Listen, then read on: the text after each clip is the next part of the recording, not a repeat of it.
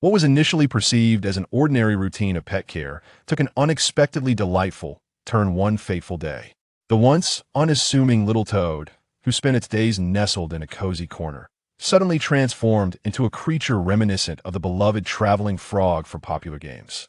At first, the protagonist believed they were ensnared in a dream. However, the sight of the little frog, adorned with a tiny backpack and energetically preparing for an adventure, as undeniably real. From that moment onward, life took on a new dimension. Each day, the protagonist eagerly awaited the return of the little toad, akin to parents yearning for the return of their wandering child. With each journey, the toad returned as if unveiling a treasure trove of surprises. It might bring back a leaf shimmering with an otherworldly glow, which upon touch revealed strands of mysterious energy, or perhaps it would return with a glimmering stone, which, upon examination, proved to possess remarkable healing properties. Alternatively, it would regale tales of wondrous beings encountered during its travels, recounting experiences that transported the protagonist to a fantastical realm. Throughout this enchanting experience, the bond between the protagonist and the little toad deepened, and each of its escapades gradually unveiled the enigmatic veil shrouding the mundane world. Thus, a journey brimming with the unknown and delightful surprises commenced. Chapter 1. The little toad I raise is transformed into a traveling frog. Early morning, 6 a.m. The arrival of the doomsday game in 12 hours. The world shall succumb to an extended night. Fear not, for it is merely an ordinary night aside from the incapacitation of electricity, communication, and modern technology, including firearms. The ecological environment shall remain unscathed. This shall be a primal and bloodthirsty night. Are you afraid? Hasten to elevate your capabilities within the 12 hours preceding the arrival of this night. For when darkness falls, the undead shall break their seals, an occurrence most terrifying. A gentle reminder, be vigilant of those around you. From the blink of an eye, someone may seek to feast upon your brains. 6:01 a.m. City J. Southern District. Happiness Garden Community. In a rented room, he lies asleep, a black spot frog resting upon his face. This creature, nurtured from a tadpole he had captured in the wild, has survived against all odds in the hands of someone with little rearing experiencia, a veritable miracle. Thus, he has named this frog Da Vinci, despite the apparent lack of any connection between them. Beep! The apocalypse game has arrived, detecting the host's affinity with amphibians. Unlocking the traveling frog system. System binding host with the frog. Loading. Loading complete. Please proceed with learning and operation at your discretion. Goodbye. With a start, he abruptly sits up, causing the frog to tumble into his lap, where it promptly bites his abdomen. Frog, you startle me, you know that? System? Just a dream. This dream feels oddly real. He rubs his temples, feeling a dull ache in his head. Last night, I teamed up with others for a gaming session, which was already quite exhausting. Just as victory was within our grasp, to my astonishment, my teammates collectively logged off. To make matters worse, the server crashed simultaneously. How utterly absurd is it that they conspire against my triumph, elevating their antics to the level of game operators? Frustrated, I powered off my device and succumbed to sleep. I stretched languidly, placing Da Vinci on the back of my hand. Leaping from my bed, I approached the window and drew back the curtains. As the sunlight streamed in, I shielded my eyes, only to catch sight of a couple on the balcony across, engaged in a rather unabashed display of affection. How shameless! Suddenly, I felt compelled to pen a reflection on this spectacle, my enthusiasm for learning unwavering to deeply ingrained habit. Da Vinci stuck out his tongue, seemingly disapproving. Even a little frog harbors such thoughts. Just stay put. I scoffed at the frog, turning my gaze back to the balcony. Look at that. Their kissing style is rather intense, truly a testament to deep love. Wait, is that blood? What kind of peculiar preference is this? Gnawing at each other's faces? Goodness! At that moment, my mind was consumed by those two words, encapsulating my astonishment at the unfolding scene. Can you believe it? The woman had literally tore at the man's face. What depth of affection must one possess to resort to such actions? Just then, a figure plummeted past me from the fleeting silhouette. I surmised it was the alluring yet gentle woman residing above me. The 22nd floor belonged to him, with the 21st floor being the penthouse above. He paused, bewildered, as he pondered why she had leapt from the height, completely unclothed. Another figure plummeted before him. He recognized the facade belonged to the woman's new boyfriend from upstairs. What kind of day was this, where everyone seemed inclined to create chaos on their balconies? Ah! Stop! Help! Suddenly, a cacophony of screams erupted, echoing throughout the vicinity. Cheney stood there dumbfounded. What kind of day was this? Was the entire community collectively demanding a reflection from him? Though he possessed a flair for eloquence, he was rather preoccupied, like feeding Da Vinci shortly. Help! There's a murderer! Don't chase me! Ah! Please, don't bite me! At that moment, the clamor within the community intensified.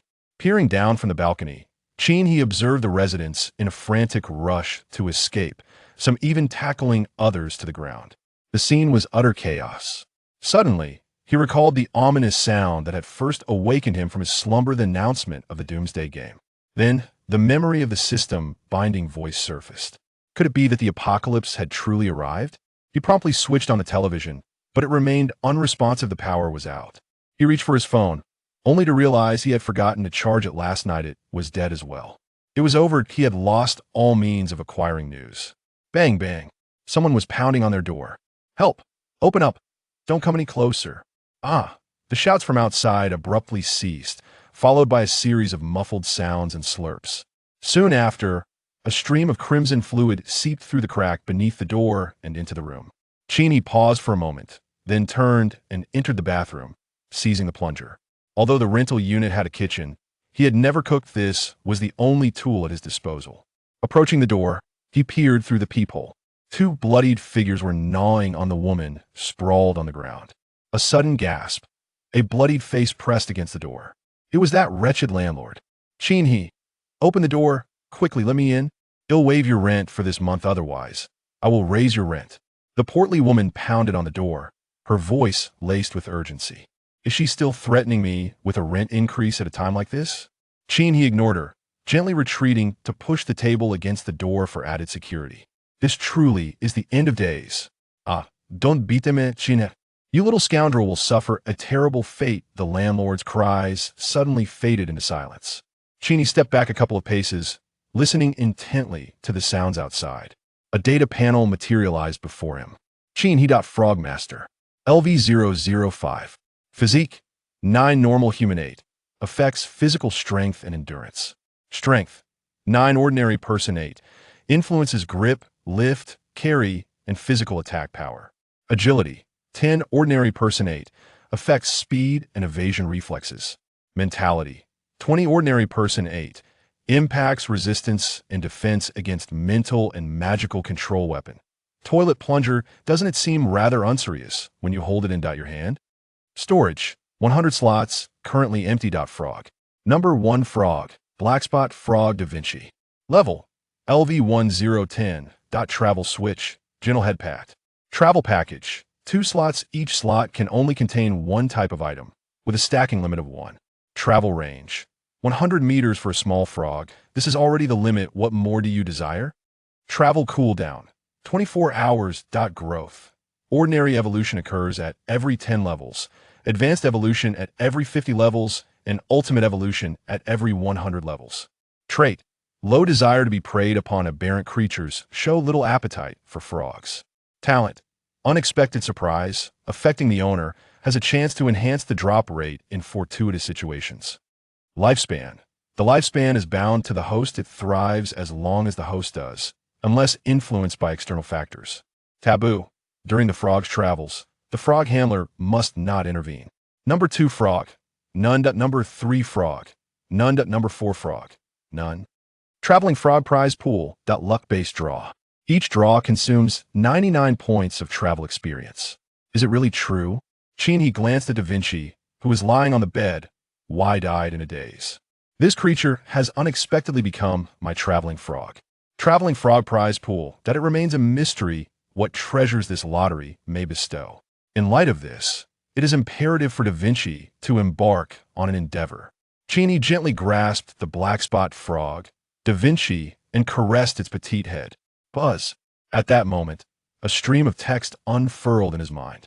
Your Da Vinci has sensed your gentle touch, experiencing a tingling sensation throughout its body, and suddenly feels compelled to take action. The travel switch indeed responds well to a mere pat on the head. What astonished Chin, he even more, was the revelation of Da Vinci's emotional state manifesting vividly within his consciousness. He then observed as Da Vinci squeezed through the narrow gap beneath the door. The door to the rental apartment had such a small opening despite numerous requests to the landlord. The door remained unchanged. There was no remedy. This exemplified the oppression of the proletariat by capitalism. Your Da Vinci has squeezed through the door gap, deeming it necessary to remind you to widen the opening. Your Da Vinci gazes wide-eyed at the sluggish zombie before it, feeling no fear, for zombies do not feast upon frogs' brains, which it finds rather unjust. It beheld the lifeless body of a woman lying on the ground, lamenting the unfortunate fate of her beautiful white dress, now stained crimson, such a lack of cleanliness. At that moment, it witnessed the woman's corpse abruptly sit up, dragging her intestines across the floor, swaying through the corridor like the other zombies, prompting Da Vinci.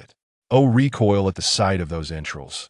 Your Da Vinci suddenly feels a surge of disgust, contemplating whether it too should express revulsion towards you, pondering whether to STO the female zombie into its travel backpack. Damn it!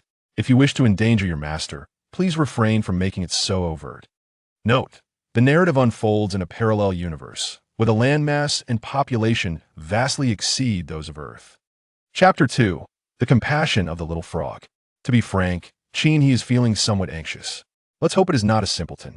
Your Da Vinci attempts to activate its collection ability on the female zombie. Collection failed, the reason being its level is too low, and the weight of the items to be collected has surpassed its current capacity. Phew! Upon reading this, Chin he releases the toilet plunger. Your Da Vinci pauses momentarily, attempting once more to activate its collection ability, believing that anything is possible. What if it succeeds? Chin he is left speechless. Can we not engage in something productive? Your Da Vinci makes one final attempt to collect, but once again fails. It ultimately resigns itself to the disappointment of temporarily abandoning the notion of collecting the femme zombie and continues to bounce forward. It surmises that you might be destined for a lifetime of solitude. Damn it. Chin he's mental state is beginning to fray. The primary issue is that the traveling frog can only venture out once every 24 hours, and if there are no gains, it feels like a tremendous waste. At this point, he has ceased to hold any expectations for this foolish Da Vinci. It leaped beneath the feet of a zombie, which raised its foot just in time to avoid crushing it. Alley escaping disaster. The zombie seemed to have noticed its presence, halting its gnawing on his severed limb, its gaze fixed upon it. Da Vinci locked eyes with the creature for a brief 3 seconds. The zombie emitted a guttural sound before resuming its feast on its own arm. Da Vinci, perceiving the creature as rather dull-witted, chose to ignore it and continued to bounce deeper into the room.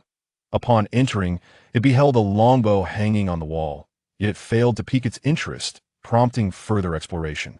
A longbow. Chin he immediately felt an impulse to tease Da Vinci for its foolishness. That item could prove exceedingly useful to him. At the very least, it served as a ranged weapon for self-defense. It was particularly perplexing that Da Vinci, disinterested, would simply forego such an opportunity. Such a laissez-faire attitude was quite astonishing. Da Vinci noted a baseball bat in the corner, but found it unappealing and chose not to collect it. It then leaped into another room, discovering a fruit knife, yet it failed to ignite any desire for acquisition. As it continued its exploration, it spotted a small insect fluttering about, instinctively prompting it to initiate a chase, driven by its predatory instincts. As Da Vinci pursued the flying insect, it leapt into the air, tongue lolling, yet failed to capture its elusive prey. Undeterred, it persisted in the hunt. Chin he exhaled, reclining on the bed. He realized that frogs were indeed rather indifferent creatures. Relying on anything other than oneself was futile. Based on the observations made by that foolish companion outside, there were indeed 6 zombies lurking in the corridor. In the solitary room with the door ajar, a solitary zombie lurked. This meant that throughout the entire 20 floors, only 5 zombies were roaming outside. Fortunately, it was not an overwhelming number. He discovered that although his Da Vinci had a rather capricious approach to collecting items, Its reconnaissance abilities were remarkably effective. Now, having gained an understanding of the external circumstances, he could contemplate how to respond. As Da Vinci ventured into another's bedroom, it stumbled upon a black box beneath the bed, successfully capturing its attention and activating its collection ability. Collection successful. Upon completing the collection, it rummaged around, finding nothing else of interest, and subsequently departed from the room. When it entered the living room, it noticed a fish tank atop a table, where several fish swam gracefully, stirring a pang of compassion within it. What an absurd sense of compassion. Cheney closed his eyes, vividly perceiving the information being relayed to him. What preoccupied his mind was the contents of the black box that Da Vinci had just collected. Based on the description, it appeared to resemble a shoebox. To be honest, he felt quite troubled. Da Vinci's travel backpack currently had only 2 compartments, and these compartments were quantified by the number of items. Whether it was a single feather or a tank, both would occupy the same compartment. What was most frustrating was that similar items could not be stacked. If the black box indeed contained a pair of shoes, it would signify a rather unsuccessful journey. In this apocalyptic world, shoes are essential, yet they pale in comparison to the significance of that longbow. He undoubtedly chose the latter to the very least. In the current circumstances, that baseball bat is far more useful than a pair of sneakers. It is certainly more advantageous than the toilet plunger in his hand.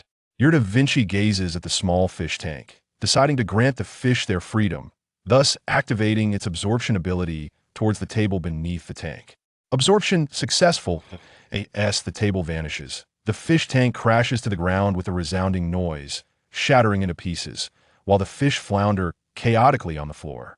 Da Vinci feels as though he has liberated the fish and hops out of the room, embodying the notion of performing good deeds without seeking recognition, leaving the scene with a flourish and the weight of unacknowledged merit lingering in the air. The loud crash captures the attention of the wandering zombies in the corridor. 3 of them rush into the room, careening wildly in the living room, almost trampling your traveling. G-Frog in their clumsy collisions. He momentarily pauses in astonishment. Do you realize you've just eliminated them? Yet, this fool has inadvertently done something commendable by luring the entire horde of zombies into one room, effectively resolving a minor inconvenience. No, wait, there are still some in the corridor, and 3 have entered that room. That means there is still 1 lurking outside. With this thought, he approaches the door and peers through the peephole. Once again, that damn landlord stands at his doorstep, their face nearly pressed against the peephole. You didn't open the door, so now you're fixated on me, are you? At that moment, Da Vinci squeezes through the crack beneath the door, bouncing over to his feet, tilting its head to observe Cheney. Upon your return from your journey with Da Vinci, the items within your backpack seamlessly transitioned into your mental repository. Today, your Da Vinci frolicked for a total of 131 steps, accumulating 131 experience points from his travels. He gently cradled Da Vinci in his hands, affectionately stroking its head. The little frog sensed the tender touch, feeling a wave of comfort wash over it, accompanied by a pang of hunger. You glutton.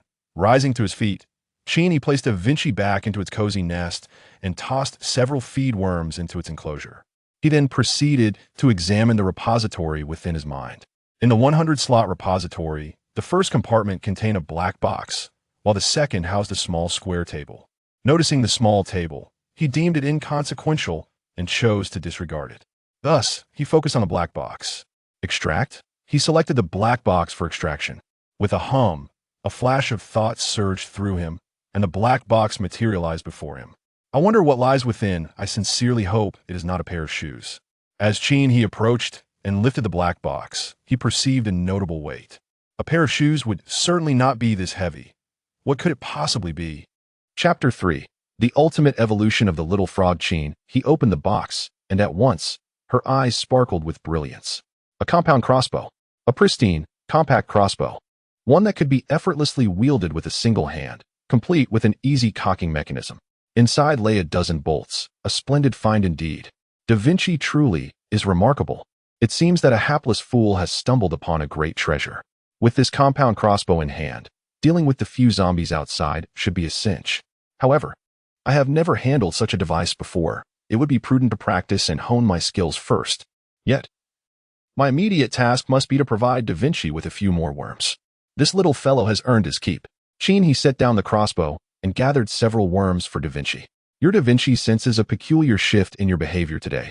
Typically, you offer 10 worms. Yet today, there seems to be an increase. Suddenly, he suspects that you harbor ulterior motives. What a charming little fool he is. Go on. Eat to your heart's content. Once you finish, I shall grant you a level up. You have accomplished something significant today, you know. After feeding Da Vinci, he familiarized herself with the crossbow. She cocked it, loaded it, and aimed at a cushion on the sofa. Thwack! The bolt flew forth, striking the cushion squarely. It was surprisingly easy to control. The choice to shoot at the cushion was deliberate, as it would not produce a loud noise. After all, given how Da Vinci had just toppled the fish tank, it was evident that the zombies were quite sensitive to sounds. Your Da Vinci thinks you are rather foolish. After all, cushions don't cost a thing, do they? It is currently somewhat agitated. That pillow has accompanied it through many nights. And it feels that you lack an understanding of that sentiment. Da Vinci has decided to take a nap, showing little desire to engage with you at present. Your Da Vinci has succumbed to slumber, in a state of recuperation from fatigue. Many nights? He cast a glance at Da Vinci. Perhaps you have only slept on my face at most. With the advent of the travel system, he could decipher the thoughts of this simple creature. Primarily, he pondered whether its thoughts had become overly complex. Could it be that the onset of the apocalypse had brought about a change in it? Had it become more astute? With this thought, he approached the balcony and slightly parted the curtains to gaze outside. Following a morning filled with anguished cries, the community had fallen into an unusual silence. Even the typically vocal cats had ceased their meowing. It seemed that even if there were still living souls within the neighborhood, they were all confined to their homes, too fearful to venture forth. The timing of this apocalyptic game was indeed perilous. At 6 a.m, while everyone was lost in slumber, a family could be wiped out upon the transformation of a loved one into a zombie. Fortunately, he was a solitary soul. First, he would upgrade the froglet. He's consciousness delved into his mind, realizing that he must allocate resources judiciously. Upgrading Da Vinci required 10 experience points, while a single lottery draw cost 99 points. He decisively opted to upgrade this simpleton. To thrive and prosper, one must rely on oneself, consuming 10 travel experience points. Your travel frog Da Vinci's level has risen to LV2. Suddenly, Da Vinci felt a warmth envelop its body, invigorating it. It contemplated that on its next outing, it should be able to venture farther, with its travel range increased by 50 meters. The upgrade was complete. He reviewed Da Vinci's attributes. 1. Frog, black-spotted frog Da Vinci. Level, LV2, 020. Travel switch, gentle head pat. Travel package, 3 slots. Each slot can only hold one type of item. Quantity can be stacked to 1. Travel range, 150 meters, able to venture a bit farther, yet truly wishes to remain within the warmth of home. Travel CD, 24 hours. Growth, can trigger a normal evolution upon leveling up. Advanced evolution occurs every 10 levels. An ultimate evolution can be triggered every 50 levels. Trait, low desire to be preyed upon. Aberrant beings exhibit little appetite for frogs. Innate ability, low desire to be preyed upon. Aberrant beings show scant interest in consuming you. Taboo, while the frog is traveling, the frog keeper must not interfere artificially, including following, enforced routes, etc. Will an advanced evolution trigger at level 10? One wonders what it might evolve into. The journey continues. Without hesitation, he proceeds to elevate Da Vinci further. Consume 20 travel experience points. Your travel frog Da Vinci has leveled up to LV3. Suddenly, Da Vinci feels a tightening in its body and senses an increase in stamina, with 1 slot in its travel backpack. The ascent continues. He once again chooses to upgrade Da Vinci. Consuming 30 travel experience points, your travel frog Da Vinci ascends to LV4. Your frog Da Vinci suddenly feels a tremor in its body, sensing a boost in vitality, with a travel range of 25 meters. Consuming 40 travel experience points, your travel frog Da Vinci ascends to LV5. Your Da Vinci suddenly experiences another jolt, maintaining a travel range of 25 meters. Surprisingly, these 2 upgrades resulted in only a mere 50 meters. It appears that the ordinary evolution-triggered post-upgrade is quite serendipitous. How fitting it is for Da Vinci to embody the spirit of travel. Through several upgrades, he has come to understand that the ordinary evolution post-upgrade either extends Da Vinci's travel distance or increases the slots in the travel backpack. It seems that to witness a distinctive evolution, one must await its ascension to level 10. One wonders what the ultimate evolution at level 50 will entail. He glanced at the remaining 31 travel experience points. Evidently, it is insufficient for a lottery draw, which requires 99 points per attempt. Currently, advancing from LV5 to LV6 necessitates 50 experience points. Clearly, the experience is insufficient for further upgrades. One must await the next journey of Da Vinci. After completing the upgrades for her frog offspring, he suddenly recalled the ominous warning from the apocalyptic game that haunted her dreams. After 6 o'clock in the evening, the zombies would become frenzied. It is now 8 a.m., leaving a mere 10 hours until nightfall. With this thought, he immediately began to organize the supplies at home. Half a bottle of mineral water, a pack of instant noodles, a single sausage. Looking at the dwindling provisions, he felt that even if she managed to survive the long night, sustaining herself for 3 days would be quite a challenge. Furthermore, during the prolonged night, the zombies may descend into madness, yet the extent of this insanity remains a mystery to all. Therefore, it is imperative to enhance oneself and gather supplies. Most critically, one must cleanse the vicinity of the surrounding zombies. He grasped his one-handed compound crossbow, resolving to confront the landlord positioned at the entrance first. Upon reaching the doorway, he gently moved aside the small table that had been propped against the door. Peering through the peephole, he beheld the landlord, now transformed into a zombie. Still standing at the threshold, the once vibrant eyes had faded to a grayish hue, with pupils reduced to mere pinpricks. He readied the crossbow and loaded it, securely fastening the anti-theft chain that connected the door frame to the door panel, a precaution installed in some homes or hotels. Allowing the door to open only a narrow slit, he cautiously opened the door just enough to create a slight gap. The zombie landlord immediately turned, emitting a hoarse growl as it lunged forward. However, due to the anti-theft chain, it could not breach the threshold, its face pressed against the door, howling in frustration. With a swift motion, he raised his crossbow and aimed for the creature's forehead. At such a close range, hitting the target was virtually assured. After the shot struck true, he hastily closed the door and repositioned the table to barricade it. Observing through the peephole, he noted the zombie landlord sprawled on the ground, motionless, an arrow embedded in its skull. Indeed, it appears that the zombie's vulnerability lies within their brains. Killed a level 1 zombie, experience 1, apocalypse coins 2. Astonishingly, there were experience points and apocalypse coins. The experience points are easily understood as a means to elevate one's level. But what, one wonders, is the purpose of these apocalypse coins? Apocalypse Game, World Channel broadcast. After several hours of terror and the thrill of slaughter, I trust everyone has come to realize that the arrival of the Apocalypse Game is no mere telecommunications scam.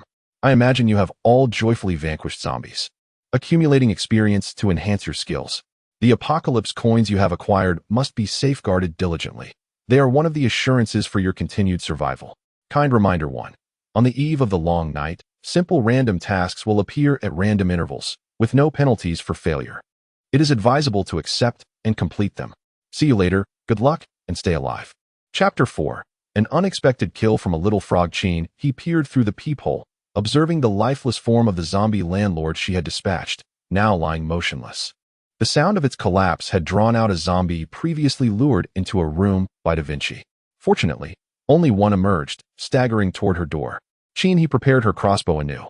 Gently, she opened the door, the security chain allowing only a 10 centimeters gap. Upon hearing the sound, the zombie lunged towards her. Growling from the narrow opening, its face pressed against the door frame. He raised her crossbow, aiming at the creature's forehead. Thunk! The bolt struck true, embedding itself in the zombie's skull. Zombie killed. Level 1. Experience gained. 1. Apocalypse coin. 1. Only a single apocalypse coin? Clearly, he was not satisfied with this outcome. Having slain 2 zombies, she had accrued 2 experience points. Yet, she required 5 to level up, meaning she must eliminate 3 more. Ding ding. He gently tapped the doorframe. As anticipated, a zombie emerged from the room diagonally opposite. He raised his crossbow, taking aim. When the zombie approached the door, he fired, once again bringing it down. Killed a level 1 zombie, experience 1, doomsday currency 2. Ding. The Da Vinci talent, unexpected delight, has been triggered, increasing the drop rate. A small white light column, approximately 20 centimeters high, appeared on the ground. Within the column lay a card. Remarkably, the drop rate had been activated. He reached through the crack of the door to retrieve it and promptly closed the door again. Upon examining the card, he saw Beginner Combat Suit, Durability 1-1, Constitution 1, Agility 1, Strength 1, Usage Instructions, Tier Open to Use. It is an item of equipment. He immediately tore the card, and a black jacket materialized in his hand. Reflecting on the hints from the apocalyptic game that had occurred during his slumber, he now had a preliminary understanding of this doomsday game. Killing zombies not only awarded experience and doomsday currency, but also provided equipment. He donned the jacket, which fit him perfectly, and his physical attributes underwent a transformation as well. Traveling Frogman, LV035, Constitution 10, originally 9, Strength 10, originally 9, Agility 11, originally 10, Spirit 20, originally 20, Weapon, composite crossbow, a rather ordinary medium to long-range weapon. Yet you have finally relinquished the toilet plug. Chest, novice combat suit, durability 1-1. Storage, 100 slots, aside from the spirit attribute. The other 3 attributes have each increased by 1 point. Although it is merely a single point, he feels a slight enhancement in his physical capabilities. Indeed, it is just a slight improvement. He wonders what benefits will accompany his elevation and level. Continuing on, he reloads his crossbow. He now requires just 2 more experience points to advance to the next level. Once again, he opens the door and employs the same strategy. A zombie, positioned diagonally across the hallway, is drawn by the noise. However, before it can locate him, a crossbow bolt pierces through its skull. Killed level 1 zombie, experience 1. Apocalypse coins 1. This time, no radiant beam of light appears. It seems the drop rate for equipment is not as high as he had hoped. The previous occurrence was due to the activation of Da Vinci's talent, Unexpected Delight, which had augmented the drop rate, resulting in the acquisition of an item. He then continues to knock on the doorframe. This time, no zombies emerge. There should be 5 zombies wandering around the entire 20th floor. Another one should still be in that room. When his frogling Da Vinci ventured out to explore the entire floor, only the door of the diagonally opposite room remained ajar. At that moment, a woman in the corridor was being torn apart by 2 zombies. The landlord, now a zombie, lay sprawled against the door of his rented apartment. Additionally, the occupant of the room diagonally opposite was also present. When Da Vinci had glimpsed him, that individual was gnawing on his own arm. It became evident that he had not emerged.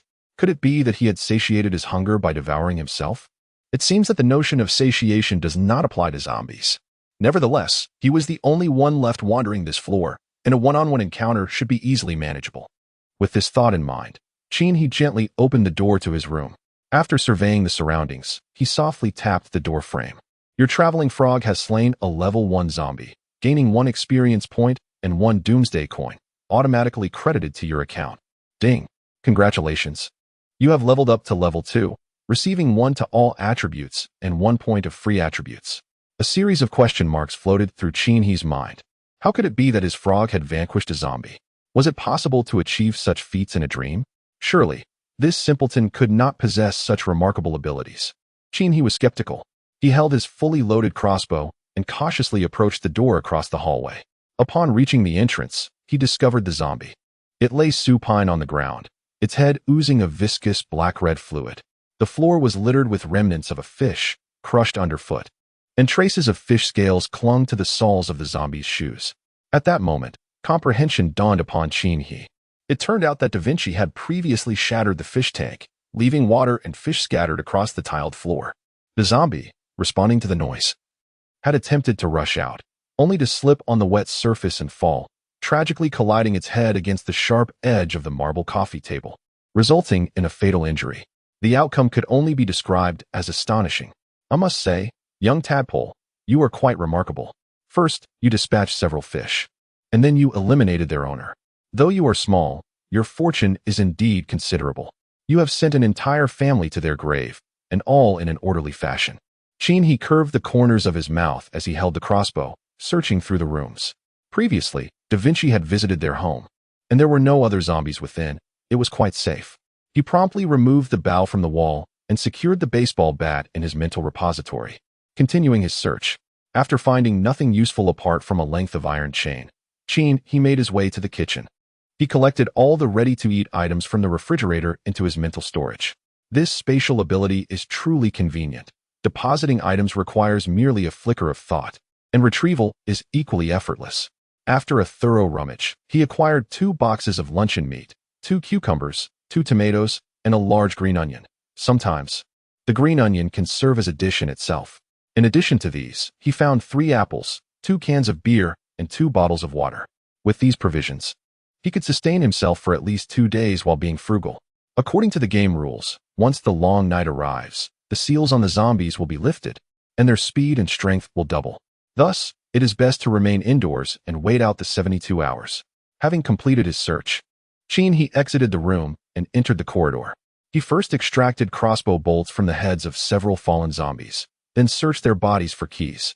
Indeed, each individual possessed their own set of keys. Most absurdly, the landlord had a large bunch of keys hanging from his waist. At that moment, he recalled that this entire building seemed to belong to her. A true landlord of the new era. With this set of keys, he was relieved of much trouble. It would be quite convenient to collect the rent from each household one by one. At that moment, a green exclamation mark flickered into existence on the ground before him. This must be what is referred to as a random task, he thought. He approached cautiously and gently touched the exclamation mark, which dissipated upon contact. Chapter 5. Very well.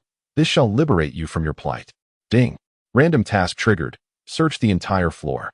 Reward for completion. 1 doomsday sturdy wood blind box. No penalty for failure. Would you like to accept? Indeed, it was a random task. The essence of the doomsday game lies within the concept of game. However, this time, the game was all too real. The objective was to search the entire floor, and with a reward on the line, it was certainly worth pursuing. Furthermore, there was no penalty for failure. It was essentially a gift. Besides, the building he resided in comprised small units, with only a few households on the floor. He certainly would not need to search his own home, having already completed a search there. That left just 2 more households. Without hesitation, he chose to accept the task. Random task. Search the entire floor. Task progress. 1-3. As expected, his own home was not included. He noted the progress of the task. Having already searched 1 room, a third of the task was thus considered complete. After accepting the task, he did not rush to begin his search. Instead, he took the chains he had just acquired and made his way towards the fire escape at the corner. The elevator was no longer operational, but that was of little concern. The fire escape, however, remained accessible. Yet, it could not be guaranteed that, after nightfall, zombies from other floors would not wander about. Thus, he secured the fire escape door with chains, fortunate that the door opened towards the hallway. Moreover, it was a metal door, meaning that ordinary zombies would only be able to force their way in by smashing it. Such an act would undoubtedly produce a tremendous noise. And he was confident in his ability to hear it at the earliest moment. This served as a rudimentary early warning system. After making this preparation, he allocated an additional point from his recent upgrade to agility. Enhancing agility would improve both speed and reflexes. In a post-apocalyptic world, one could never predict when a zombie might emerge, thus prioritizing this enhancement seemed a prudent choice. As the saying goes, the faster one runs, the longer one survives. Currently, advancing from level 1 to level 2 required 10 experience points, meaning he needed to eliminate 10 level 1 zombies to level up. With the long night approaching, he sought to improve himself as much as possible. He approached the door of apartment 2022, key in hand, and knocked gently, saying, "Hello, I am from the community management. We have opened a safe passage outside, and I am here to escort you." After knocking several more times, his intention was quite straightforward. If there were zombies inside, they would undoubtedly rush to claw at the door. If there was no sound, he could ascertain that either there were normal living individuals inside, or, quite simply, no one at all. It was already quite remarkable to see neighbors a few times a year. This phenomenon was one of the reasons urban life had become increasingly devoid of warmth. Everyone was merely here to serve as fodder, and even if acquaintances were made, they were merely familiar fodder. After knocking, there was no response from within the room. Only then did he produce the key, insert it into the lock, and gently turn the doorknob. Peering through the crack he had opened, he found no zombies inside. He entered the room, bearing a crossbow, and found the kitchen impeccably clean, a clear indication of its owner's ethereal nature. The living room was modest, cluttered with an array of miscellaneous items. Suddenly, a low growl resonated within the confines of the room. He instinctively raised his crossbow. a fleeting thought crossing his mind. Had he really failed to provoke the creature while knocking at the door? The growling persisted, yet no zombies emerged, which left he somewhat perplexed. As he cautiously advanced, he caught sight of two zombies lying on the bed in the bedroom, bound tightly together by ropes. One of them, a female zombie, lay completely nude, a gaping blood wound adorning her head, clearly a victim of death. The male zombie, tethered to her, twisted his neck to fixate on he, emitting a low growl. What on earth was this situation? To be honest, he was momentarily bewildered. Were the youth of today truly engaging in such obscure antics? With a decisive move, he released the crossbow bolt, striking the male zombie squarely in the forehead, thus rendering this peculiar pair into a state of gentlemanly repose. He then approached to retrieve the bolt. A search of the room yielded no useful items. However, in the kitchen, he discovered several packets of instant noodles, frozen dumplings, and a large container of mineral water, of the kind typically placed atop water dispensers. After storing these provisions in his cerebral repository, he exited the room. Upon reviewing his random search task, he noted that his progress had reached 2/3 completion. Only one room remained, that of 2024. He vaguely recalled that the occupants of 2024 were a pair of sisters who had once held a live broadcast, causing a ruckus late at night that had drawn multiple complaints from the neighbors below. The reason I am aware of this is due to that intense quarrel. Nevertheless, the pair of sisters remained unperturbed, continuing with their usual ways. Ultimately, the tenant residing beneath them decided to vacate the premises. Among the zombies that were just dispatched, one was either one of the sisters. This implies that there is still another? Dong dong. Greetings, I am the security guard of the community. We have established a safe passage and are here to escort everyone out. He resorted to his old tactics. Regardless of whether anyone remained inside, he was determined to enter. Are you the security for the community? A woman's startled voice echoed from within the room. Indeed, the situation is urgent. Our management is collaborating with community personnel. Please gather your belongings quickly. We will return for you shortly. I must depart now to notify others. With that, he continued to stand at the door, not retreating. Wait, the woman called out. With a click, the door swung open, revealing a disheveled young woman. Her chest and arms stained with blood, her expression fraught with panic. Hurry, save me, please. I don't want to die. I don't want to die. Have you been bitten? He instinctively took a step back, scrutinizing the young woman before him. I haven't been bitten, she shouted desperately, raising her hands to cover her chest and arms. Yet the wounds were unmistakable. Then how did you acquire those injuries? Did you inflict them upon yourself? He was naturally skeptical. Your sister has turned into a zombie, and you bear scratches and bite marks. Moreover, your mental state appears exceedingly unstable. Your complexion is ashen. The sclera of her eyes had already been overtaken by a gray hue, an ominous sign indicating her impending transformation into a zombie. Are you unable to comprehend human speech? Very well, allow me to liberate you from your suffering. He raised the crossbow, aiming directly at the girl's forehead, promising her eternal release from pain. With a sharp twang, the bolt was released, piercing through her head and emerging from the back. Such a loud noise. Do you wish to attract the attention of the zombies upstairs and downstairs? As she slumped down along the wall, he extracted the bolt embedded in her forehead. This is the only way to save you, ensuring you will never again experience anguish, forever dwelling in your American dream. Eternally among the elite of your dreams. Ding. You have slain a 0.5 level zombie, earning 0.5 experience points and 0.5 doomsday coins. Remarkable. One must admit that the end-of-the-world game is quite user-friendly in its design. Those infected but not yet fully transformed are considered half-zombies, a rather humane approach. He stepped into the room, only to find it in utter disarray, far from the neat abode one would expect from a tidy girl. Piles of refuse lay scattered about, with takeout boxes haphazardly stacked together. The only area that resembled cleanliness was the space designated for broadcasting. After searching for a while, he found nothing of value. Disappointed, Cheney exited the room, wishing even for a couple of cucumbers. How could there be nothing at all? Ding. Random search task completed. Reward: 1 Doomsday Sturdy Wooden Blind Box. Experience 10, Doomsday Coins 50. Ding. Congratulations, you have leveled up to LV3, gaining 1 to all attributes and 1 free attribute point. In that moment, Cheney felt the exhilarating rush of growth that accompanied his advancement. Once again, he granted the attribute of freedom to agility, steadfastly adhering to the principle of engaging when possible and retreating when necessary. A thunderous crash echoed through the air. He hurriedly made his way towards the sound to investigate. Another resounding bang erupted from the fire escape door. He promptly readied his crossbow. The cacophony of growls and the clattering of zombies colliding against the iron door emanating from beyond. It appeared that the undead had been drawn in by the earlier commotion caused by that woman. With his crossbow at the ready, he checked his quiver, finding it still stocked with 10 bolts. At this moment, he realized that he could not employ the same tactics as he had at home, where he had dealt with one adversary at a time. Now, he faced a horde. A single misstep could lead to dire consequences. What to do? He touched the tip of his nose, calmly contemplating his options. The zombies were attracted by sound. Perhaps, in the absence of noise, they would become less agitated. With this thought in mind, he held his crossbow steady and remained silent. Indeed, after a few minutes, the outside noise subsided, confirming his hypothesis.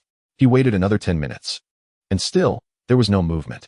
Glancing at his watch, he noted it was 4:00 p.m. Resolute, he decided to carefully retreat. As he did so, he pondered a crucial question. It would be best to eliminate this group of zombies before nightfall. Otherwise, they would become a ticking time bomb. He then retrieved the apocalyptic game blind box, a reward for completing a search task, from his mental repository, eager to see what it might yield to aid in his defense. In the moment when he opened the blind box, 2 white and 2 green beams of light rose in a magnificent display. Chapter 6. The Quiver's Automatic Recovery, quite impressive. Before the blind box revealed its treasures, showcasing 2 green quality items. Remarkably, he extracted a card from within.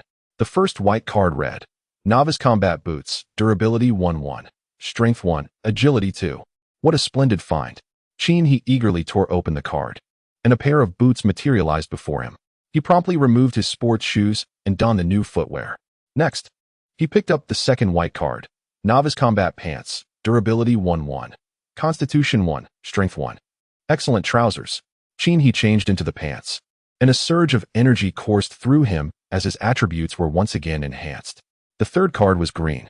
According to the rules of this apocalyptic game, the hierarchy of item quality ascends from white to green, blue, purple, orange, gold, and finally red. White equipment offers only basic attribute bonuses, while green items and above may possess rare and exceptional attributes. As he held the card in his hand, he read, Heavy Crossbow, Durability 300-300, Type, Ranged Weapon, Strength 2, Agility 4. This is formidable. He felt a rush of excitement. His agility increased by 4 points, and strength by 2. Most importantly, the added exceptional attributes were truly promising. At first glance, this item appears rather unremarkable. However, should an arrow fail to strike its intended target lethally, it may nonetheless trigger a knockback effect, thereby affording the shooter another opportunity to aim. Although such occurrences may depend on luck, employing evasive maneuvers and maintaining distance from foes would naturally prevent them from closing in, unless, of course, their speed surpasses one's own. But that is a consideration for another time. The final green card reads, Universal Crossbow Quiver, Durability 300-300, Capacity, 30 bolts, Recovery, automatically regains 1 bolt every minute. Automatic recovery. He gazed at the card in astonishment. Once he confirmed that he was not mistaken, he eagerly tore it open. A black leather quiver lay in his hands, filled to the brim with 30 bolts. They were remarkably sharp. He withdrew 1 bolt to examine its tip, triangular in shape, each facet adorned with a blood groove. Most notably, this quiver possessed the extraordinary attribute of automatic recovery. How considerate and splendid. Initially, he had pondered the predicament of running out of bolts in the future, but such worries were now unfounded. The only lingering question was how durability was calculated.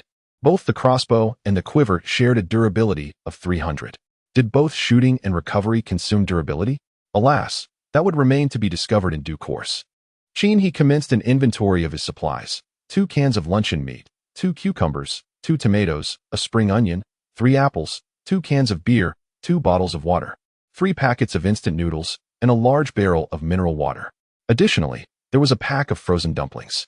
He pondered how to boil the dumplings without electricity, particularly since cooking them would require considerable water. With this thought in mind, he casually tossed the dumplings into the cerebral storage. It also served as an experiment to ascertain whether food would spoil in the cerebral domain. If it remains fresh, that would be splendid. After completing his tasks, he reclined on his bed for a brief respite. He entered the cerebral domain to examine his attributes. Chin-He, Traveling Frogman, LV3, 315. Constitution, 15. Strength, 18. Agility, 24. Mentality, 23. Weapon, Heavy Crossbow, Durability 300-300. Offhand, Universal Quiver, Durability 300-300. Chest, Novice Combat Suit, Durability 1-1. Legs, Novice Combat Pants, Durability 1-1. Feet, Novice Combat Boots, Durability 1-1. Storage, 100 slots, Gold, 56. 5. Gazing at his agility, Chin-He marveled at his progress.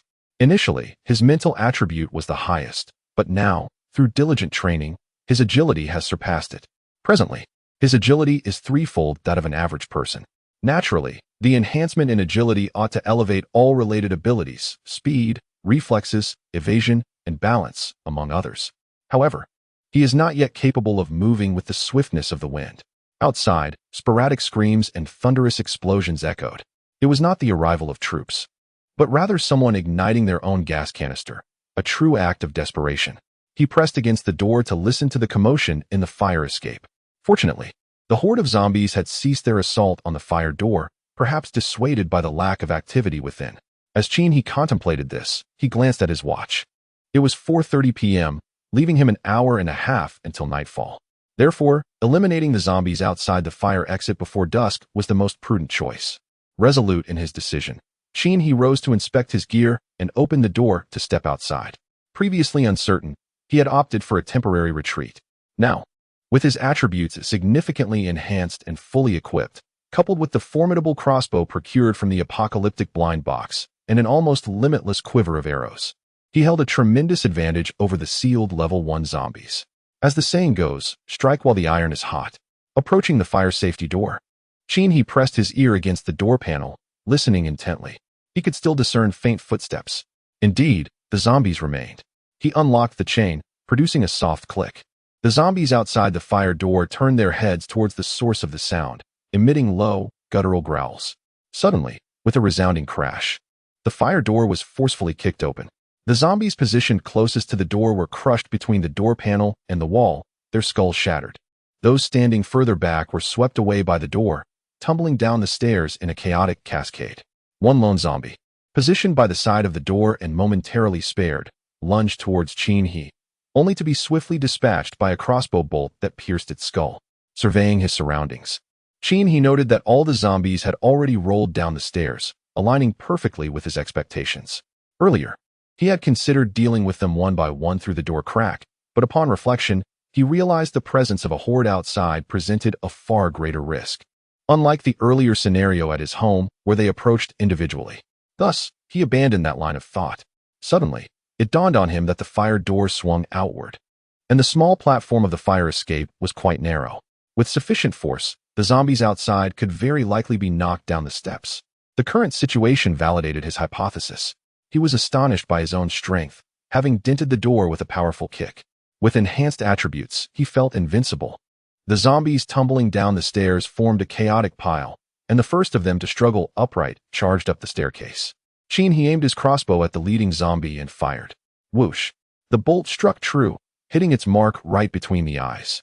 The target was hit, triggering a knockback effect. Boom! The struck zombie was sent hurtling backward, simultaneously knocking down those behind it who were trying to rise. To his delight, the weapon's effect had been activated. Remembering the exceptional attribute of the powerful crossbow, which boasted a 30 chance to knock back the target, he was indeed impressed by its potency.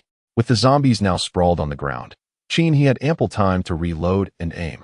Whoosh whoosh! 2 more arrows flew, toppling another 2 zombies. As they fell, they landed atop those who had yet to rise, making it even more difficult for the subsequent zombies to get up. At that moment, the mass of zombies was in disarray, limbs entangled, one zombie's leg pinned another's head, while another's arm wrapped around a comrade's waist. They found it exceedingly challenging to rise.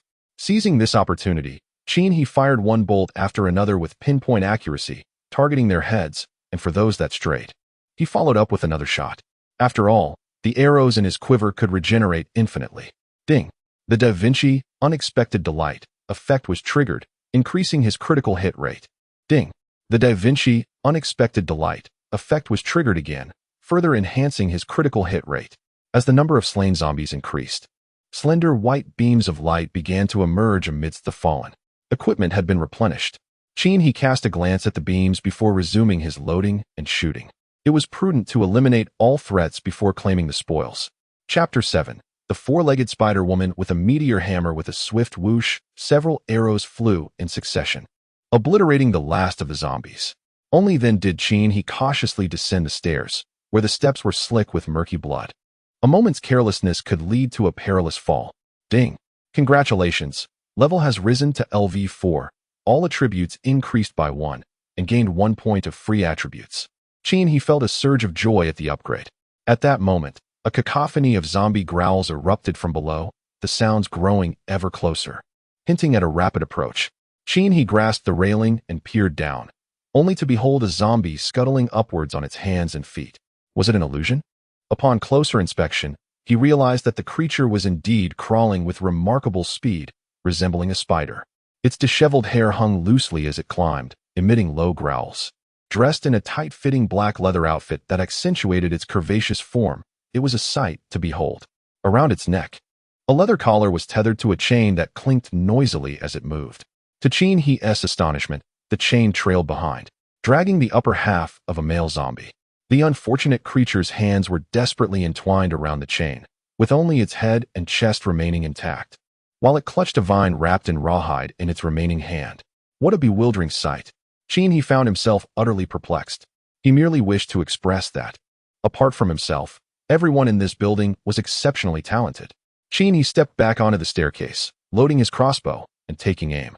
However, the female zombie, resembling a spider, moved with astonishing speed, causing the bolt to narrowly miss her head. A miss. He needed to anticipate her movement. Realizing this, he adjusted his aim to align with the trajectory of the spider-like zombie and released the shot.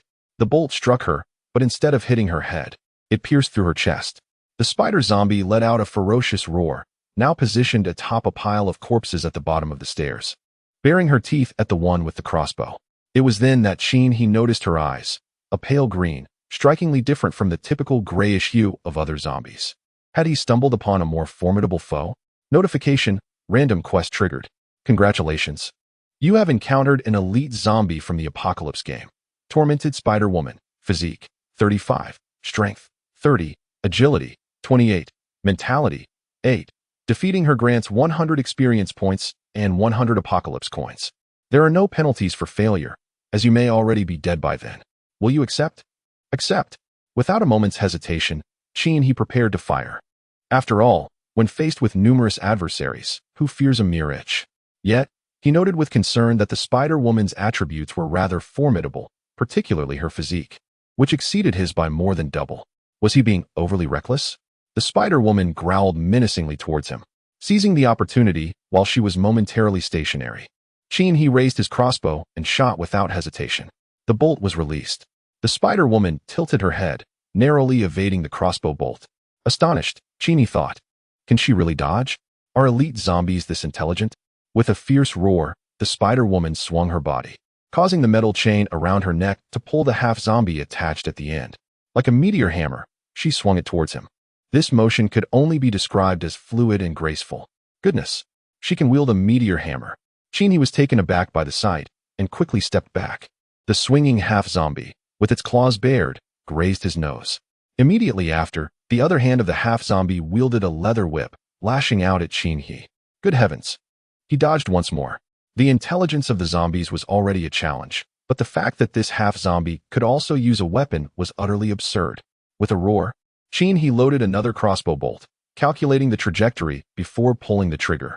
The bolt shot towards the zombie's head. At such a close range, evasion was nearly impossible.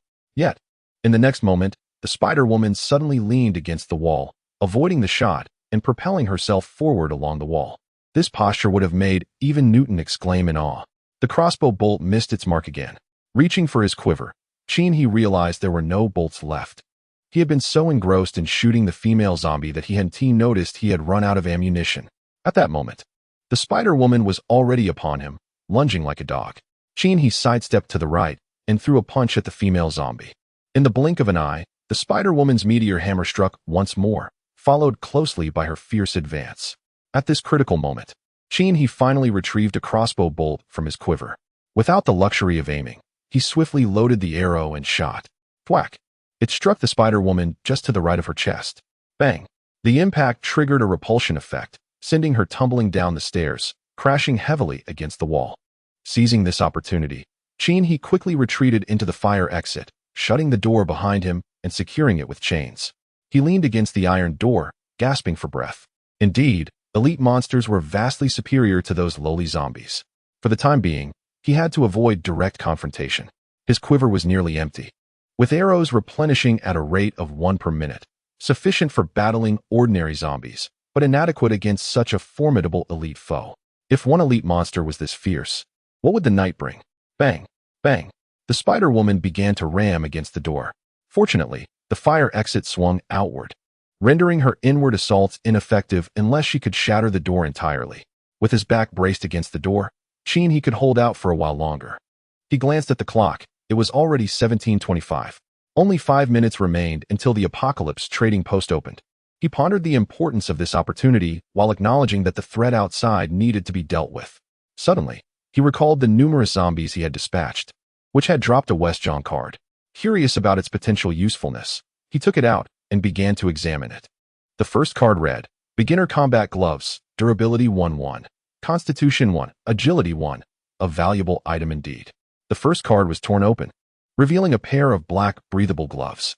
In order to confront the Spider-Woman, enhancing one's attributes is of paramount importance. After donning the gloves, he produced the second card, Novice Combat Hat, Durability 1-1, Constitution 1, Spirit 1. To his surprise, it added to his spirit attributes. The design was rather appealing. He tore open the card, unveiling a black canvas cap which he placed upon his head, further augmenting his attributes. He then retrieved the third card, Illuminating Stick. Upon breaking it in the middle, it emits light for a duration of 10 minutes. It seemed somewhat useful. After tearing open the card, he discarded the Illuminating Stick into the Cerebral Domain repository. However, this item held little value in the current situation. He then examined the fourth card, Doomsday Toilet Paper. Once used on your posterior, you will truly understand what it means to be soft and thin, almost as if it were useless. It felt rather useless indeed, which made it indistinguishable from using one's hands. At that moment, he glanced at the time. It was 17:29 in the afternoon. Soon, the Doomsday trading would commence. He hoped the door behind him could hold on for a little while longer. Chapter 8. The frequency of shared names is truly high. 17:30 in the afternoon. Search, player book domain ding. Congratulations to those who can still see this message. It proves that you are still alive. The Doomsday Trading Hall is now open. Before entering the trading hall, please create your own unique nickname. Remember, the nickname can only be created once. If the name is duplicated, it will be distinguished by numbers. If you wish to avoid becoming a numerical entity, take a moment to ponder your choice. Nickname? He contemplated what moniker he should adopt. He recalled his pet tadpole, Da Vinci, and thought to himself how utterly inept he was at naming. Even when it came to his pet, he resorted to historical figures for inspiration. What should he name himself? Perhaps he should simply go with He, as no one truly knew him. Such a choice was both effortless and devoid of mental strain. Confirm creation of nickname. He. Confirmed. He was resolute. He did not wish to squander time on naming. After all, just a door away, there was a Spider-Woman he intended to confront. He quickly turned his attention to what he could procure from the trading hall to deal with her. The nickname creation is complete, and we officially enter the Doomsday Trading Hall. The trading hall is divided into 2 sections. The first part is the Doomsday Store, which offers food supplies, medicinal resources, weaponry, and initial skills. The second part is the Free Trading Hall, where surviving players from around the globe can auction their abundant resources, with settlements made in Doomsday coins. At this moment, the chat function of the Doomsday Trading Hall is temporarily activated. Please make your purchasing decisions swiftly, as the Doomsday Trading Hall will close in 30 minutes. Suddenly, a luminous screen, the size of a 32-inch display, appeared before He. On the left side of the screen was the Doomsday Store, while the right side featured the Free Trading Hall. The store was further categorized into subcategories such as weaponry, living supplies, and medicinal resources. The right side, the Free Trading Hall, mirrored similar categories. At the bottom of the screen was the chat window. At this time, numerous messages flooded in. though most were not inquiries about traits. Instead, they were filled with overwhelming emotions of fear, complaints, and exhilaration. Dragon Aotion 1837. Damn. The name duplication rate is so high. Shuro 15132. My dream has come true. I finally killed that scoundrel who refused to repay his debts. I chopped his head off with an axe. Haha. Shura 444322. Damn. Why are there so many named Shura? Are they all naming failures? In the midst of chaos, a fragile young lady expressed her trepidation about the state of the world, seeking the kindness of a benevolent brother to rescue her from her plight in the Lianhua district of J City. Another, known as Shurgod 7852, relayed grim news of the military's complete disintegration, with nearby territories succumbing to the grip of a persistent field brigade, leaving individuals to fend for themselves. Meanwhile, Emperor Dominant's 212 sought companions from H City to form a team, proudly declaring his advancement to level 2. The ominous voice of the maternal slayer echoed with dark humor, while Lin Xiaobai, a student from D City No. 2 Middle School, revealed his unfortunate fate of being bitten, pleading for mercy from those who might encounter him in a white garment and a red helmet, assuring them that he posed no threat. The Supreme Red Dragon boasted from F City about the formation of a squad, inviting interested parties to engage in private discussions regarding weaponry and equipment, promising fair pricing. The World Annihilation Canon called upon those in our city to unite in survival efforts. Upon reading these messages, He couldn't help but chuckle, bemused by the high frequency of similar usernames, realizing that titles such as Zhe were indeed in high demand. Intrigued, He decided to test the waters by sending a message to check the uniqueness of her own username. He 123456. As anticipated, her chosen moniker remained unclaimed. He felt a moment of relief, only to be swiftly confronted with disillusionment. Fortunately, he was not merely a digital entity. Regardless, with the apocalypse looming, what significance did a shared name hold? He sifted through the useful information, deeming it unnecessary to squander time on trivialities. He then opened the apocalyptic trading post, having briefly scanned its chaotic offerings. Among the items listed, there were even sanitary pads, absurdly priced at 10 apocalyptic coins for a pack. Was this not a blatant exploitation of the desperate? It was quite brazen. Yet, considering the sudden onset of the Doomsday game, it was understandable that no one was adequately prepared. Resources were scarce, and who would dare engage in trade under such circumstances? He bypassed the food and drink section, recognizing that he could search for these essentials himself without spending precious currency. Upon examining the pharmaceuticals, he discovered a virus-blocking injection. Virus-blocking injection. To be used within 12 hours of infection by mutated beings, it can halt the spread of the virus and restore health. Price: 10,000 apocalyptic coins. Goodness. Who could afford 10,000 apocalyptic coins for a single dose? Aside from this, the other offerings were merely common medications like cold remedies, antidiarrheal drugs, and pain relievers. Such items were not of utmost importance at this time. After perusing the medicinal section, he turned his gaze to the weaponry available in the shop. Given the apocalyptic setting, modern technology, including firearms, was rendered unusable, leaving only an array of melee weapons, all devoid of enhancements. However, the price is quite affordable, generally around 10 doomsday coins. Yet, none of these skills surpassed the ones he currently possesses. Eventually, he accessed the skill-talent interface, where several rudimentary starting skills were showcased, each priced at 50 doomsday coins. These abilities are merely for the reckless. He bypassed the jump/skill. Simply put, he wasn't fond of brashness. Primarily, he believed that dispatching zombies by obliterating their brains sufficed. Why complicate matters with damage values? Intrigued, he continued his exploration. Draw/, usable with one-handed blade weapons. Activates upon drawing the sword, with an attack radius of 1 meter, inflicting a fan-shaped area damage of 501 strength, with a cooldown of 3 minutes. Requiring agility of 12 for usage. Shadow Stab. Usable with dagger-type weapons. Upon attack, the dagger creates 3 afterimages to confuse the target, with a cooldown of 1 minute. Requiring agility of 12 for usage. Such lackluster skills. He continued to peruse. These abilities cannot be deemed ineffective, as they may prove useful in suitable scenarios. However, they were not skills he urgently required at the moment. The crux of the matter was that each skill demanded 50 coins, and acquiring one necessitated the purchase of a corresponding weapon. With only a scant number of doomsday coins at his disposal, investing in skills would render him incapable of procuring weapons. The most prudent course of action now was to seek ranged bow and crossbow skills, especially since he possessed a green-tier crossbow that could be utilized in tandem. Charged arrow, usable with bow and crossbow weapons upon striking the target.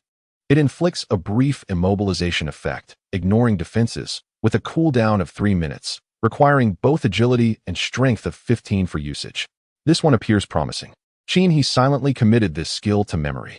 It pertained to archery and possessed the ability to immobilize targets. Moreover, the prerequisites for utilizing this skill were precisely within his reach. He decided to retain it for the time being, pondering whether superior alternatives might present themselves. Chapter 9. The Emergence of 72 Hours of Night. Fireball Technique. Equip a one-handed sword or staff-type weapon to utilize this single-target, directional spell attack skill. It launches a fireball at the designated target, inflicting 501 spirit, fire damage, with a cooldown of 30 seconds, requiring a spirit level of 10 for activation. To his astonishment, there existed also spellcasting skills. He scrutinized the skill description closely. As a single target, directional spell attack. The term directional indicated that merely selecting a target did not guarantee a direct hit. Rather, it operated in a forward trajectory. This made it somewhat impractical, primarily effective against the dull-witted, low-level zombies. In combat against a human adversary, a mere sidestep could easily evade the approaching fireball. Thus, he continued his examination. Healing technique. Equip a one-handed magic sword or staff-type weapon to employ this single-target healing skill, capable of restoring a small amount of the target's vitality and staunching light wounds. Though ineffective against mutated viruses, it necessitates a spirit level of 10 for activation. After some contemplation, he ultimately decided against the healing technique. Although this healing skill had its merits, particularly in its capacity to restore vitality, it was not a panacea. Humans are not divine beings, and they inevitably encounter moments of exhaustion. In times of peril, such a skill could represent a glimmer of hope. However, he found himself financially constrained and unable to afford its use, deeming it not the most pressing necessity at present. Choosing to purchase, he immediately withdrew. Learning. After mastering the skill of the power arrow, he perused the chat content in the trading channel once more. The information gleaned was rather scant. It was not difficult to comprehend that in the wake of the apocalyptic game, everyone remained in a state of bewilderment. Chi Tian De Sheng 24, another one has gone mad. De Luo Jin Xian 12, another one has lost it. Mayor Hao of Sitio, citizens of Sitio, I am your Mayor Hao. Please stay indoors and do not venture outside. Our city leaders are currently formulating rescue strategies. Want to fly higher 123? Friends, may I ask, if I were to leap from the 35th floor, would I still feel pain? I am really Li Chong 5. Everyone, my name is Li Chong. I am in the restroom of a large shopping mall in our city, surrounded by zombies. I fear I may perish. I want to tell the me that I love you. You truly occupy a significant place in my heart. A smile graced His lips. It was indeed akin to what he had surmised. However, the useful information was scant, while raw emotions were abundantly expressed. It was to be expected, some individuals, believing they were on the brink of death, seized this solitary opportunity to communicate with the outside world, naturally revealing the sentiments they had long kept hidden. He glanced at the time, 1740. There remained 20 minutes until nightfall. Surely, 20 minutes would suffice to deal with that Spider-Woman outside. He promptly exited the Apocalypse trading hall, and the luminous screen before him vanished. Observing his quiver, he noted that some crossbow arrows had been replenished. Suddenly, the fire door was violently struck, causing a dent to form. He was jolted forward, stumbling a few steps as a result. The fire door was thoroughly breached by the Spider-Woman, creating a gaping hole. Truly, with a physique of 35 and strength of 30, she was undeniably formidable. With a fierce roar, the Spider-Woman squeezed through the opening. Swiftly, he pivoted and released an arrow. This shot was somewhat hasty, narrowly grazing the Spider-Woman's face as it flew past, an unsuccessful strike. He retreated, reloading his crossbow in the process. Huffing, the Spider-Woman executed a half-circle movement, swinging the severed torso of a male zombie attached to her chain, and hurled it once more towards him. He remained composed as he dodged to the right and back, having already familiarized himself with her attack patterns from their earlier encounters. She typically began with the severed zombie before launching her own assault. As anticipated, The Spider-Woman followed closely behind. He deftly sidestepped to the left, easily evading her attack. He raised his crossbow to fire another arrow. Charging a single shot required 3 seconds of preparation to unleash its full potential. However, with the Spider-Woman relentlessly pursuing him, he had no time to spare. The arrow was released with a whoosh. This time, he did not aim for her head. Recognizing the difficulty of hitting such a small target, especially given her swift movements that rendered a fatal shot nearly impossible. Thus, he opted to strike her torso instead. The arrow struck her left chest with a dull thud, failing to inflict any substantial harm. The Spider-Woman, unfazed by the wound, swung her meteor hammer once more, while simultaneously lunging forward with tremendous force. It was evident that these two moves were her sole attacks. This time, he dodged with even greater ease and grace, simultaneously preparing his powerful crossbow for another shot. Clang! The arrow struck her chest. Oddly enough, he vowed that this was not intentional. The heavy crossbow triggered a repelling effect. Boom! As the Spider-Woman lunged forward, she was abruptly repelled, crashing against the wall with a resounding thud. In that fleeting moment, an opportunity arose. He lifted his crossbow, activating the skill to charge his arrow. Instantly, a soft azure glow enveloped the powerful crossbow, the orb of light diminishing in size while growing increasingly radiant with each passing second. The charge awaited its explosive release. 1 second of charging. With a fierce roar, the Spider-Woman, having been momentarily thrown back, rose from the ground, baring her teeth at he before charging once more. 2 seconds of charging. The Spider-Woman leaped into the air, her sharp claws extended forward, her face contorted into a menacing snarl, revealing her fangs. 3 seconds of charging. Just as her claws neared He's face, a thunderous boom erupted. He released the charged arrow, a brilliant blue light propelling the bolt directly into the Spider-Woman's chest. The target was so large that missing was nearly impossible. Instantly, her body froze as if turned to stone, her gaze and expression dull as she stared at the human who had once again raised the crossbow toward her head. At that moment, astonishment flickered in the Spider-Woman's eyes as she watched him squeeze the trigger once more. Thwack! An arrow shot forth, piercing through her forehead and emerging from the back of her skull. Her large, pale green eyes remained wide open as she collapsed to the ground, a hint of resentment lingering in her gaze. Unbelievable, even the undead possessed thoughts. He approached and fired additional shots into the Spider-Woman's head. Thwack! Thwack! Thwack! He continued shooting 7 or 8 times before finally ceasing. The completion of the task to slay the elite monster, the infatuated Spider-Woman, brought forth a reward of 100 experience points and 100 doomsday coins. Furthermore, slaying the elite monster granted an additional 50 experience points and 35 coins. With this, he ascended to level 5, earning an attribute point and a free point. Shortly thereafter, he progressed to level 6, gaining another attribute point and free point, and then to level 7, receiving yet another attribute point and free point. Having advanced 3 levels in quick succession invigorated He. The ordinary zombies he had just defeated had propelled him from level 3 to 4, and the experience from the elite monster's defeat had astonishingly allowed him to leap 3 levels. Exhilarating. Suddenly, 3 beams of light erupted from the corpse of the Spider-Woman, 2 white and 1 blue. A blue card? He was taken aback, astonished that defeating the elite monster had yielded a blue card. How delightful. He swiftly stored the 3 cards in his mind's repository. Glancing at the time, it read 17:55. He tore off a piece of cloth and, using it to drag the Spider-Woman's body, disposed of it beyond the fire exit. He was concerned that if left too long, the corpse would decay and emit a foul odor, and he felt an unsettling discomfort having it nearby. At this moment, the fire exit door was still manageable to close, albeit with a slightly larger gap. After securing the door with a chain, it could hold for a while. At 1800 hours, a resounding chime echoed through the air. Once again, it must be reiterated that this prolonged night is merely a pure darkness. Aside from the inability to utilize electricity, communication, modern technology, and firearms, the ecological environment will remain unaffected. Of course, in the absence of sunlight, temperatures may drop. However, the Earth's core remains warm, and even after 72 hours, we shall not descend into an ice age. It would be wise to prepare some warmer clothing. Furthermore, it is essential to note that after entering the 72-hour night, the sealed aberrant creatures will be fully unleashed, possessing abilities that are doubled, or even quadrupled compared to daylight. In addition to accomplishing designated tasks, hidden missions may also manifest. However, these hidden quests carry a higher degree of difficulty, and failure will incur appropriate penalties. So please exercise caution in accepting them. A gentle reminder: the Doomsday Marketplace opens once every 5 hours for a duration of 5 hours.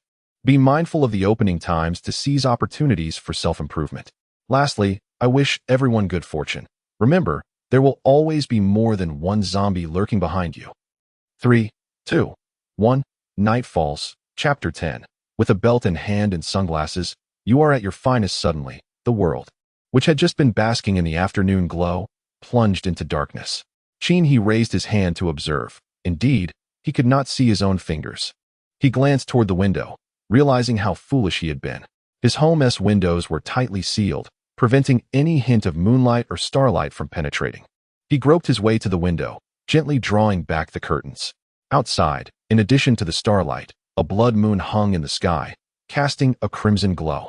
The entire world is enveloped in a crimson veil, yet it is fortuitous that it is not shrouded in utter darkness. The blood moon casts a faint glow, providing some illumination. A cacophony of monstrous howls reverberates through every corner of the neighborhood. Suddenly, the sound of chaotic footsteps emanates from above, akin to a frantic race, accompanied by anguished cries. Soon after, the echoes of wailing and lamentation rise once more within the community. Clearly, some souls had managed to survive the day, only to be discovered by the unleashed zombies, who commence their hunt. Help! Is anyone there? No, please. At that moment, he hears a collision from the corridor, near the fire escape door, accompanied by desperate cries for help, which are abruptly silenced amidst a horrific shriek. After a brief pause, silence descends from the direction of the fire door. He, clutching his crossbow, settles onto the sofa to rest. His thoughts are simple. He intends to wait for the arrival of the Froglet Da Vinci's travel CD, after which he will send it out for reconnaissance before devising a plan. Recklessness is not an option. Personal achievements. 1. Survived for 72 hours, rewarded with 100 experience points, 100 Doomsday coins, and a sturdy wooden blind box. 2. Killed ordinary mutated creatures, including flora and fauna, 050, rewarded with 200 experience points, 200 Doomsday coins, and a bronze blind box. 3. Killed elite mutated creatures, 05, including flora and fauna, rewarded with 500 experience points, 500 Doomsday coins, and a silver blind box. 4. Defeat a boss-level mutated creature 01, including both flora and fauna. Rewards include 1,000 experience points, 1,000 Doomsday coins, and a golden blind box. Upon completing all aforementioned achievements, one may earn the title of Master of Nighttime Management. Survivors are encouraged to strive for completion. He noted that the first achievement serves as a survival reward. This is particularly accommodating for those who remain idle at the outset, as merely enduring 72 hours of night grants them initial funding and experience points, ensuring their continued existence. The remaining challenges are predominantly focused on the mere annihilation of hordes of zombies, alongside the elimination of elite and boss-level mutated beings. However, what if there are instances of cheating?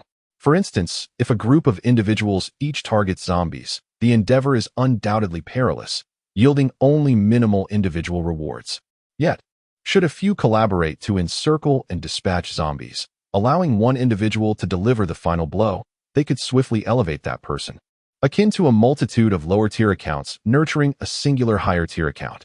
This phenomenon is not uncommon in online games, where players exploit multiple lower-tier accounts to undermine the game's integrity, often resulting in a single powerful account that can rival even the most affluent players.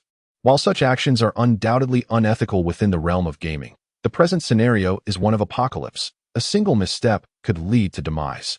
Thus, such cooperative behavior may be perceived as a survival strategy. Any method that fosters survival and strength is indeed commendable, and there is no merit in harboring envy towards it. He continued to gaze downward. Team kills do not count towards individual achievements. Experience will be evenly distributed, and the drop rate of equipment will be diminished. For kills not within the same team, rewards will be calculated according to the team. To obtain richer rewards, it is advisable to pursue individual kills. Indeed, the rules of the apocalyptic game had been established. At this moment, he understood that this game was designed to compel participants to become lone wolves. Individual killing achievements could only be attained by oneself, while kills involving 2 or more individuals would be assessed based on team standards. Even if strangers were to slay the same mutated creature together, it would still be counted as a team kill. Such are the regulations. After reading this, he peered through the gaps in the curtains at the encroaching night. The floor he occupied remained relatively quiet. The entire level had been cleared of life. Moreover, several zombies attracted from above and below had also been dispatched near the fire escape. Thus, as night fell, his surroundings were notably tranquil. At the very least, it validated his decision to eliminate the nearby zombies before dusk. Seizing this opportunity, he reclined on his bed for a brief respite. While his ears remained attuned to any sounds emanating from the fire door, he pondered the nature of that blue card. Ah yes, there were also 2 white cards. With this thought, he retrieved the 3 cards from his mental repository. He began with the white cards, as it had become a habit to reserve the best for last. The first white card, Beginner Treasure Map. In a certain location, treasures are concealed. Upon use, it grants access to a treasure chest. 3 beginner maps can be combined into 1 advanced map. The chest can be of advanced, epic, or legendary grade, all created by merging 3 into 1. Treasure maps are among the most ubiquitous items in various online games, often leading to valuable rewards. Given that it is a treasure map, it should not disappoint. Perhaps in the future, he might unearth something or wait until he accumulates an epic grade map before digging. However, he chose not to dwell on such thoughts and instead retrieved the second white card. Beginner Stamina Recovery Potion. Consuming this potion will instantly alleviate your fatigue, revitalizing you to tackle tasks with vigor. It can eliminate 50 of your fatigue. A fine item indeed. He tucked it away, recognizing that this stamina recovery potion could potentially be life-saving in critical moments. After securing it, he examined the third card, which was blue. Demon Eternal Day Sunglasses. Durability 10-10, Spirit 10, Strength 8, Constitution 4, Agility 4. Exceptional attribute. When worn, night appears as day. During the day, it remains bright. As the saying goes, with hands in pockets and sunglasses on, you look your best. What an absurd name for sunglasses, reminiscent of a browser game. He initially thought himself bereft of creativity, borrowing from historical figures to name his own creations. Little did he know, this post-apocalyptic game also displayed a lack of originality. Nevertheless, the attributes conferred by these sunglasses were undeniably impressive. Upon seeing the exceptional attribute, he found himself momentarily speechless, particularly in reference to that famous quote. One must wonder if such flattery is truly warranted. It certainly evokes a sense of shyness. He donned his sunglasses, and suddenly the world around him illuminated as if it were daylight, completely unaffected by the night. With this remarkable item, a 72-hour night transforms into mere daylight for him. What an exhilarating experience. He examined his attributes. Traveling Frogman, LV7, 31,240 experience points. Constitution, 23. Strength, 30. Agility, 36. Mentality, 37. Weapons, none. Equipment, none. Storage, 100 slots. Gold, 106. 5. Had the durability of his crossbow and quiver diminished? Upon further inspection, he noted that the durability, originally at 300, had now decreased to 282. It seemed he had fired over 10 arrows while slaying the Spider Queen. Thus, each shot from the crossbow reduced its durability by 1, and the quiver followed suit. Having deduced this, he found himself puzzled by the fact that the durability of his novice combat gear was set to 1. How is this consumption calculated? After a moment's contemplation, he surmised it might be mitigated by defensive attributes. Stretching his limbs, he resolved not to dwell on the issue of durability any longer. After all, every problem encountered bears an answer. His physical capabilities now rival those of 3 ordinary individuals, a sensation of potent strength coursing through him. He reclined once more on the bed, glancing at the slumbering Da Vinci beside him. Gently stroking its head, he too lay down to rest. Storing physical strength and maintaining a vibrant spirit are fundamentally essential for survival. Yet he remains ever vigilant, taking brief moments to doze off, only to awaken and attune himself to the sounds of the outside world.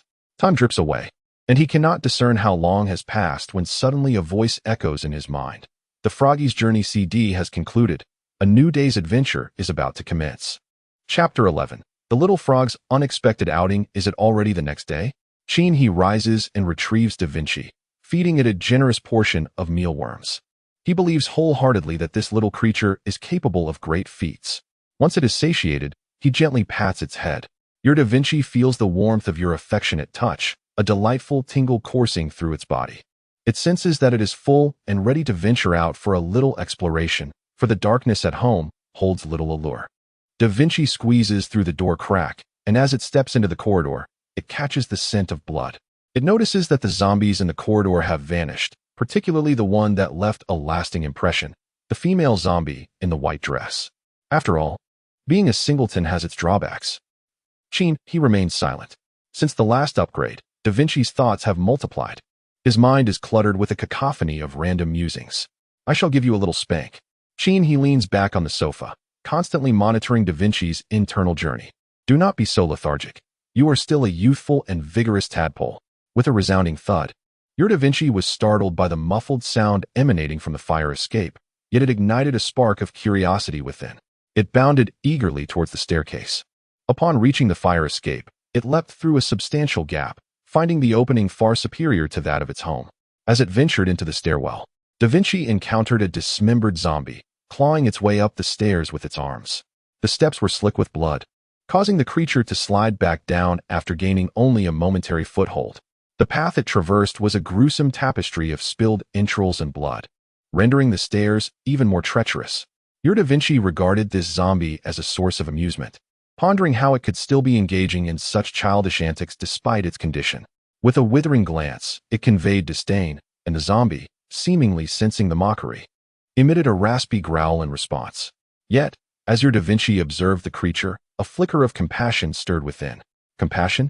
He gently shook his head, urging the frogling to attend to more pressing matters. Feeling sympathy for a few fish was one thing. Acknowledging a zombie was an entirely different matter. Your Da Vinci hopped beside the zombie, letting out a few curious chirps, before bounding up the stairs and offering another series of chirps, seemingly instructing the creature on how to ascend the staircase. Remarkably, the zombie appeared to grasp the concept, suddenly propping itself up with its hands, its arms bending, and then, mimicking Da Vinci's style, it exerted force to leap upward. Da Vinci felt a surge of delight, having taught a rather simple-minded zombie to bounce. Observing the creature with its arms bent, it launched itself into the air, but perhaps due to overexertion or a lack of balance, its body veered awkwardly over the stair railing and plummeted downwards. Momentarily stunned, Da Vinci then hopped to the edge of the steps to peer down. Witnessing the unfortunate half-body of the zombie collide with the railing on the 17th floor, only to be rebounded and continue its descent, crashing into the railing of the 15th floor and then tumbling further down. A cacophony of thuds and crashes ensued. Ding! Your Da Vinci has slain a level 3 prone zombie, earning 3 experience points and 5 gold coins, which automatically transfer to your account. The sound of coins clattering resonated in his mind as 5 gold coins were added to his treasury, along with an additional 5 experience points. What a surprise! He couldn't help but marvel at the turn of events. Originally, Da Vinci, in its naive kindness, had aimed to teach the prone zombie how to ascend the stairs, but instead, it inadvertently instructed it on how to leap to its demise, achieving a kill in the process. Truly a case of ironic fate, perhaps hinting at a glimmer of intellect. However, judging by the unfortunate demise of that zombie, it seemed that intellect was indeed scant. The Da Vinci frog flicked its tongue, deeming the zombie a fool. Perhaps its demise was a form of liberation. Suddenly, it felt as though it had performed a noble deed and continued to bounce toward the 21st floor, believing that if it ventured out, it ought to explore thoroughly. Upon reaching the 21st floor, the fire escape door was ajar. The frog hopped to the elevator entrance, glancing around to discover that all the doors to the western residences were wide open, presenting a conundrum. Which home should it enter first? With a determined leap, Da Vinci fixed its gaze on the house directly behind it, deciding to explore this one first. Well, would you look at that? He smirked. You've made your decision with your backside. I always thought you were a brainy little frog. It seems I was mistaken. As Da Vinci hopped to the threshold of apartment 2101, it crouched on the ground, staring blankly at the kitchen. Before it stood a female zombie clad in flesh-colored yoga pants, wielding a spatula, her form curvaceous and oddly familiar. Da Vinci recalled that this figure often appeared on the screen while scrolling through short videos, always in those form-fitting yoga pants, blue, purple, white, and indeed, flesh-colored. It suddenly remembered that it had lingered the longest on the flesh-colored yoga pants. He paused for a moment, then awkwardly chuckled. This little frog seems to have an unusual fixation. When did I ever engage in such behavior? I can't recall. Nonsense. Successful collection. Your frog Da Vinci stuck out its tongue, gazing at the zombie without yoga pants for 3 minutes. It seems to have somewhat grasped why you enjoy such short videos, contemplating whether to collect more from the female zombie. Goodness. He was left speechless. This is truly unnecessary. I am not even picky about the shovel in her hand. Consequently, he further concluded that Da Vinci should simply serve as a reconnaissance agent in the future without harboring too high expectations of its searching capabilities. As a scout, your Da Vinci attempts to activate its collection ability on the female zombie devoid of yoga pants. Collection failed. Reason for failure. The weight exceeded its collection limit. Your Da Vinci tried several times. Realizing it was futile, yet thinking of the yoga pants in the package, it felt you would still appreciate them, and thus continued to bounce into the room. Da Vinci surveyed the living room, noting the presence of a television, which it deemed unnecessary, and a coffee table, also deemed superfluous. After scanning the surroundings, it bounded into the guest bedroom, where it discovered a white nightstand, convinced it must contain something valuable, and activated its collection ability on the nightstand. Collection successful. Your Da Vinci jubilantly bounced out of the room and into the master bedroom, where it found nothing of interest. Proceeding to bounce past the bathroom, it spotted the bathtub, hopped over, and upon discovering it filled with water, decided to indulge in a bath. An hour later, your Da Vinci emerged from the tub, rejuvenated. After failing to locate anything desirable, it bounced back to the kitchen. Your Da Vinci noticed the female zombie in the kitchen turning her head to gaze at the frog-like Da Vinci. Squatting on the ground with wide eyes. Chapter 12. Little Hamo discovers profound truths. Your Da Vinci locked eyes with the female zombie devoid of yoga pants. Recognizing her as the type that often captivates one's attention while scrolling through short videos, it resolved that when it possessed the ability, it would surely fulfill your wishes. Da Vinci observed the female zombie's pale green eyes, finding them rather attractive, and reflecting on its 3-month-long singlehood, felt a sudden pang of melancholy. He lay in bed, turning over. He was at a loss for words. In any case, you may handle it as you wish. Light green eyes? That surely indicates an elite monster. He furrowed his brow, recalling the Spider-Woman he had recently dispatched. That was indeed an elite creature, with eyes of vibrant green. Your Da Vinci noticed a female zombie approaching and hastily leaped out of the doorway, preparing to flee. After all, having stripped her of her pants and staring defiantly into her eyes was rather audacious. It hopped into the corridor, only to find the female zombie still trailing behind, showing no other signs of aggression. Your Da Vinci suddenly realized that zombies seemed rather indifferent to the brains of frogs. With this thought, it felt a twinge of injustice. After all, we are all living beings. Is this not blatant discrimination? Just because He's brain is fragrant, does that mean my frog's brain lacks allure? It felt compelled to take concrete action to protest such bias. Could it not avoid self-destructive behavior? He hurriedly leaped from the bed, armed with a powerful crossbow, ready to step outside. If this fool were to approach and lick with his tongue, even if you, my frog, have diminished edibility traits, it would surely provoke anger. A single blow could spell the end for you. You do realize that, don't you? Your Da Vinci, without the yoga pants, observed the female zombie whose nostrils flared as if catching a scent.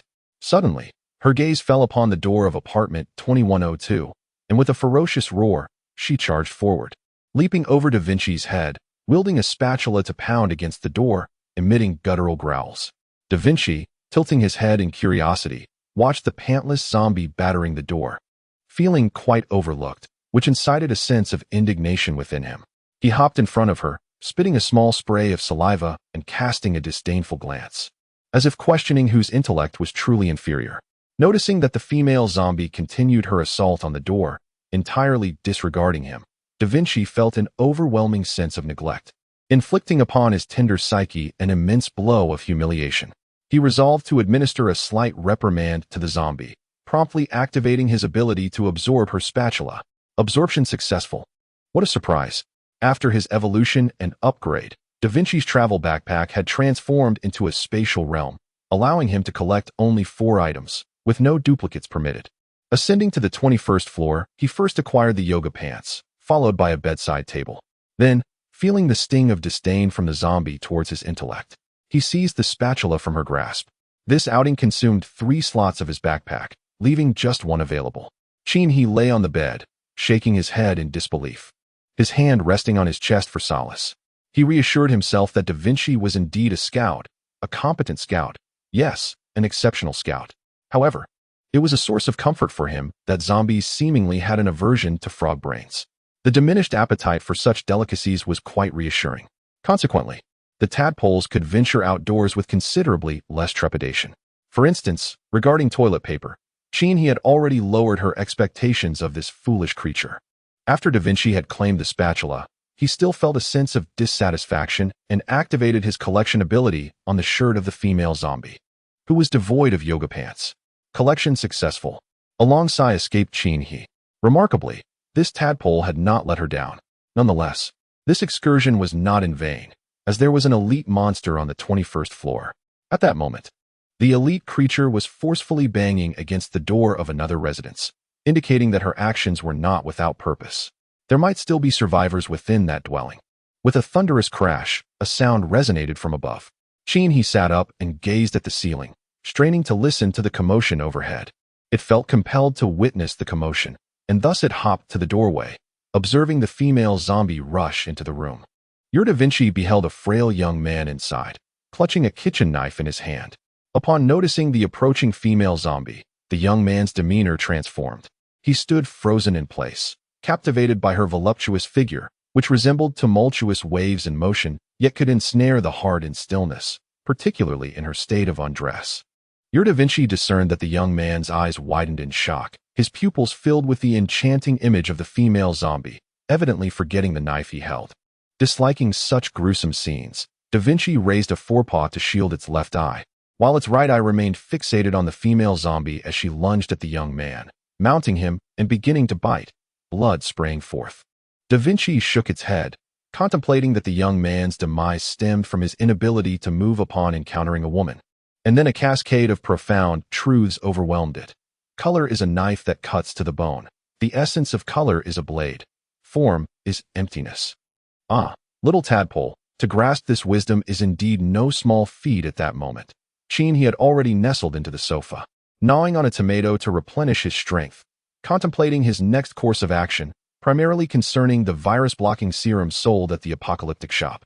Acquiring such a vital item was imperative. Who could guarantee absolute safety in a world undone? It felt as though this outing had truly yielded abundant rewards, and one could only imagine how fortunate the owner, old Cheen, must feel to possess such a diligent little traveling frog. It hopped down the fire escape from the 21st floor and, after several bounces, reached the small platform on the 20th floor. Upon glancing at the heap of zombie corpses below, it pondered who could be so lacking in civic consciousness as to obstruct the passage for others. Da Vinci was mulling over whether this predicament was of your doing when it noticed something glowing with a flickering yellow light at the fire exit of the 19th floor. Gazing at the shimmering object before it, it observed a round egg beneath and a stick above, sparking curiosity about its nature. What could this peculiar item be? He furrowed his brow, contemplating the absurdity of it all. Why must Da Vinci describe things in such an abstract manner? Could it not be a tad more specific? Wait, beyond personal achievement tasks, there are also randomly occurring hidden tasks, marked by a yellow exclamation point. Indeed, Da Vinci's description was not erroneous. The exclamation point resembled that very form. However, these tasks carried penalties for failure. Success would bring joy to all, yet failure would result in punishment. He deemed such tasks more suitable for teams. Solitary adventurers would be wise to avoid them. After all, one already faced enough hardships alone. Taking on a daunting task seemed utterly unwise, especially with the looming threat of penalties for failure. There were delightful edible insects at home. After all, Da Vinci gazed at the yellow exclamation mark, growing increasingly fond of it. With a playful leap, it traversed the exclamation mark, which vanished into thin air. Ding! Da Vinci successfully accepted a random hidden task. As it is a rather unremarkable tadpole, the task has been assigned to the host. Please complete it promptly, or face the consequences of failure. Damn! He lay back in exasperation. Chapter 13. The Scented Yoga Pants. Da Vinci found the disappearance of the yellow light rather amusing, pondering whether there might be similar luminous symbols.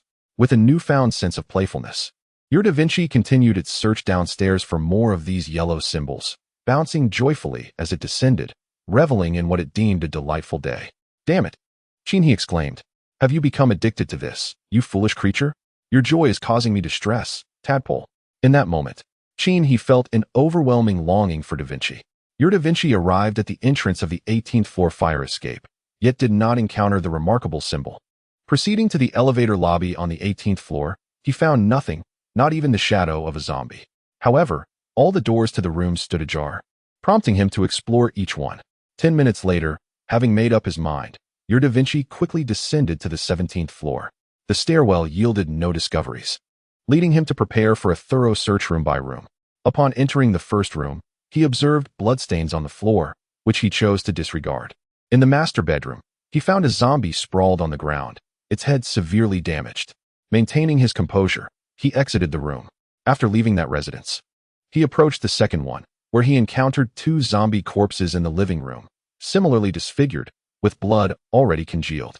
Still, the elusive yellow symbol remained undiscovered. 10 minutes later, he lies flat. This foolish creature is far from a traveling frog. It is undeniably a tadpole that swears not to cease its antics until its master is met with demise. Your Da Vinci detected a cacophony of disordered footsteps emanating from the fire escape on the 16th floor, stirring its interest. Perhaps it was yet another band of foolish zombies. It cautiously maneuvered to the edge of the staircase and peered downward. Through the dim light, it discerned 2 figures adorned with masks and hats. One wielded an axe, while the other brandished a long knife. In a state of panic, they rushed into the 16th floor, closely followed by a gray silhouette dragging a lengthy tail, which also entered the same floor.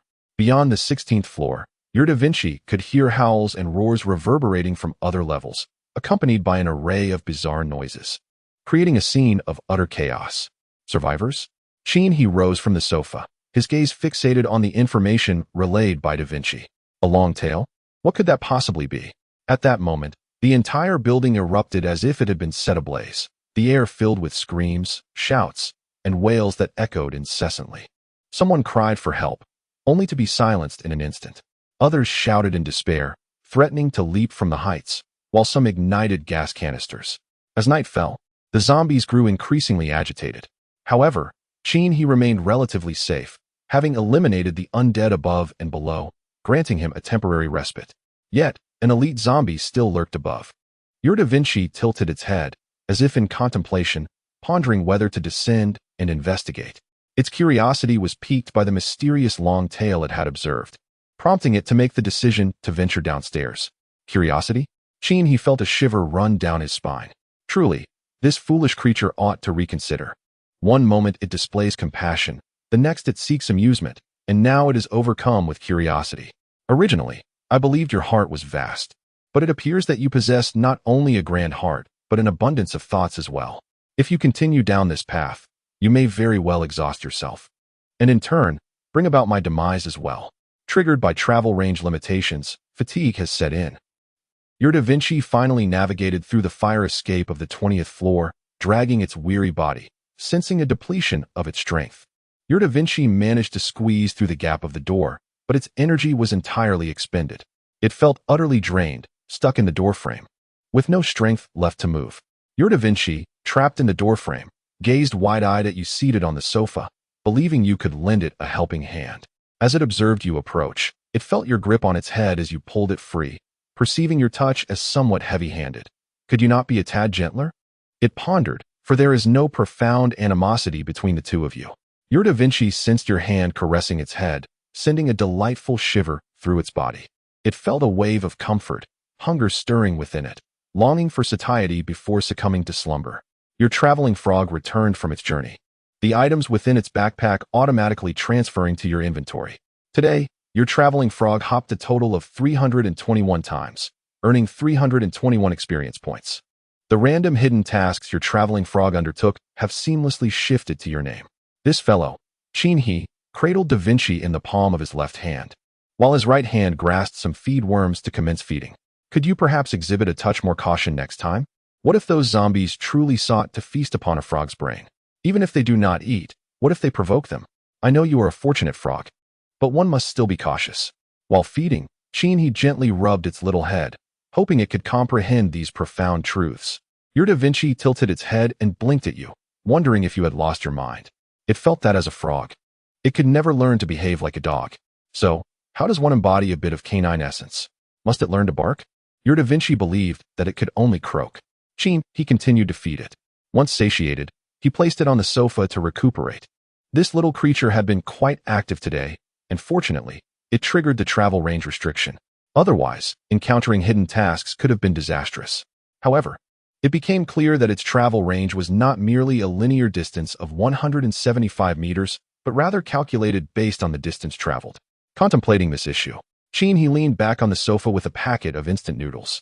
He first opened a small slit in the packet, retrieved the seasoning sachet, and sprinkled a bit of salt inside. He then stored the remaining salt in his mental repository. Salt is crucial. Both animals and humans require it for sustenance, or they will feel utterly drained. He then crushed the noodles, shaking the packet to mix them well. He opened the packet and took a bite, savoring the delightful taste. While eating, he checked his mental repository, unable to resist glancing at Da Vinci's spoils for the day, which totaled 6 items. A bedside table, the contents of which remained a mystery to him, evoked a slight sense of anticipation. It contained a pair of yoga pants belonging to the female zombie, a top, and a spatula. He found himself at a loss for words. Perhaps it was best to investigate the drawer's contents. He extracted a white bedside table with 3 drawers. Upon opening the first drawer, he discovered an assortment of facial masks. The second drawer contained a packet of soft tissues, which seemed quite suitable for personal hygiene. Beside the tissues, a box revealed itself, containing a set of proper balloons. The third drawer, upon inspection, revealed a collection of jewelry, stud earrings, necklaces, and bracelets. Though the darkness made it impossible to discern whether they were made of gold. Yet, even if they were indeed gold, they appeared to hold little value. Merely imitation currency for the apocalypse, as true apocalyptic currency existed solely as codes, with each coin corresponding to a unique code, leaving no room for counterfeit. His gaze was drawn back to the cerebral warehouse, where the yoga pants, top, and spatula occupied 3 slots. These items seemed entirely useless, merely taking up space. Discarding them would surely be the wisest course of action. He then retrieved the yoga pants. The moment he grasped them, a sensation of smoothness enveloped him, cold and sleek. The yoga pants, tinged with a faint odor, were nothing extraordinary. The top, too, bore a scent that hinted at perspiration. The spatula, slightly warped, was still usable for cooking. Ultimately, it became clear that none of these items served any practical purpose, leading He to cast them aside. His current focus revolves around the hidden quest triggered by Da Vinci. He fervently hopes it won't be excessively challenging. Subsequently, he examines the hidden quest. Chapter 14. The Origin of Brief and Swift. Congratulations on triggering the hidden quest. Did you think it merely involved slaying zombies? If so, you are gravely mistaken. Though the apocalyptic game embodies a world of desolation, it remains a game at its core. If the hidden task were as straightforward as exterminating zombies, it would hardly retain any semblance of prestige as a hidden quest. Below are the details of the hidden task. Please read them carefully. Upon reading the task description, he felt an unsettling sensation. To be candid, he genuinely believed this type of task revolved around zombie slaying, as the essence of the apocalyptic game is indeed to vanquish the undead. However, upon reaching this point, a sense of trepidation washed over him. If it wasn't about killing zombies, then what was it about? With a sense of curiosity, he continued to read on. This hidden task will provide only a scant amount of hints. The remainder must be unraveled by the player. Hidden hint. Upon glimpsing her graceful silhouette, your blood will surge. The scent of her will send your heart racing. Watching her cook will ignite a fervor within you. Please collect 3 items within 24 hours. 1. A pair of yoga pants infused with her scent. 2. A short top imbued with her essence. 3. A slightly bent spatula. Completion of the task rewards 200 experience points, 200 doomsday coins, and a bronze blind box. Failure to complete the task within the allotted time will result in exposure penalties. Once your location is revealed, zombies and mutated creatures within a 5-kilometer radius will mount a collective assault against you. Please complete the task swiftly. Remaining time, 23 hours and 30 minutes. Click the Submit button to proceed with the item submission. After reviewing the task instructions, he raised his gaze to the yoga pants, top, and spatula he had carelessly tossed onto the bed. He scrutinized the names of the required items once more. Grasping the yoga pants, he noted their cool, silky texture. Doubting, he glanced back at the task description. Could such coincidences truly exist? Your Da Vinci opens its eyes, observing your captivated embrace of the yoga pants. Surprised by your evident fondness, he cast a sidelong glance at Da Vinci, musing that if fortune favored him again this time, he would not only procure insects for you. Should you wish for larger ones, he would gladly oblige. Submission. He chose to submit. Please insert the task items. Insert the scented yoga pants. Insert the scented crop top. Insert the slightly bent spatula. Submit. Submit. He confirmed. Ding. Congratulations on completing the task, earning 200 experience points, 200 doomsday coins, and a bronze blind box. Have I truly completed it? Steady as he was, he excitedly rose from the sofa. To be honest, he still felt somewhat bewildered. He never anticipated that this task would conclude so swiftly. Even more astonishing was the sheer luck of Da Vinci. This was simply delightful. You, little frog spawn, have truly strayed far from the mark. Buzz. He felt a wave of heat envelop him. Ding. Congratulations on leveling up, advancing from LV7 to LV8, gaining 1 to all attributes and 1 free attribute point. He leveled up. He felt a surge of joy, never expecting that completing this task would not only reward him with a doomsday bronze blind box, but also elevate him by a level. How exhilarating. Boom. Suddenly, a voice echoed across the heavens and the earth. Mandarin, all-channel broadcast. Player he completed a hidden task in 45 seconds, setting a record, and is awarded the title Short and Fast. Various dialects. All-channel broadcast. Player he completed a hidden task in 45 seconds, setting a record, and is awarded the title Short and Fast. English, Russian, etc. All-channel broadcast. Player he completed a hidden task in 45 seconds, setting a record, and is awarded the title Short and Fast. Damn. When he received news of the successful completion of his task, he felt a sense of joy. However, upon hearing the bestowed title, his happiness dissipated entirely. It was brief and trivial, a veritable affront to his dignity. Those who understood the context recognized that he had accomplished the hidden mission in record time. Yet, what of those who remained oblivious? Somewhere in the forest, the identity of this he was questioned. How could the hidden task have been completed so swiftly? A figure was fumbling beneath a tree. During the onset of the apocalypse, he had chosen to camp outdoors, awaiting the dawn's first light for the premiere. Little did he anticipate the arrival of doom. Thus he decided to remain outside, feeling relatively secure. Just 3 hours prior, he noticed a yellow exclamation mark and hastily engaged with it. The task assigned was to gather mushrooms, requiring the collection of 1,000 wild mushrooms within 24 hours. Failure would result in an onslaught of zombies. An hour had elapsed, and his plastic bag contained but a handful of mushrooms. At this rate, he feared his inaugural attempt would end in failure. Regret coursed through him. He cursed his impulsiveness. In an abandoned factory, a group of tattooed youths gathered, surrounding a yellow exclamation mark that loomed ominously on the ground.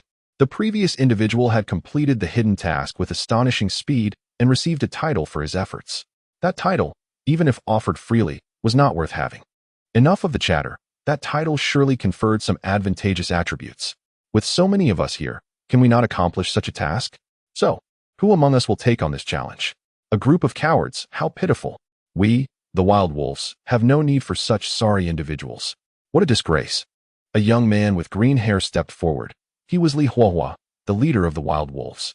Remember this, aligning with me is the right choice, he declared confidently. Allow me to demonstrate what true courage looks like. As he spoke, he shattered a floating exclamation mark with a single punch. Before him materialized a luminous screen, large as a monitor, displaying the message, "Congratulations. You have accepted a hidden mission. Fear not. It does not involve battling zombies, for that would diminish the thrill. The task is quite simple. You merely need to recognize the Arabic numerals from 0 to 9 to complete this mission. See, the task is exceedingly straightforward. Just recognize the numbers," Li Huahua boasted, running his fingers through his hair. "Our leader is remarkable. He possesses both courage and grandeur. We shall remain steadfast in our loyalty to him. Indeed, we shall not waver. Your loyalty is acknowledged. Now let us see what follows." Li Huahua turned the page. Below are 1,000 Olympic level problems. Please complete them within 24 hours without making a single error. The reward for completing the task is 500 experience points, 500 doomsday coins, and a silver blind box. Failure to complete the task within 24 hours will result in corresponding penalties. Countdown begins. 23, 59, 58. By the heavens! Li Huohua exclaimed in disbelief. I barely graduated from elementary school before venturing into society, and now you assign me a hidden mission involving 1,000 Olympiad math problems. Are you truly trying to drive me to my demise? With a sudden thud, a timed bomb materialized beneath his feet. The timer was counting down. Tick, tick, tick. Li Huohua felt the urge to flee, and yet the thought barely crossed his mind before a luminous circle, a meter in diameter, formed at his feet. Upon its landing, the surrounding bricks were reduced to mere fragments.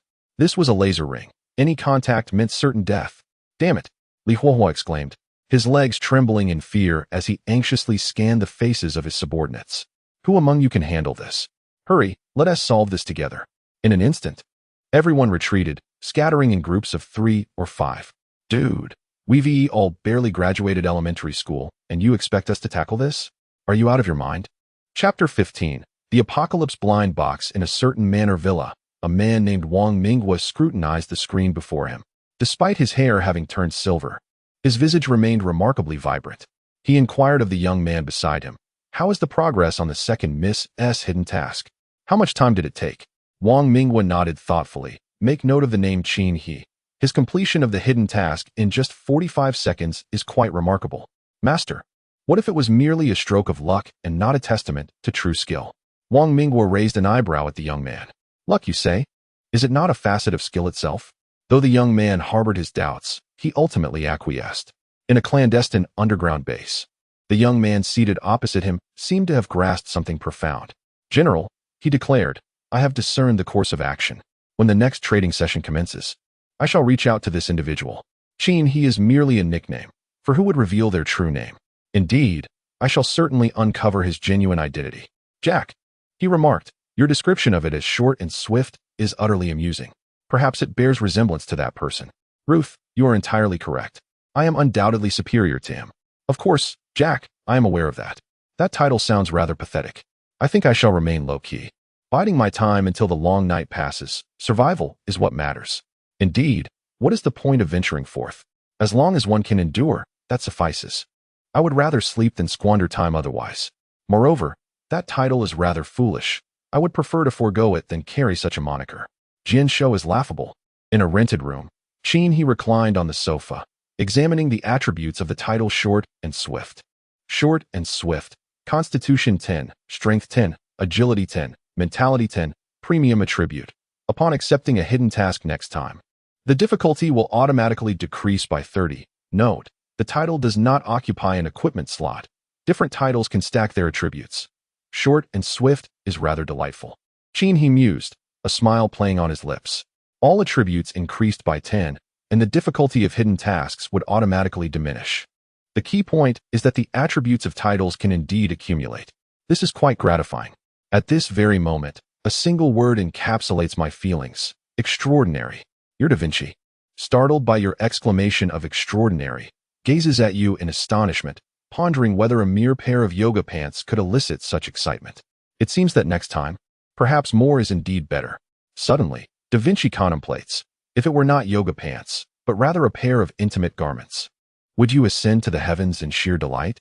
Casually reflecting on this incident, Qin He perceives his tadpole as possessing an air of mysticism. On 2 separate outings, fate has serendipitously guided him to accomplish some correct and useful tasks. Primarily, it remains a rudimentary tadpole, devoid of evolutionary capabilities. One can only wonder what abilities it may acquire upon reaching level 10. Undoubtedly, the most anticipated transformation occurs at level 50, promising a super evolution. Buzzing. A beam of light emerges, revealing a green item accompanied by 3 white ones. An item from the apocalypse? Qin He feels a surge of excitement. A doomsday bronze blind box has unexpectedly yielded an item of significance, and a green one at that. If it is indeed equipment, it may possess attributes. Remarkable. He promptly retrieves the items for inspection. Beginner's Treasure Map. Beginner's Treasure Map. Durability Restoration Scroll. The first 2 white cards are both treasure maps. Qin He stores them in his mind's repository, bringing his collection to 3, alongside the one previously acquired. 3 treasure maps can be synthesized into one of a higher grade. However, at present, He is not inclined to seek out these treasures. The timing is not yet right. He must first grow stronger before embarking on such endeavors. Defending against zombies is a necessity, but guarding against humans takes precedence. There is also a durable repair scroll, which is quite a useful item. Lastly, there is a green card. Ding Tenacious Battle Garb, Durability 3-3, Constitution 10, Strength 3, Agility 3, Exceptional Attribute. Wearing this garb increases Constitution by 10. An increase of 10 in Constitution. Upon discovering this exceptional attribute, he felt a surge of joy in his heart. It turned out to be a percentage-based enhancement. Now, at level 8, wearing this battle attire would elevate his Constitution by 10 points. Coupled with the 10 points from his title's overall attributes, and the additional 10 boost to his Constitution, he was on the verge of surpassing 50 in that stat. He pondered, even though he was currently a ranged archer. Why did he feel like a tank? Nevertheless, a tank-like archer adept at kiting did not seem like a poor combination after all. Upon completing his tasks, he assessed his attributes. He, Traveling Frogman, title, Short and Swift, LV8, won 300 experience points. Constitution, 48, Strength, 44, Agility, 50, Spirit, 51, Weapon, Heavy Crossbow, Durability 282 300. Offhand, Universal Quiver, Durability 282 300. Head, Novice Combat Helmet, Durability 1-1. Face, Bing Eternal Day Sunglasses, Durability 10-10. Chest, Ding Resilient Battle Garb, Durability 3-3. Hands, Novice Combat Gloves, Durability 1-1. Legs, Novice Combat Pants, Durability 1-1. Feet, Novice Combat Boots, Durability 1-1. Storage, 100 slots. Gold coins, 306. 5. He rose, stretching his limbs, and glanced at his reflection in the mirror, his muscular physique already apparent. He bent down and effortlessly lifted the 1.5-meter bed with one hand, then tested his strength by raising one corner of the bed with a single finger. His physical prowess had surged dramatically. However, this amount of money was still insufficient. He contemplated how to spend the apocalypse gold coins. Purchasing equipment and skills was essential, along with considering the virus-blocking antidotes. No one could guarantee that they would never falter, should he encounter more formidable zombies or other mutated creatures in the future. The ability to self-rescue in the event of injury was paramount. Being prepared would mitigate future calamities. A dose of the virus costs 10,000 doomsday coins. A considerable sum indeed. With this in mind, he decided to allocate the funds into 2 distinct expenditures, one for equipping skills and the other for saving to purchase the virus-blocking potion. He pondered another issue as well. Relying solely on killing zombies to earn money would be a slow process fraught with danger. In order to amass wealth, it was essential to identify a suitable business opportunity. After a moment of contemplation, he recalled that he had yet to upgrade Da Vinci. He wondered if this little fellow could attain level 10 from his recent travels. If so, evolution would be possible. Chapter 16. Evolution of the talent uncovered by the assistant. A total of 352 travel experience points had been accumulated. Based on previous requirements, which needed 10 experience points per level, it seemed feasible to reach level 10. Consume 50 travel experience points. Your Travel Frog Da Vinci upgrades to LV6. Increasing the travel bag by 1 slot. Consume 60 travel experience points. Your Travel Frog Da Vinci upgrades to LV7. Expanding the travel range by 25 meters. Consume 70 travel experience points. Your Travel Frog Da Vinci upgrades to LV8, expanding the travel range by 30 meters. Consume 80 travel experience points. Your Travel Frog Da Vinci upgrades to LV9, increasing the travel bag by 1 slot. Upon reaching LV9, he glanced at the remaining 92 travel experience points, just enough to elevate him to level 10. Consuming 90 points of travel experience, your Travel Frog, Da Vinci, ascends to level 10. With the travel pouch expanding by 25 meters. Suddenly, as Da Vinci awakens from slumber, it gazes at He, who is staring at it, feeling a sense of bewilderment.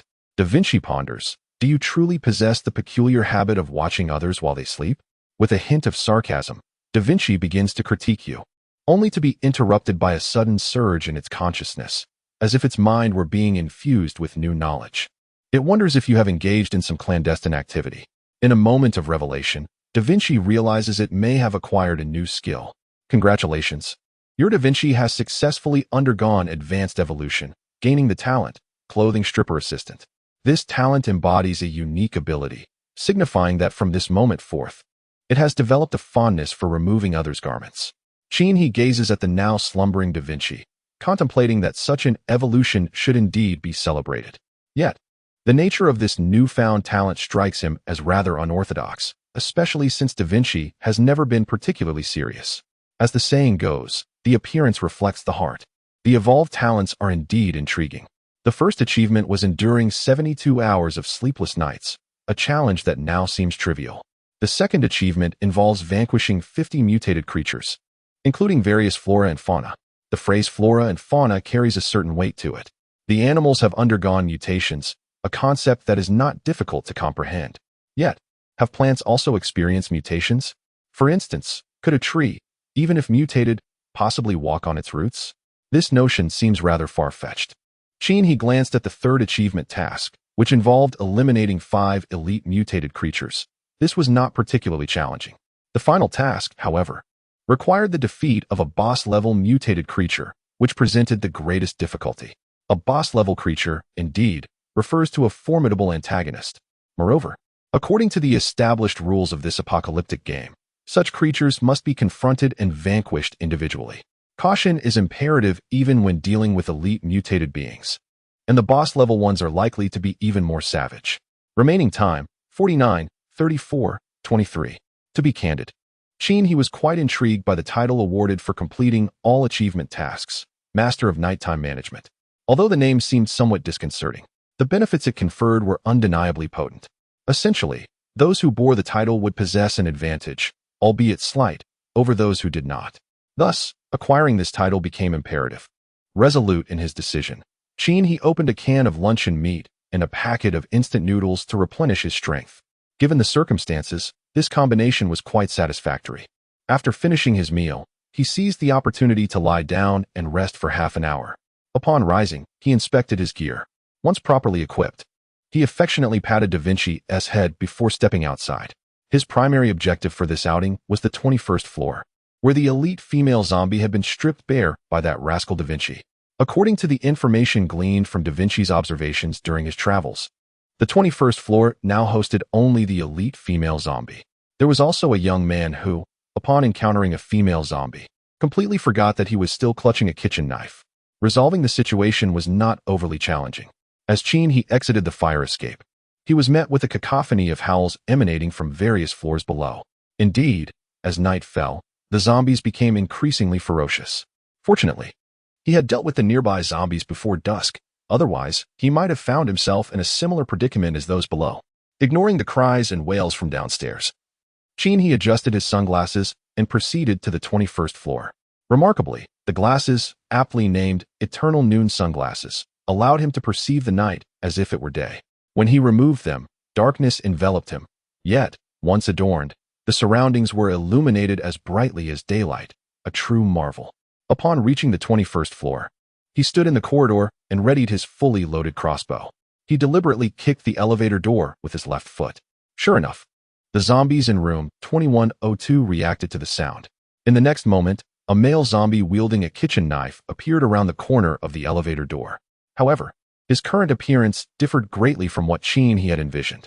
He had imagined the young man to be a ghastly sight, with his insides ravaged and his body torn apart. To his surprise, the young man appeared relatively intact, though the lower half of his body was gruesomely mangled, with fresh blood oozing from the unhealed wounds. Goodness, could it be that this elite female zombie did not crave brains, but rather? At that moment, the female zombie slid out from behind the knife-wielding man, her mouth smeared with blood, as if she had just indulged in a hearty meal. The teeth clacked ominously as they opened and closed. He cast a glance at the lower half of the butcher zombie, and then at the elite female zombie's mouth. Goodness, so this is the nature of such a zombie. Roar. The butcher zombie charged forward, blood cascading from its legs. Hot on its heels was the female zombie, her blood-soaked mouth agape, teeth clashing with a chilling sound. Clack, clack, clack, clack, clack. From the crossbow bolt was released, striking the butcher zombie squarely in the forehead, triggering a repelling effect. Boom. The butcher zombie was violently hurled backward, colliding with the pursuing female zombie, causing her to stagger but not fall. The female zombie regained her balance, her bloodied visage once again directed at Chin-hee, her mouth clacking ominously. Chin-hee had already readied his second arrow since the first had been launched. He activated the charged arrow skill. The elevator shaft was only about 1.2 meters wide, making it relatively easy to hit the female zombie. He had meticulously planned that after the charged arrow struck the female zombie, triggering the immobilization effect, his subsequent arrows would find their mark upon her face, ensuring a certain kill. Charging, 3, 2, 1. Boom. The charged arrow was loosed, trailing a faint blue luminescence. Roar. As the female zombie lunged closer, her body lowered to pounce at Chin-hee. The arrow, glowing with a blue light, narrowly missed her smooth back. Goodness. Even the composed Chin-hee found himself momentarily stunned. Chapter 17. It was so close to going awry. Goodness. Chin-hee jumped in shock, grateful for his high agility, quick reflexes, powerful physique, and exceptional jumping ability. Otherwise, the young brother would find himself in a precarious situation. To be honest, his recently charged arrow was not deliberately aimed at the opponent's head. After all, as long as the arrow struck the target, it would immobilize them. Thus, Chin-hee, as per usual, aimed for the chest, considering the larger target area made it more feasible. However, he had failed to anticipate that the adversary would indeed attack from below. The charged arrow merely pierced the air, blasting a sizable hole in the tightly shut wooden door of the room opposite him. This was indeed disheartening. Leaping into the air, Chin-hee grasped a beam in the ceiling of the elevator shaft. Looking down, he saw the female zombie gazing upward, her mouth agape, teeth clashing rapidly, producing a cacophony of clicking sounds as she intently focused on him. The intensity of her gaze sent a chill down his spine, tightening his muscles in trepidation. Damn! Just as the female zombie leaped upward with her mouth wide open, Chin-hee swung himself forward, narrowly evading a fatal bite. Upon landing, he rolled forward and leaned against the wall to steady himself. Next to him lay the butcher's knife from a nearby zombie. He contemplated arming himself with it to engage the female zombie in close combat. Yet, upon further reflection, he abandoned this notion. What kind of audacity would it take to confront an elite creature with nothing but a butcher's knife, having never learned any form of hand-to-hand combat? Instantly, he dismissed this foolish idea. Nevertheless, he resolved that after this encounter, he must acquire some close-quarters combat skills. Otherwise, facing such confined spaces, where the prowess of a ranged shooter could not be utilized, would leave him at a distinct disadvantage. At that moment, the female zombie charged at him once more. Seated on the ground, Chin-hee steadied his crossbow and took aim. With a resounding thud, the bolt was released, colliding with the charging female zombie. It struck her squarely in the chest. The repulsive effect failed to activate, and the female zombie crawled swiftly along the ground. To be precise, it was the cat-like creature that surged forward with alarming speed. Astonishing, Chin-hee quickly pressed himself against the wall, using one leg to propel himself off the surface. Leaping over the head of the female zombie, narrowly evading her once again. Perhaps due to his heightened anxiety, the female zombie had her back turned to him at that moment. Thus, this arrow found its mark upon her back. He swiftly reloaded. The female zombie turned and rose, propelling herself toward her prey once more. Chin-hee pulled the trigger again. Thud. The crossbow bolt shot toward the female zombie's head. With a mere tilt of her head, she effortlessly dodged the projectile. As he retreated, Chin-hee continued to load the crossbow. After several exchanges, he realized that regular shooting was futile against her. He could only wait for the charge time of the power arrow to conclude, which still had a minute remaining. At that moment, the female zombie lunged at him once again. This time, he found no opportunity to aim for her head. After several rounds of shooting, he understood that elite zombie creatures possessed a degree of intelligence. They actively evaded attacks aimed at their heads, as if they were aware of their own vulnerabilities. Striking their bodies resulted in far fewer evasions. Thud. The crossbow bolt struck the female zombie squarely in the chest. Yet, in the next heartbeat, she had already lunged in front of him, her sharp claws raking across his abdomen, slicing downward. Hiss. Chin-hee inhaled sharply, hastily retreating to assess the damage. Thankfully, the claws of the female zombie had only left scratch marks on his clothing, failing to penetrate. Ding. Durability of resilient combat suit -1 damn. Chin-hee leaned against the wall, catching his breath. Having been caught by an elite creature, the durability of the battle suit astonishingly decreased by 1. If memory serves correctly, This particular suit had a total durability of merely 3. What a significant loss. However, he finally grasped how this durability was expended. With a roar, the female zombie rose.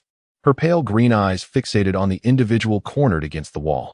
She raised the claw that had just brushed against Qin, licking it with a predatory gleam in her gaze, sending shivers down his spine. Goodness, there was no doubt about her intelligence. The female zombie's roar resembled a maniacal laugh as she propelled herself towards her prey once more. This time, Qin was even more astonished. As she charged, her arms were outstretched, effectively sealing off the corridor, which measured 2 meters wide. She intended to envelop him in a colossal bear hug. Qin, vehemently opposed to such an embrace, leaped once again, soaring over her head. With a swift motion, the female zombie seemed to predict his action, extending her claws upward and striking true against his thigh. Durability of novice combat pants, -1. Durability of novice combat pants reduced to 0, shattered. With a thud, Qin felt a chilling breeze against his lower body as his pants disintegrated into countless fragments. The pants exploded. Is this post-apocalyptic setting truly this meticulous?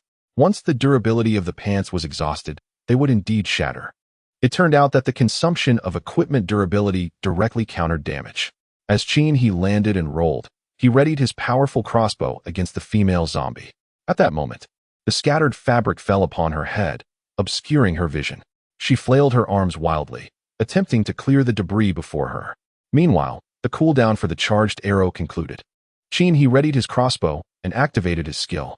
A faint blue radiance enveloped the powerful crossbow. Charge. 3, 2, 1, fire. Pulling the trigger, the crossbow bolt, shimmering with blue light, struck the elite female zombie squarely in the chest, triggering a immobilization effect. Qin swiftly rose, reloaded the crossbow, and unleashed a flurry of shots at the zombie's head. Bang, bang, bang, bang. The relentless barrage transformed the zombie's head into a mass of quills. Eliminated elite zombie chattering teeth girl, earning 50 experience points and 42 doomsday coins, contributing to achievement tasks. With a sigh of relief, Qin finally accomplished the kill. The name of the female zombie was quite fitting, Chattering Teeth Girl. Ding. The effect of Da Vinci's unexpected delight has been triggered, increasing drop rates. Ding. The effect of Da Vinci's unexpected delight has been triggered, increasing drop rates. A beam of light illuminated the area, 2 whites and 2 greens. A green drop. At the moment he beheld the green glow, the earlier weariness dissipated significantly. Just then, a gentle breeze swept by, bringing a chill from below. Glancing down, he suddenly remembered that his pants had ripped. This was quite uncomfortable. He casually picked up the West Zhang card. The first white card read, Durability Repair Card. One-time use item. The second white card read, Spike Trap. After acquiring the trap, you may place it wherever you desire. Any target that passes by will trigger the trap. A spike trap? Qin examined the second card.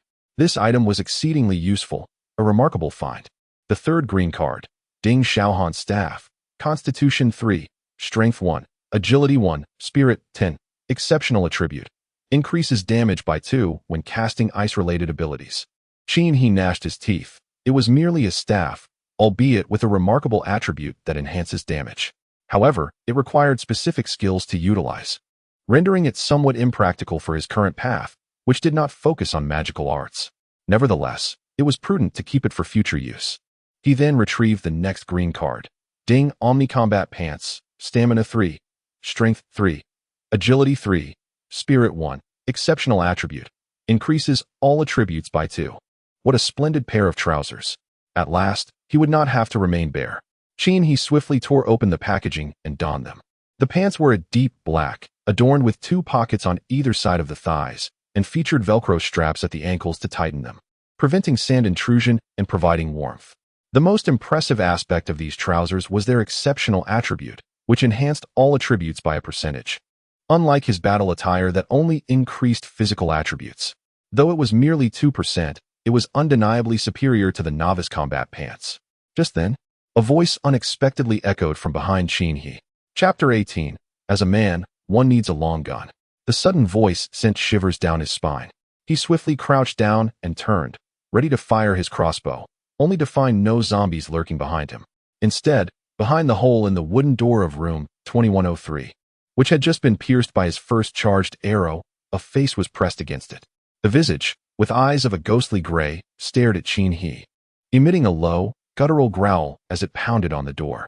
Chin-hee exhaled deeply, approached, and surveyed the zombie before him, raising his crossbow to shoot through its skull. Peering through the aperture, he confirmed that no other zombies lurked within, and he reached through the hole to open the door. Upon searching the room, he discovered only a few onions and potatoes. He proceeded to rummage through 3 additional rooms, acquiring several bottles of water and a few cucumbers. When he arrived at the fire escape, he cautiously leaned his head downward to observe, noting that the wails and roars from below had diminished significantly. Suddenly, a shadowy figure darted past him. He recognized it as the same creature he had encountered during Da Vinci's recent expedition, as he glimpsed a long tail trailing behind it. With a tail, it must surely be an animal, he mused. After all, the aberrant beings encompassed both flora and fauna. Chin-hee paused, straining to listen to the sounds emanating from below. A pair of muffled thuds echoed, reminiscent of something colliding with the door. Judging by the volume, it seemed to originate from the 14th to 16th floors. A resounding crash followed, as if the door had been forcefully breached. "Damn it, I'll fight you to the end." "Ah, no. Ah, bring the gas canister, the lighter. Damn it, if it comes to it, we'll perish together." Chin-hee continued to listen, noting that the gas canister had not exploded. It appeared that the aberrant creature had not afforded that individual the chance for mutual destruction. Moments later, silence enveloped the space. Once more, Chin-hee leaned forward, supporting himself on the staircase as he gazed downward. A shadowy figure, cloaked in hues of black and gray, swiftly navigated the stairwell, gliding downwards and vanishing into the depths. Its elongated form emitted a raspy hiss. The commotion had stirred a greater influx of zombies from the lower fire escape, their guttural sounds echoing ominously. Cautiously, Chin-hee descended to the 19th floor. According to the intelligence gathered from Da Vinci Travels, this level was devoid of the undead, prompting him to continue his descent. On the 18th floor, he found it similarly unoccupied by zombies. However, upon reaching the 17th floor, he encountered an armless zombie in the elevator shaft. Swiftly dispatching it with a well-aimed arrow that pierced its skull, he paused at the landing between the 17th and 16th floors, refraining from further descent. At this juncture, the fire escape was congested with several zombies, with more rushing upwards, drawn by the earlier commotion.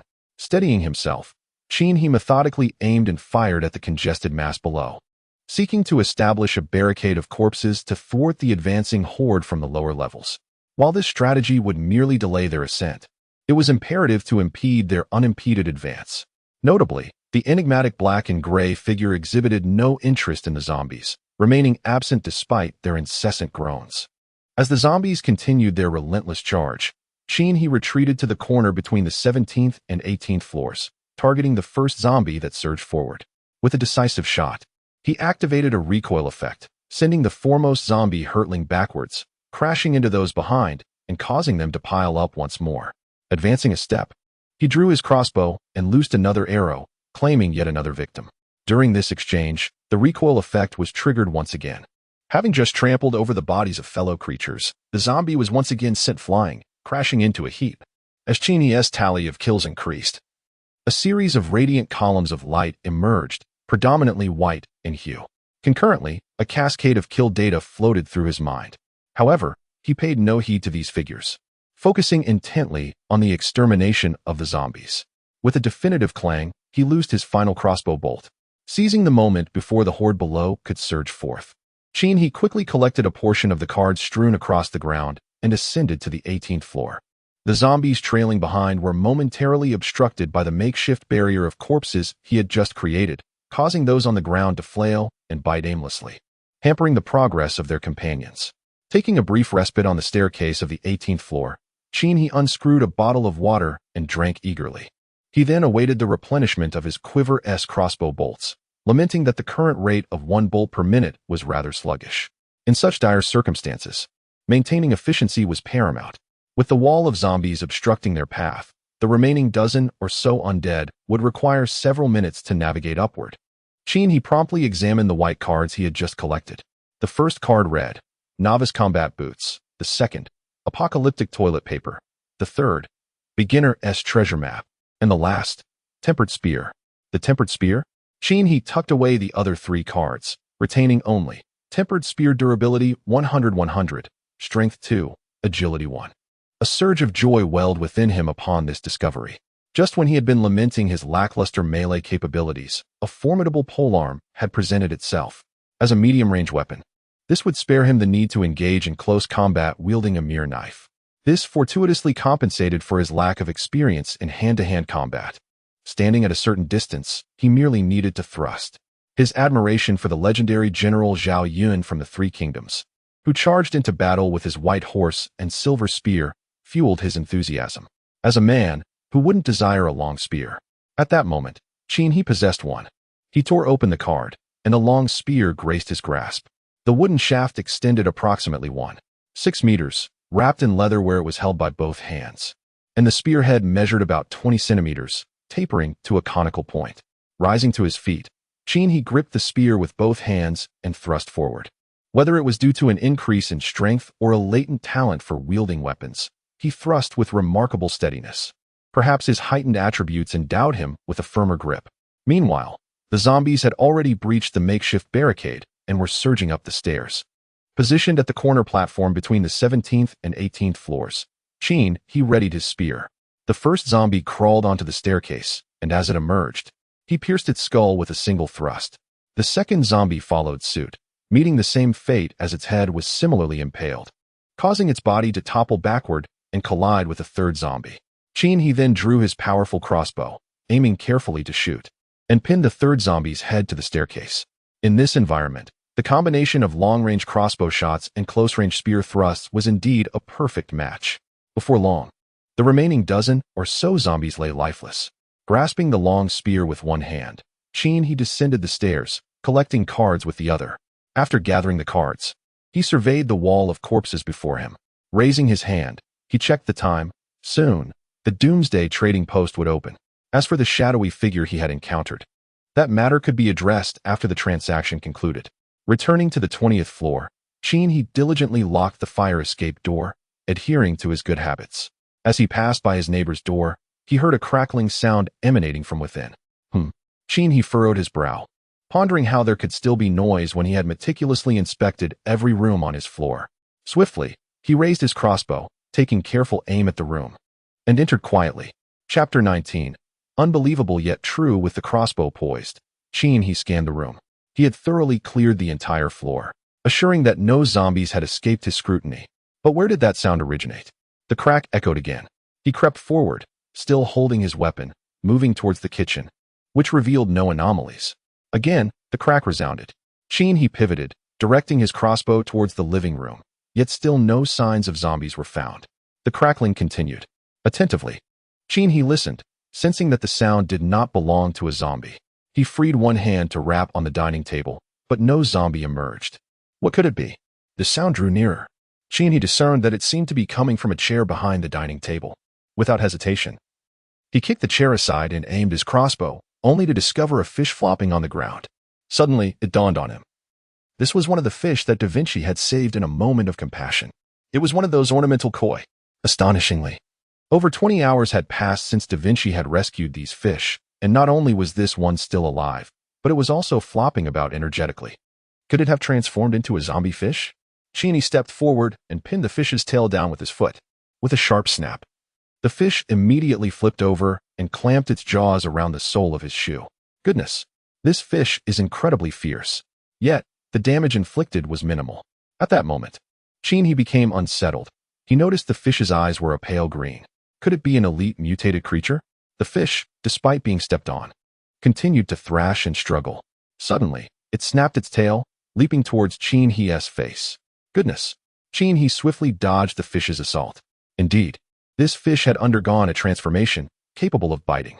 As the fish landed, he stepped forward to pin it down, crushing it beneath his foot. With a sickening squelch, the fish's belly burst open. You have slain an elite mutated creature, freeing the koi. Experience gained. 5. He stood in astonishment, gazing at the shattered koi beneath his foot. Remarkably, it truly was an elite monster. Was it so simple to defeat it? This was astonishingly easy. Suddenly, a message appeared. Da Vinci's surprise. Drop rate increased by 500. A towering blue beam of light shot up to 2 meters high. This. To be honest, Sheeny held no grand expectations for a mere fish. Gaining a bit of experience was sufficient. After all, it was just a weak creature. However, he was taken aback when a blue card emerged. This was quite absurd. He pondered what treasures a fish could possibly yield. Eagerly, he examined the card. Koi necklace. Upon wearing, each time you open a blind box, excavate treasures, purchase goods, or undertake hidden tasks, the koi effect will trigger, doubling rewards, providing a 20% discount on goods, and reducing hidden task difficulty by 10. Truly impressive. He gazed at the introduction of the koi necklace, feeling as if he might float away in sheer delight. This item was simply extraordinary. The thrill of unboxing, coupled with the treasure map that doubled his rewards, and the 20% discount on goods. There was no need for further explanation. It was simply marvelous. The reduction of hidden quest difficulty by 10 combined with the short and swift title, which further diminished the difficulty by 30, effectively halved the challenge. How exhilarating. He immediately turned to search for other fish. Indeed, he found 2 in the restroom, crushing one underfoot, each granting a mere point of experience.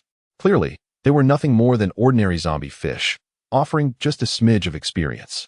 Nevertheless, such experience felt like a gift, bringing a sense of satisfaction. It seemed prudent to keep a closer eye on the fish home in the future.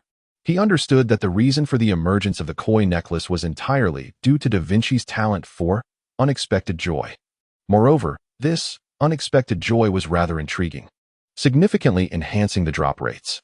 The first tier offered a 100 increase in ordinary drop rates, the second tier a 300 tripling of drop rates, the third tier a 500 quintuple increase, and the final tier a staggering 1,000 decuple enhancement.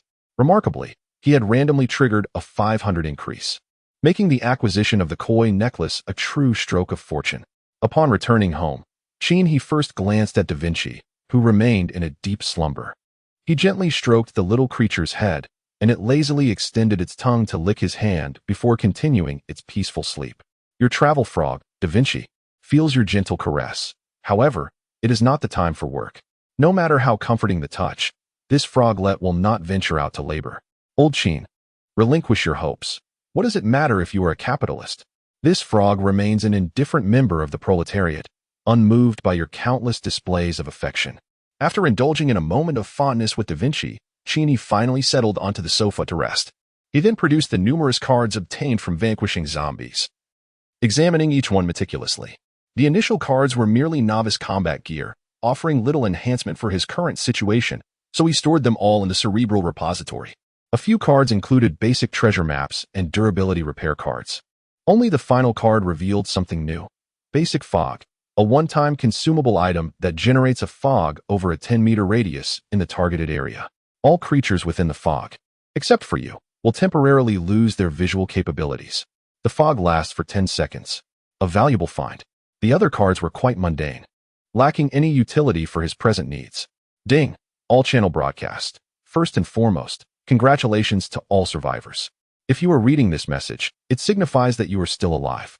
The Doomsday trading market has commenced, and the trading channel is now open. With a buzz, a 32-inch light screen materialized before Qin Chuan. As before, the left side displayed the Doomsday shop, while the right side featured the free trading market, with the chat channel for trading located below. As soon as it opened, the chat channel was flooded with messages. Desert Eagle 214. Dear brothers and sisters, does anyone have water? I find myself traversing a desolate desert, devoid of any water. In a desperate act, I have slain 2 erstwhile companions who had succumbed to the fate of the undead, thus acquiring 3 apocalyptic coins. For those fortunate enough to possess water, I implore you to sell it to me promptly, but please do not extort me, as I still need to escape this arid wasteland. Sure 828. Is there anyone with clothing or equipment? I was just scratched by a zombie, and the hard-earned garments I obtained have unfortunately perished. If any of you possess clothing, I would be most grateful for a piece. And I am open to negotiations regarding the price. Wearing the green hat 213, do not hold your breath. I have dispatched no fewer than 10 zombies. And apart from a pair of novice combat boots and gloves, I have yet to lay eyes on a single weapon. Lemillion21, what does your 10 count signify? My friend and I have collectively vanquished over 30 zombies without encountering a single weapon. Is there a benefactor among you who could part with a weapon? I find myself in dire need of 3. Tender Little Sister 223, dear brothers, I possess merely 2 apocalyptic coins. If anyone could show me compassion and offer some food and drink, I would also greatly appreciate a weapon for my defense. Killing God 333. Sister, cease your daydreaming. Countless souls across the globe are eyeing the marketplace. Even if someone were to pity you and list items at a low price, they would be snatched away in an instant. Please do not attempt to exploit the situation. If you share your coordinates with me, I shall personally come to safeguard you. Strong Brother 12. Do not heed the nonsensical chatter above. His intentions are transparent. Red Dragon Guild 1. Esteemed members, our Red Dragon Guild is in search of a substantial quantity of weaponry and equipment, offered at fair and reasonable prices. Should any proprietors in H City require protection, please make your way to the Central News Building. The strongest reputable guild, the strongest reputation, I am the best. The strongest reputation, I am the mightiest. Survivors of J City, your salvation has arrived. Do you wish to band together for warmth? Do you seek a cozy and secure home? Please visit the Heavenly Hotel in the city center, where our unmatched reputation guarantees your satisfaction. He briefly perused the chat area, and this esteemed guild piqued his interest. Of course, he had no intention of joining. It was evident that in this apocalyptic era, no one would offer protection and sustenance without a price. However, he was surprised to discover such an organization still existed in J City. Through this chat channel, he also learned that the drop rate for equipment was not particularly high, especially for weapons and clothing. It was only natural, as most of the gear he obtained from zombies had triggered Da Vinci's unexpected delight talent. This revelation led him to uncover a lucrative opportunity, selling equipment. Suddenly, while browsing the chat area, he froze. The chat area had been subject to manipulation. Had it merely been a simple attempt at controlling the discussion, he would not have been so astonished. What truly startled him was the content of the chat. It was calling out to him. Chapter 20. Unaccountably Recruited Special Operations Zone 2. Little Knife. Chinhee, please contact us as soon as you see this message. We are a legitimate military unit and can offer you the safest path for growth. Coordinates W City. Special Operations Zone 2. Tianfeng. Chinhee, please reach out to us promptly upon receiving this message. We are a recognized military force, capable of providing you with the utmost security for your development. Coordinates W City. Special Operations Zone 2, Thunder. Chinhee, upon seeing this message, kindly contact us at your earliest convenience. We are an official military unit and can assure you the safest growth environment. Coordinates W City. Chinhee was utterly astonished.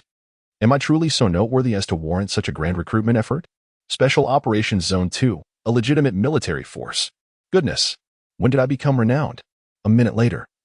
The control over comments finally concluded, and the chat room erupted with excitement. Who is this Chinhee that even the official military is seeking him out? Are you serious? You haven't heard of Chinhee? The one known for his swift completion of concealed missions, earning the title Quick and Short. Indeed.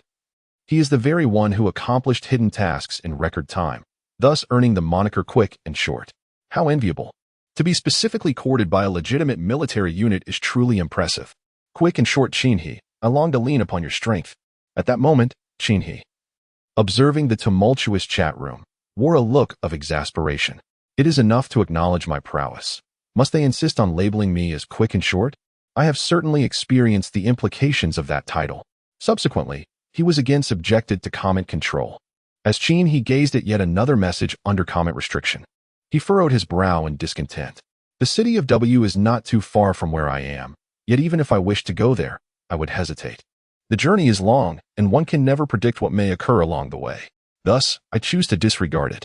The abrupt invitation directed towards me is rather baffling, and the public disclosure of coordinates means that everyone is aware of it.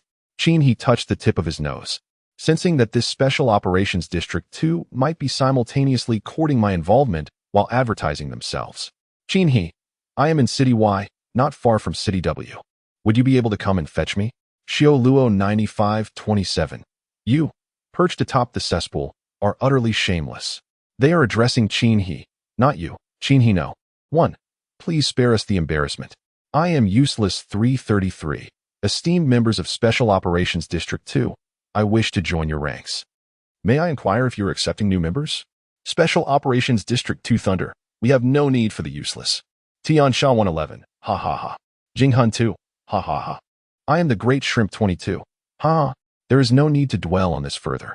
Hence, I resolved to explore the skill categories within the Apocalypse shop to seek out the abilities I require. After much deliberation, I finally stumbled upon a skill that piqued my interest on the last page.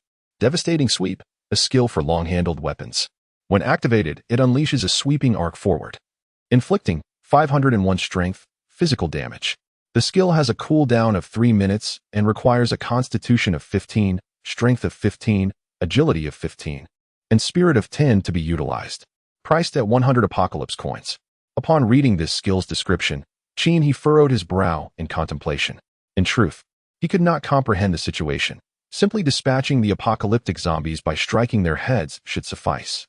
Why then did the skill bear a description of attribute damage? According to the description, a single sweeping shot would inflict damage equivalent to 50 of his own strength value. As it stood, that translated to a damage value of 94 points. This appeared to have little relevance to the apocalypse. Although he found it perplexing, the skill was undeniably essential for he at this moment. It was evidently a divine technique for countering close-range assaults. He chose to make the purchase. Triggered Koi effect. Item discounted by 20, costing 100 Doomsday coins, actual payment 80 Doomsday coins. Acquired the skill sweeping across the army, now stored in the Cerebral repository. After his purchase, he found himself with approximately 300 Doomsday coins remaining, prompting him to peruse the other skills available. He had hoped to find another related to crossbows, yet to his disappointment, there were no such skills this time. Disheartened, he exited the skill shop. At that moment, the chat channel's content finally ceased to concern him. However, the topics of discussion captured He's attention. Shioluo 9527. Wow. You all must check the last page of the equipment shop. There's a purple item. It's priced at 2,000 Doomsday coins. Killing God 122. What a fuss. That item is hardly of great utility. If I had those 2,000 coins, I'd rather purchase a full set of gear and skills to take off with a wealthy lady. Sweating Not Crying 12. Oh, what a pity you don't have them. Why the sourness? Little Butterfly 33. Indeed. It's not particularly useful unless one has the wealth to support it. I am truly the Red Dragon Guild Leader 22. What are you all thinking? How many days has it been since the apocalypse began? How many individuals can readily produce 2,000 Doomsday coins? One would need to vanquish at least 1,000 zombies to amass such wealth, wouldn't they? What could possibly provoke such fervent discussion among so many?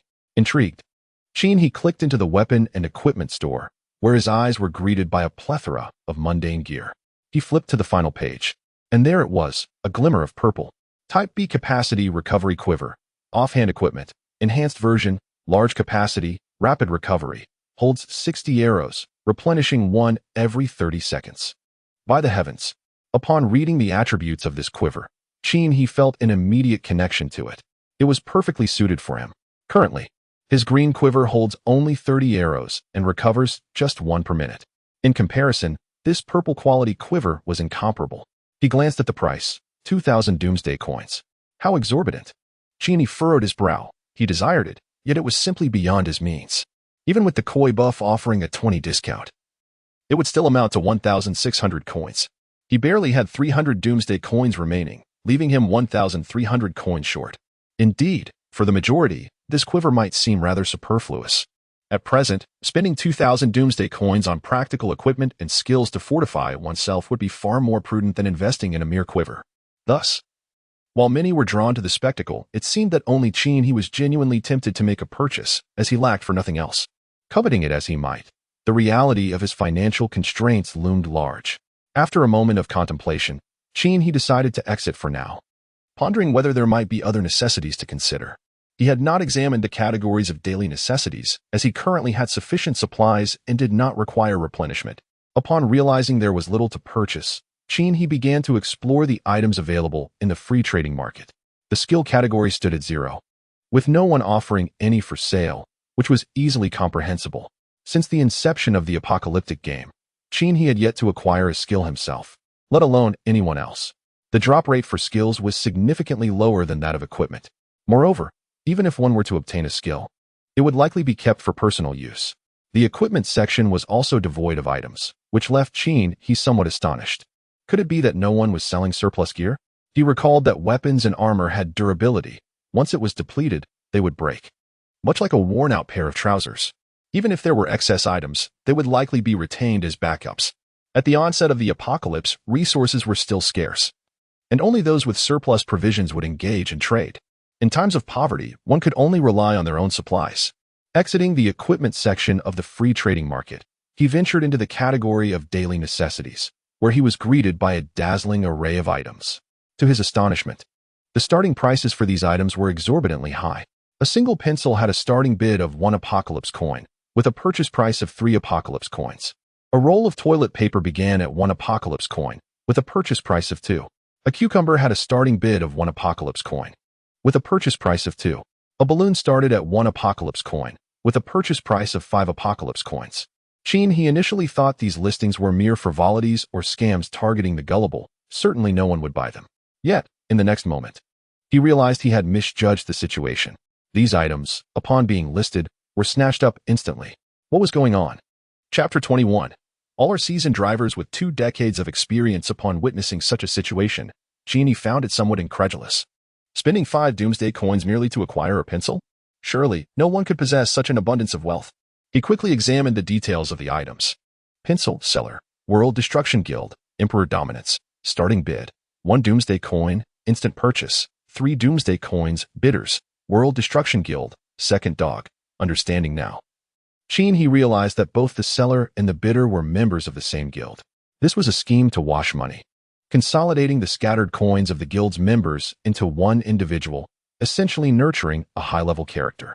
Doomsday coins are not tangible assets, but a form of virtual currency, and face-to-face trading is not yet permitted. Thus, the only method to concentrate these fragmented coins onto a single person is through internal auctions, followed by purchases from fellow members. Indeed, it was a well-crafted strategy. At that moment, he remembered he had a plethora of unnecessary whiteboard gear, along with a green quality staff possessing exceptional attributes. Seizing the opportunity to sell off the whiteboard items early on, he realized that waiting would likely result in diminished prices later. With this thought in mind, Cheney promptly listed several surplus whiteboard items on the trading market. While the Doomsday shop priced a whiteboard item at 10 Doomsday coins, he set his own at a competitive price of 9 Doomsday coins for a quick sale. As soon as he posted them, they were swiftly purchased. He continued to list more items, only to have them vanish just as quickly. The chat area buzzed with excitement as others began to chime in. Someone is selling equipment. It's astonishing that there are indeed individuals with excess gear willing to part with it, while I am inundated with worthless junk from my zombie hunts. How is it possible that such a prominent figure can amass so much equipment? Goodness, the one auctioning the gear is a single individual. Can you guess who it is? He is quite renowned. Could it possibly be the swift and diminutive Cheney? Wow, you guessed it. How on earth did the esteemed Cheney acquire such a wealth of equipment? How many zombies must he have vanquished? Perhaps it's not merely about the quantity of zombies slain, but rather Cheney's extraordinary luck. Cheney, do you lack any accessories for your legs? Do you desire something gentle and fragrant? Short and swift, he truly lives up to his reputation. Observing Cheney in the chat area, I gently shook my head. You lot will come to realize my true dimensions one day. No, it's the real Cheney you'll understand. In less than a minute. Over 10 pieces of basic equipment sold out, netting more than 100 Doomsday coins. With the existing amount nearing 400 coins, I still have a considerable distance to cover before acquiring that purple quiver. I can only give it a try, hoping to encounter a fool, or perhaps a kindred spirit. Cheney listed that green staff for sale. Ding Xiaohan staff, Constitution 3, Strength 1, Agility 1, Spirit 10, Premium attribute. Increases damage by 2 when casting ice-type abilities. Starting price, 700 Doomsday coins. Instant buy price, 3,000 Doomsday coins. This price was the result of much contemplation by Cheney. The initial bidding price is set rather high, which might deter potential bidders. Thus it has been fixed at 700. After all, a purple quality quiver is merely priced at 2,000 Doomsday coins in the apocalyptic shop. My staff, on the other hand, is of green quality 2 tiers lower. However, this staff serves as a casting weapon and possesses exceptional attributes, rendering it significantly more practical than the quiver serving as a secondary item. After careful consideration, I have decided to set the buyout price at 3,000 Doomsday coins. The rationale behind establishing such a high buyout price is straightforward: to prevent the item from being sold at a low price and consequently incurring substantial losses. I am also hopeful that there will be bidders who might drive the price up, as every coin counts. Upon further observation, I noticed that the guild and merchants do not seem to be lacking in funds. This is evident from their money-making activities. if they genuinely wish to purchase. It is not particularly challenging for them. Goodness. Qin He has listed another green staff. Truly, his luck seems extraordinary.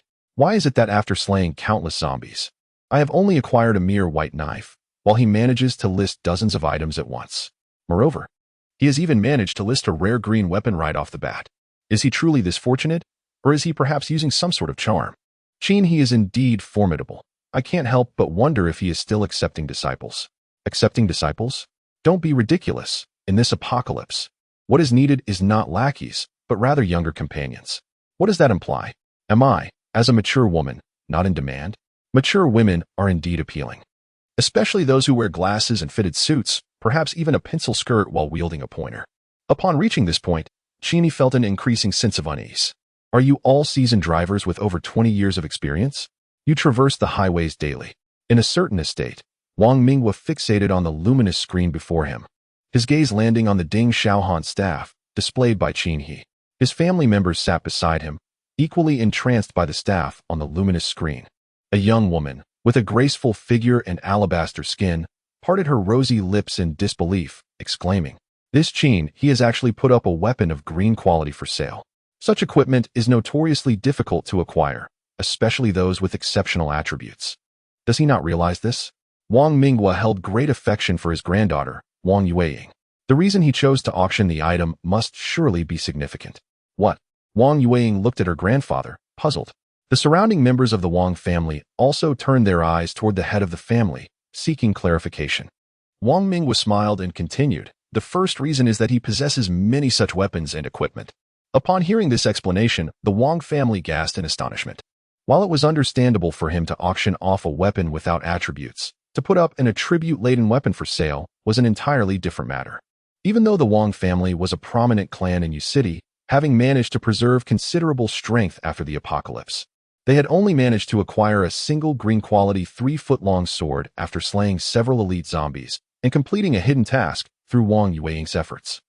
Even if the Wang family were in dire financial straits, they would never part with such a weapon. It is evident that Qin He possesses such an abundance of these items that he dismisses them with ease, which explains his acquisition of weaponry with attributes. Upon this realization, feelings of jealousy and admiration naturally arose among the Wang family members. Wang Ming decisively proclaimed, "Indeed, even if he possesses extraordinary luck, it is improbable that he could slay a zombie to obtain a single piece of attribute equipment. He must have vanquished a considerable number of zombies, at least several hundred. If he possesses even more attribute equipment, one must wonder how many elite foes he has defeated and how many hidden quests he has completed." In the apocalyptic game rules, the drop rate for team kills is low, whereas individual kills yield a higher drop rate. Could he possibly be a lone wolf? If a solitary figure can eliminate such a multitude of zombies, then his prowess is undeniably formidable. The members of the Wang family began to engage in fervent discussions, elevating their appraisal of Qin He to new heights. Of course, it is also plausible that he is merely in need of money. In need of money? To purchase items? The wares in the apocalyptic shop hardly seem to surpass what he offers. Could he be contemplating the purchase of a virus-blocking agent? It is quite possible. Wang Ming smiled and continued, "Since he is willing to sell, we shall buy. Our Wang family has amassed 3,000 gold coins since our arrival, which is more than sufficient to procure it." At this juncture, he rose to address the members of the Wang family, stating, "We have two motivations for this acquisition. Firstly, to bolster our strength. Secondly, if Qin He is indeed in need of funds, we can extend a favor to him, fostering goodwill. Establishing a connection with someone who possesses both strength and fortune is certainly more beneficial than mere monetary gain. What advantages lie therein? What benefits could there be? We do not even know where he is. Indeed, if he is thousands of miles away, what use is he to us?" The members of the Wang family simultaneously expressed their doubts. Their concerns were not without merit.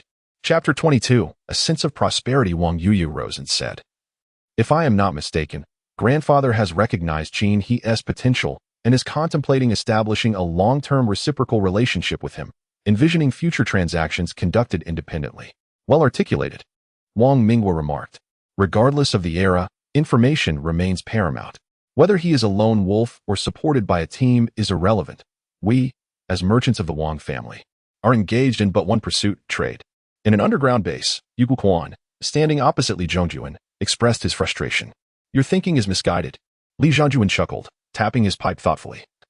The reason I instructed you to create a stir is not merely to win him over. Although Yu Guoquan had followed the general for many years, he occasionally found it difficult to fathom his intentions.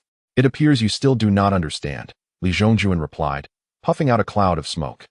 My aim in directing this action is to raise awareness of our existence, to demonstrate our strength, and to convey our need for capable individuals. Then why focus solely on Qin He during this campaign, rather than addressing everyone? Yu Guoquan inquired, his brow furrowed, still somewhat puzzled. Everyone, Li Zhongjuan chuckled softly. Guoquan, this era has already transformed. It is now a world ruled by the law of the jungle. Our immediate priority is to evolve into the predators to better safeguard ourselves and those around us. But what does this have to do with merely mentioning Qin He? Of course, it holds significance. You must perceive Qin He as a filter. A filter? Li Zhongjuan pointed his pipe at the person before him, with a hint of frustration in his voice. The reason we only mention Qin He's name is to make it clear to everyone that our Special Operations District 2 has standards. Not just any lowly individual can join. Do you understand? I understand now. Yu Guoquan finally grasped the point. The general's fundamental intention in frequently referencing Qin He was to raise awareness about the existence of an organization like Special Operations District 2. It was also to inform those seeking to ally with them that the entry requirements are stringent, discouraging the weak and the idle from approaching. Of course, if that young man were to seek us out, it would indeed be a delightful surprise. Li Zhongjuan lifted his pipe and took a deep puff. After exhaling a cloud of smoke, he continued, moreover, in this apocalyptic world, given the current circumstances, survival will only become increasingly difficult. When he can no longer endure, he will naturally think of us. After all, we were the first to extend our hand. General, it's not my intention to undermine you, but with all this fanfare, what if that young man is already dead? Yu Guoquan, with a forthright disposition, spoke candidly. After all, it has been 24 hours since the long night has passed, and our few capable hands have encountered misfortune. I previously mentioned that a person's good fortune can also be a form of strength. Li Zhongjuan exhaled a plume of smoke and, gesturing towards the luminous screen before them, remarked, take a look at the weaponry category in the free trading zone. They seem to be thriving. Yu Guoquan, puzzled, glanced at the screen. Following the general's direction, he opened the weaponry category. And there it was, a green quality weapon prominently listed for auction. It was the only one of its kind. Upon examining the seller, he realized it was Qin He. Stunned for a moment, he expressed incredulously, this fellow is selling a green quality weapon right off the bat? And its attributes are quite impressive. Does he not have any use for such a fine item? Is he unaware of the rarity of weapons, especially those with special attributes? Li Zhongjuan chuckled, puffing on his pipe. Green quality weapons typically drop from elite-level mutated creatures. As you pointed out, merely a few days into the apocalypse. And he lists such a remarkable weapon for auction. This suggests he possesses even better items, rendering this one beneath his notice. Do I need to elucidate the implications behind this? Understanding dawned upon Yu Guoquan as he nodded silently, taking a deep breath. This indicated that he had indeed slain a significant number of elite mutated creatures. At this juncture, clarity washed over him. Indeed, this individual was not only fortunate but also possessed formidable strength that should not be underestimated. Since he has put this weapon up for auction, let us extend a gesture of goodwill by purchasing it. This will not only leave him with a heartfelt impression of our sincere intent to recruit, but also replenish our own arsenal.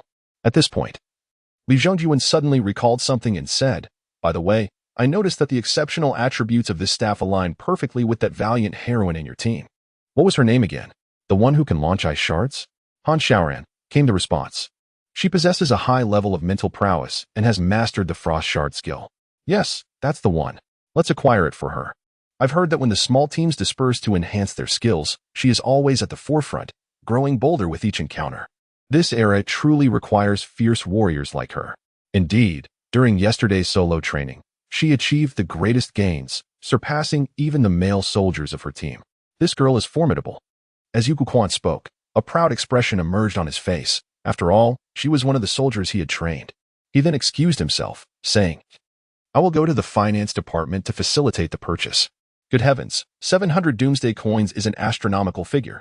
I have managed to accumulate less than 50 since the start, remarked Xiao Luo 9527. That's why you're just a scrub, left lamenting over coins. Retorted Zhang Kuang 44. Wow, someone actually bid on it. exclaimed Gue Miejiren 22. Impressive. Who has the audacity to spend 700 coins? Let me see. Who is this Yulin Wang family? Inquired Tian Xia Ijia. Do you really not know about the Yulin Wang family? Replied Luo Pz 12. Before the apocalypse descended, he was a renowned magnate. Indeed, remarked Xiaoniao, even in the face of the end times. It remains the domain of the wealthy elites and those illustrious families. When shall we, the common folk, rise? Shura 9527 exclaimed. What the hell? Someone has raised the bid. At that moment, Qin He, fixated on the luminous screen, excitedly cradled his tadpole Da Vinci. Initially, he held little hope for auctioning this green-quality staff, considering that 700 Doomsday Gold coins was already a substantial sum. Moreover, as it was a staff, the number of potential users was likely to be limited. However, to his astonishment, as soon as he listed it, bids began to pour in. It seemed that holding the tadpole Da Vinci brought him good fortune. He was even more surprised to find the chat area buzzing with fervent discussions about this auction. Goodness, they are truly affluent. The minimum bid increase is at least 100 Doomsday Gold coins. How incredibly impoverished I am. The little god of the second battle zone had already escalated the price to 900 Doomsday Gold coins. Suddenly, it struck him. Weren't they trying to recruit the esteemed Qin He? It appeared they intended to win over Qin He with wealth. The Yulin Wang family had raised the bid again. The Destruction Guild had also stepped in, and the price soared to 1,100 Doomsday Gold coins. Truly, these individuals are the epitome of wealth. Join our Destruction Guild, where benefits and treatment are exceptional. Friends are always welcomed. Once you join, you are family, for no one survives without comrades. Is Qin He not grinning from ear to ear? How enviable it is to be a master. In just a few minutes, his wealth has surpassed 1,000. A master? Qin He furrowed his brows, feeling somewhat perplexed. How had he suddenly been bestowed with the title of a great deity? I said, my dear siblings, you surely hold me in too high regard. Let us keep a low profile. I am not yet prepared for such prominence. In the Wang family's estate in Yulin, everyone was gathered in the main hall, their attention wholly captivated by the screen. At that moment, the staff weapon Qin He had put up for auction had already reached 200 Doomsday coins, and there was a considerable number of bidders, notably from various guilds joining the fray. The situation had taken a rather serious turn. Wang Mingwa chuckled. I initially thought victory was assured for us. But given the current circumstances, it appears many have come to partake in this excitement. Old master, should we not raise our bid? The price has already surpassed 1,400. Is that not a tad excessive? Indeed, even if this weapon possesses extraordinary attributes, such a price seems rather outrageous. Old master, perhaps we should withdraw from the bidding? Withdraw? Wang Mingwa fixed his gaze on the screen. How could we possibly withdraw? Raise the bid to double. The Wang family members were taken aback. Raising the bid once was one thing, but to double it? Old master, have you lost your senses? Wang Mingwa, observing his family's bewilderment, remarked. Surely you do not believe that our intention in raising the bid is solely to win the favor of that fellow named Qin He, isn't it? The Wang family members were left even more confused. Are we not merely spending money to acquire that young man's item? The latter smiled with satisfaction. Indeed, at the outset, our intention was to win Qin He's favor, and now, everyone shall witness this auction. It is precisely this rationale. Wang Mingwa nodded appreciatively, stating, we must not only court Qin He, but also ensure that more individuals recognize our significance. At that juncture, it will become our selection phase. The old gentleman truly possesses profound foresight. Indeed, with this approach, wouldn't those around us be compelled to ingratiate themselves with us, becoming subservient to the Wang family? Precisely so. Xiao Luo 9527. Oh my. The Yulin Wang family has raised the bid by 200, now reaching 1,600 Doomsday coins. Wealth certainly affords one the luxury of indulgence. Zhan Xin 34. The Special Operations Zone has surged ahead once again. What a spectacle. I am thoroughly exhilarated. Lang Ye 12. Sigh. I once believed that money held little significance, and during the apocalypse, I felt even less inclined to value it. But I was mistaken. Money is indeed immensely crucial. Tian Xia Ijia. I find myself pondering, if I were the great Qin He, would I not be overjoyed by now? Luo Pz 1. My goodness. The Doomsday bidding has escalated again, now standing at 2,000. How can they possess such wealth? I yearn to join them. Tian Meiyao G4. I too wish to join. Can someone come to escort me? I truly long to go. Who would take me? I am proficient in many skills. Well, by Changshan 22, The Yulin Wang family has increased the bid to 2,100, although I am not the one auctioning. I find it quite exhilarating. Dubbed by Do Z, the Special Operations Zone has raised the bid to 2,200. Let us keep it coming.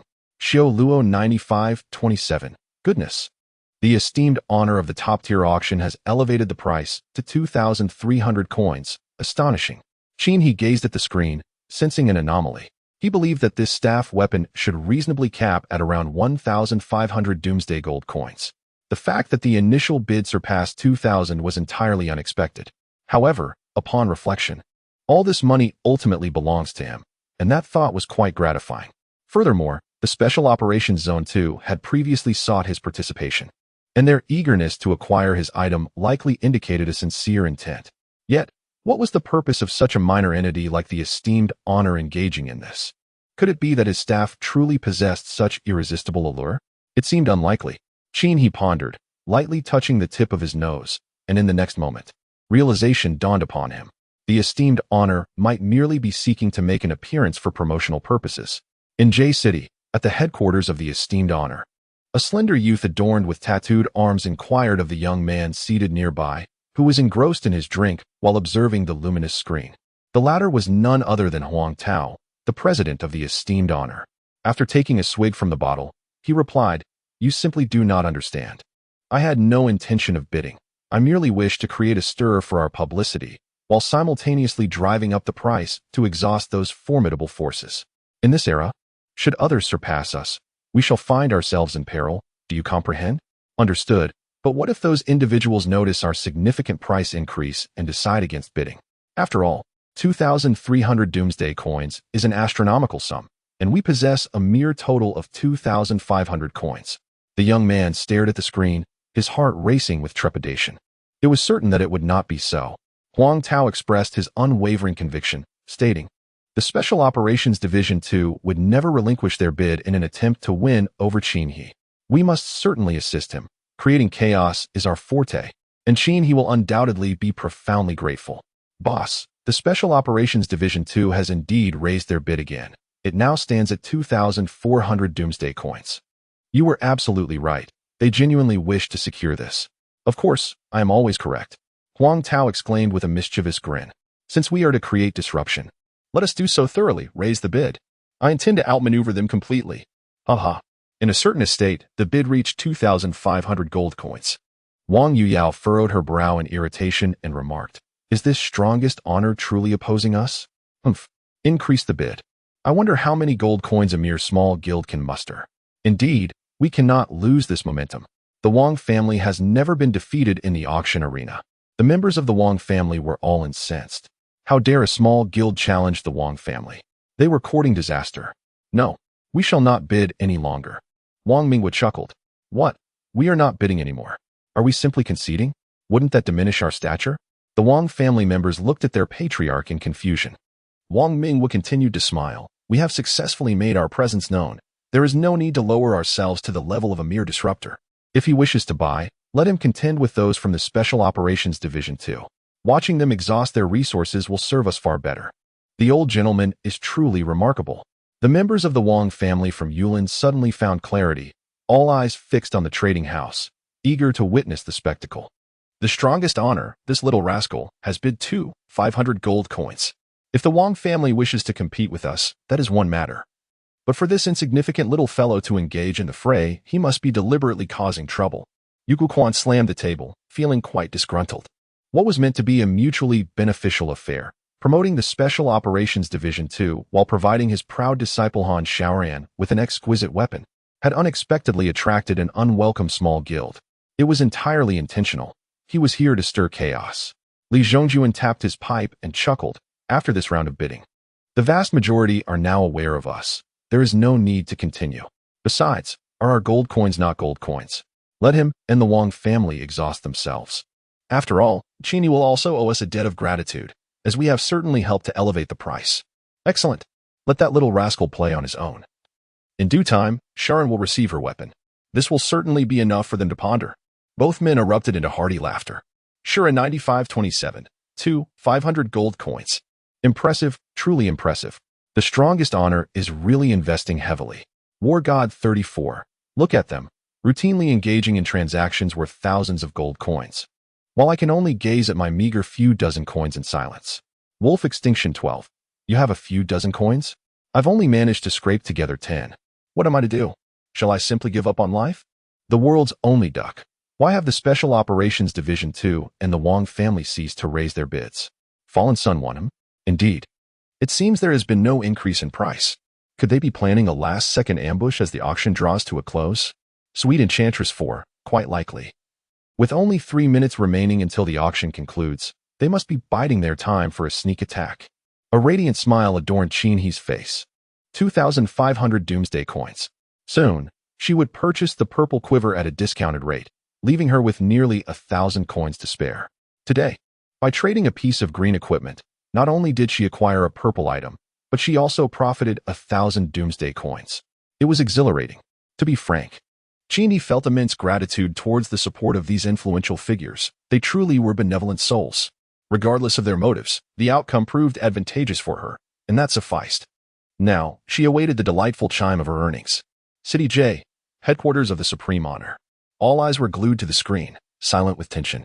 2,500 doomsday coins were the hard-earned savings of their guild, amassed through the sacrifice of several comrades. Should the Yulin Wong family in the Special Operations Zone choose not to bid, Huang Tao, the guild leader, was consumed by rage.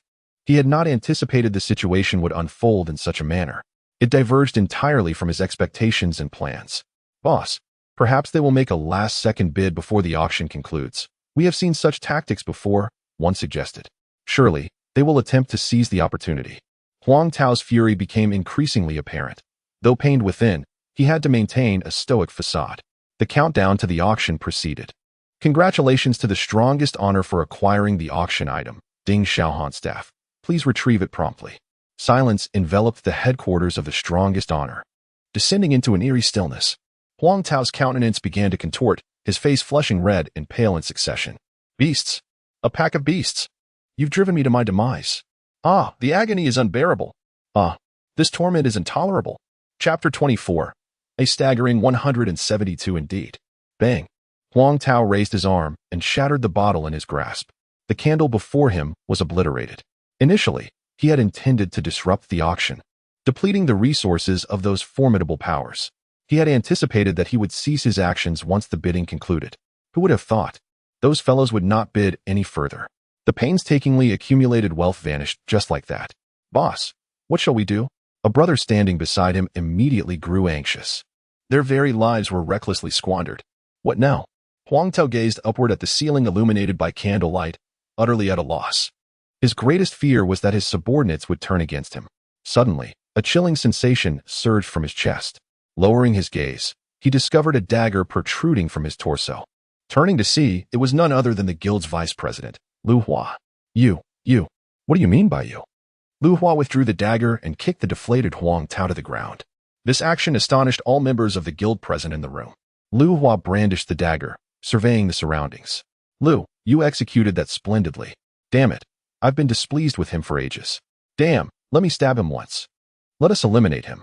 A hush fell over the crowd as Lu Hua calmed the anxious assembly, stating, there are still zombies lurking outside. We mustn't create too much commotion. Henceforth, I shall lead us to establish the strongest honor guild as a dominant force, ensuring that in the future, my brothers shall feast and revel in abundance. Indeed, the crowd applauded softly, yet the loss of 2,500 doomsday coins cast a shadow over their spirits. Such a significant sum vanished in an instant. They had hoped to utilize this opportunity to acquire equipment and skills to enhance their capabilities. Sighs of discontent echoed among them, as they contemplated the grim reality of accumulating wealth amidst the peril of losing lives. Who among them wished to embrace death? Who would willingly face such a fate? Lu, I happen to know someone named Chin-hee. I wonder if it's the same individual. At that moment, a frail youth named Zhao Chong, a recent addition to the strongest honor, rose to speak. The collective gaze of the assembly turned toward him. Pray, elucidate, Lu Hua urged, wary of mishearing. As he had recently taken the helm, his foremost task was to solidify his leadership. While contemplating his approach, Zhao Chong's revelation sparked an idea. My acquaintance, Chin-hee, was once my classmate. He is tall and formidable in combat. Even 5 individuals would struggle against him. I recall an incident where over 20 from a neighboring class surrounded him, Yet he bested them all, leaving them in tears. Zhao Chang's words, tinged with embellishment, were fueled by a desire for retribution. During their school days, his unrequited love had once confessed her affection for none other than Qin He. He believed he could never measure up to Qin He, which plunged him into profound jealousy and hatred. He contemplated ending Qin He's life, but the constraints of a lawful society had tempered his resolve. However, now that the apocalypse had descended, murder bore no consequence. With so many individuals named Qin He across the nation, it might not even be the same person, right? Lu Hua furrowed his brow. Boss Lu, that Qin He lives just a few streets away in a nearby community. It's not far from us at all. Indeed, that is quite close. Lu Hua pondered for a moment before addressing his companions. Brothers, our primary objective now is survival. We will continue to form teams to combat the zombies outside, and I shall lead the charge at the forefront. You need only stand behind me. What if he refuses? If he does not comply, we eliminate him. But if it truly is him, his strength might be formidable. Regardless of his power, he is still human. Can't we, as a group, overpower him? Exactly. Besides, Chang is his classmate. We can have him approach him, and when he is unprepared, we can strike from behind. Very well, it's settled. Agreed. The group nodded in unison. Zhao Chang stood aside, a smirk playing on his lips. Qin He, I hope you are still alive, for I intend to bring about your demise myself. Ding. A warm reminder, the Ding Xiaohan staff you auctioned has successfully sold for 2,500 apocalypse coins. In this doomsday game, there are no transaction fees deducted. The 2,500 apocalypse coins have been transferred to your personal account. Haha, even Qin He chuckled. The purple quiver sells for only 2,000 apocalypse coins in the doomsday shop. To his astonishment, this green staff fetched a staggering price of 2,500 doomsday coins. It was an unexpected delight. He embraced Da Vinci and gave it a gentle squeeze. The latter opened its eyes and gazed at him for a considerable moment. Your Da Vinci believes your solitude has reached an irredeemable level. Have you lost your mind, frog? That you spare not even the amphibians? With a grin, Qin He manipulated the screen before him, navigating to the section for the purple quiver. Only 5 minutes remained before the trading house would close. He clicked to purchase, triggering the effect of the koi necklace, which granted him a 20% discount on the item, resulting in a total payment of 1,600 doomsday coins.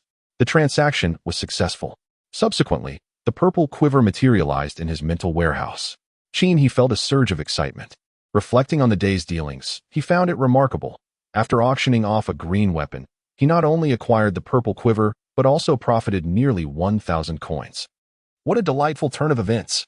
He extracted the new quiver, replacing the previous D-grade quiver.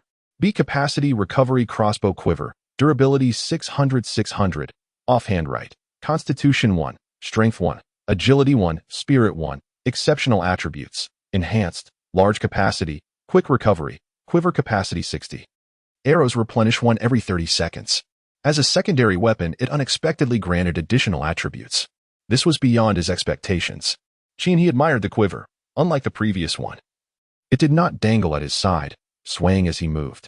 Rather, it is an exquisitely designed quiver that adheres closely to ergonomic principles, with the arrangement of the crossbow bolts optimized to occupy minimal space. From the exterior, only a handful of arrow tips are visible, while the rest are concealed within the box. Truly a remarkable item. The cost is of little concern.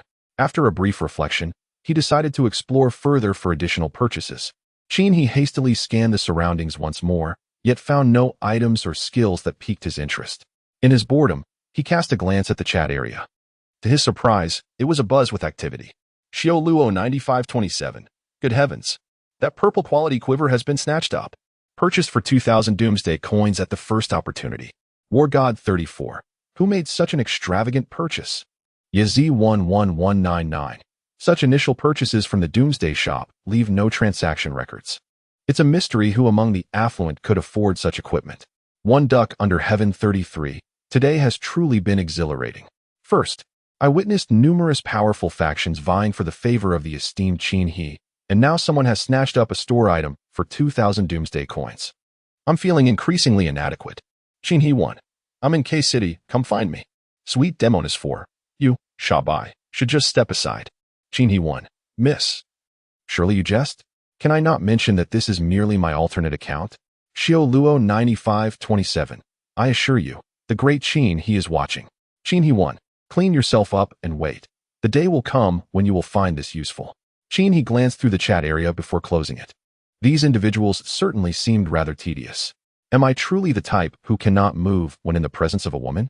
However, a height of 172 is indeed quite substantial. Chapter 25. What egg is so large? After the trading hall was closed, he prepared a peculiar meal using green onions paired with luncheon meat, complemented by instant noodles. Clearly, this dark culinary creation is not for everyone to relish. After satisfying his hunger, he reclined on the sofa for a brief slumber. Upon awakening, he glanced at the time and was astonished to find he had slept for 3 hours. The night outside remained enveloped in darkness, yet he donned his eternal day sunglasses, transforming the night into a bright day in his eyes. He then checked his equipment, gently nudging the still slumbering Da Vinci before stepping out of his abode. Previously, he had reviewed his personal achievement tasks.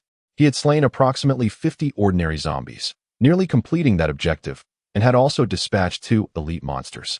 While he did not aspire to single-handedly confront a Lord-level mutated creature, he certainly aimed to achieve the elite monster goal. Upon reaching the fire exit, he noticed a zombie's upper body wedged between the 2 doors. It seemed this unfortunate creature had attempted to squeeze in but had become stuck. He sheathed his powerful crossbow and drew forth his tempered spear, thrusting it forward with precision. With a satisfying squelch, he pierced through the zombie's skull. Ding! Da Vinci's unexpected joy drop rate has been enhanced. As the melodious notification chimed, a beam of white light illuminated the ground. Ah, what a promising start. He smirked as he collected the card. Using the spear's tip, he pushed the lifeless zombie out before peering through the gap in the door. Finding no other zombies present, he proceeded to open the fire exit. He descended to the 19th floor for a cursory search, not in pursuit of items, but rather to ascertain whether any errant zombies had wandered into this area. After searching without encountering any zombies, he removed 2 door panels and carried them down from the 19th floor, locking the fire door from the outside. The rationale was simple. He lacked the energy to inspect the errant zombies daily. With the door secured, the zombies would not be able to enter the 19th floor. Upon reaching the 18th floor, he conducted a thorough room inspection and subsequently locked the fire door there as well. A brief search of the 17th floor yielded 2 cucumbers, a bottle of water, and a bag of bread, thus enriching his provisions once more. Similarly, he locked the fire door from the outside after exiting the 17th floor. Continuing his descent, he arrived at the staircase corner of the 16th floor, where the wall of corpses he had previously created stood before him. The zombies behind this barricade stirred at the sound of his footsteps. To avoid stepping directly on the bodies, which he found repugnant, he placed the recently removed door panel atop the corpses. A misstep could lead to an unpleasant fall, and he certainly did not wish to be bitten by any surviving zombies. Once the makeshift bridge was in place, he crossed the wall of bodies and dispatched 2 zombies with precise shots to their heads. He then made his way to the elevator lobby on the 16th floor.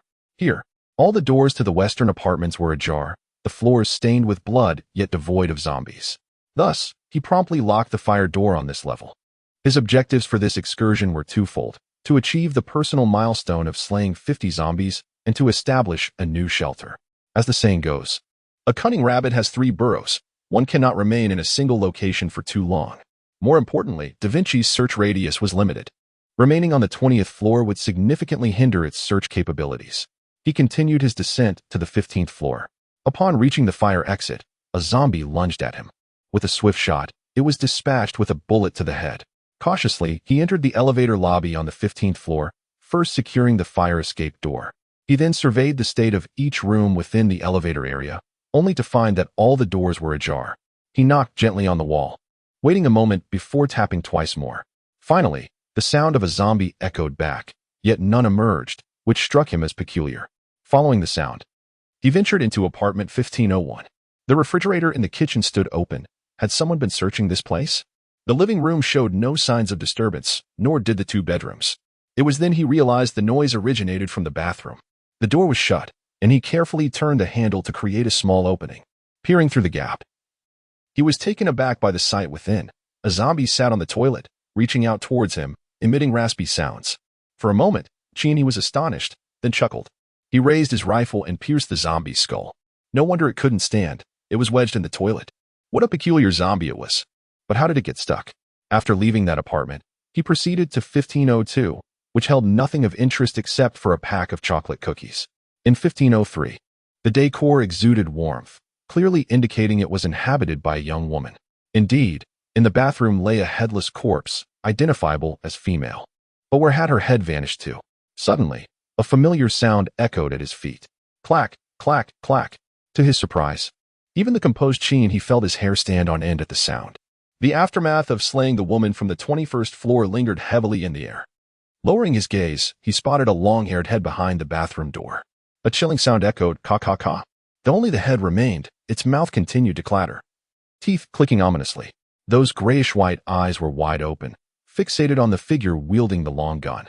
With a swift motion, Qin he pierced the head with a single shot. Stepping out of the room, he arrived at the threshold of apartment 1504. As he entered, a pungent, acrid stench assaulted his senses, reminiscent of the foul waters of a chemical factory. Even with a mask, the odor seemed to infiltrate his very being. Just as he contemplated retreating, he realized his foot had landed in a viscous liquid. Looking down, he observed a snot-like substance of a sickly yellow-green hue. What in the world is this? Qin he thought to himself as he raised his gaze toward the living room. To his astonishment, the entire floor, walls, and furniture were enveloped in this repulsive slime. How to describe it? The room resembled the stomach of some unknown creature, saturated with gastric fluids. Suddenly, something caught his eye. An object, white with yellowish streaks, was mostly ensconced in the goo. Qin he held his breath, eager to step closer for a better look. However, the overwhelming stench was nearly unbearable. He retreated from the room, feeling as though his composure had shattered. Unable to withstand it any longer, he admitted to himself that while he could endure the odor, the sensation of his shoes sinking into the vile substance was utterly revolting. To be honest, no matter how gruesome the scene, he had never feared it. He found himself utterly defenseless against this indescribable entity. He could not help but ponder what the inhabitants of this house had been engaged in before the apocalypse. How could they have endured such a thing? With a decisive motion, Qin he dismantled the wooden door of house 1503 and subsequently removed the wooden planks from the dining table. He used them as stepping stones to lay across house 1504, before finally arriving at the center of the living room. There, he beheld the object enveloped in a viscous substance. Was that an egg? Such a large egg? Qin he was taken aback. It turned out to be 3 eggs, each adorned with white skin and yellow spots, each as large as a basketball. Wait a moment. What kind of egg could be so enormous? What had this family been doing before the end times to produce such colossal eggs? In the face of this bewildering situation, Qin he found himself at a loss. Suddenly, he felt a chill rising from behind, as if a hook were aimed at the back of his head. His heart raced. Chapter 26. The bloody carnage in the kitchen. Qin he swiftly turned around to discover a gaping maw lunging at him. In that instant, he raised his spear and thrust it forward. With a sharp thrust, the spear pierced the roof of the creature's mouth. To his astonishment, the maw snapped shut, trapping the spear within. It was at this moment that he discerned the true nature of the creature before him. It was a python. Its body was covered in dark gray scales, as thick as a barrel, with a triangular head the size of a grinding stone. A pair of eyes glimmered with a sinister green light, fixated on him. An elite mutated creature? Could this be the dark gray figure that had attacked the 16th floor yesterday? Its long tail trailed behind it, there was no doubt. Just then, the snake's head whipped violently, sending Qin he, along with his spear, flying through the air. He instinctively used the spear to brace himself against the ground, his body describing an arc as he soared through the space. Upon landing, he took a few steps backward to dissipate the force. Fortunately, his agility had reached commendable heights, allowing him to evade and respond effectively in such a situation. Had he been his former self, he would likely have found himself within the belly of the serpent by now. There was no time to ponder the origins of this creature. Qin he drew his crossbow and released a bolt. Thwack! The arrow struck the serpent's head, yet it was deflected away. This beast was undeniably formidable. At that moment, the python had already approached, raising its neck to press against the ceiling, nearly 3 meters high, typical for a building's floor-to-ceiling height. It gazed down upon him with a menacing stare. Qin he swayed his body from side to side, attempting to divert the black python's attention. This tactic was one he had learned from survival shows featuring snake catchers, who often distract the snake with one hand while the other remains out of the creature's line of sight. They then seize the opportunity to strike, targeting the serpent's vulnerable spot. However, the creature before him was too large to be subdued with a single hand. It was as thick as a barrel, making it impossible to grasp effectively. His only option was to first distract its attention and then devise another plan. Exiting the room was his best strategy, especially since the viscous substance on the floor hampered his speed. In that moment, he noticed a large burn on the raised neck of the serpent, its flesh still raw and unhealed. He had found a potential weak point. As he maneuvered side to side, he surveyed his surroundings. Suddenly, the black python launched an attack, its mouth agape and its body striking like a bolt of lightning towards him. Cheney swiftly dodged to the left, despite his quick reflexes. The serpent's tongue still grazed his body. Clearly, this elite creature possessed formidable attributes as well. Meanwhile, he thrust the long spear into the charred, scabbed area of the black python. Yet, he had not mustered sufficient strength.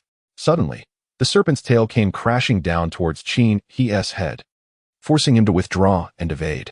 Gripping the spear, he surged forward, intent on escaping the room. Fortunately, a door panel had recently been laid down. Otherwise, the slick residue on the floor would have impeded his speed. Just as he was about to dash through the door, an unexpected gust of wind swept in, slamming the door shut with a resounding thud. Good heavens! Even the composed Cheney was taken aback. Fortune was not on his side. At that moment, the black python had closed in, raising its head to launch another assault. Cheney swiftly dodged to the right, entering the kitchen. The python swiftly followed, its head twisting to pursue him. Hiss! The black serpent opened its massive jaws, lunging at Cheney once more. This time, evasion was comparatively effortless. After several encounters, he had discerned the serpent's predictable tactics. It simply raised its head and attacked with its gaping maw, or swung its tail to strike. However, the python was now at a disadvantage, as the kitchen was quite confined, preventing the rear section of its body from entering. It could only attack with its head. Cheney pondered how to immobilize the black python. Charging an arrow was out of the question, as the creature would not grant him that opportunity. Suddenly, an idea struck him. He recalled possessing a spike trap card. After deftly dodging another of the python's strikes, he swiftly retrieved the spike trap card. Spike trap. When placed in a location, any creature approaching within a 5-meter radius will trigger the trap. He tore it open and hurled it towards the rearing black python. The 2 pieces of paper landed squarely on the serpent's belly. Regardless, the instruction manual is placed somewhere. Tossing it onto the serpent's body should qualify as a location, right? The black python remarked. Is this method of attack a form of insult to me? Why is there no reaction? Cheney furrowed his brow, observing the paper that had fallen to the ground disintegrate into ashes, leaving no further disturbance. Surely, I haven't encountered the embarrassing scenario of a trap malfunctioning. Meanwhile, the black python lunged once more. A sharp sound resonated. Suddenly, where the card had vanished, a brilliant white light flickered, and a spike, approximately 3 meters long and as thick as a small tree, materialized out of thin air. With a piercing sound, it pierced through the black python's abdomen, pinning the advancing creature to the ground. Buzzing. Then came another series of sounds. Accompanying them were spikes that shot forth from the spot where the card had disappeared. Thud. They embedded themselves into the body of the black python. Thud. Again, they penetrated the python's form. Whoosh. In a moment of intense focus on the spikes, Cheney swiftly dodged to the side. A spike grazed his face, piercing through the kitchen's range hood. Is this indiscriminate attack? Cheney hurriedly evaded the incoming spikes, realizing he had underestimated the situation. Initially, he believed the spike trap functioned by restraining nearby creatures. Little did he expect it to unleash a chaotic barrage. Whoosh, whoosh. Cheney narrowly avoided 2 more spikes. Yet, the massive black python, occupying the entirety of the kitchen, found no such ease in evasion. It wished to evade, but alas, the spikes erupted around it, leaving no room for escape. As the sharp spikes penetrated its body, their tips were firmly anchored to the floor or wall, effectively restraining the black python's movements and preventing it from writhing freely as it had moments before. With a swift motion, Cheney spread his legs, causing one of the spikes to embed itself in the ground between them. What a perilous situation. In a sudden twist, the black python's upright neck was pierced by a spike, which secured one end to the cabinet. Soon after, the trap ceased to fire. The spikes on the serpent's body were so numerous that even a hedgehog would consider them akin to a distant relative. One particular spike impaled its chin, fastening it firmly to the ground. Seizing the opportunity, Cheney immediately raised his tempered spear and thrust it into the python's mouth. The spearhead pierced through the upper palate and emerged from the top of its head. It remained uncertain whether this strike had reached the creature's brain. Without hesitation, Cheney withdrew the spear and began to stab wildly within the python's maw. With a sickening squelch, One thrust penetrated its mouth, the tip emerging from its left eye, causing blood to spurt forth. The black python shrieked in agony. Another thrust struck its throat, the spearhead protruding from the back of its skull. In rapid succession, the serpent's head had been riddled with numerous gaping wounds. Qin, breathless from the exertion, realized that such creatures were remarkably brainless, with minds so minuscule it was astonishing. After several attempts, he had yet to strike true. With another thrust, ding! You have slain an elite mutated creature, the mutated black python. Personal achievement progress, 3-5. A notification chimed, indicating the activation of the Da Vinci unexpected delight, loot increase. Finally, it succumbed to its injuries. Qin retrieved a small stool from the kitchen and leaned against the wall to rest. In truth, vanquishing the mutated creature known as the black python is not an insurmountable task. Once one comprehends its patterns of attack, evasion becomes rather manageable. The true challenge lies in its formidable size, remarkable speed, immense strength, and astonishing endurance. Moreover, its scaly armor possesses a defensive capability that can withstand bolts from a crossbow, necessitating a battle of attrition reliant on sheer stamina. This is also the reason why, upon the onset of night, mutated creatures grow increasingly powerful. Logically speaking, as we are in the second night of the long night, should not the mutated creatures on the third night be even more formidable? At that moment, a beam of light illuminated the area surrounding the corpse of the black python, displaying 2 green and 2 white lights. Chapter 27. Disdained by the little frog Qin, he approached 3 snake eggs and stored them in his cerebral repository. He was uncertain of their purpose, but considering they were a reward for defeating the elite python, he thought it wise to claim them. As for frying the snake eggs, he realized he had never tasted snake eggs before and wondered about their flavor. As he ascended the stairs to the 18th floor, a sudden thought struck him. According to the natural reproductive process, laying eggs typically signifies the potential for offspring. However, eggs that can hatch into progeny should ideally result from the union of a male and a female, correct? Given that he had just encountered a single snake, could it possibly mean? Hiss! Upon this realization, Qin instinctively inhaled sharply. Surely, there couldn't be another black python lurking about? Hiss hiss. Qin assured himself that he did not draw in another breath of apprehension. He stood cautiously at the corner of the elevator on the 18th floor, peering downwards, only to spot a shadowy figure of dark gray slithering into the 15th floor. Goodness! Even someone as composed as Qin, he was drenched in a cold sweat. Indeed, these 3 snake eggs were produced by 1 female and 1 male snake. Had he been a moment slower, he would likely have found himself besieged by 2 elite mutated black pythons. The mere thought is quite terrifying. Shortly thereafter, he heard a hoarse roar emanating from the 15th floor. To be frank, witnessing his wife's head gruesomely pierced would evoke nothing but rage and sorrow in a truly devoted partner. Another elite black python had appeared. Perhaps his luck was extraordinarily favorable. Yet, he pondered a troubling question. Logically, upon infection with the apocalypse virus, humans transform into zombies. And it has never been reported that zombies can engage in normal reproduction. However, the elite black python he had just slain was, in fact, propagating its kind. Could it be that humans and animals follow divergent evolutionary paths post-infection? His head throbbed. Qin raised his hands to massage his temples. Nevertheless, his mind remained restless, contemplating that perhaps every individual is unique. Yes, it must be so. At that moment, Da Vinci sprang from his nest, landing on Qin and fixing his gaze upon him. Your Da Vinci thinks you are rather irresponsible. Look at the time. The tadpoles are on the brink of starvation. Your Da Vinci perceives an unpleasant odor emanating from you. It wonders if you have fallen into a cesspit. Your Da Vinci swiftly leaps from your palm, clearly displaying a hint of disdain. Sniffing, Qin raised his arm to take a whiff. However, Da Vinci, have you ever heard the old adage? A son does not disdain his mother's appearance, nor does a frog find fault with my odor. As Qin rose and shed his garments, he entered the restroom, relieved to find a large basin filled with running water. The building he inhabited was a quaint community constructed by the villagers of the urban village, its age evident in its structure. Water shortages occurred frequently, compelling him to habitually prepare a generous amount. 10 minutes later, Qin emerged refreshed, his body fragrant and revitalized. He donned a fresh set of autumn attire before sinking into the sofa to unwind. After all, the long night had nearly stretched to 10 hours, and the temperature had indeed dipped. The autumn clothes were just the right fit. Da Vinci, observing him in his clean attire, leaped into his embrace, settling comfortably. The absence of a hasty retreat signified the delightful scent that enveloped him. He took a moment to inspect his spoils, cracking open a can of beer. One by one, he sifted through the cards stored in his cerebral repository. After exerting such effort to vanquish the mutated black python, it was only fitting to receive something worthwhile. He spread the cards before him, scrutinizing each one. Among them, 2 pieces of novice combat gear and a single-handed sword, all of which were rather mundane. Finally, 2 green cards remained.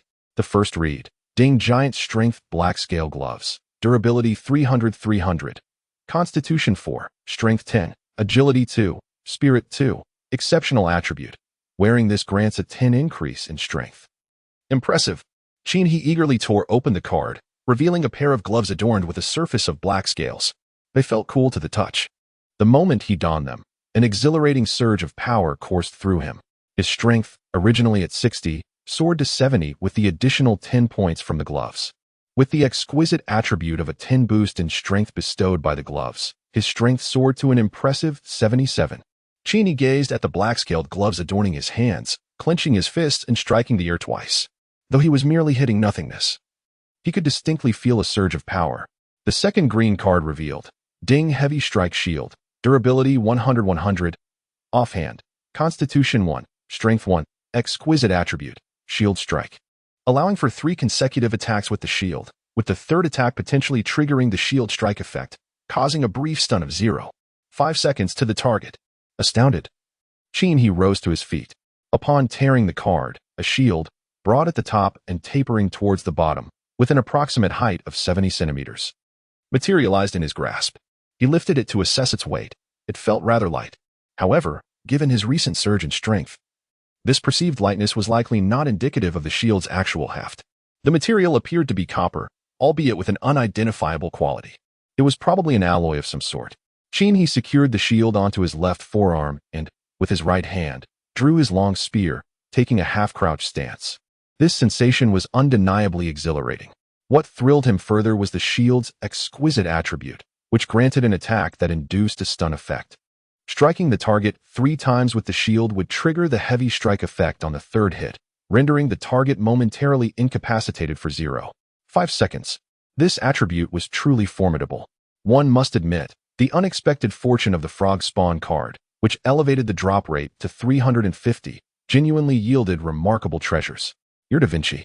Lounging on the sofa, cast a disdainful glance in your direction, perceiving you at times as a child, of course. The deeper implication of this remark is that the child may indeed be a fool. Your Da Vinci decided to continue its slumber, wishing for you to minimize your movements so as not to disturb its sleep.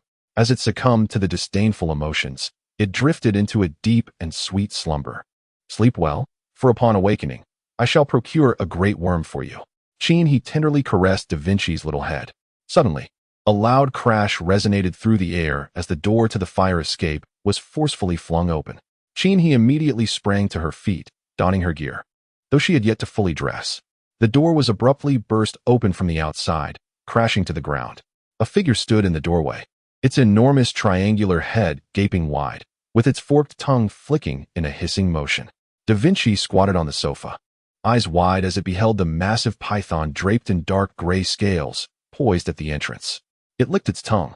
Your Da Vinci was taken aback, astonished that you were indeed serious about your promise to offer a large worm for consumption, though it pondered if perhaps this one was too large. Suddenly, it realized that, based on sheer size, it would undoubtedly be no match for the great serpent at the door, concluding that this meal might elude it after all. Da Vinci contemplated the grim possibility of being devoured by this colossal worm, sensing that today you had fulfilled your promise, albeit in a rather perverse manner. How did this creature manage to ascend? Jeannie found herself puzzled, having removed her shoes on the 18th floor. Once again, I ascended to the 18th floor, stuffing my socks imbued with my own scent into room 1803. Given the circumstances, could I still be found? Chapter 28. It spat in your face.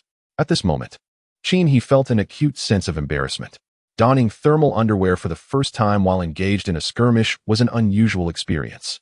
The black python before me appeared even more robust than the one I had recently vanquished. Its head lunged through the door, aiming to bite He. Bang! He raised his shield just in time.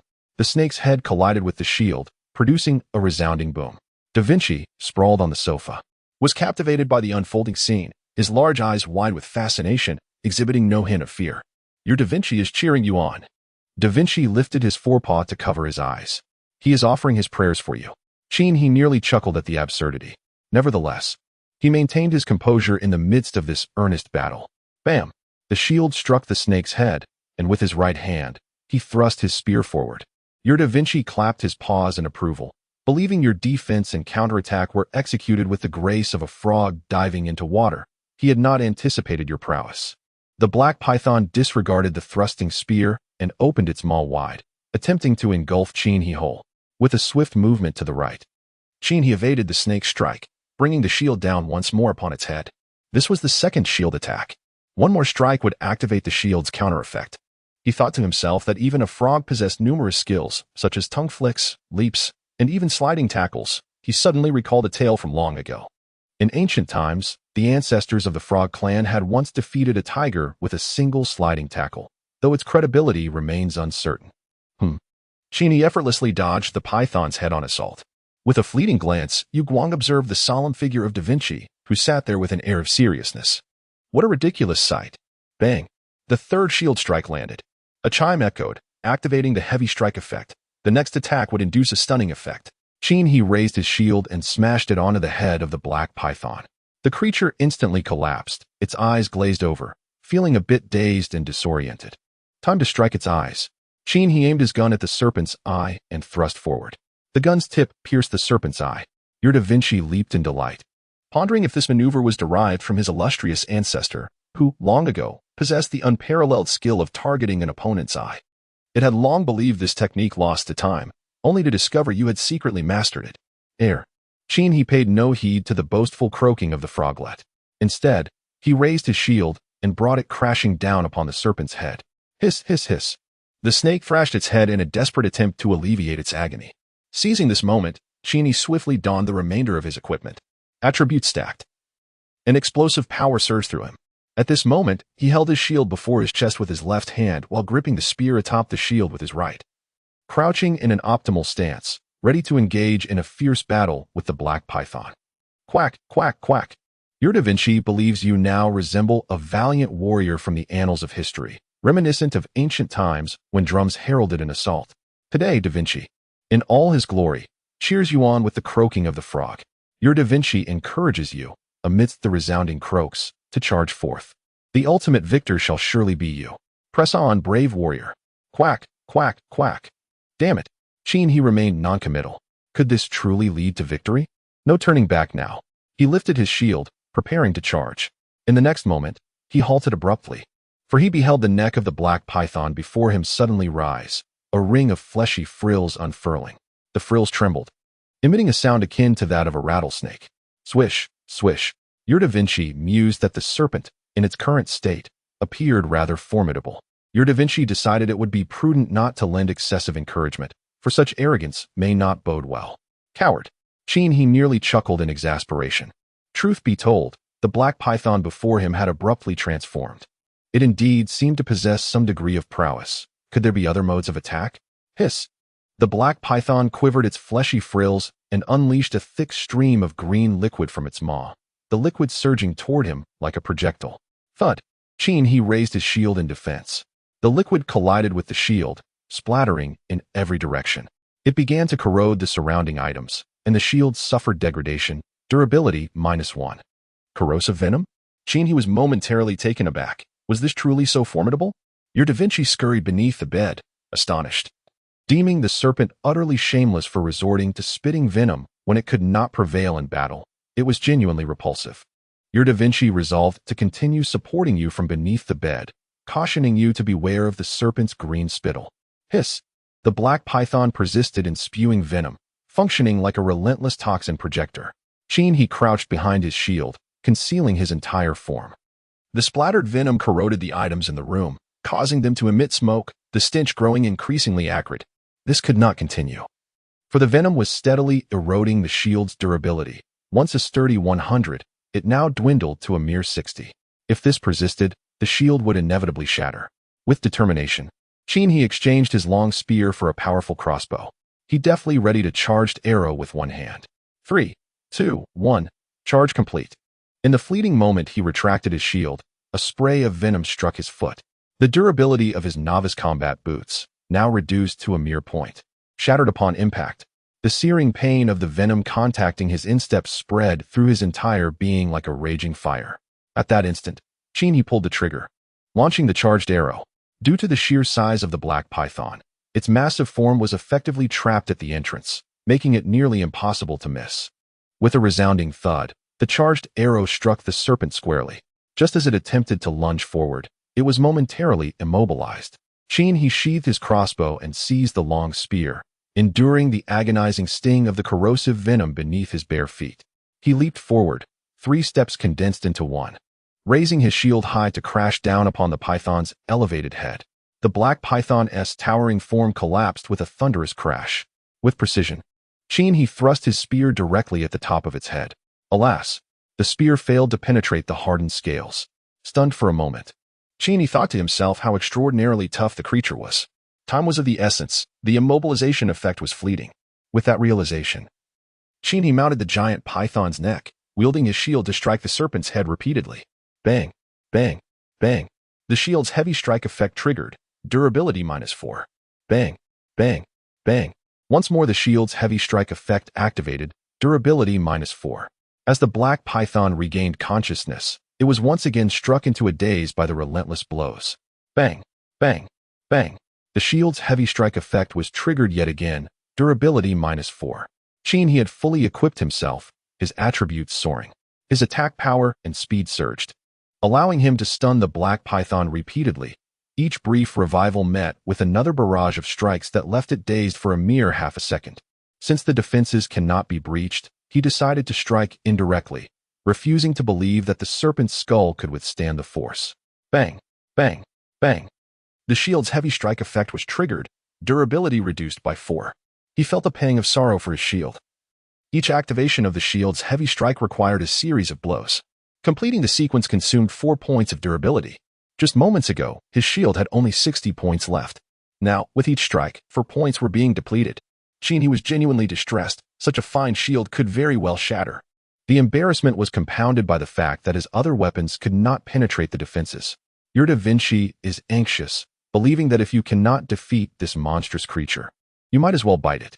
Your Da Vinci contemplates whether to assist you, but realizing it could only perform a frog's tongue strike, which is essentially akin to licking, it decides against complicating matters further. Your Da Vinci relinquishes the thought of aiding you. Bang, bang, bang. The shield strike effect was activated again, durability reduced by 4, remaining durability now at 20. The shield strike effect activated once more, durability down by 4. Remaining durability at 12. The shield strike effect triggered again, durability reduced by 4, leaving just 4. Oh no, he was startled, still not hearing the sound of a kill.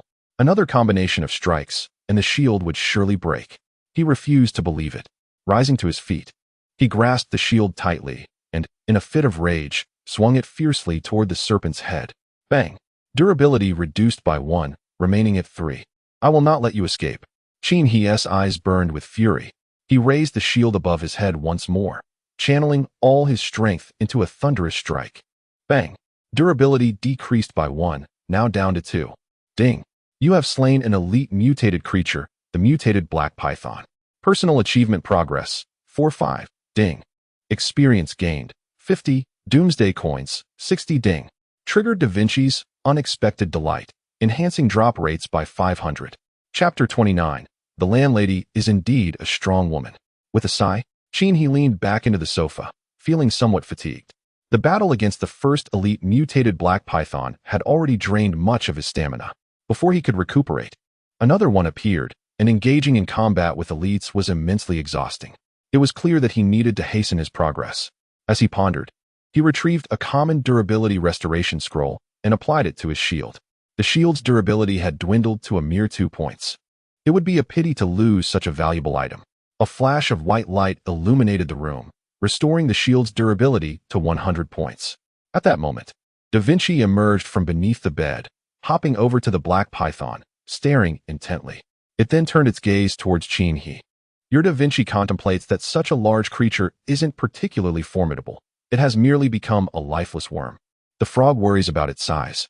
wondering when it will ever be finished eating. It thinks that if it cannot finish, it may spoil, which would be a pity. He caught a glimpse of the tadpole's thoughts, and suddenly an idea struck him. Indeed, the black python was not a zombie. It was merely an animal that had undergone mutation. It should be edible, right? With this realization, he activated his ability to absorb the black python. In an instant, the black python vanished, absorbed into the cerebral domain repository, occupying merely a single slot. How convenient. A wave of joy surged through He's heart. This could indeed be considered a form of food storage. Once its edibility was confirmed, enhancing the diet would certainly be possible. At that moment, Da Vinci fixated on the ground, his eyes wide with astonishment. Your Da Vinci is bewildered. Where did the large creature vanish to? How did it simply disappear into thin air? Your Da Vinci gazes at you with eager anticipation. He shrugged, palms upturned, indicating his own ignorance regarding the matter. This was indeed perplexing. Where the creature had gone was beyond his knowledge, but today they were relocating. He gently cradled Da Vinci and placed him upon his shoulder. Lowering his gaze to examine his instep, he was relieved to find that his constitution was robust enough. The newly acquired combat boots had absorbed most of the corrosive venom's damage, leaving only a slight redness on his foot, which was of little concern. Having confirmed there were no significant issues, he donned a pair of socks and retrieved a fresh pair of novice combat boots from the cerebral warehouse. He then carefully selected useful items to store in the repository, grasping Da Vinci's nest as he exited the room. According to his original plan, he intended to search for a new sanctuary on a lower floor, as Da Vinci's travel range was limited. To harness its travel abilities effectively, one had to consider its scope. The unexpected arrival of the black python had merely expedited his plans. With his shield secured on his left arm and a powerful crossbow in his right hand, he descended the fire escape. Pondering how the black python had managed to find him, he believed he had done everything possible to erase any traces of his presence. Could it be due to those 3 snake eggs? Lost in thought, he found himself once again in room 1504 on the 15th floor. He stored the lifeless black python in his mind's repository. He had already scoured every room on this level, none of which served as a sanctuary for him. Primarily because he had discovered a more favorable option, the 8th floor. The entire level was occupied by the landlord herself. According to her, it was a matter of 888. A symbol of prosperity. Stationed at the heart of her own building, she certainly commanded respect. Indeed, landowners often possess their own peculiar metaphysical theories. When signed the rental agreement, he had visited the 8th floor once. Its opulence was remarkable, boasting exceptional steel purportedly imported from abroad. Of course, such claims might have been embellished. Now on the 14th floor, he meticulously searched each unit but found no zombies. Perhaps they had long since become part of the zombie wall on the 16th floor. There was no food to be found, only a single bottle of water. Descending from the 13th to the 10th floor, he encountered no zombies, and quite fortuitously discovered several supplies. 3 bottles of cola, 2 bottles of Sprite, 3 large jugs of mineral water, and 7 or 8 small bottles of the same. Additionally, he collected some carrots and various condiments, including salt, soy sauce, and sesame oil. After all, there was ample space in his mind's warehouse. It was prudent to gather more, as it might prove useful in the future. He also stumbled upon a selection of medications, cold medicine, remedies for diarrhea, and pain relief for migraines. To his delight, he found a couple of bottles of Huoxiang Jingqi water and 2 small vials of fast-acting heart resuscitation pills. However, on the 9th floor, he encountered 2 zombies. However, they were all rather ordinary, easily pierced through the head by a single shot. At last, he arrived at the 8th floor. The fire door appeared unremarkable, showing no signs of tampering. He glanced downstairs, noting the stillness devoid of any zombie activity, then produced the keychain he had found on the landlord. The key to this door was straightforward to locate. The slightly better ones were encased in a thin layer of iron. The lock itself was also quite common, paired with a flat key. In contrast, the lock at the landlord's residence was of superior quality, featuring a cross-shaped key, which he spotted at once. With a click, he turned the key and stepped inside, gently closing the door behind him. He recalled that during his initial visit to sign the rental contract, the rooms on the left included a billiards room, a game room, a gym, and a small private cinema. To the right lay the master bedroom and the bedroom of the landlord's daughter. An open kitchen, spacious living room, and a bathroom completed the layout. During that contract signing, the landlord had boasted of her large bathtub, often indulging in fragrant milk baths, claiming that she emerged smelling delightful, her skin remarkably smooth. At that time, he had earnestly signed the rental agreement, dismissing the landlord's words as trivial. After all, what was so commendable about taking a bath? Wealth was hardly impressive. Reflecting on it now, he recognized how naive he had been in his youth. Only now did he grasp the true value of wealth. Yet, the landlord's daughter was studying abroad, while her husband was perpetually away on business. She must have felt quite solitary. Logically, it seemed improbable that anyone else would be in the house at this time. However, the cautious he still tapped the shield with the barrel of his gun. Bang! Bang! Suddenly, the unmistakable sounds of zombies echoed through the air, and not just one. He was momentarily taken aback. All the doors were securely closed. So how could zombies possibly enter? At that moment, two young and robust zombie men burst forth from the bedroom, bare-chested and clad only in shorts. Their physiques resembled that of chiseled marble, with pectorals like stone and abs like iron. The young woman blushed, the older lady drooled, and the wealthy matron's eyes sparkled with the prospect of expenditure. Indeed, his prudence proved beneficial. These two must have been waiting to sign a rental agreement. With a swift motion, he thrust his gun into the head of the foremost zombie. The other, rushing forward, was met with a powerful blow from his shield, sending it staggering back. Seizing the moment, he withdrew his long gun from the fallen zombie's skull, deftly pivoted, and with a calculated bend of his waist, propelled the weapon forward. The tip of the gun pierced through the retreating zombie's head with tremendous force, pinning it against the wall. The tail of the gun quivered, a flawless resolution. Surely, there would be no more zombies waiting to sign contracts. However, just then, ominous sounds emerged from behind. Goodness! Again. It was the same type, muscles like rock and abs like steel. Roaring, the young zombie snarled at he from behind the shield. He braced himself, effortlessly lifting his crossbow with his right hand, and pulled the trigger aimed at the zombie's head. With a sharp thud, the bolt pierced through, emerging from the back of its skull, accompanied by a spray of crimson. The entire sequence completed. Three young zombie men were liberated from their tormented existence, no longer required to engage in strenuous labor. With a deep breath, he realized that he was not fatigued, but rather impressed by the formidable presence of his landlady. 5 minutes later, he disposed of 3 zombie corpses from the window. After tidying up the room, he removed the sheets and blankets from the master bed, replacing them with his own linens brought from home. Once he lay down, he sighed in contentment, appreciating the comfort of his own belongings. Da Vinci hopped over to his pillow, quietly resting beside him, and suddenly extended its tongue to lick his face. How sticky! Chapter 30. The tadpole sets off again. He turned onto his back, and Da Vinci leapt onto his chest, gazing at the few cards in his hand. These cards were rewards from defeating zombies and the mutated Black Python couple. Among the white cards were 2 durability restoration cards, a basic treasure map, and 2 pieces of novice combat equipment. The 2 green cards included Ding's Swift Black Scale Boots, Durability 3-3, Constitution 2, Strength 2, Agility 2, Spirit 4, Exceptional Attribute, upon wearing, activates the skill Graceful Evasion, enhancing evasion reaction and tripling running speed for 10 seconds with a cooldown of 10 minutes. What splendid items! He tore open the card, revealing a pair of boots resembling hiking footwear, adorned with a layer of black scales. After admiring them briefly, he donned the new boots, replacing his novice combat footwear. It must be said, the sensation of high-quality shoes on his feet was exceedingly comfortable. Indeed, new shoes were a delight to wear, while old ones were only fit for disposal. However, he planned to sell his old shoes. The exceptional attributes of these shoes are quite remarkable, perfectly suited to my nature of fleeing when faced with adversity. This must be a matter of style. Additionally, a green card caught he by surprise, as every previous green card had been a weapon or piece of equipment. However, today's card revealed a vial of corrosive venom, its liquid exuding a dim, eerie green hue. This venom appears to belong to the same species as that emitted by the slain flesh-fan black python. Without hesitation, he stored the card in his cerebral repository, knowing that such a peculiar item would eventually prove useful. After exhausting his collection of cards, he took a moment to examine his attributes.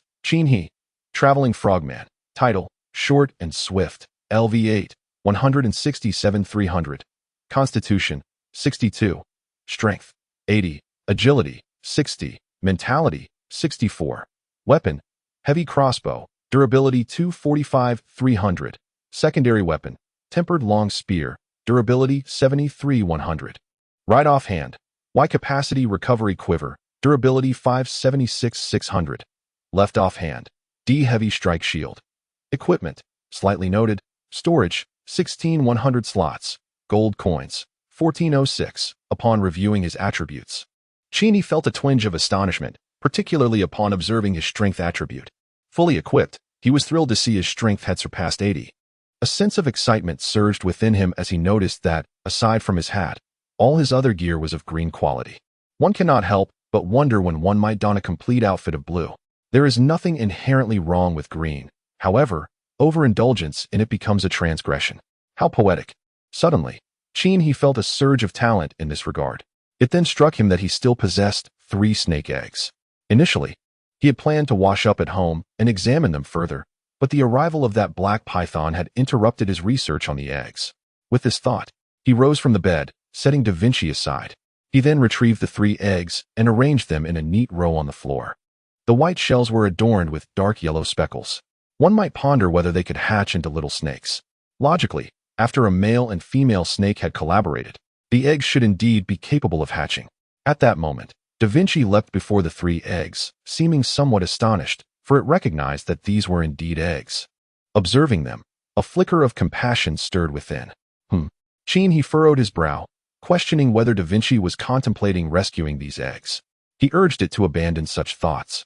For its compassion was misguided. Did it not comprehend its own limitations? Consequently, he tucked away the 3 eggs, as he had yet to determine their fate. Once he had formulated a plan, he would proceed. As the 3 eggs vanished before Da Vinci's eyes, it widened in astonishment, hopping about in confusion. How could the 3 eggs simply disappear? Before you could even muster a shred of compassion, your Da Vinci gaze fell upon you, sensing that you might be the one obstructing its benevolent intentions. Oh, little frog, perhaps you should worry a little less. Cheney cradled Da Vinci against his chest, reclining on the bed. Indeed, he felt quite fatigued. The past few days had left him devoid of a complete night's rest. Tonight, he could finally indulge in a well-deserved slumber. After all, the reinforced fire door installed by the landlord was not something an ordinary zombie could breach. Furthermore, even if there were an attempt, he would be alerted at the first sign of disturbance. As the mournful wails echoed from outside, Cheney drifted into a sweet slumber. Time passed, though he could not tell how long, until a metallic chime roused him. Ding!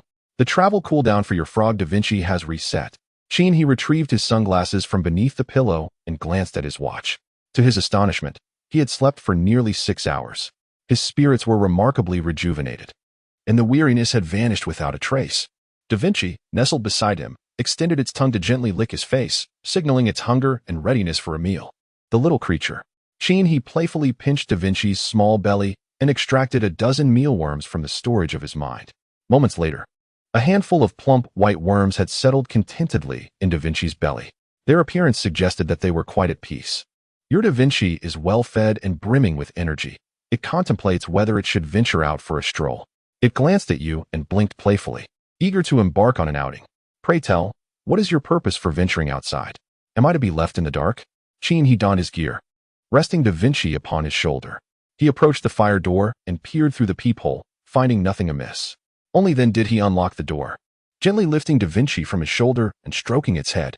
Suddenly, Da Vinci leapt from his palm, sensing a chill that sent a shiver through its little frame. Cheney pushed Da Vinci outside and closed the door behind him. Having just feasted, are you already seeking to conclude our endeavors? Unthinkable. Do not be so indolent, I implore you. Left outside, Da Vinci paused in surprise, then stuck out its tongue, feeling the sting of its owner's apparent callousness. It pondered the reason behind Cheney's heartlessness, suspecting that prolonged solitude had taken its toll on his psyche.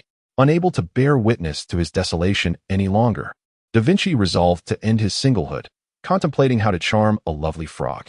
However, it believed that captivating an attractive zombie would be much more within its capabilities. Thus, Chapter 31, The Mouse Was Licked by the Little Frog commenced as Da Vinci began to bounce down the stairs, while Cheney settled onto a nearby sofa beside the fire door. Your Da Vinci ascended to the 7th floor, meandering about but failing to discover anything of interest, prompting a decision to explore the 6th floor instead. Upon arrival, it encountered a male zombie standing in the elevator lobby, gazing upwards at the ceiling. Da Vinci mirrored this action, observing that there was nothing significant above, leading it to conclude that the zombie might be rather foolish. As it passed by the entrance of the second room, a fleeting glance revealed the floor strewn with dried blood, alongside a female zombie lacking her lower half. Crawling on the ground with a hissing sound escaping her lips, Da Vinci shook its head, feeling a tinge of regret, yet acknowledging that she was, after all, a female zombie. It fancied itself a resolute tadpole, initiating its ability to collect the half-zombie. The collection was successful. Huh. Qin, unable to believe it, stood up from the sofa. My heavens, are you serious? Half a body. Isn't that disgusting? It seems the tadpole's collection weight is merely half a person. Roughly 50 kilograms. Your Da Vinci was elated, feeling that it had finally accomplished a commendable deed today. 10 minutes later, it reached the 5th floor, where it discovered dozens of zombies congested in the area, among which were several aesthetically pleasing female zombies, their bodies intact but their faces and necks marred by bites. It resolved to temporarily retain the half-zombie with the appealing visage. A spark of inspiration ignited within Da Vinci, stirring its desire to collect once more. Qin, having just settled into the sofa, sat up again. Although the expectations for tadpoles have been notably lowered to merely that of a pathfinding frog, I find myself intrigued by the myriad of peculiarities that capture your tadpole's interest. What extraordinary phenomenon could possibly enchant such a creature? Your Da Vinci observes a delicate ankle, ascending to behold pink, silky yoga pants. As it gazes further, it discovers that the upper body of the pants owner is reduced to but one side, with their head merely a skeletal remnant, dangling limply upon their chest. After much contemplation, your Da Vinci resolves against the notion of collecting this sight, and instead activates its collection ability directed at the yoga pants. In the process of collection, the talent undress assistant is triggered, initiating a thorough disinfection and purification of the collected item. The collection is successful. Pleased, your Da Vinci traverses through the horde of zombies beneath its feet, intending to explore other chambers. As anticipated, Qin rises from the couch, grasping a long gun to perform a flourish. She then engages in fundamental thrust training, reasoning that, in the absence of occupation, it is far more beneficial to enhance her skills. It turned away and departed, believing that a household which carelessly discarded its entrails likely held nothing of interest to it. Your Da Vinci pranced away, arriving at room 602. Upon entering, it was enveloped by the antique charm of the furnishings. The sofa, table, and TV cabinet were all crafted from rich red wood, and an indescribable aroma permeated the air, elevating its spirit and body. A few minutes later, it paused beneath a grand bookshelf, meticulously arranged with numerous tomes. A golden encased box captured its attention, for it had an affinity for such gilded objects. Your Da Vinci activated its collection ability on the golden box. Kindly note, the Peel Assistant talent is incompatible with the items collected, and the talent did not trigger. Collection successful. Your Da Vinci joyfully exited the home, eager to explore the next one. What does it mean that the talent did not trigger? Qin sheathed his spear, pondering while touching the tip of his nose. Does it imply that the Peel Assistant only affects garments worn on the person? Moreover, even without this talent, one could still remove clothing previously. What, then, is the true purpose of this talent? Your Da Vinci emerged from room 603, disappointment etched upon its form. The chamber offered nothing but a solitary table and a bed, devoid of even a television, and the bathroom contained but a plastic basin. It finally grasped the essence of being a cog in the corporate machine. Turning the corner to room 604, it beheld a chandelier from which dangled a rope, and at the end of that rope, a figure swayed, a man transformed into a zombie, emitting a raspy sound as he hung suspended in the air. Your Da Vinci surveyed the room, noting the abundance of potted plants and greenery. Many flowers and plants were unrecognizable to it, arranged either upon the floor or upon tall tables, layered like a miniature garden. At that moment, a shadowy figure appeared before it, a gray silhouette dragging a tail. Qin swiftly retracted the long gun. Another gray figure? And it possesses a tail? Your Da Vinci scrutinized the creature and discerned a rather plump mouse. The mouse and a frog locked gazes. The mouse sniffed the air while Da Vinci licked its tongue in curiosity. Your Da Vinci initiated a greeting, extending its tongue to lick the mouse's face. Time and atmosphere hung in a suspended state. The mouse stood frozen, as if time had stopped for it. Eventually, it turned and scurried away, emitting a couple of annoyed squeaks, its tone reflecting a hint of irritation. Your Da Vinci pondered if the mouse felt shy, finding the encounter rather amusing. A desire for companionship began to stir within it. I am deeply concerned. Genie practiced diligently with the long gun. The little frog contemplated that making friends might indeed be a delightful endeavor, as having more companions could alleviate social anxiety. However, he couldn't shake off the peculiar feeling about befriending a mouse. Your Da Vinci chased after the mouse, who found this exuberant creature to be rather peculiar. After all, it had already licked him. What more did it desire? The mouse scurried away faster, while Da Vinci's enthusiasm only intensified. Your Da Vinci made the mouse squeak in fright. Clearly, Da Vinci was becoming more exhilarated. He furrowed his brow and shrugged. Well, it seems you are quite the peculiar little frog. Your Da Vinci pursued the mouse, which darted about in a frenzy, ultimately seeking refuge beneath a green plant. Da Vinci, under the impression that the mouse was engaging in a game of hide-and-seek, leaped directly in front of it, letting out a croak. The mouse, startled, fled to a high shelf and burrowed into a pot filled with Venus flytraps. Da Vinci noticed the size of the flytrap and observed another with its enormous jaws wide open, poised to snap at the mouse. With a glance, Da Vinci urged the mouse to escape quickly. Yet, the mouse paid no heed, believing it was being lured into danger. In the next moment, the mouse found itself ensnared by the flytrap. Watching the mouse struggle within the jaws of the flytrap, Da Vinci shook his head, pondering why the mouse would not heed his advice. Crouched on the ground, Da Vinci observed the mouse's plight, feeling a twinge of treachery brewing within him. He frowned. The notion of betrayal is rather intriguing. Chapter 32. The Little Frog's New Friend.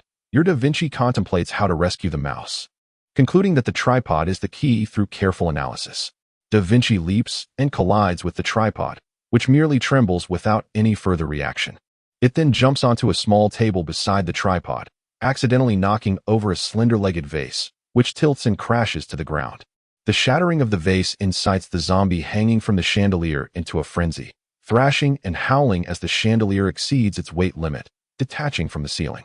The zombie falls to the ground and rushes toward the sound, colliding with the tripod, causing the flytrap potted plant to shatter with a resounding crash. In its madness, the zombie stumbles clumsily, inadvertently crushing the flytrap, sending its juices splattering. The zombie, upon lowering its gaze to your Da Vinci, finds itself lacking appetite and turns its head to frantically roam the room. The mouse is rescued, and its attitude toward Da Vinci transforms. The two small creatures introduce themselves in their own unique ways. The mouse stretches its neck, sniffing around the frog, while Da Vinci licks the mouse's head repeatedly. After this intriguing interaction, they forge a bond of friendship. He sits on the steps of the fire escape, originally considering descending. Although it is said that the traveling frog is bound by taboos, prohibiting following or interference by humans, in the face of danger, such taboos may be disregarded. However, the unfolding events lead him to ultimately abandon this notion. After all, the little frog has already made a new friend. One cannot deny that Da Vinci is indeed a social butterfly, far superior to his own solitary existence, which is marked only by romantic entanglements and a lack of camaraderie. Oh, how lonely it feels.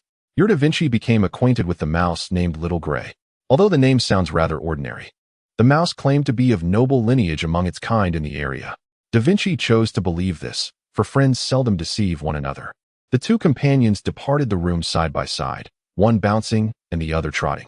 Upon exiting, Little Gray invited Da Vinci to partake in a delightful meal, to which Da Vinci gladly acquiesced. Meanwhile, he touched the tip of his nose, pondering whether this mouse, Little Gray, might abscond with his tadpoles. Yet, one could not help but wonder how these disparate creatures managed to communicate so effortlessly. Could it truly be accomplished merely by licking one another? Your Da Vinci followed the mouse, skirting along the base of the wall down the stairs. Upon reaching the 5th floor, Little Gray navigated the environment with remarkable ease, swiftly uncovering its stash of provisions in room 501. The mouse grasped a walnut with its paws, deftly biting it open with its prominent incisors. It reserved one half for itself and pushed the other half towards Da Vinci. Da Vinci gazed wide-eyed at Little Gray as it joyfully crunched on the walnut half, while it reveled in the delectable nut meat. One could not help but worry about Little Gray's intellect. After all, how could a frog, lacking teeth, manage to crack open a walnut shell? Indeed, foolish Little Gray seemed to have discovered this and proactively assisted Da Vinci in cracking the walnut shell, using its tiny claws to extract the nut within and present it before the frog. Da Vinci expressed gratitude, explaining that it only consumed insects, preferably those that could fly. Little Gray, with its pair of bright eyes. Understood. 5 minutes later, Little Gray led Da Vinci to room 502, where the kitchen floor was strewn with broken plates, and some meat dishes had already begun to decay, attracting a swarm of flies.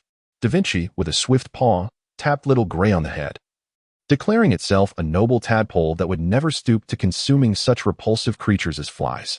Little Gray humbly accepted this criticism. Feeling rejected, Little Gray resolved to take Da Vinci to engage in a delightful activity, to which Da Vinci readily agreed once more. Eager as Little Gray might be, it harbored no malicious intentions, merely an exuberant spirit. The harmony between these two small beings was unexpectedly delightful. Encouraging the tadpole to leap about was indeed beneficial, as each additional hop would contribute to its travel experience. Such was a positive development. Naturally, the tadpole had long since cast aside any serious matters from its mind. Da Vinci, accompanied by Xiao Hui, descended to the 4th floor, skirting the walls to evade the feet of several zombies, ultimately arriving at room 404. Upon entering, they cast a quick glance at the kitchen and proceeded into the living room. They approached the master bedroom, where Xiao Hui gestured upward towards the grand bed, prompting Da Vinci to look. Da Vinci raised his gaze to the bed and noticed a red cursor, which, unlike the previous yellow cursor, was shaped like a round egg beneath a stick. A red exclamation mark? He was startled and immediately sprang to his feet. The yellow exclamation mark indicated a hidden quest, one that carried penalties for failure. But what could the red exclamation mark signify? Suddenly, he felt a sense of foreboding. Oh, please, my little ancestor, do not engage with that. What good could come of it? It is hardly entertaining. Little Gray leapt onto the bed, passing through the crimson cursor, which remained still and unchanged. Little Gray beckoned Da Vinci to join in the fun. Da Vinci was intrigued. The last one had vanished with a mere touch, leaving it unsatisfied. It was determined to enjoy itself this time, especially since the cursor had not disappeared despite Little Gray crossing it several times. Da Vinci sprang onto the bed, mustering all its strength to traverse the red exclamation mark. In the next instant, the mark shattered into myriad sparkling points, evaporating into nothingness. The two beings, momentarily taken aback by the spectacle, soon erupted into joyous chaos, frolicking wildly on the bed, clearly delighted. Ding! Da Vinci successfully undertook a challenging hidden quest. Since your tadpole was destined to be incapable of completing the task, it was assigned to the host. Please fulfill the quest requirements promptly, or face the penalties for failure. He had just descended halfway down the staircase to intervene when this unfolded, and she plopped down on the stairs. You two are having such a splendid time, completely disregarding my well-being. A challenging hidden task. Just hearing that name is rather daunting. Of course, one wonders if this could be considered a glitch. Da Vinci was overjoyed, having made a new friend. Though it appeared a bit clumsy, it was undeniably endearing. Enthusiastically, Da Vinci resolved to seek out more amusement with Little Gray, who readily accepted the invitation. Indeed, both were eager and happily acquiesced. Meanwhile, he sat on the sofa, engulfed in despair. After indulging in some amusement, one should pay a visit to Xiao Hui's abode, for the mice are exceptionally hospitable. Pray let us avoid any further exclamations. The duo together. Furrowed his brow. Da Vinci, fearless and audacious, is indeed a creature of boldness albeit lacking intellect. The pairing of these two is truly remarkable. Da Vinci, under Xiao Hui's guidance, ascended to the 3rd floor, squeezing through the crevice of room 301's door.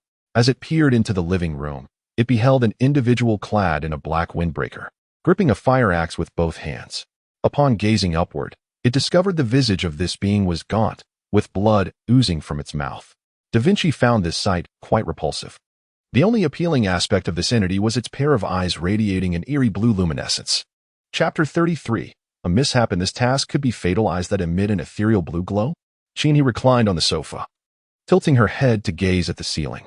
According to the apocalyptic game's rules, pale eyes signify ordinary mutated creatures, green denotes elites, and blue. Could it not be a lord-level boss? Elite creatures are already formidable, let alone a lord. Therefore, it is prudent to refrain from provoking it. Let it remain quietly as a silent lord boss, allowing all to coexist peacefully. In due time, when one has grown stronger, the opportunity to vanquish it shall not be missed.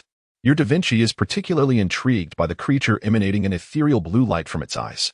It leaps in front of its counterpart, while the timid Little Gray, concealed behind a trash can, trembles in fear, inadvertently wetting itself in submission.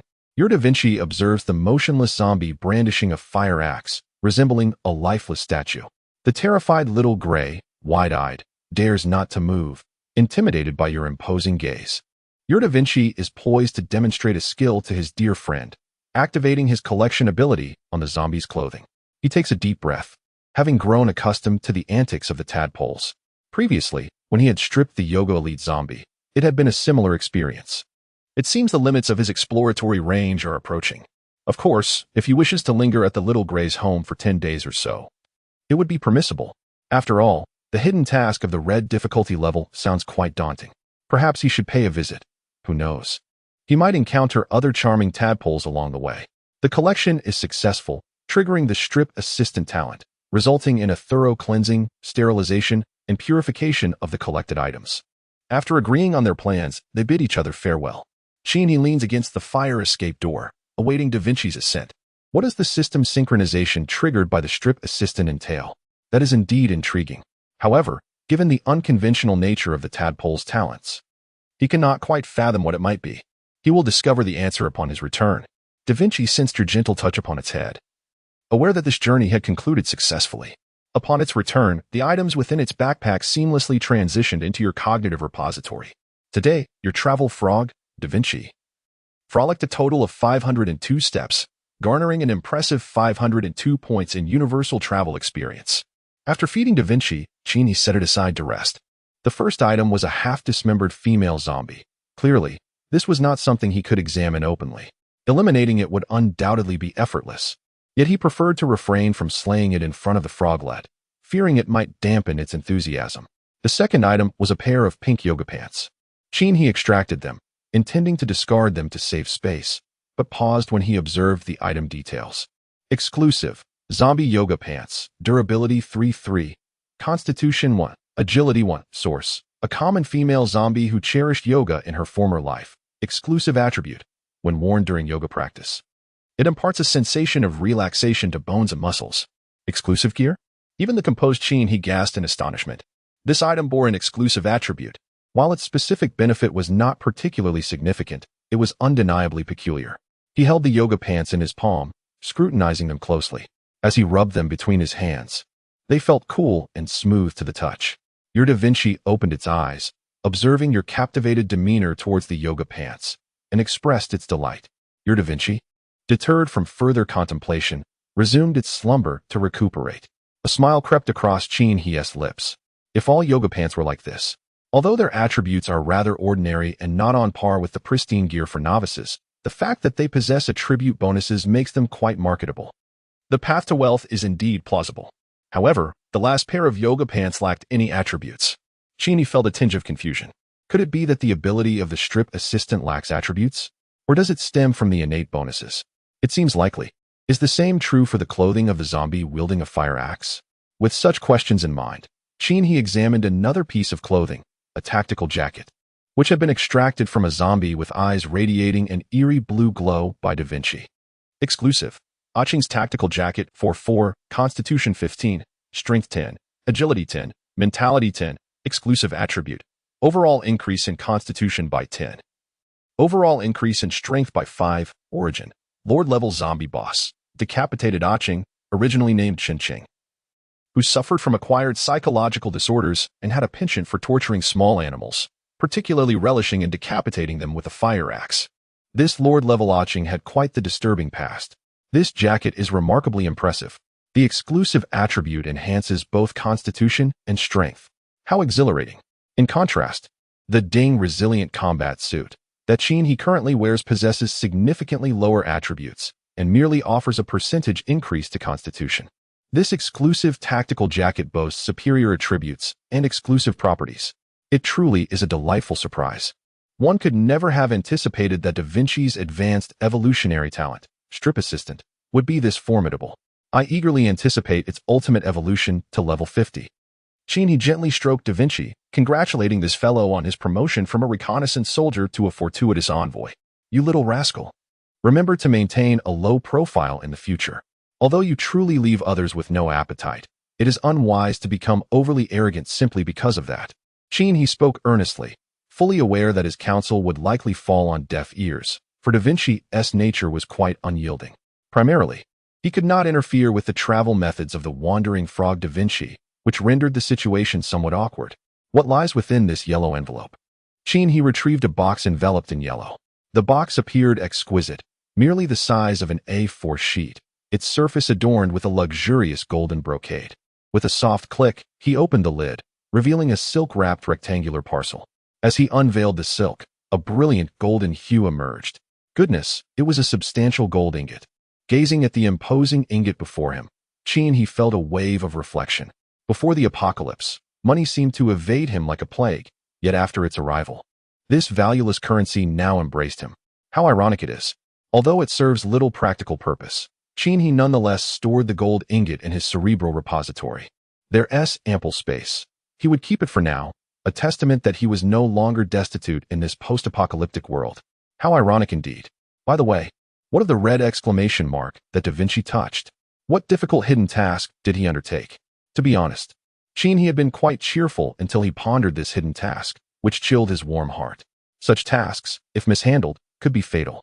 Frogling, let it be simple. He prayed, caressing Da Vinci's head. Chapter 34. The first encounter with Pink. Hidden task. Difficulty level. Challenging. One must commend you for your audacity in accepting a challenging hidden task just as the apocalyptic game has commenced. Such courage is indeed remarkable. One might say it borders on the absurd. Given your remarkable bravery, it is only natural to assume that your combat prowess is exceptionally high. Is it your unparalleled strength that tempts you to court danger? Very well, you have finally been granted the opportunity to prove your propensity for self-destruction. Task objective: eliminate the Lord-level zombie boss, Severed Head Cheng. The task objective has been activated. However, its precise location is for you to discover. Typically, it will not exceed a range of 1,000 meters from the task initiation point. Failure to locate the target within the time limit will result in task failure. Ah Chung. He pondered, gently touching the tip of his nose. Is this not the same Ah Chung discovered by Da Vinci and Xiao Hui? It is no wonder that Da Vinci appeared unfazed even when standing before him, stripping him of his clothing. Evidently, he remained in an unactivated sealed state. It is also unsurprising that amidst the commotion upstairs, this Lord-level Ah Chung did not make an appearance. He surmised that Ah Chung was likely an ordinary zombie before Da Vinci triggered the red exclamation mark indicating a challenging hidden task, subsequently causing him to randomly ascend to a Lord-level status within the apocalyptic game. Of course, this remains merely his conjecture. If a Lord-level entity were to remain so motionless, it would indeed be too easy to vanquish. Thus, it can be inferred that both zombies and mutated beings evolve under the rules of the apocalyptic game. He continued to gaze downward.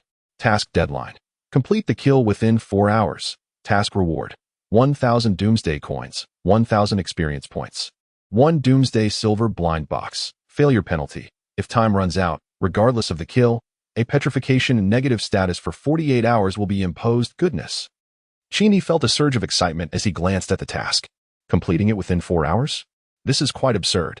The time frame is exceedingly brief, leaving no room for preparation. Dealing with elite monsters could take quite some time. How terrifying must a Lord-level creature be? Primarily, he contemplated that he could simply forego this task and accept the penalty. However, the penalty of being petrified for 48 hours is far too severe. Thus, he found himself in a predicament. Ding. Triggered the effect of the title, swift and brief. Ding.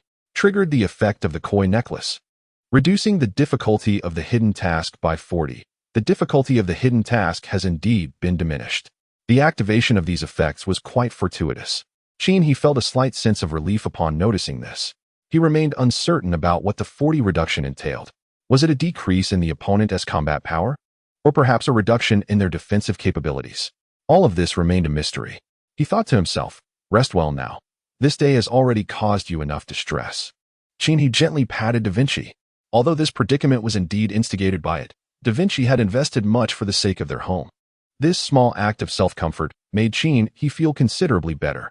With only 4 hours to complete the task, he recognized the need to act swiftly. He resolved to change into his new attire, exclusive, a Cheng's tactical jacket. Now, he could only strive to amplify his attributes. Oh, suddenly, he pondered a question. If one were to don yoga pants beneath combat trousers, could one not amplify their attributes? Truth be told, he possessed a proactive disposition, one that acted upon whims without hesitation. This was not a peculiar quirk, but rather a straightforward endeavor to enhance his capabilities, warranting a trial. A minute later, he slipped into the yoga pants. Your Da Vinci observes your peculiar behavior, noticing the pink garment you wear. Your Da Vinci swallows hard, utterly astonished that you are such a person. Your Da Vinci is taken aback, realizing that after spending so much time with you, it had failed to perceive your true nature, and you have continuously surprised it. Your Da Vinci turns away, for it is quite a sight to see a grown man clad in pink yoga pants. He was not pleased. Ultimately, was it not your penchant for exclamations that led to this? Here I am, mopping up after your capriciousness, you little frog. Suddenly, he felt an urge to flick the little frog's rear. After donning the yoga pants, he layered the combat trousers over them. Alas, the attributes did not increase. Damn, as expected, it was futile. The attributes of the trousers could not stack. Only the highest attribute was considered. Without hesitation, he swiftly changed attire. After removing and redressing himself, he cast a glance at his reflection in the full-length mirror. He wore a black combat cap upon his head. Dark sunglasses shielded his eyes, and he donned a tailored black combat uniform. His lower half was similarly clad in black combat trousers, and his feet were adorned with black scale-patterned combat boots. An arrow pouch hung at his left hip, while a powerful crossbow was secured at his right. A shield was strapped to his left forearm, and in his right hand, he gripped a tempered long spear. Your Da Vinci observes you at this moment. Perceiving you as a valiant warrior, fully convinced that you indeed embody the essence of a true man, with that brief lapse into yoga pants merely a whimsical folly. Oh, but your Da Vinci muses, such dapper attire must surely indicate that you are not engaged in the most serious of endeavors. With a calm demeanor akin to he, even a hint of amusement escapes him.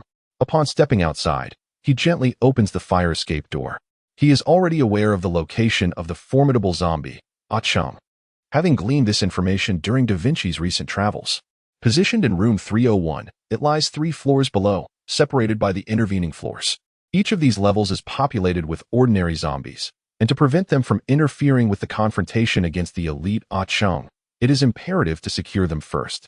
Employing a method similar to before, he locks the fire escape doors from the 7th to the 4th floors from the outside, opting not to eliminate them just yet. The reasoning is quite straightforward. Engaging them prematurely would undoubtedly create a commotion, potentially attracting the activated elite Achong, thus forcing him into a perilous battle against a horde. He does not yet consider himself audacious enough to tempt such fate. After all, these zombies, upon hearing noise, would be unable to breach the fire doors in a timely manner. Everything unfolds according to his meticulously devised plan. He quietly bypasses the 3rd floor, secures the fire escape door on the 2nd floor, and arrives at the elevator lobby on the ground floor. There, he notes the unusual tranquility outside the complex, with only a few scattered zombies meandering about. Having completed these preparatory tasks, he makes his way back to the 3rd floor, now standing before the door of room 301.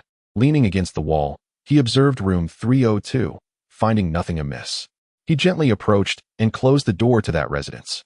Quietly, he moved past the elevator, ensuring to softly shut the doors of rooms 303 and 304 as well. Once more, he stood before the door of room 301. He delicately hung a ceramic spoon, tethered by a string, on the doorknob. Then, he cautiously retreated, halting at the corner of the staircase. From this vantage point, he had a clear view of the entrance to room 301, a position that allowed for both advance and retreat.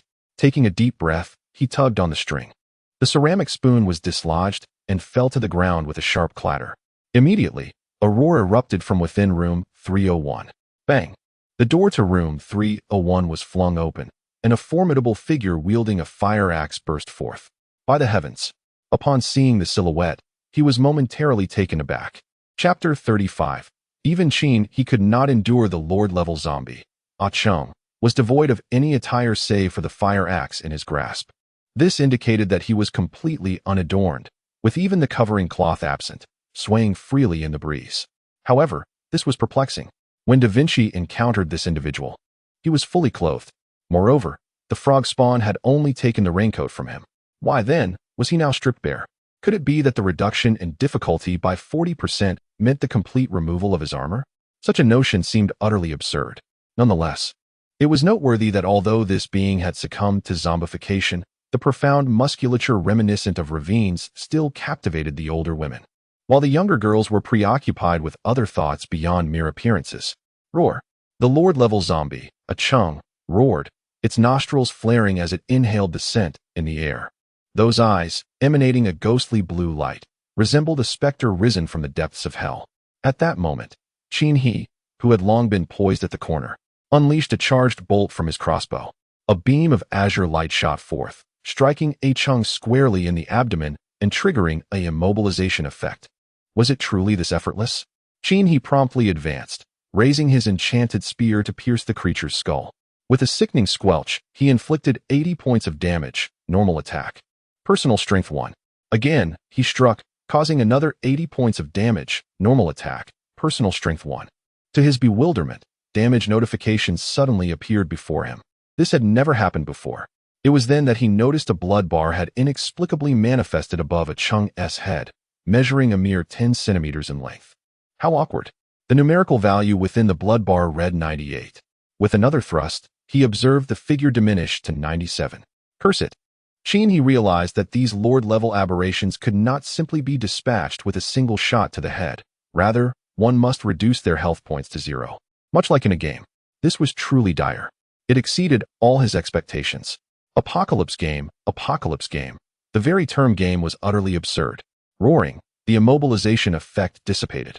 Lord-level A Chung bellowed fiercely, lifting a fire axe and charging toward Qin He's spear with the intent to strike. With a swift sidestep to the right, Qin He evaded, the axe crashing down beside him. The tiles beneath shattered upon impact, the force of the blow astonishing. If this axe were to strike a person, the consequences would be unimaginable. Moreover, this Lord-level adversary does not shy away from attacking. Instead, he charges forward recklessly, as if fully aware of his formidable resilience. Just as Qin He narrowly evaded, the Lord-level A Chung swung his axe in a sweeping arc bang. Qin He had no time to dodge and raised his shield to block the blow. Durability of the shield decreased by 3. The sheer force of the axe sent him staggering to the right. What a blow! It reduced the shield's durability by 3 points? That is exceedingly powerful. Splatter. Inflicting 80 points of damage, normal attack, strength multiplied by 1. Qin He retaliated with his firearm, rolling forward into the elevator hall. With his left hand raised in defense and his right hand aiming the heavy crossbow atop the shield, he prepared to fire. Roar. The Lord-level A Chung turned and pursued, raising his axe overhead and leaping into the air to deliver a downward slash. Clang. At that moment, Qin He pulled the trigger. The bolt was intended for the adversary's chest. However, due to the jump, it only struck A Cheng's calf, inflicting 30 points of damage, a rather ordinary attack. Why did it only deal 30 points of damage this time? Qin He had no time to ponder. He quickly stepped back. Boom. A Cheng's axe landed precisely where he had stood. The Lord-level zombie A Cheng activated the jump/skill, causing a stun effect for all targets within a 3-meter radius for 0.5 seconds. Due to the trigger of the difficulty reduction effect by 40, the stun radius decreased to 1.8 meters, and the stun duration reduced to 0.3 seconds. What the hell? Qin He found himself within the range of the jump slash. There was no time to retreat. Suddenly, a wave of dizziness washed over him. His body became unresponsive, freezing in place. To his astonishment, the Lord-level aberration creature was capable of unleashing skills. The moment the daze dissipated, the formidable axe wielded by Lord A Chung swung horizontally towards him. Qin He raised his shield, yet the fleeting disorientation caused a slight delay in his bodily coordination. Bang! The fire axe struck precisely at Qin He's left waist, propelling him forcefully against the wall. Dash, A Cheng's jacket durability -2. Damn. That hurts. Enduring the excruciating pain, Qin He instinctively touched his waist. Fortunately, while the garment suffered a loss of durability, his body remained uninjured. However, the tremendous force felt as though a hammer had struck his waist. It was agonizing. With a whoosh, the fire axe lunged at him once more. This time, Qin He promptly raised his shield for defense. Bang! The axe collided violently with the shield. Shield durability -4. Another 4 points of durability diminished. As Qin He braced the shield against the onslaught, he began to retreat, contemplating his options. He realized that inflicting 80 points of damage in a single strike would diminish the creature's health by 1. This implied that the creature possessed a total health of 8,000, necessitating 100 successful hits to vanquish it. Moreover, every strike must consistently deal 80 points of damage. For instance, The previous shot to the creature's calf only reduced its health by 30 points, indicating that more hits were required. He pondered that if he continued to exhaust himself in this manner, he would ultimately be the one left with nothing. The shield could withstand 25 attacks, while his equipment would barely endure a couple of strikes. He needed to devise a strategy to minimize direct combat and maximize his ranged attacks. At this moment, he had already retreated to the fire exit. Aha! He raised his shield once more to block another axe strike and swiftly withdrew into the fire escape stairwell. The space here is limited, severely constraining the aggressive tactics of a Lord-level adversary like a Chung. Moreover, one can shoot while retreating upstairs, offering significantly more room for maneuver than the confines of an elevator. The only option is to retreat upwards. Descending to the first floor would mean encountering a throng of zombies outside the lobby, a certain invitation to death. Only a fool would undertake such a reckless act. At this moment, he swiftly vaulted over the stair railing, positioning himself on the platform between the third and fourth floors. The Lord-level Chung burst through the fire escape door on the third floor, wielding a fire axe as he charged up the stairs. He pulled the trigger of his crossbow. With a resounding thud, the bolt struck a Chung squarely in the chest, inflicting 80 points of damage, normal attack, personal strength x1, and triggering a knockback effect. Boom. The latter was sent flying, crashing against the open fire door. What a splendid opportunity. He silently praised his fortune and rapidly unleashed a charged arrow, now ready after the cooldown. 3. The Lord-level Chung rose to his feet. 2. The Lord-level Chung raised his axe and leaped. 1. The Lord-level Chung landed before him. Boom. He squeezed the trigger again, the charged arrow striking the adversary in the abdomen. The Lord-level Chung was momentarily immobilized upon landing. Thud, thud, thud, inflicting 80 points of damage, normal attack, personal strength x1, each time. He brandished his enchanted spear, continuously thrusting it into a Cheng's abdomen. At this point, accuracy was no longer a priority. Merely making contact with the opponent was sufficient. After all, the battle was now a matter of attrition. Targeting the head was utterly futile. Moreover, if one's aspirations are too modest, a misstep may lead to significant losses. A precise strike to the chest is undoubtedly the wisest choice. After finishing with the Western gun, he, no longer inclined to engage further, swiftly retreated to the connecting platform between the fourth and fifth floors while the opponent remained ensnared by immobilization. Just as he steadied himself, the Lord-level Chung rose from the ground. He raised his crossbow and shot, striking the adversary squarely in the left chest. Following this successful hit, he continued to withdraw. After several rounds of confrontation, a Chung's health bar had diminished to 73. At this juncture, it was no longer a matter of combat prowess, but rather endurance. On the fifth and sixth floors, he unleashed his crossbow, hitting a Chung in the left leg and triggering a knockback effect, prompting him to quickly reload and shoot again.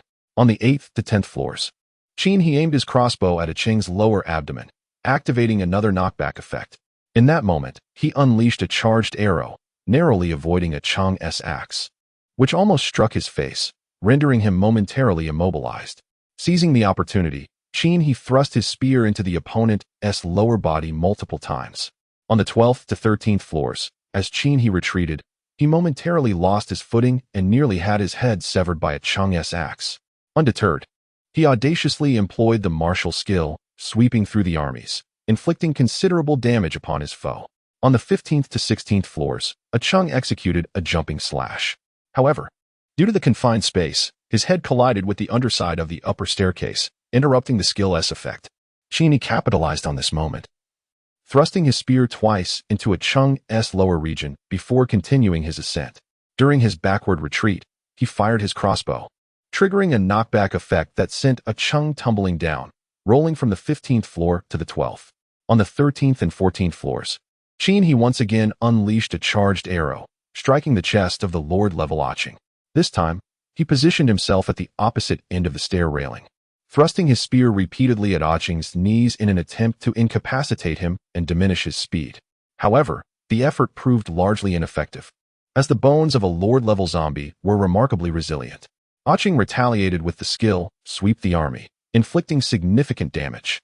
As he reached the 16th and 17th floors, he found himself panting, while the Lord Aching exhibited no signs of fatigue. It was evident that a Lord-level zombie could not tire, it could only perish. On the 18th and 19th floors, after a flurry of shots, He raised his shield to deflect a descending axe, yet the durability of his shield continued to wane. On the 19th and 20th floors, He executed another charged arrow, striking Aching in the lower body. Following this immobilization, he thrust his spear repeatedly before delivering a final crossbow bolt, triggering a knockback effect. He hastily reloaded, striving to conserve energy as he pressed onward towards the rooftop. Upon reaching the 21st floor, He pivoted and fired his crossbow, hitting Aching squarely in the head and triggering yet another knockback effect. He took a deep breath, reflecting on the arduous journey from the 3rd floor to the top. Despite his high endurance, the relentless battle had begun to take its toll. As he observed the Lord-level Aching rising once more from the 20th to 21st fire escape platform, he noted that after such a prolonged struggle, Aching still possessed 29 of his health. Gritting his teeth, he grasped the stair railing and gazed upward towards the rooftop. The final confrontation awaited him. Chapter 36. Herbal Pills. Song Hao sat beside the tent on the rooftop. Although the long night had passed for more than 10 hours, the city remained illuminated under the blood-red moon. In harmony with this, fierce flames burned in the western part of the city. One could still discern the blurry outlines of the surroundings. He had been atop the building for quite some time, during which he had dispatched 5 zombies, one of whom was his own girlfriend. To his dismay, she had met her demise at his hands. The sorrow that stemmed from slaying the undead had gradually dulled. Now, his sole desire was to survive. The longer he lived, the more zombies he could eliminate, avenging his beloved in a different manner. He held a pair of binoculars, gazing toward the west to alleviate the unbearable passage of time. At that moment, his lens came to a halt. Through the glass, he beheld a young man emerging from the rooftop of a distant building. Song Hao's hands trembled with excitement. After such a long time, he had finally encountered another survivor like himself. In the dim, reddish light, he observed that the individual was impeccably attired. In his left hand, he brandished a shield reminiscent of that wielded by medieval knights, while his right grasped a long spear. It appeared that a quiver of crossbow bolts hung at his waist. Suddenly, the man retreated toward the rooftop's access door, as if bracing for an impending threat. At that moment, a towering figure burst forth from the door, fully exposed. Wielding an axe, Song Hao watched in astonishment as the formidable zombie leapt into the air. The axe arced through the sky, crashing down toward the shield-bearing man. The latter hastily retreated. The zombie's colossal axe shattered the concrete chimney of the rooftop exhaust. Good heavens! Is that a zombie? Song Hao gasped, his eyes fixated on the confrontation taking place on the distant rooftop. He could scarcely believe that it was indeed a zombie. What kind of undead wields weapons? Moreover, it could leap and execute skillful attacks against humans. What manner of zombie is this? He swiftly retreated, narrowly evading the leap slash of the Lord-level Aching. He drew his crossbow and fired, inflicting 80 points of damage, normal attack, personal strength x1. With a roar, the Lord-level Aching was struck in the chest by the arrow, immediately charging forward to raise his axe for a devastating blow. Thud! He braced himself with his shield, absorbing the heavy impact, and then gripped his rifle with both hands to unleash the skill, sweep the army. The gun's tip swept across, carving a deep wound into the adversary's chest, revealing bone beneath. This caused 180 points of damage, skill attack 100 strength x1 damage. Breathing heavily, he retreated immediately, glancing at his opponent's health bar, which now stood at 25.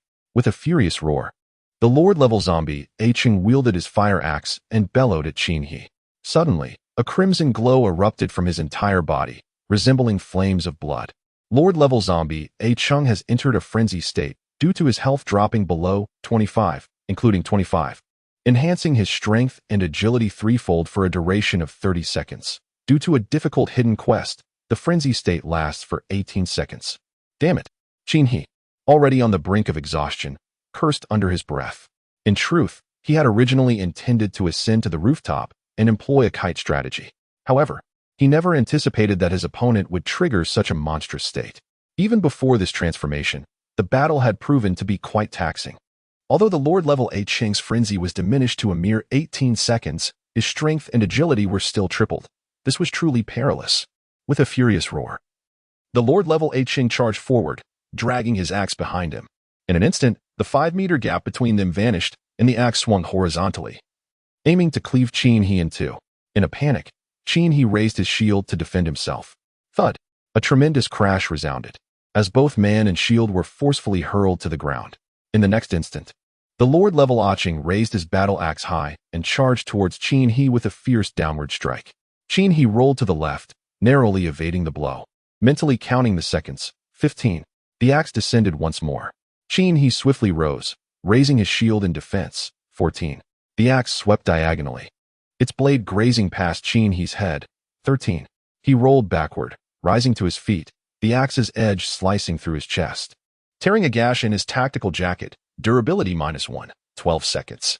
The Lord-level Aching lunged forward, using the axe's hammerhead to strike Qin He squarely in the chest. Qin He raised his shield with both hands, but the immense force sent him flying. 11 seconds. Now is the moment. Qin He gritted his teeth and silently recited. He activated the skill of the black scale boots, dashing maneuver, tripling his strength and agility for 10 seconds. In the blink of an eye, his power and swiftness surged dramatically. Originally, he had intended to ascend to the rooftop, wear down the Lord-level Aching, and then unleash this skill for a decisive strike. However, he had not anticipated that his opponent would initiate a berserk bloodlust, combined with his own excessive fatigue, necessitating an early activation to counterbalance the threat. The opponent's berserk state would last for 11 seconds, while his own maneuver would endure for 10. If he executed flawlessly, their effects would completely offset each other. The exchange of speed was imminent. With a whoosh, the axe swung towards him once more. With his agility tripled, Qin He's evasion and reflexes were likewise heightened. He crouched low, dodging the axe blade, and thrust his spear towards Aching's abdomen. Inflicted 80 points of damage, normal attack. Personal strength x1. The Lord-level zombie Aching's health bar now stood at 24. Roar. The Lord-level Aching became increasingly ferocious, wielding his axe with unrestrained ferocity. Each swing of the axe sliced through the air with a fierce whoosh, narrowly missing Qin He with each devastating strike. This was all while he had employed a nimble evasive maneuver. At this moment, his stamina had reached its absolute limit. Qin He was biding his time, waiting for the opponent's bloodthirsty rampage to subside. With a thunderous crash, the axe struck the ground, carving a deep gash into the rooftop. Qin He swiftly maneuvered to the right to evade, aware that the durability of his shield had dwindled to a mere 10. And he dared not use it to block any further attacks. Simultaneously, he retrieved a durability restoration card and activated it on his shield, replenishing its durability to a full 100. With a swift downward arc, the axe descended once more. Having just repaired his shield, Qin He lacked the time to evade and could only raise his shield to absorb the impact. A resounding thud echoed as the colossal axe collided with the shield. Shield durability -12. Qin He was forced into a half-crouch under the overwhelming force, his heart racing in fear. In this bloodthirsty state, the creature's strength had tripled, and naturally, its attacks followed suit. Previously, an axe strike had reduced the shield's durability by 4. Now, it was 12. Thankfully, he had just repaired the shield. Otherwise, it would have shattered. Meanwhile, Song Hao, binoculars in hand, scrutinized the battle taking place on the distant rooftop. His heart raced with trepidation.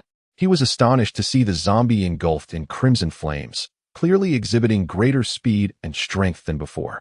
He was also astounded by the young man, who had managed to dodge several fatal blows. Were it himself in that position, he would likely have been cleaved in two by a single strike. Look at that! Song Hao exclaimed, his eyes wide and mouth agape as he observed the scene through the binoculars. Qin He propelled himself backward, utilizing the momentum to roll away. As he rose, he immediately beheld the Lord-level Aching, arms outstretched, bellowing forward. In an instant, his blood flames surged to more than 3 times their previous intensity, igniting the axe in his grasp. With a powerful leap, he propelled himself from the ground, raising the colossal axe towards the figure before him. In a state of frenzied bloodlust, Lord-level Aching unleashed a jumping slash, transforming the skill into a frenzied blood slash. The effective range spans 9 meters. Inducing a 1-second area stun, due to a 40 reduction in difficulty, the effective range is 2 meters, with a stun duration of 0.6 seconds. Qin He observed that he was scarcely a meter away. How could he possibly retreat 6 meters in an instant? Goodness gracious! Chapter 37. Slaying the Lord-level Aching. Qin He hastily retreated. Crossing a distance of 6 meters in a single stride was an insurmountable challenge. Even with a tripling of agility, it was utterly impossible to cover 6 meters in a heartbeat. Boom! The Lord-level Aching landed, unleashing the frenzied blood slash. The rooftop trembled violently. Debris and dust swirling into the air, suspended as though time had frozen. Buzz. He suddenly felt his mind spin, rendered immobile in place. This is dire. Roar. The Lord-level Aching approached, the colossal axe raised high, ready to cleave downwards. Song Hao, gripping the binoculars, felt his palms grow clammy.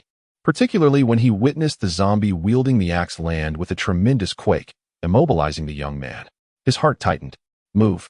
Quickly evade. Oh no. Song Hao yearned to shout a warning, but then recalled the horde of zombies lurking within their building's corridors. A single shout could cost him his life. Instead, he could only force a sound from his throat. Through the lens of the telescope, Song Hao witnessed the gruesome scene as the zombie swung its axe towards the young man's head. The axe descended with a sickening thud, and the man's skull shattered instantaneously. With a gasp, Song Hao hastily closed his eyes, unable to bear the sight of such brutality. The grotesque aftermath left the brain reduced to mere fragments. How tragic. Suddenly, a buzzing sound erupted as the novice combat helmet's durability hit zero, resulting in a catastrophic failure. Cheney felt a sharp pain in his head. His consciousness jolted back to reality. The helmet had exploded. Fortunately, it had absorbed the majority of the assault, sparing his life. Yet, the overwhelming shockwave still caused his head to throb intensely, especially given that his constitution had already deteriorated to below 80. It was unfathomable to consider the fate that awaited him had he not worn the novice combat helmet. With a furious roar, the elite-level A-Chung, seeing that his target remained alive, raised his axe once more for another strike. In a swift motion, He threw down a card. With a resounding explosion, the card burst forth, releasing a dense cloud of black-gray mist. Beginner's mist. Within the mist, all creatures except for the user are hindered in their vision. With a range of 10 meters and a duration of 10 seconds. The elite-level A-Chung swung his axe but struck nothing but air. Standing amidst the fog, he turned his head, his bloodthirsty rage dissipating. His eyes, glowing with an eerie blue light, now appeared somewhat bewildered as they scanned the surroundings, revealing only the gray mist before him, devoid of any other presence. Indeed, he could see nothing. At that moment, he stood directly in front of him. He retrieved a beginner's stamina recovery potion and drank it, instantly restoring 50% of his vitality. The overwhelming fatigue vanished without a trace. The decisive battle was about to commence. With a swift motion, he fired 2 consecutive shots, both striking directly at the abdomen of the elite A-Chung. Inflicted 80 points of damage, normal attack, strength 1. Inflicted 80 points of damage, normal attack, strength 1. The Lord-level zombie, A-Chung, has 22 health remaining. As it is attacked, it raises its axe and swings it wildly. After regaining stamina, He, in a state of mental vigor, effortlessly dodges the assault. While shifting to the left, he swiftly thrusts twice. Inflicted 80 points of damage. Inflicted 80 points of damage. The Lord-level zombie, A-Chung, has 20 health remaining. The mist has 7 seconds left. Roaring, Lord A-Chung turns and swings his axe, but obscured by fog, he can only strike aimlessly. He has already slid behind him, aiming his gun at the back of its head. Thrust, thrust, thrust. Inflicted 80 points of damage. Inflicted 80 points of damage. Inflicted 80 points of damage. The Lord-level zombie, A-Chung, has 17 health remaining. With a quick thrust, he immediately crouches to evade the erratic axe swipe. 6 seconds. He glides to the right, silently counting down the mist's duration. Simultaneously, he thrusts 3 times. The Lord-level zombie, A-Chung, has 11 health remaining. With a whoosh, the axe swings diagonally. 5 seconds. He rolls forward, rising to thrust once more. He then slides right again, circling around Lord A-Chung to attack. Thrust. Another strike. The Lord-level zombie, A-Chung, has 9 health remaining. Roaring. For seconds, he brandishes his spear, thrusting 3 times consecutively. The Lord-level zombie, A-Chung, has 6 health remaining. With a rush, the axe comes barreling toward He's face, prompting him to raise his shield. Bang! He is sent flying out of the mist. That fiend. He did not perish. Remarkably, he survived. Song Hao, clutching a pair of binoculars, excitedly pounded on the rooftop railing before him. Through the lenses, he beheld the figure who had plummeted to the ground, now crouching low with a crossbow in hand. In that electrifying moment, he gripped the railing with fervor, feeling as though he were immersed in the scene itself. That was a skill. Through the binoculars, Song Hao observed a radiant blue light emanating from the crossbow held by the individual. The brilliance intensified, becoming ever more dazzling. Suddenly, the mist dissipated, revealing a zombie wielding an axe, standing defiantly before the crossbowman. Go for it. Eliminate it. You can do it, Song Hao urged, his hands tightening around the binoculars, his palms slick with sweat as he anxiously monitored the distant rooftop. In the instant the fog lifted, the formidable zombie lord, a Chung, surged forth, raising a fire axe to strike at the individual before him. With precision, he aimed at the airborne A Chung and pulled the trigger. The blue crossbow bolt soared forth, striking true at the creature's heart. Thud! A Chung, frozen in his axe-wielding stance, collapsed to the ground. He advanced a step, brandishing his tempered spear to repeatedly stab at the creature's heart. Thrust! Thrust! Inflicting 80 points of damage. Inflicting 80 points of damage. Inflicting 80 points of damage. Inflicting 80 points of damage. The health bar of the zombie lord A Chung now dwindled to a mere 2. The immobilization effect faded. With a roar, A Chung sprang back to life, brandishing his axe in a sweeping motion. Simultaneously, he executed a sweeping maneuver with his weapon. The axe blade grazed the tip of his nose, while the spear tip sliced across the neck of the zombie lord A Chung. Indeed, as the saying goes, a fraction longer, a fraction stronger. The sweeping strike dealt 180 points of damage. The Lord-level zombie, Ah Chung, has 0 health. Ding. Defeated the Lord-level zombie boss, gained 500 experience and 502 gold coins. Ding. Completed the difficult hidden task, rewarded with 1,000 experience, 1,000 apocalypse gold coins, and 1 silver apocalypse blind box. Ding. Defeated the Lord-level zombie boss Ah Chung. Personal accomplishment of defeating a Lord completed 1-1, rewarded with 1,000 experience, 1,000 gold coins, and 1 golden treasure chest. Ding. Level increased to 9. Ding. Level increased to 10. Ding. Level increased to 11. Ding. Level increased to 12. Ding. Level increased to 13. Ding. Unexpected delight from Da Vinci. Drop rate increased to 1,000. Buzzing. Several beams of light erupted around the body of the Lord-level zombie Ah Chung. That is. Song Hao, holding a telescope, felt his lips quiver with excitement. For through the telescope, he witnessed a magnificent orange beam soaring skyward, as if connecting with the heavens. The beam stood at least several meters tall, accompanied by several white, green, and blue beams. Powerful. Incredible. Song Hao raised his telescope and gave a thumbs up towards the distant rooftop. To single-handedly slay such a formidable zombie is truly impressive. I wonder if he can see my wave. With his left hand holding the telescope and his right hand waving a piece of clothing, he felt a pang of disappointment as the individual, after collecting the cards from the beam of light, simply disappeared through the rooftop door. Failing to notice his gesture at all. Well, it seems he wouldn't be able to see me. Song Hao, somewhat disheartened, set down the garments in his hands, feeling an inexplicable void within. Perhaps this was the essence of disappointment. If only he could stand shoulder to shoulder with that individual, they would surely vanquish a greater number of zombies together. He opened the door to his room, turning to secure it behind him before sinking into the embrace of the sofa, his body softening against its cushions. The recent skirmish with the elite-level zombie had drained him significantly, leaving him with aches and pains. Although his hat and clothing had mitigated the lethal damage, they had not spared him from lingering injuries, which were now beginning to intensify. Yet, when he retrieved the card that had emerged from the orange beam of light, all his discomfort faded away. It was truly remarkable. Chapter 38. Orange Crossbow Design Module. He grasped the orange card, delicately shifting his fingers to reveal its contents. Type: Berserk, Great Axe. Durability 300. Constitution 30. Strength 30. Agility 10. Mystical Attributes. Berserk. With a 15 chance to trigger Berserk during combat, tripling strength and agility. Mystical Attribute. Great Strength. Permanently enhances strength by 10 upon equipping. Goodness gracious. He exclaimed, his excitement palpable as he gazed at the card. This weapon boasted 2 extraordinary attributes.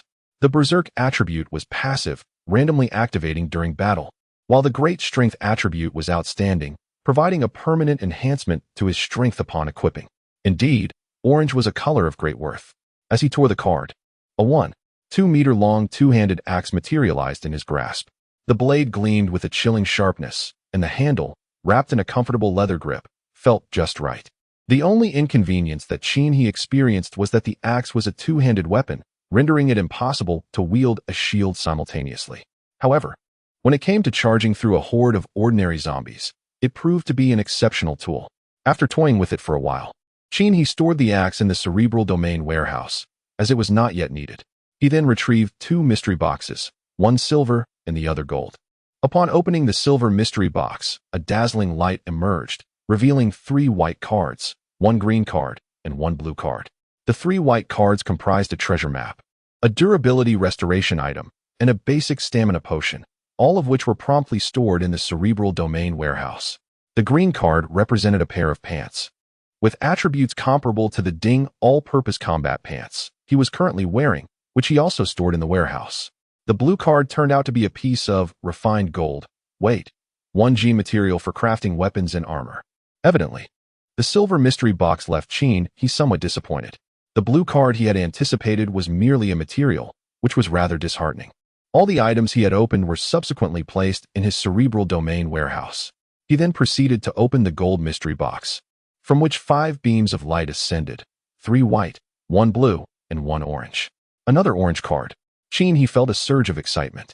Ignoring the blue and white cards, he eagerly picked up the orange card. 600, 600, 10, 30, 30, 10, 10, 1, 10, 10. Upon further inspection, Qin realized that it was indeed a design module, not a finished product, which left him feeling somewhat disheartened. The materials required for crafting were quite elusive. Thus far, he had only encountered a single piece of refined gold, while the rest were entirely unfamiliar to him. It seemed he would have to store it in his cerebral domain warehouse for the time being. However, the next blue card ignited a spark of excitement within him. 10, 10, 3, 1, 1, 5, 30. What a splendid find. Qin tore open the card, revealing a white leather hexagonal hat in his grasp. Though its appearance was rather peculiar, it was undoubtedly superior to a mere green quality hat. A cursory glance at the remaining cards revealed only ordinary items. Nevertheless, his cerebral domain warehouse was still quite abundant with treasures. Life essentials: 4 cucumbers, 2 tomatoes, 6 small bottles of mineral water, 5 large bottles of mineral water, 2 loaves of bread, 3 cans of luncheon meat, 4 packs of instant noodles, 1 large green onion, 12 cloves of garlic, 34 chili peppers, 4 packs of fine salt, 3 bottles of soy sauce, 3 bottles of vinegar, 1 pack of frozen dumplings. Equipment: 3 novice combat shirts, 2 novice combat pants, 4 novice combat gloves, 1 pair of novice combat boots, 1 novice one-handed sword, 1 novice spear, 1 Ding physique combat pants, 1 armor frenzy giant power battle axe. Exclusive zombie yoga pants. Materials: 1 piece of fine gold, 1 jean. Design modules: armor automatic high durability one-handed crossbow design module. Treasure maps: 8 primary treasure maps, 1 intermediate treasure map. Consumables: 1 primary stamina potion, 3 primary durability repair potions.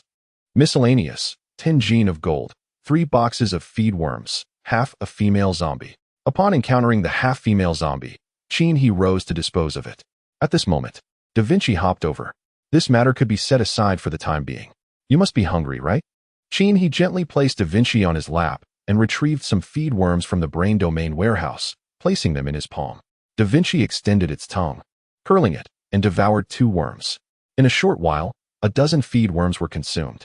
Da Vinci lifted its head to gaze at Qin, displaying an expression of unsatisfied hunger, yearning for more. Very well, I shall provide you with a few more. Today is a fortuitous day. Qin retrieved more worms and continued to feed Da Vinci. Having examined my attributes, I just vanquished a Lord-level zombie boss, achieving a personal milestone and completing a hidden quest. I have ascended 5 levels in quick succession, reaching level 13. I have allocated my 5 points of free attributes to agility, seemingly destined to tread the path of the archer till the end. Qin Traveling Frogman. Title: Short and Swift. LV 13, 167 800. Physique: 2255. The number in parentheses denotes equipment enhancement. Strength: 2266. Agility: 3557. Spirit: 3540. Weapon: NA. Equipment: NA. Inventory: 32100 slots. Apocalyptic gold: 4306. This amount is still insufficient to procure the virus blockade potion. Qin glanced at his apocalyptic gold count, realizing the necessity of earning more. A single dose of the virus blockade costs a staggering 10,000 apocalyptic gold, a significant sum indeed. As he pondered, he glanced at the time. Countdown to the long night. 24, 312, 24, 311. The second apocalyptic trading session after the long night is about to commence. Seizing this opportunity, he hopes to earn some gold. This time, he plans to sell those green quality trousers. 3 minutes later, the trading interface illuminated before Chin-Hee. A line of text graced the screen. Congratulations on still being able to view this message. You must have sensed the madness of the second night of the long night. Of course, some who sensed it have perished. We await you. Keep going. Stay alive. Chapter 39. Behind the Great Team, the Apocalypse Trading Post opens. The first task Chin-Hee undertook was to explore the free trading auction area, which was filled with an assortment of odds and ends, yet devoid of any weaponry or equipment. It appeared that such items remained scarce commodities. With a decisive wave of his hand, he placed all the unnecessary gear up for auction. Novice Combat Shirt 3, Novice Combat Pants 2, Novice Combat Gloves 4, Novice Combat Boots 1, Novice One-Handed Sword 1, Novice Spear 1. Each piece retained its original price of 9 gold coins. Given that there was no competition for business at the moment, he was untroubled by the prospect of unsold items. After completing the listings, he stepped back to examine the skills section of the Apocalypse shop, only to find no skills suitable for him. This was somewhat awkward. He then glanced over the equipment section. During his previous visit, he had nearly overlooked a purple quiver. So this time he meticulously perused from the first page to the last. Indeed, he discovered a piece of purple equipment, a one-handed sword. E-strength high durability horizontal blade. Durability 400-400. Constitution 5, Strength 20, Agility 5, Spirit 1. Premium attribute. High durability. Increased longevity, allowing for fearless slaughter. Premium attribute. Strength, boosts strength attribute by 5. However, this weapon held little value for Chin-Hee. It was of no use to him at this stage. His own furious axe far surpassed this sword in capability, not to mention that it was a weapon designed for mid-range combat. As the saying goes, an inch of length is an inch of strength. In all honesty, Chin-Hee does not harbor a fondness for close-quarters combat. The margin for error is exceedingly slim. Moreover, according to the rules of this apocalyptic game, engaging in melee combat inevitably leads to rapid deterioration of equipment durability. These are the reasons for his aversion. Of course, this is not an absolute stance. Should he encounter an irresistible temptation, he might be swayed, albeit briefly. He does not lack for everyday necessities, rendering it unnecessary to squander time on such pursuits. There are no other items he finds particularly desirable. After a period of contemplation, Chin-Hee closed the Doomsday shop and turned his attention to the trading channel's chatroom.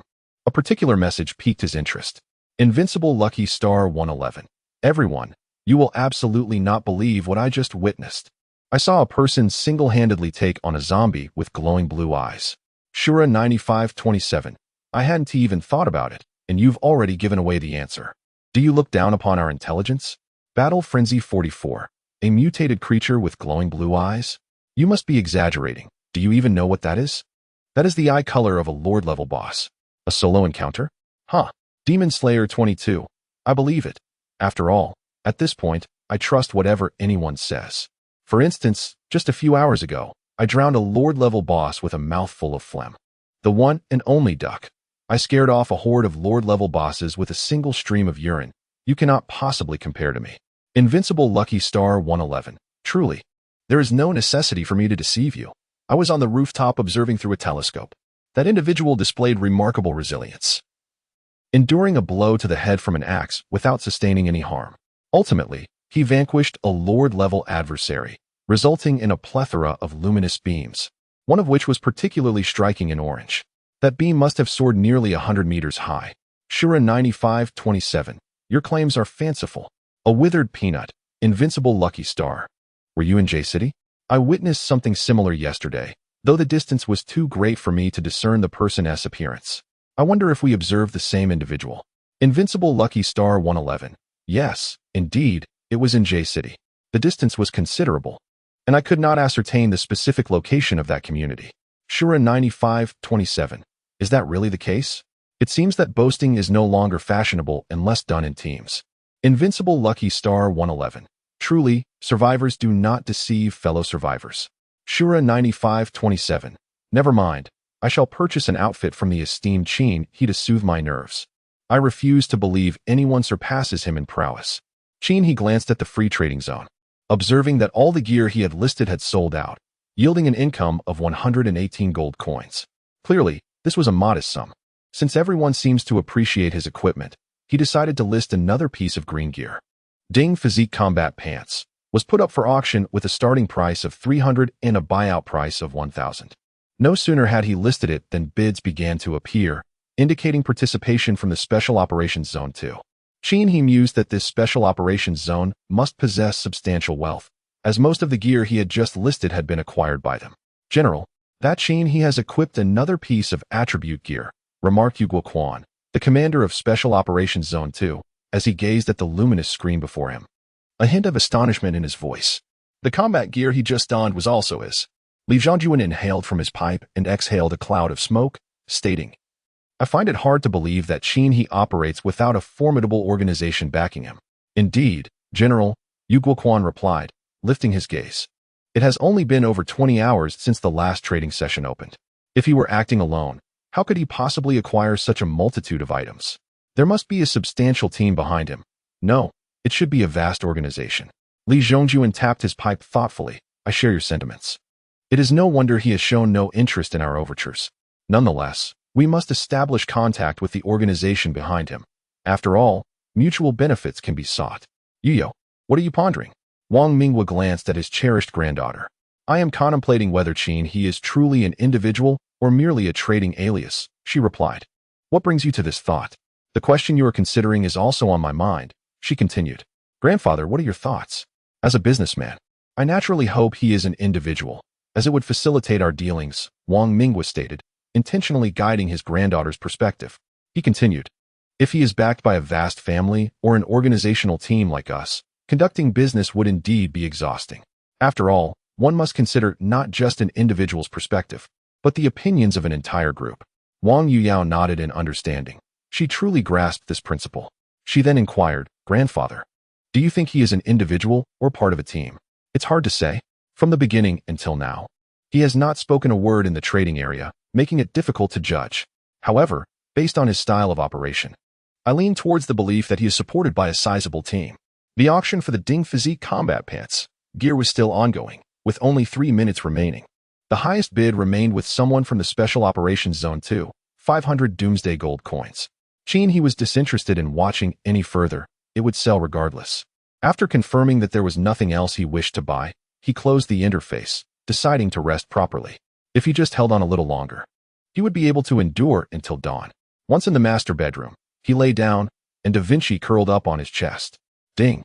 The Physique Combat Pants have been successfully sold, with no transaction fees deducted, and the auction proceeds fully transferred to the personal account. Ding!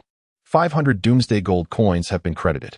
From this auction, it was clear that there was demand for clothing, yet weapons remained scarce. It seemed that what everyone truly desired were attribute weapons. As Qin He awoke, 8 hours had already elapsed. Da Vinci was sprawled across his face, having yet to abandon its peculiar penchant for sleeping atop him. Was it his flawlessly smooth visage that attracted such affection?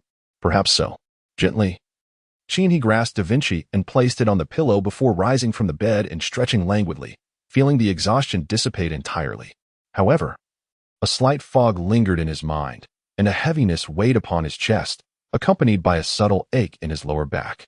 Indeed, engaging in battle with a Lord-level mutated creature was far from a simple endeavor. With a swift motion, Qin He tore open a packet of instant noodles and retrieved a cucumber. He also produced a can of luncheon meat, complemented by a head of garlic. This meal, admittedly, was rather bleak, primarily due to the absence of electricity and the suspension of gas services, forcing him to subsist on dry rations. After a brief moment, feeling satiated, Qin He glanced over his personal achievement tasks. He was merely one zombie away from completing the goal of slaying 50, and similarly, only one more elite creature remained to fulfill that particular challenge. Having already faced a Lord-level adversary, the elites seemed to belong to an entirely different league. Checking the time, Qin He noted he had ample opportunity ahead. Once dressed, he gently patted Da Vinci before exiting the room. He descended to the 7th floor, opened the fire escape, and, shield in hand and long gun at the ready, rapped on the fire door. Soon, 2 zombies emerged, and with precision, he shot through both of them, thereby achieving the milestone of defeating 50 ordinary zombies. Experience and coins were credited to the account, both amounting to 100. After resolving the situation, I meticulously searched each room without encountering any obstacles. The same method was applied to the 6th, 5th, 4th, and 2nd floors. I dispatched 7 or 8 zombies, facing no significant resistance. This indicates that the sole survivor in this building is none other than myself. Of course, this does not reflect the entirety of the circumstances. The number of survivors in this area remains unknown. Before long, I had descended to the 1st floor, which served as the entrance hall. Standing in the lobby, I gazed through the glass at the surroundings. 2 zombies wandered along the greenway outside, while another meandered in the fitness area. 3 zombies loitered beneath a large tree. With no others in sight, I removed the chain from the lobby door and carried it in my hand as I stepped outside, giving it a gentle shake. The sound of the metallic chain echoed through the tranquil night, crisp and melodious. The zombies seemed to have heard the call of potential prey, rushing towards the source of the sound with a cacophony of growls. With my left hand, I held the shield defensively in front of me, while my right hand steadied the fire-tempered spear atop the shield. As the first zombie charged forward, I poised the spear for a thrust. Suddenly, the zombie lost its footing and fell clumsily to the ground. How unfortunate. Just as I was prepared to send you on your way, you go and delay the process. I stepped forward, placing my foot on the zombie's head, and thrust the spear through it. With a swift motion, I withdrew the spear and rested it upon the shield. Another zombie leaped up from its position, colliding with the spear's tip. I was momentarily stunned. Goodness, have zombies become so self-aware now? Do they instinctively understand that they are destined to meet their demise once more, prompting them to forego any semblance of treatment? Fortunately, he found solace in the fact that the remaining zombies still attempted to struggle. However, as mere ordinary-level zombies, they had no chance to resist before the might of his spear. With a swift thrust, one after another, they were dispatched and pierced into the ground. He mused that dealing with such ordinary zombies was indeed gratifying. It required neither mental effort nor physical exertion. A simple thrust sufficed. The elimination of the few zombies transpired in the blink of an eye. He secured the door of the 1st floor hall from the outside with a chain and proceeded to the adjacent building's 1st floor hall, where the door stood ajar, revealing the floor stained with patches of desiccated blood. The elevator was inoperative, leaving only the staircase as his means of ascent. Just as he prepared to ascend the fire escape, a heart-wrenching laughter echoed through the air. A blood-soaked man then rushed down the stairs, laughing as he fled into the night. What on earth was happening? He furrowed his brow, having never encountered such a sight before.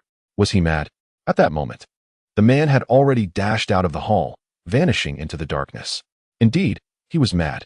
A cacophony of groans ensued as a horde of zombies tumbled down the stairs. Bereft of intellect, their descent became chaotic. It was inevitable that they would stumble. One would fall, causing another to trip, leading to a chain reaction. He raised his spear, advancing forward, dispatching each zombie that rolled to his feet with precision. As 2 approached, he pierced them both. Before long, the ground beneath him was strewn with the fallen corpses of the undead. Having dispatched the last of the zombies, he continued his ascent. His purpose for coming here at this moment was to seek out an elite to eliminate. Having already completed the personal kills of 6, only 1 remained. Once this final kill was achieved, all personal achievement tasks would be fulfilled, granting him a title. Ascending to the 2nd floor, he encountered no zombies. It seemed that those on this level had perished within the barricade of corpses on the 1st floor. The 3rd floor was equally tranquil, devoid of any anomalies. Though he still conducted a search, finding nothing of note. Upon reaching the 4th floor, he entered the elevator lobby, where a small gray figure scurried past his feet, swiftly darting into room 401. It was a mouse. Truth be told, he was startled. In a night fraught with the potential for zombies to emerge unexpectedly, the sudden dash of a mouse beneath his feet could easily induce a fright in anyone. This mouse, with its shifty eyes, bore a striking resemblance to Da Vinci's little companion, perhaps. Yet, such a coincidence seemed unlikely. The creature fled with remarkable speed, as though something were pursuing it. A sudden meow resonated through the air. It turned out the mouse was being chased by a cat, which explained the haste. He couldn't help but smirk. However, in the next moment, he was rendered speechless. A feline head cautiously emerged from the corner, followed by its body. He was taken aback. To be honest, he had seen many kittens before. They were undeniably adorable. Yet, the creature before him was a cat that dwarfed even a standard golden retriever. Its eyes gleamed with an eerie green light, and its mouth and paws were smeared with blood. A gaping wound marred its belly, with intestines trailing upon the floor. An elite zombie cat. Truly, one gets what one wishes for without exertion. He was in pursuit of an elite monster, and it swiftly arrived with a menacing meow. A zombie cat lunged towards his face. Bang! The creature collided with his shield, prompting he to draw his crossbow and shoot. The arrow struck the cat squarely in the head, triggering a repulsion effect that sent the zombie feline flying. Seizing the opportunity, he advanced with his spear, piercing the cat's abdomen and pinning it against the doorframe. He raised his shield and struck its head with a series of blows. Bang, bang, bang, activating the shield's heavy strikeability. With a final thud, the shield's blow rendered the creature dazed. He then withdrew his spear and drove it into the cat's ear, penetrating its brain. Ding! You have killed an elite zombie cat, earning 50 experience points and 51 apocalypse coins. Ding! You have completed all personal achievement tasks, earning the title, Master of Nighttime Management. At long last, it was done. He extracted his spear, pondering the attributes that this title might bestow. Channel-wide broadcast. Congratulations to Survivor he for completing all personal achievements and earning the title, Master of Nighttime Management. Channel-wide broadcast. Chapter 41. The traveling frog and bullfrog fragments. The hidden task of mushroom gathering had been failed by Wang Jia. Now, he sat atop a stone on the mountain, panting with a single-handed sword in hand.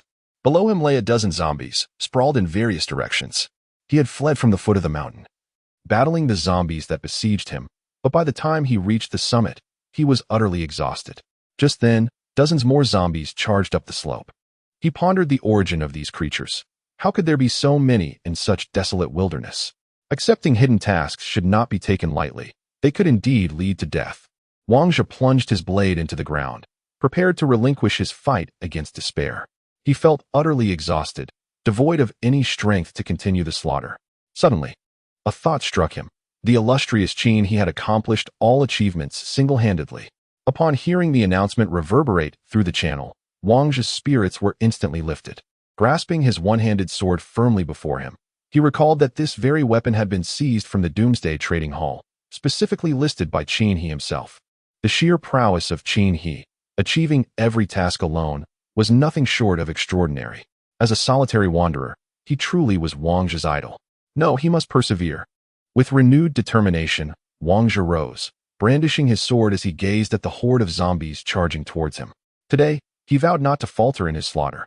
As a collective celebration, all solitary wanderers across the globe shall receive a stamina recovery buff lasting 3 hours, alongside a tripling of vitality, strength, and agility for the same duration.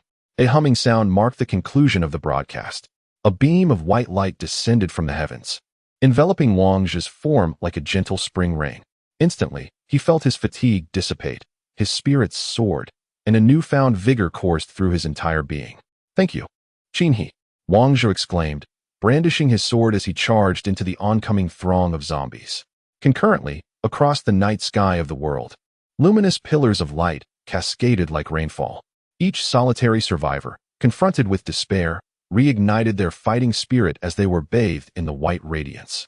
Voices rose in unison, proclaiming, "Thank you, He." The chorus of gratitude echoed fervently, resounding everywhere. Across the globe, solitary wanderers embroiled in battle extend their gratitude to a singular individual, He. Modest and unassuming, He stands in the open area of his residential complex. Truth be told, the exhilaration from the all-channel broadcast still lingers in his heart. Yet, as a person of humility, he feels a tinge of bashfulness. Reflecting upon his personal achievement, he believes there is no longer a need to exert himself so fiercely. Little did he expect a sudden burst of white light to envelop him, invigorating him with an overwhelming desire to charge forth against the zombies. Steady yourself. He strives to quell that impulse. To his astonishment, this universal buff for solitary individuals has descended upon him as well. Indeed, fortune seems to favor all equally. In the grand hall of the Wang family estate in Yulin, a palpable tension fills the air. He is but one man, Wang Minghua exclaims, rising from the sofa. Indeed, the members of the Wang family respond in unison. The recent broadcast echoed in the ears of all. and none dared to question Wang Mingguo's decision, nor did anyone doubt the prowess of Qin He as an individual. General, the captain of the Special Operations Unit, Yu Guoquan, bursts into Li Zhongjuan's office, so overwhelmed with excitement that he forgets to knock or report in. What is all this commotion? Am I without ears? Li Zhongjuan retorts, visibly irritated. General, that young man was the first to accomplish every personal achievement, which means he single-handedly vanquished a Lord-level foe. And he did so entirely on his own, without any organization backing him. I heard you. What are you so agitated about? You are not the only one who heard the full-frequency broadcast, Li Zhongjuan responds. Yes. Yu Guoquan salutes and exits the room. In a hushed tone, it was remarked, you advised against stirring excitement, yet your reaction surpasses mine. Do not murmur quietly. Do you think I cannot hear you? At the esteemed headquarters of the strongest honor guild, one could not help but marvel at Qin He's prowess. All personal achievements seemed to culminate in a solitary conquest of a Lord-level adversary. Indeed, it is quite a feat to vanquish an elite alone. President, shall we still pursue Qin He? At this juncture, all eyes turned towards Lu Hua. As the newly appointed president, Lu Hua felt a pang of unease. Initially, he believed that no matter how formidable the opponent, a single individual could be easily subdued through collective effort. However, the current scenario left him feeling somewhat apprehensive. Yet, as the leader, he could not simply retract his words. Lu Hua glanced at Zhao Chong, for it was he who had instigated this matter. Upon meeting the president's gaze, Zhao Chong instinctively recoiled. To be honest, he felt even more troubled. He had hoped to seize this opportunity to eliminate Qin He and redeem his past failures. Given the present circumstances, that ambition seemed increasingly unattainable, especially since it remained uncertain whether the Qin He broadcasted in the general channel was indeed the same individual. Lu Hua regarded the assembly, asserting, we must indeed seek him out. Our intention is merely to ascertain whether he is the revered Qin He. If so, welcoming him to our guild would be an excellent choice. Alternatively, aligning ourselves with him could serve us well. What do you all think? After completing his ablutions, he lay in bed to rest. Having already accomplished his personal achievement tasks, there was no need to wander aimlessly outside. Contentment brings happiness. Meanwhile, Da Vinci continued to slumber peacefully. Qin He glanced at the title of Master Time Manager of the Night. The attributes read, Master Time Manager of the Night, Constitution 10, Strength 10, Agility 10, Spirit 10, Title Attribute. During the night, your attributes increase by 10, and under special circumstances, by 20. Special circumstances? Simple-minded as Qin He was, he chose to disregard that enhancement. Nevertheless, a universal 10 increase during the night was quite commendable. The key was that the attributes from titles could stack, which was far superior to merely donning 2 pairs of trousers.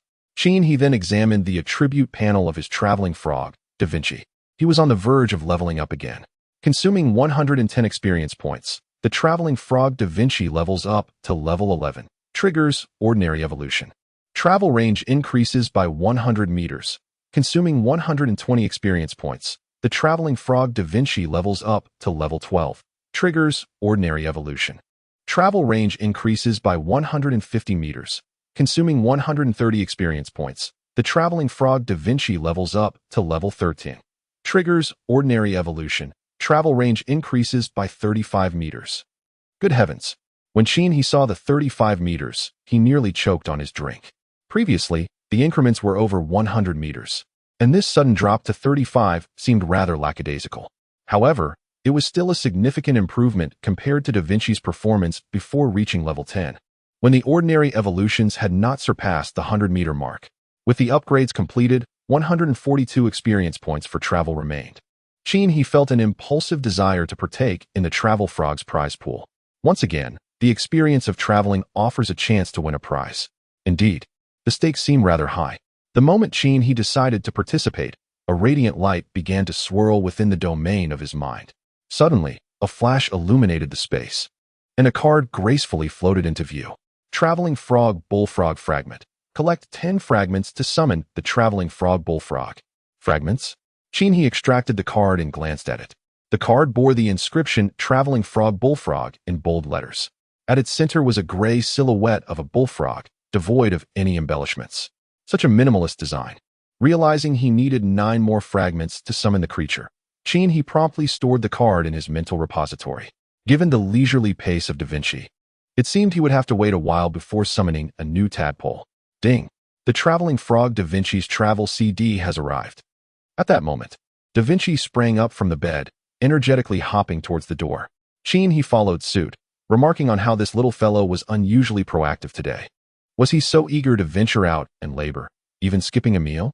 Your Da Vinci is perched by the door, awaiting your permission to enter. He has a scheduled meeting with friends and cannot afford to be late. He believes you ought to open the door promptly. He shrugged. All right. Perhaps he was being overly sentimental. Chapter 42. The Little Frog and the Bottle Game with Little Gray. Your Da Vinci gazes at you with eager anticipation. Hurry and open the door. Wasn't he you who always urged me to go out? Look at how conscientious I am today. Your Da Vinci jumps up and nudges your calf, imploring you to hasten the opening of the door. Wait a moment, don't rush. He peered through the peephole, reassured that their building had been thoroughly cleared. Yet, his cautious nature compelled him to take a glance. Once assured that all was well, he finally opened the door. As soon as a narrow gap appeared, Da Vinci eagerly darted outside. How impatient you are. Have you fallen in love, or something? Observing Da Vinci descend the stairs, he remained seated on the sofa, patiently waiting. Da Vinci bounded down to find Little Gray already waiting below.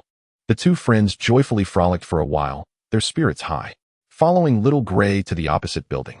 Da Vinci listened as Little Gray squeaked excitedly about the fierce battle that had taken place, gesturing toward the lifeless body of a large cat on the ground. Da Vinci, however, showed little interest in this tale. Upon hearing that Little Gray possessed a treasure, Da Vinci's curiosity was piqued. Indeed, that little mouse was none other than Little Gray. He smiled knowingly at the message history, recalling the gray mouse that had scurried past him yesterday, which later led to the appearance of the large cat. As Da Vinci and Little Gray traversed the community's green path and strolled through a small garden, they were captivated by a white flower shimmering with a radiant glow. Drawn to its beauty, they circled around the flower, admiring its elegance. I appreciate your thoughtfulness, he remarked with a smile, contemplating the nature of this luminous white flower. Its brilliance surely indicated a transformation had occurred. The absence of any aggression towards the two little creatures suggested that it posed no threat. One could only hope it was a benign flower. Wait a moment. What on earth is this about a future zombie bride? The thoughts of your Da Vinci are rather alarming. To entertain the notion of a zombie bride is quite absurd. Da Vinci followed the little gray creature through the fitness area of the community, traversing a quaint garden where they encountered several wandering zombies who paid them no heed. Upon reaching a corner of the garden, they halted before a large glass bottle. The little gray creature proudly proclaimed it to be its treasure. Da Vinci, with a paw atop its head, scoffed, implying that it had never truly seen a treasure before. The little mouse ventured into the glass bottle, demonstrating its ability to run within. The bottle gently rolled forward under the exertion, its pace modest. Witnessing this, Da Vinci suddenly felt a playful impulse. The feline squeezed into the bottle, and together, the two creatures pushed forward, causing the bottle to roll, accelerating due to the terrain's incline. As the bottle rolled, the noise it produced drew the attention of nearby zombies. One zombie stumbled forward, stepping onto the glass bottle and losing its balance, resulting in a comical fall. With its feet in the air, as its skull struck the sharp edge of the flowerbed wall. Ding! Your Da Vinci has successfully slain a level 3 ordinary zombie, earning 3 experience points and 2 doomsday coins. This left he both astonished and amused. Well, it seems that Da Vinci's escapades during its travels often lead to unforeseen circumstances. For instance, rescuing a few fish resulted in a slippery floor that caused a zombie to slip and fall. Teaching a half-zombie to leap on the fire escape led to yet another zombie's demise. And now, with the bottle play, yet another has met its end. Truth be told, it has become rather commonplace. The sound of a glass bottle rolling across the cement floor attracted an increasing number of zombies, who rushed towards it. The bottle, kicked about like a ball beneath the chaotic feet of the undead, continued to roll forward, producing a continuous dripping sound. The zombies, drawn by the noise, pursued it as the bottle tumbled down the steps of the garden path. One unfortunate zombie inadvertently stepped on the bottle, losing its balance and falling backward, its head striking the corner of the step, resulting in a gruesome cranial rupture. Ding! Your Da Vinci has successfully executed an accidental kill on a level 3 ordinary zombie, gaining 2 experience points and 1 doomsday coin. Goodness! He thought that one incident would suffice, Yet another followed, which was rather absurd. The bottle continued to roll faster after being stepped on, causing Da Vinci inside to feel as though the world were spinning, while Xiao Hui curled up inside, trembling with fear. As the bottle descended the steps, its momentum propelled it further along, pursued by a frenzied horde of zombies. The cacophony grew louder as more and more undead rushed in from all directions. One zombie, stepping on the bottle, collapsed to the ground, its head impaled by a protruding stone. Ding! Your Da Vinci has accidentally killed a level 3 ordinary zombie, earning 1 experience point and 1 coin. The speed of the bottle's rolling increased, causing Xiao Hui to feel dizzy and vomit, expelling the walnut kernels it had consumed, which transformed into walnut milk. Walnut milk? Qin He frowned, envisioning the scene. The bottle continued its rapid roll, nearly causing Xiao Hui to lose its contents. How absurd! Da Vinci remained remarkably composed, while the frog-eyed creature stared wide-eyed, as calm as an ancient well. Xiao Hui, caught in a whirlwind of emotions, regretted the actions of the day. Another zombie stumbled upon a bottle, but this time, it did not meet an untimely demise. The bottle's momentum slowed, coming to a halt in the center of the small square. Just as Xiao Hui was about to emerge, a zombie rushed forward, tripping over the glass bottle and sending it flying once more, hastening towards the artificial pond ahead. Qin He sat on the sofa, at a loss for words. These two characters were indeed as he had imagined. Their union was destined for greatness. The glass bottle splashed into the water, sending ripples across the surface, as the following zombies plunged in, creating a cacophony that drew in even more of their kind. Those who had been standing on the banks were inadvertently shoved into the pond by the surge of newcomers, as if dumplings being tossed into boiling water. The glass bottle floated serenely, while Xiao Hui rested at its opening, gasping for air. As the zombies fell into the water, the waves grew increasingly tumultuous. Yet Da Vinci remained unfazed. At that moment, Xiao Hui expelled a mouthful of walnut milk, prompting a disdainful glance from Da Vinci. Xiao Hui cast a sidelong glance, questioning if Da Vinci had ever witnessed a seasick rat. God damn it, a seasick rat! Qin He exclaimed, rising to approach the window. He caught sight of the bustling artificial pond outside, now a chaotic scene with numerous zombies splashing into the water, their cacophony attracting yet more of their brethren. Some fell in, while others lingered at the pond's edge. After a while, as the noise subsided, tranquility returned to the entire community. Your Da Vinci sensed water entering the bottle, and Xiao Hui lay floating inside, clearly quite dizzy. The water flowed into the bottle at an increasing pace. Da Vinci placed a foot on Xiao Hui's head, rousing him from his stupor. The bottle sank into the depths, and both Da Vinci and Xiao Hui emerged from it simultaneously. Da Vinci discovered a chest at the bottom of the water, activating his ability to retrieve it, and succeeded. As they swam to the surface, the pond's water level revealed a multitude of zombie heads bobbing about. The zombies, oblivious to both Da Vinci and Xiao Hui, continued their aimless existence. Qin He glanced down from the building at the square, where the greenway was teeming with a dense mass of zombies. The two of you were having such a joyous time that you had drawn out the entire horde from the community. Looking up, Qin He observed a zombie in a suit passing by, activating his retrieval ability on its coat, and was successful, triggering the effect of strip assistant. He then directed the same ability towards its trousers, achieving success once more, activating the strip assistant effect again. Your Da Vinci inspected the travel backpack, now filled to capacity, and felt a sense of satisfaction. Indeed, diligence brings joy to the frog. Diligence? Qin He chuckled softly. Nevertheless, it was quite advantageous. The clothing triggered by the strip assistant possesses attributes and can be sold for profit, provided one avoids the exclamation marks. Chapter 43. How did it become a lighthouse? Qin He promptly gave Da Vinci a bath. The artificial pond in the community had been neglected for quite some time, having devolved into a fetid swamp. Your Da Vinci feels a sense of ease as you gently stroke its head. The journey of your traveling frog, Da Vinci, has concluded, and the items from its travel backpack have automatically transferred to the cognitive storage. During this excursion, Da Vinci managed to hop a total of 413 times, excluding the distance traversed within the bottle, accruing 413 points of travel experience. This meticulous calculation of travel experience strikes Qin He as exceedingly precise. It seems that during its outing, Da Vinci rolled around nearly half a neighborhood inside the bottle, yet not a single point of experience was awarded for such a distance. Indeed, it appears that only steps are counted, while distance is disregarded. After a meal, Qin He decided to give Da Vinci a bath. He took a seat on the sofa, cradling the little creature in his hands as he retrieved some feed worms to nourish it. Once satisfied, Da Vinci nestled comfortably on his lap, drifting into slumber. He then took out a suit to inspect its attributes. Exclusive, suit for the overworked employee, top, constitution, 2, strength, 1, agility, 1, mentality, 5, exclusive attribute, the standard, inexpensive attire for the overworked employee. Wearing it qualifies one as a competent office worker, and when donned alongside the matching trousers, it activates an increased ability to indulge in leisurely activities. He couldn't help but smirk. It turned out to be a full set.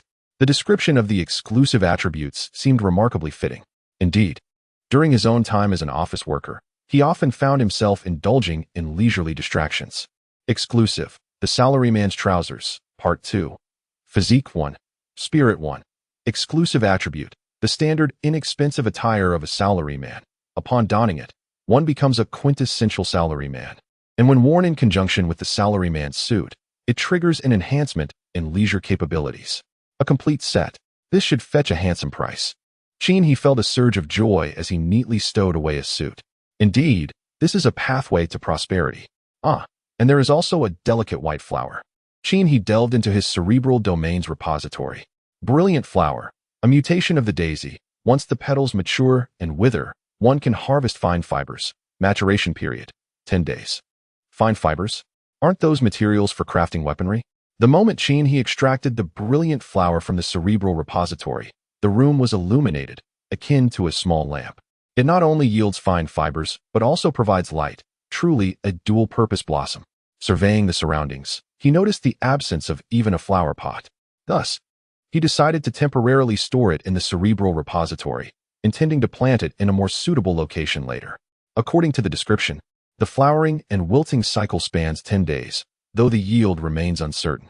Nevertheless, over the course of a year, it surely promises a substantial quantity of fine fibers. A remarkable find. He affectionately ruffled Da Vinci's head. The capabilities of a level 10 evolution are indeed extraordinary.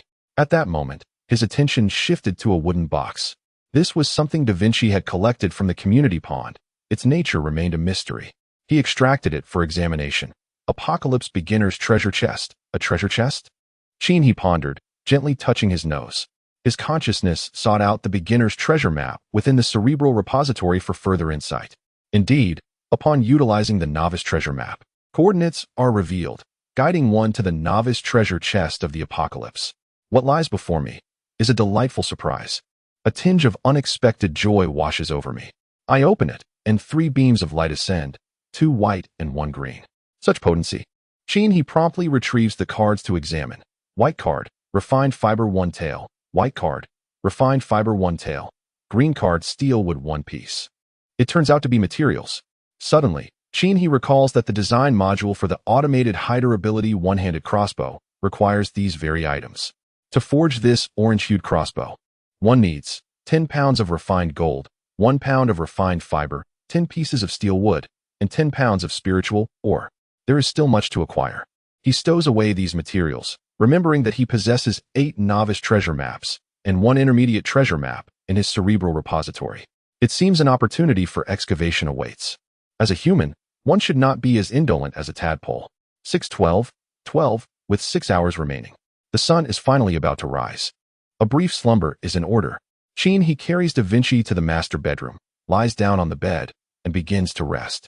Unbeknownst to him, the Apocalypse trading hall has opened. Please swiftly select your items for purchase. He stretches languidly and rubs his drowsy eyes. He then opens the trading hall. Initially glancing at the Apocalypse shop, the skills section, flipped to the end, reveals the same basic skills as before. In the weaponry and equipment area, most items are blank slates, yet upon reaching the end, a piece of purple equipment catches his eye. Elite Heavy Strike Warrior's Gauntlets, 500, melee weapon, Constitution 20, Strength 25, Agility 10, Spirit 1, exceptional attribute. After equipping, consecutive 6 normal attacks can trigger the 7th punch to execute a heavy strike, immobilizing the target for 0.3 seconds. Exceptional attribute. Upon triggering immobilization, strength increases by 50, lasting for 3 seconds. Price, for 1,000 Doomsday coins, weighed Tion. He rubbed his hands together. These gauntlets appeared rather impressive. The The first exceptional attribute was remarkable, guaranteeing immobilization without any chance involved. As long as the strikes landed, it would trigger. The second attribute was even more formidable. With a 100 guarantee of immobilization, strength would surge by 50, effectively doubling the impact. Strong. He felt a slight temptation. However, the mere thought of wielding gauntlets made him reconsider the necessity of purchasing them. His temperament was ill-suited for close combat, primarily due to a fear of pain. After his encounter with the Lord-level zombie, he was even less inclined towards melee. It genuinely hurt. Even now, he still felt a dull ache in his head and waist. After reviewing, he exited the Doomsday shop, glancing at the free auction area, where no one was selling weapons or equipment. He contemplated listing his unused gear, but ultimately decided to hold on to it. It was prudent to keep some items on hand for emergencies. At this moment, he turned his attention to the chat channel of the free trading area. To his astonishment, his name filled the screen, adorned with various expressions of gratitude. Killing the Wolf 123. I am deeply grateful to the esteemed He. Without your benevolent boost, I might have succumbed to the fate of a zombie. Thank you. And should you ever find yourself in need of my assistance, I will surely strive to aid you with all my might. Little Lowly doesn't cry 22. I extend my heartfelt thanks to the venerable He. Faced with a horde of zombies, I was on the brink of despair. But with your empowering presence, I ultimately vanquished them.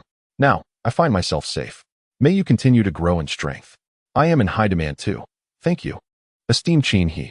I shall not elaborate further, but whenever you require assistance, simply call out in the trading channel, and I shall provide you with whatever you need, be it resources or support. The Lone Wolf in the Wind. Thank you, esteemed He. I truly owe you my life. Though we may not reside in the same city, should you find yourself in financial distress, do not hesitate to reach out. I will do all within my power to assist you. With humility, He gazed at the screen filled with expressions of gratitude. Feeling somewhat at a loss, should I respond? Perhaps it is best to refrain. We are but transient acquaintances. Perhaps fate will grant us another meeting in the future. Your sentiments have been received, indeed. General, the messages seeking He's attention are utterly drowned out by expressions of thanks. The screen is overwhelmed, leaving no room for our important messages. Yu Guoquan sat nearby, tapping the armrest of his chair. Do not rush, opportunities abound. However, it must be noted that from this day forward, or rather, from several hours ago, He has already transformed into a new entity. Li Zhongjuan puffed on his pipe, taking a deep drag. A new He? Indeed. A beacon for all wanderers and lone souls across the globe. Indeed, given the current circumstances, others may be even less inclined to heed our family's call. Wang Minghua felt a twinge of disappointment. He had already become the spiritual leader for countless individuals. Grandfather, what should we do? Wang Yuyao inquired from her position nearby. Let us become business partners. This approach would facilitate connections. As for the notion of recruitment, it is best to abandon any hint of disgrace. Upon concluding his statement, Wang Minghua rose from the sofa and began to pace. The Wang family must enhance our frequency of engagement. Survival is paramount. If we were to encounter the new world one day and find ourselves the weakest among them, what value is there in merely surviving? To live as someone else's slave? A resounding affirmation echoed from the Wang family members. They understood the necessity of nurturing a formidable individual within their household, one capable of withstanding challenges. Chapter 44. The rank and wealth list includes He. All-channel broadcast. The Doomsday trading market is now closed. Isn't that rather humane? In addition to the chat channel being activated, the private messaging channel is also open. Simply click on the other person's name to access the private chat dialog box. I encourage all players to engage in friendly conversation. A gentle reminder, after living in darkness for an extended period, when you first encounter sunlight, avoid confronting it directly. Take your time to acclimate. Buzz. The all-frequency broadcast concluded. The once dark night was instantly illuminated. He stood at the 8th floor window, donning sunglasses, completely unfazed by the sudden emergence of sunlight. After a moment of adjustment, he removed the glasses. At the instant the sunlight enveloped him, he experienced an overwhelming sense of warmth. Truth be told, it was the first time he found the sensation of sunlight upon his skin so utterly delightful. At this moment, the global chat channel was abuzz with excitement. I finally saw the sun. I have finally encountered the sun. Various users exclaimed. Dear friends, I am still trapped in the supermarket's restroom. The water here is truly unpalatable. However, hearing your words, I am tempted to take another sip to celebrate. You cannot possibly imagine how I beamed like a child under the sun. It is magnificent. Encountering sunlight signifies rebirth. He cast a glance at the global chat channel, resonating with the sentiment expressed. Basking in the sun was indeed delightful. Surely, we are all of the same ilk. Rankings 1 He LV 13-2, Azura Jinjin, LV 13-3 Jack, AAA, Loris, LV 13-4, Special Operations Zone, Dragon, LV 12-5, Mountain Day Group, Yamada no Orochi, LV 12-6, Siberian Kordoradsky, LV 11-7, Aryan Brotherhood, BFB, Odin, LV 11-8, Special Operations Zone, Ranran, LV 10-9, Yulin Wang Family, Yuyao, LV 10-10, The One Who Can't Think of a Name. LV 10 is the last entry serious? Indeed, it is true. The great He ranks first. The pride of the Wanderers, He. But why is it that although everyone else is also at level 13, He holds the top position? Need I explain? It is undoubtedly due to He's vast experience, surpassing the others by a hair's breadth. A broadcast across all channels announces that the top-ranking individual among the top 10 will be awarded the title of Summit Conqueror, a broadcast across all channels. How delightful. I had assumed there would be rewards for all, but it seems only the first place receives one. As a solo player, I wholeheartedly accept the accolades bestowed upon the esteemed He. Indeed, defeating a boss of such caliber yields a substantial experience bonus. As long as it is my He, the rest matters little. Goodness, the attributes of this Summit Conqueror title are exceptionally formidable. Hasten to take a look. Indeed, it is impressive. With this title, He could easily claim the top spot. And what of being first? Does anyone else even measure up? He, upon perusing the chat channel, felt a flicker of curiosity. What attributes could incite such fervor? Upon inspecting the new title, Summit Conqueror, Constitution 10, Strength 10, Agility 10, Spirit 10, title attributes. Upon acquiring this title, slaying mutated creatures and completing various tasks will grant an additional 5 experience boost. So it enhances experience. He equipped the title and felt a warm surge as his attributes increased. His body grew even more formidable. Titles such as this are truly magnificent. They offer fixed attributes permanently. Whenever the opportunity to earn a new title arises, one must seize it, provided my lethargy does not hinder me. Let us hope for the best. Global broadcast, announcing the World Wealth Rankings, 1. Director of the Financial Office, Special Operations Zone 2-10, 110 Doomsday Coins 2. AAA Fund Manager, 8, 833-3. Captain of the Mountain Day Gold Finance Team, 7, 201 Doomsday Coins 4. Siberian Bear Guild, 6, 823-5. Chief Financial Officer of the Alien Brotherhood, 6, 334-6. Accountant of the Annihilation Guild, 5, 854-7. Cook, 02K001, 5, 0218. Cox, 2U. BBK. Luke's, 4, 793-9. Little Wealth God of the Red Dragon Guild, 4, 401-10. He 4, 306. Global broadcast. The individual ranked first among the top 10 in the wealth list will be awarded the title of Moneymaker.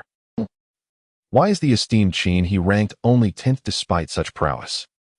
You see, the ranking is based on individual performance, while team kills distribute experience points evenly. He excels in soloing Lord-level foes, naturally placing first. Have you not noticed that the top 9 on the wealth list are all from various organizations?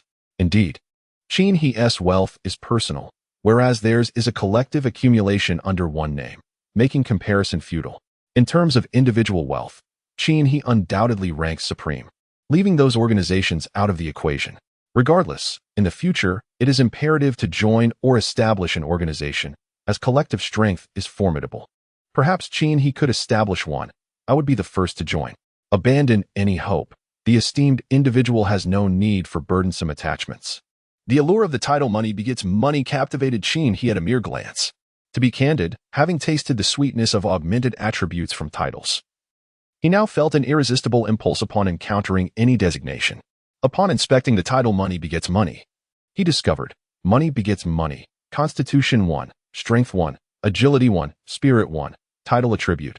Upon acquiring this title, for every 1,000 Doomsday Coins held, an unconditional increase of 1 Doomsday Coin shall be granted daily. My heavens, this title is extraordinary. Even Qin He, who regards wealth as insignificant, felt a stir within at the sight of this title. It is an unequivocally profitable designation. As long as there is ample wealth, the benefits will compound, leading to even greater riches. Truly, it is a guaranteed profit. All-channel broadcast. The level rankings and wealth leaderboard will be updated daily at midnight. We encourage everyone to strive for self-improvement. All-channel broadcast. All-channel broadcast. Daily updates on levels and wealth. Qin He was elated upon hearing the announcement. He was determined to obtain the title money begets money. The attributes were inconsequential. What mattered was the unconditional increase in wealth. He felt an innate connection between this title and his own aspirations. Players who have not reached level 5 will find that upon meeting the necessary requirements, the system will automatically activate the job transfer panel. Those who meet the criteria may now begin selecting their desired profession.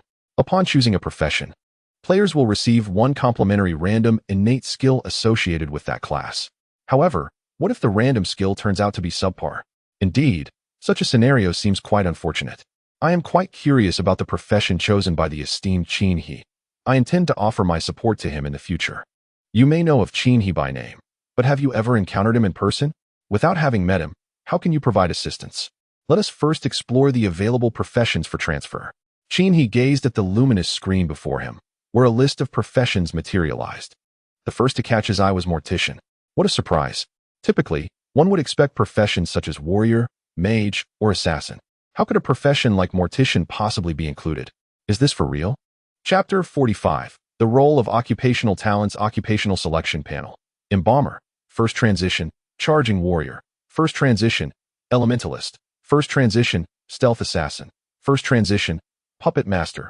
First transition. Barrier guardian. First transition. Phantom dancer. First transition. Huntsman. First transition. Chanter. First transition. Brawler. First transition. All aforementioned professions are eligible for secondary transitions upon the completion of the first transition, with conditions for unlocking the second transition available for personal review. Upon transition, one may awaken the innate skills associated with their chosen profession. There are no restrictions on weapon usage post-transition. Thus, as an elementalist, one may wield a heavy hammer without repercussions. However, occupational skills necessitate the corresponding weapon for effective use. Low-tier occupational skills can be acquired at the Doomsday Shop, while high-tier skills are rare and elusive. 10 professions? How does one choose? The embalmer seems unworthy, akin to scavenging. The elementalist's ability to manipulate various elements appears impressive. I find the puppet master intriguing. Transforming a zombie into a puppet provides an assurance of additional combat strength. The phantom dancer enhances beneficial states. Does one truly dance before battle? The chanter seems to embody the healer role, and as an individual without an organization, I feel compelled to select this path for the sake of survival. To be candid, as someone who seldom engages in gaming, I am at a loss regarding my choice. Is there anyone who could offer guidance?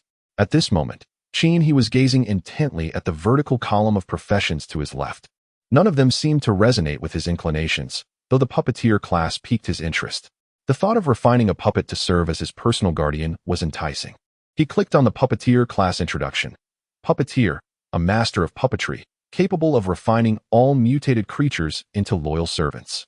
Excitingly, one can even refine creatures of lord, king, emperor, and even epic and legendary rank as their puppets. However, everything comes with its pros and cons. Should your mental attributes fail to suppress the puppet, it might unexpectedly initiate an intimate encounter, which could be quite problematic for you. Are you frightened? Is it exhilarating? So, do you wish to become a puppeteer now? Class transition requirement. Reach level 5.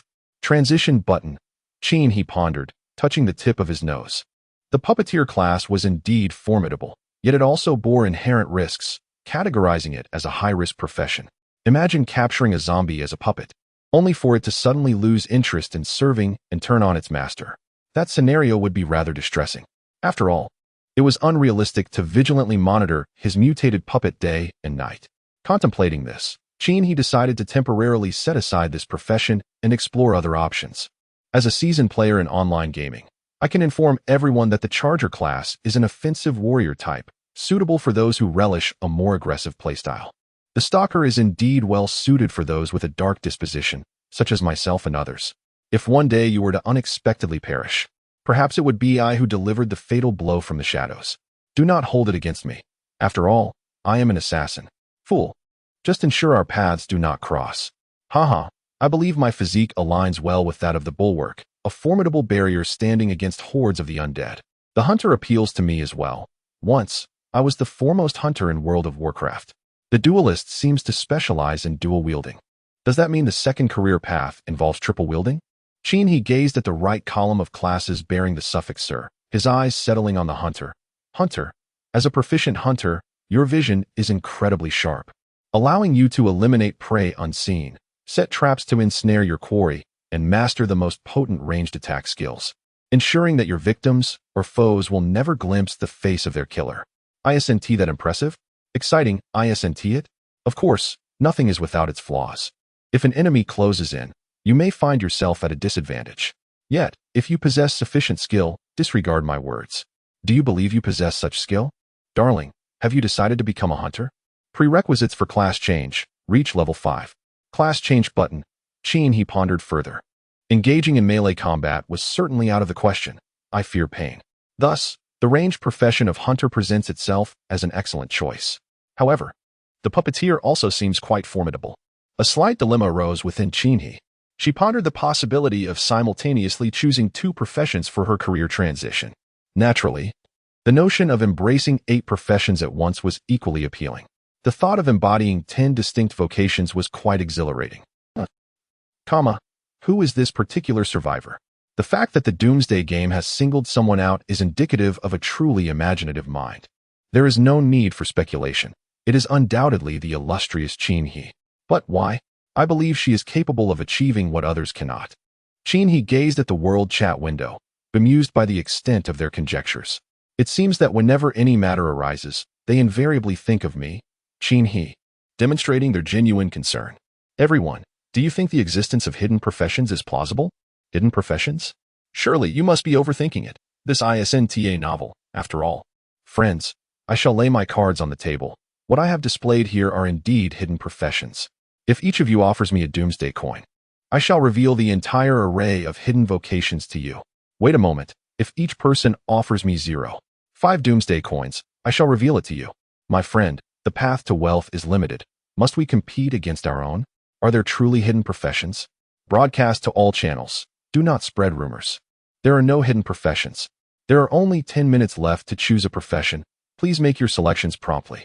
If no choices are made within 10 minutes, we shall randomly assign professions. He gently touched the tip of his nose with his left hand, while his right index finger hovered between the puppeteer and hunter professions. He was no longer in a state of indecision. The Doomsday game allows for the unlocking of secondary professions upon meeting specific conditions. The dilemma now lay in which primary profession to select. In terms of interest, the puppeteer captivated him. However, from a practical standpoint, the hunter aligned more closely with his current situation, as all his equipment was tailored for a ranged profession. Prioritize practicality over passion. Thus, he resolved to choose the hunter for now, with the firm determination to pursue the puppeteer as a secondary profession in the future. With that decision made, Chinhi clicked on hunter. A prompt appeared. Esteemed Chinhi, have you made your decision?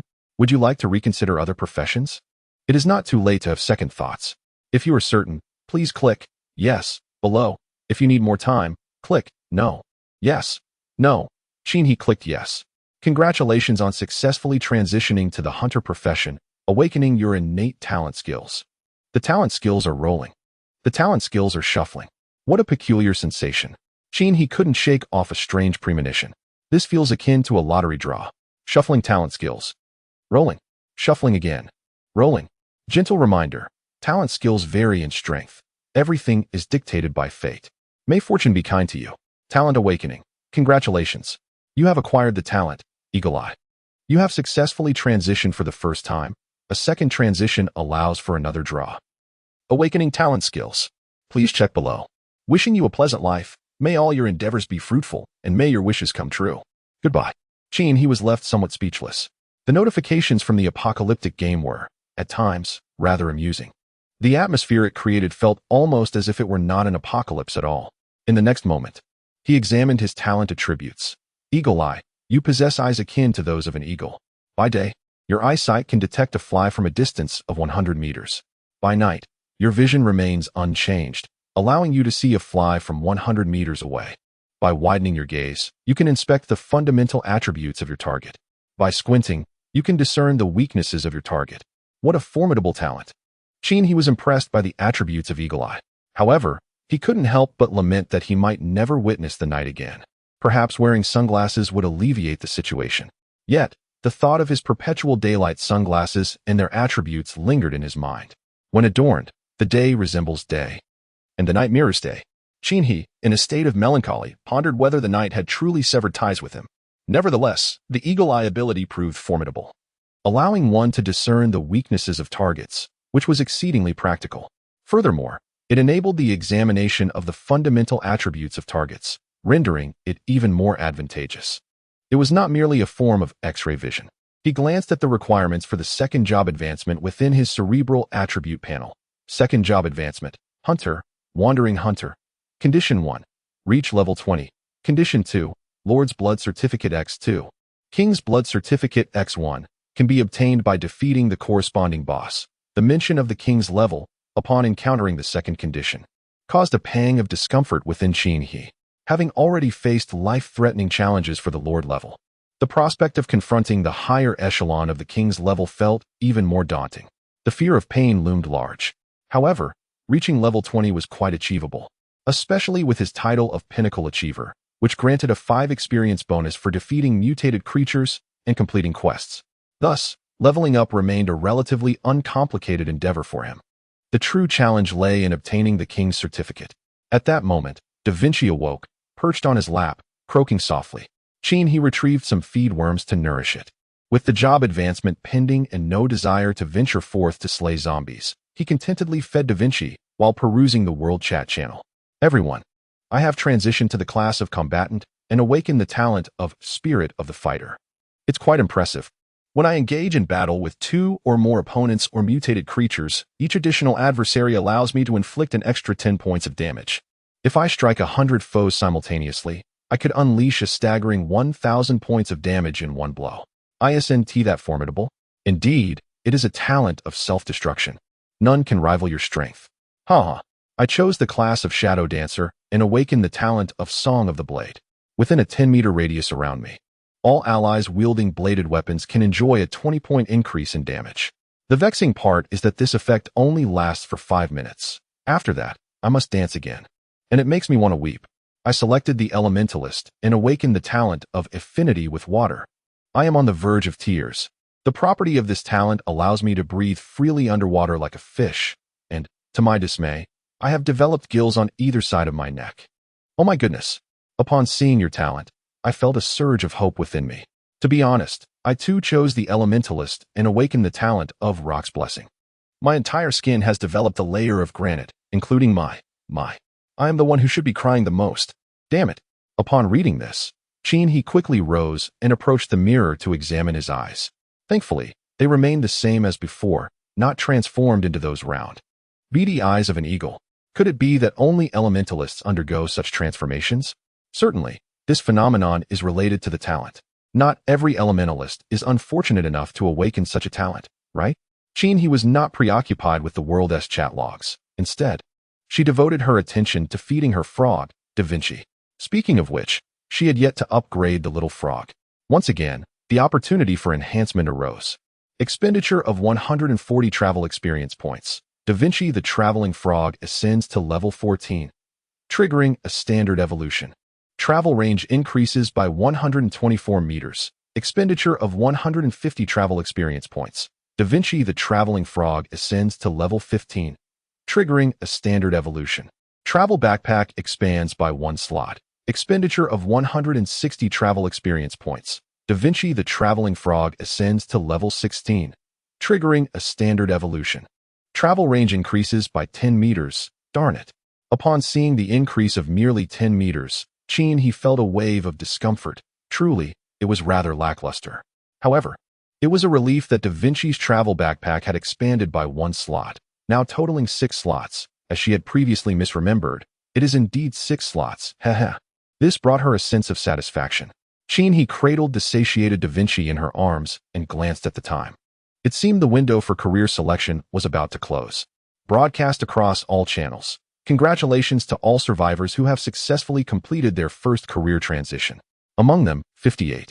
932 survivors failed to complete their transition within the designated time and have been randomly assigned the profession of elementalist. Congratulations to them all for this new role. Indeed, some astute survivors have deciphered the implications of these two words. Yes, for the ensuing 7 nights, there will be a zombie tide, with the undead actively seeking out the nearest survivors. Following the 7-day zombie tide, there will be a 3-day global ceasefire holiday. May everyone endure until the break. Fortunately, we are all in the wilderness, where zombies are scarce. We found ourselves in the wilderness, as my husband had declared that cities were the most perilous places. Thus, we promptly retreated to the great outdoors. Indeed, my friend and I took refuge in a cave atop a mountain, where our supplies could sustain us for a considerable time. A gentle reminder, in sparsely populated wilderness, the threat may not be a horde of the undead, but rather the assault of mutated flora and fauna. Moreover, these aberrant organisms thrive wildly in the wild, so I extend my best wishes to the survivors out there. Your next 7 days may prove to be quite extraordinary. It brings me amusement. I have fortified my apartment, and 7 days will be a mere trifle. Similarly, I have transformed my villa's basement into a bunker. Even if 1,000 zombies were to approach, that passageway can accommodate only one at a time. What have I to fear? You, on the other hand, are at a disadvantage. I have discovered a tower crane and have just ascended it, rendering it difficult for zombies to follow. I find myself on the rooftop of my home, with the access door securely blocked. I am utterly unafraid. Random events? He mused thoughtfully. What random event could possibly occur? Attention, all players. In 5 minutes, a series of earthquakes will unfold across the globe. The collective exclamations of global survivors echoed in frustration. Chapter 47. The World After the Earthquake. An earthquake. He, steady as ever, felt a tinge of disbelief. The landlord's spacious abode, with its ample Western-style bed, had not yet granted him sufficient rest before the tremors began. A palpable shudder reverberated beneath his feet. He, dressed meticulously, hurried down the fire escape, clutching Da Vinci. Upon exiting the lobby, the outside world was immediately filled with the eager hisses of zombies, drawn by the enticing scent of human flesh. They surged forth, running, crawling, and leaping towards him. He found himself bemused by one particularly acrobatic zombie, wondering if it had learned such antics from his pet frog. Without hesitation, he decided to flee, eschewing any desire to engage. The proximity of the residential buildings made it essential to reach an open area during an earthquake. As long as the zombies could not keep pace, there was no need to squander time on them. The thought of attacking zombies seemed utterly tedious to him. At that moment, people began to emerge from the other buildings in the community, but none appeared as composed as He. They were in a state of frantic terror, pursued by the undead. Initially, he had believed he was alone in the community, only to discover that the earthquake had roused many. It seemed there were indeed quite a few residents. As He ran, the ground beneath him began to undulate, reminiscent of ripples formed by a gentle breeze across a water surface, particularly as he felt the earth shift beneath his feet, as if a great beast was rolling beneath. In his mind, there was only one imperative: run. A horde of zombies pursued him. Stay calm, one of his fellow runners reassured. That person ahead is drawing the zombies away. We're safer behind them. Indeed, as long as we remain quiet, we should be fine. Quick, keep up and watch your footing. The lead runner was remarkably swift. The faster he ran, the more the zombies were diverted, which was fortuitous for the group of 5, 3 men and 2 women, who felt a wave of relief wash over them. They had anticipated a fierce battle upon descending, but were pleasantly surprised by the unexpected assistance in diverting the zombies. Truly, it was a most delightful turn of events. Even if one manages to reach an open area, they would still find themselves encircled by the undead. It is imperative to shake them off first. Activating graceful maneuver. A hum reverberates as agility and strength surge for 10 seconds. In an instant, he darts forward with unparalleled swiftness, a gust of wind swirling in his wake. The wig of a male zombie is swept away, while the skirt of a female zombie billows. The scene is quite harmonious. After 10 seconds, the horde of zombies pursuing he suddenly halts. What the hell? Where did the person go? Did they run too fast? Why has the horde stopped? I wonder if that individual was caught and devoured by them. It's possible, but what shall we do? Fear not. These zombies have their backs to us. As long as we tread lightly and silently from the side. Suddenly, the horde collectively turns. A multitude of ravenous gray eyes fixate upon the 5 fresh morsels before them. Roar. The zombies bellow. Let the feast begin. At this moment, he stands in the square, glancing back at the zombies he has left far behind. Indeed, his choice was astute. Speed is an undeniable advantage. Wait, why are these zombies running in the opposite direction again? They must be pursuing those few individuals. It seems they lack sufficient speed. Keep it up, he encourages, diverting his attention from them and focusing instead on the ground beneath him. A sense of foreboding washes over him. Crack. A fissure opens up between his legs. Some may discern that it is the ground. Goodness. He is taken aback. Is the earth about to split apart? Peering ahead, he sees the chasm extend endlessly. At that moment, a zombie approaches him step by step from the front. The air was filled with the frenzied cries of the undead. He cast a glance at the zombie, then at the ground between its feet. Crack. The fissure widened. The zombie halted, and the gap between its legs grew larger. Crack. At this moment, he had already positioned himself on the opposite side of the square, while the zombie remained straddling the chasm. Crack. The crevice expanded once more, measuring a staggering 1.2 meters in width. The zombie's left foot was on one side of the square, and its right foot on the other, achieving an improbable split. The creature appeared somewhat bewildered. He shook his head, bemused by the remarkable talent displayed by the residents of his community. Even as zombies, they could execute such complex maneuvers. Truly impressive. He approached and glanced at the zombie executing the split above the fissure. Raising his right foot, he gently nudged its right foot. The zombie hissed. Fixating its gaze on he pushed forward with his right foot once again. The zombie fell silent. This human is rather mischievous. In the next moment, a pair of ashen eyes fixated on him, plummeting into the abyss of the chasm.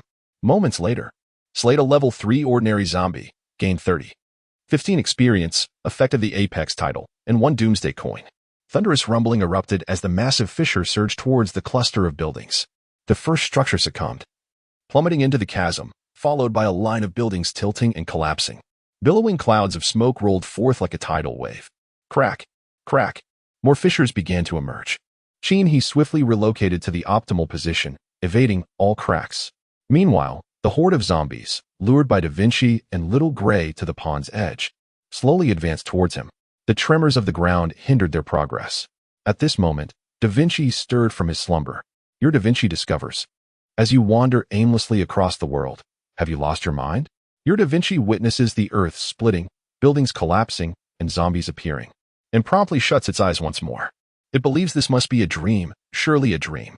Once again, your Da Vinci drifts into slumber, hoping that after the nightmare, everything will return to normal. Meanwhile, he, evading various fissures, crumbling edifices, and deep chasms, is momentarily taken aback.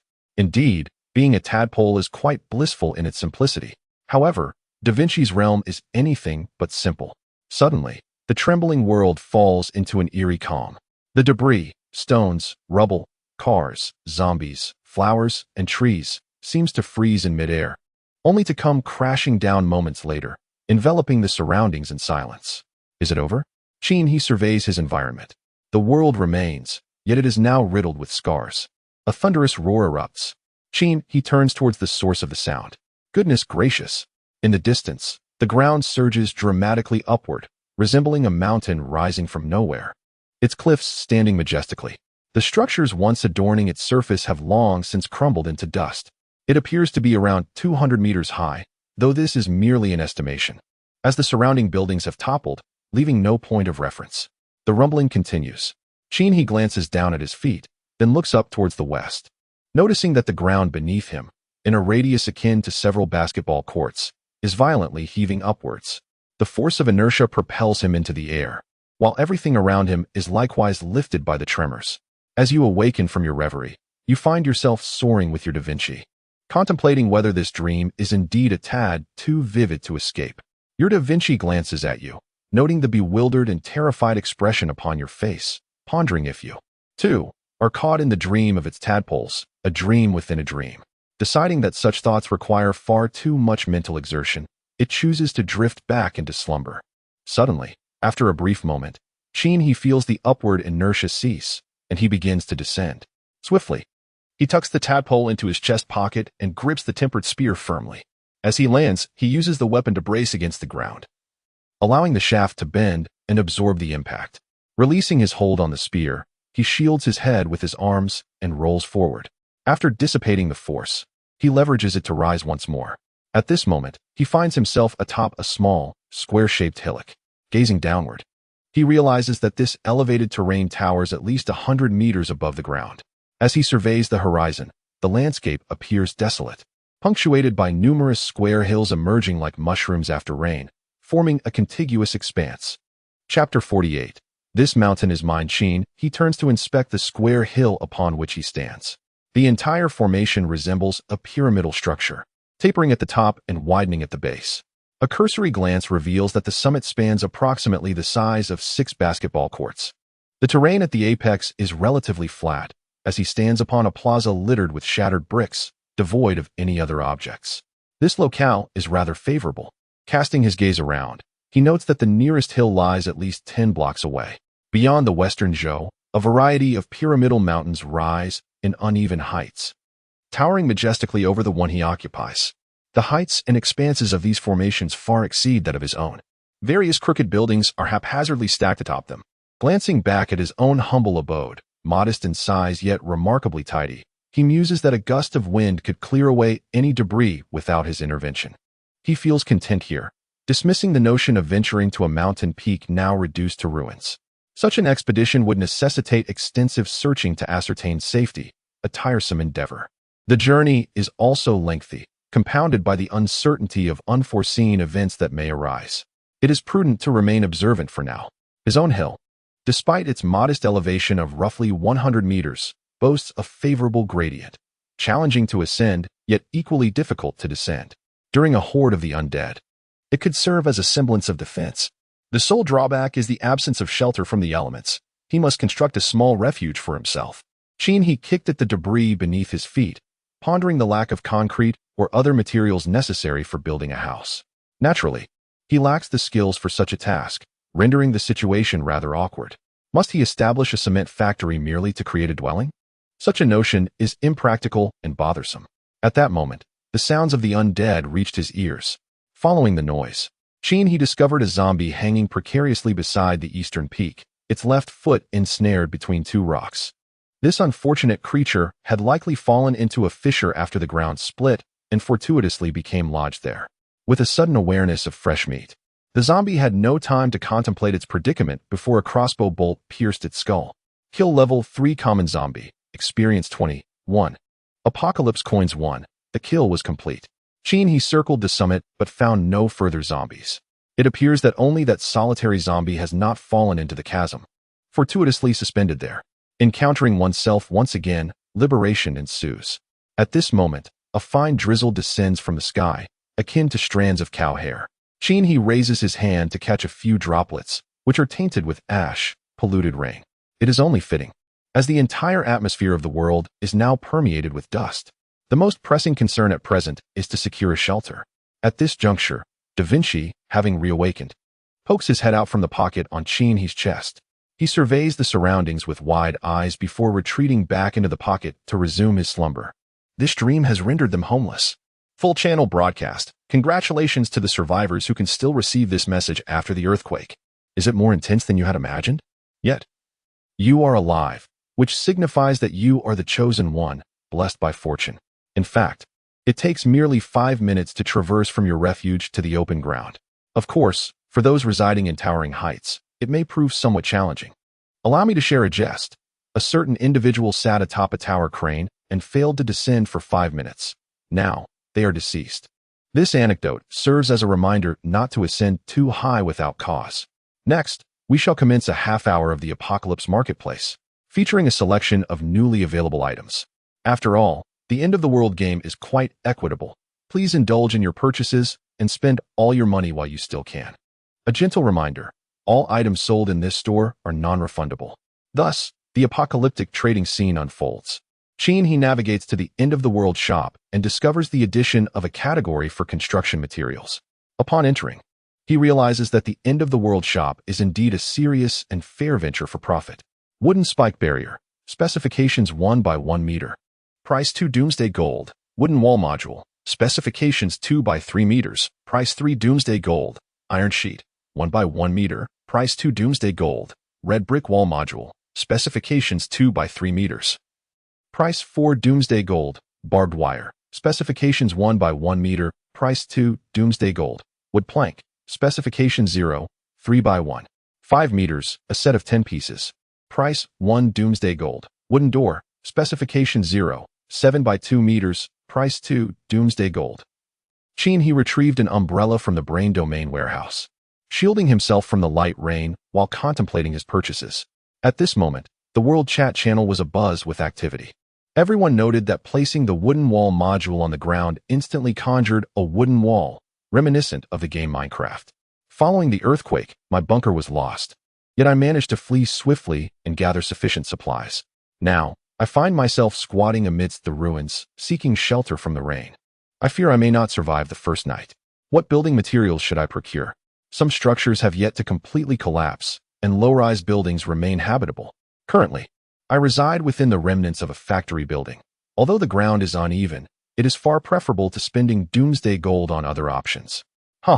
Since I have awakened the affinity for water, with gills adorning my neck, I could simply leap into the nearby river, which would become my home, a most economical solution. I feel the same. I would advise those above to proceed with caution. I have been bitten by a fish, and now my vision blurs. I find myself craving human flesh. Am I destined for doom as well? Why do I feel that everyone should acquire professional skills from the apocalyptic shop? Professional skills? Chin he pondered briefly. Then, with a grand gesture, he purchased 5 wooden wall panels. There was no rush for professional skills. The priority was to construct a shelter from the elements. Following the instructions, he placed 1 wall on the ground. He then connected 3 additional panels to form an enclosure resembling A, placing the 5th panel atop as a roof. Indeed, he had fashioned a doorless restroom. In Chin he had inadvertently locked himself inside. The situation was somewhat awkward. He once again accessed the apocalyptic shop and purchased a wooden door. By selecting a wooden wall panel to merge with the door module, he successfully created a restroom with an entrance. This operation was merely to verify the functionality of these items. Now that he had gained experience, it would be different. This time, he purchased several wooden wall panels and red brick wall modules. Beside the restroom, he constructed a 2-story square brick house, measuring 3 meters on each side. To economize, he used wooden boards for the second-floor roof. The first floor remained empty, devoid of furnishings. On the second floor, he installed a window, which did not significantly obstruct the view. He retrieved a chair from his cerebral repository, seated himself by the window, and gazed out at the dim and dreary world beyond. Da Vinci emerged from his pocket, peering out with his little head. Your Da Vinci wonders, is this truly a dream? Where has the comfortable bed gone? Where is the soft, plush sofa? Old Chin, tell me, is this merely a dream? Your Da Vinci extends its tongue and gently licks your chin, attempting to awaken itself with the stubble on your face. After 10 seconds, it realizes that this is not a dream, yet it remains utterly bewildered. Though my home is gone, I have constructed a new one. What do you think? Isn't it splendid? Chin he carefully retrieves Da Vinci from his pocket, cradling it in his palm as he spins around the room. Da Vinci casts a glance at the Western Joe, closing its eyes, seemingly devoid of any inner thoughts, likely feeling quite helpless. As Chin he offers feed to Da Vinci, he glances at the skills section of the apocalyptic shop, locating the hunter option and clicking it open. A list of skills unfolds before him, truly marvelous. A faint smile graces Chin he's lips. Your Da Vinci thinks that your smile is truly beyond words. No wonder you have remained single for so long. But let us not dwell on that. You are still a splendid little frog. Chapter 49. The feast begins instantly. Precision shot, a unique skill for hunters, usable only with bow and crossbow weapons. Upon learning this skill, if you aim at a target for a continuous duration of 1 minute, the precision shot effect will trigger, regardless of any interference. The bolt will redirect towards your intended target, inflicting 200, strength 1, damage, with an effective range of 100 meters. The cooldown period is 10 minutes, and it is priced at 1,500 Doomsday coins. Spike Trap, a crafting skill for hunters. Upon learning, you can utilize refined gold and psychic or to create spike traps. Effective within a radius of 10 meters, priced at 500 Doomsday coins. Hunter's Scent, a unique passive skill for hunters. Upon learning, your sense of smell will become extraordinarily acute, allowing you to discern any scent within a 100-meter radius, priced at 3,000 doomsday coins. Scatter, a unique passive skill for hunters, triggered when equipped with bow and crossbow weapons. Each attack has a 25% chance to activate the scatter effect, where a single mother bolt will split into 2 child bolts, each inflicting 50 of the mother bolt's damage, priced at 1,000 doomsday coins. He touched the tip of his nose, contemplating the skills of the hunter class. Frankly speaking, he desired to acquire all these skills. After all, it is often said that possessing numerous skills is never burdensome. However, an awkward reality confronted him. He only possessed a little over 4,000 doomsday coins. It seemed insufficient to purchase everything. Therefore, he had to consider his immediate necessities. The optimal choice is to initially acquire both the scattering and spike traps. The scattering trap is particularly well suited for repelling hordes of the undead, while the spike trap can be strategically deployed in advance or utilized at a moment's notice. He still recalls the effectiveness of the spike trap during the intense confrontation in the kitchen against the black python. Its drawback, however, lies in its indiscriminate firing. As for precision shooting, that can be postponed until funds are more abundant. The hunter's instinct must be procured when finances allow. After careful consideration, he promptly purchased the scattering and spike traps. The activation of the koi necklace offered a discount, reducing the original cost of 1,500 doomsday coins to a mere 1,200. Indeed, this necklace proves to be a money-saving asset. Yet, saving money does not equate to becoming a billionaire. He contemplated the title of being first on the wealth list. Money begets money. With 1,000 coins, he earns 1 coin daily. What if? No. He decided to focus on acquiring the title first. With that thought, he picked up the slumbering Da Vinci. Startled, Da Vinci instinctively licked He's face, expressing its displeasure. Your Da Vinci is quite irate. Is it permissible to handle its rear indiscriminately? It believes that should be reserved for its future spouse, the frog.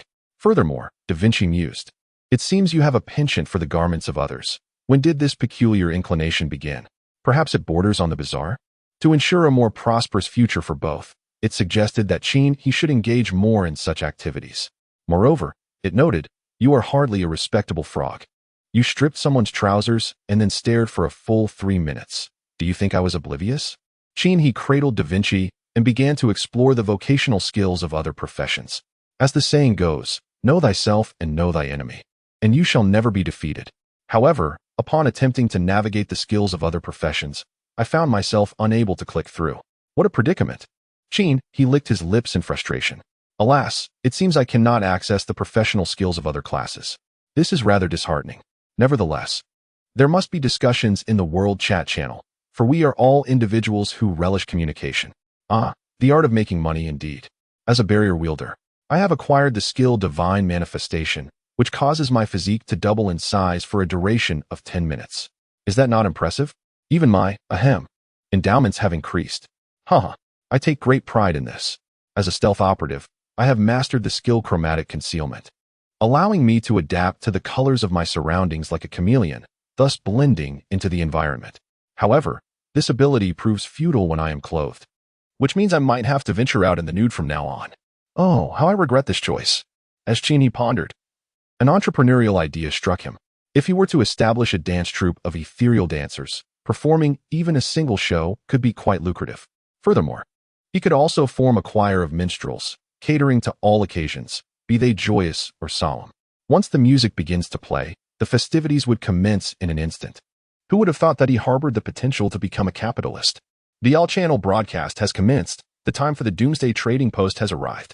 The next opening will occur after each 7-night zombie tide concludes, so prepare your finances accordingly. Now, do you understand the significance of wealth? Apologies for my momentary outburst, in an exceedingly gentle tone. Achievement, 3 Collector of 7 days. During the daylight hours of the 7-night zombie tide, supply boxes will randomly descend. The individual who collects the most will receive 3,000 experience points, 3,000 doomsday coins, and 1 golden mystery box as a reward. Achievement, for Slay the Lord Boss, quantity 3. Rewards include 6,000 experience points, 6,000 doomsday coins, and 1 platinum mystery box. Upon completing all the aforementioned achievements, the title of Night and Day Striver will be bestowed. Now, esteemed yet pitiful survivors, please take heed. The 7-night zombie tide officially commences. The title of Night and Day Striver resonates profoundly with Chin He. It feels like a match made in heaven, evoking a sense of familiarity. It is now 1900 hours. Glancing at her watch, Chin He turns her gaze to the drizzling rain outside. The 7-night zombie tide has officially begun. Tonight marks the arrival of the first wave of zombies. Will the first wave be measured by quantity or time? Suddenly, a loud crash reverberates through the air. Chin He looks up to see a sizable hole in the roof of her newly constructed, cozy home. Beneath the gaping hole lies a box, reminiscent of a suitcase. In a pale blue hue, Doomsday Supply Box. While one is at home, the box descends from the heavens. Chin He smiled, reflecting on the comforting image of her home's roof. A pang of sorrow striking her heart, for that wooden plank wall had cost her a fortune in gold coins. She hoped the treasures contained within this chest would offset the value of that wall. Stepping forward, Chin He unfastened the chest's lock and lifted the lid. A radiant beam of light burst forth, illuminating the surroundings. What could this multitude of gray beams signify? Chapter 50. To be frank, I am indeed Chin He. Honestly, it was Chin He's first encounter with such gray beams of light. Metal sheet X3, wooden spike barrier X6, reinforced metal plate X3, wood plank X10, drinking water 100 milliliters X2. Upon reviewing the array of gray cards, she noted they all pertained to basic materials. Fortunately, she had overspent on building supplies, or else it would have been a regrettable waste of resources, causing her heart to bleed at the thought. Then she discovered a green card, Sunshine Bloom, a flower evolved from a sunflower, fully matured and capable of emitting light and heat, serving perfectly as a source of illumination in her home, while also providing photosynthesis for other plants. Chin He examined the card closely. To be truthful, such a simple phenomenon as this was beyond her reach during the night. Primarily, her keen eyesight allowed her to see remarkably well, regardless of the time of day. Thus, it could merely serve as a small sun in her abode. The heat it produced certainly warranted a commendation, wouldn't you agree? Additionally, there was a blue card, metal spike barrier, standing at 1 meter in height and 2 meters in length. This spike barrier, crafted from steel, is an optimal choice for impeding ground targets, though it proves ineffective against airborne or leaping entities. What a remarkable find. Chin He tucked away the cards with satisfaction. After the supply box was emptied, Da Vinci was tucked into the pocket of the chest. Holding those gray cards, arrangements began in the cozy home of the West Joe. The wooden spiked barricades, standing 1.2 meters tall and stretching 2 meters in length, numbered 6 in total. The dimensions of the house were 4 meters wide, allowing for the enclosure of 3 walls. Once positioned, the metallic spiked barricade was placed at the entrance. The iron sheets melded seamlessly with the outer wall, transforming into a fortified iron barrier. The remaining reinforced metal plates were set aside for future use, ready to patch any breaches during the onslaught of the undead. The sunflowers had yet to be planted, as they were not immediately necessary, and were instead stored in the cerebral repository. As for the remaining 10 wooden boards, they were fashioned into a bed by Chin He on the 2nd floor. Even in a post-apocalyptic world, comfort and sleep was essential. Now, all that remained was to await the impending zombie assault. At this moment, Da Vinci, well-fed and rejuvenated, leapt from the pocket. Your Da Vinci believes it is time to explore the new abode, though it still cannot fathom that this seemingly dilapidated and rudimentary place is indeed home. Your Da Vinci descended the stairs and spotted the metallic spiked barricade at the entrance, pondering whether you might have been a bit foolish. How would you exit? Would you also resort to the froglet's leaping method? Your Da Vinci crawled out from under the metallic spiked barricade, preparing to survey the surroundings for any intriguing discoveries. Recalling that dear friend Xiao Hui surely hadn't vanished, had it? Your Da Vinci is in prayer. Yes, may Xiao Hui be safe. Chin He, however, harbored no deep feelings for Xiao Hui. It was merely that the froglet had finally made a friend. If it were to be lost, it would undoubtedly bring sorrow to the froglet. Observing the activities of others, Chin He opened the global chat channel, intending to glean some unique skills from the vast community of survivors. As the ancients wisely stated, among 3 individuals, one can always find a teacher. Have you all received your supply packs? I witnessed someone acquiring one, only to be struck down by another, and now, not far from me lies another package. Should I venture forth to claim it?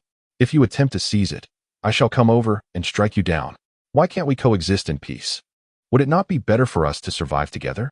Let me ask you, if we possess only a single loaf of bread, who shall eat and who shall live? Can you simply go to your demise and leave the sustenance for me? Indeed, in the aftermath of the earthquake, my stockpile of resources has dwindled significantly. I can barely sustain myself. Will you provide for me? The Annihilation Guild is recruiting. We can support everyone. Spare me your nonsense. Do you think I am unaware of your guild's ways? In exchange for a mere morsel, you expect loyalty akin to that of a dog. I would rather perish as a lone wanderer than allow you to drain my vitality. This sentiment is not without merit. I am a survivor who has escaped from a guild rife with disorganization and lack of discipline. In times of prosperity, there is unity and camaraderie, yet when adversity strikes, they scatter in all directions. Such a lack of loyalty. After observing the global chat for a while, Cheney found himself devoid of new insights, as the discussions were centered on topics he was already acquainted with. With the intention of acquiring practical techniques, he found himself immersed in philosophical discourse instead. How elevated you all have become. Greetings, everyone. Does anyone possess an additional reinforced steel plate? I find myself in need of one, as the prices at the Doomsday Shop are exorbitantly high. If you happen to stumble upon a supply crate, I would greatly appreciate it if you could spare a piece for me. I can offer one Doomsday coin in exchange. However, let us not dwell on that, as supply crates are not commonplace. What is of utmost importance now is to identify a defensible location, for the zombie horde is likely to descend upon us imminently. Following the earthquake, those square mounds that have emerged from the ground, do any of you have vantage points atop them? How's the situation up there? It appears quite favorable.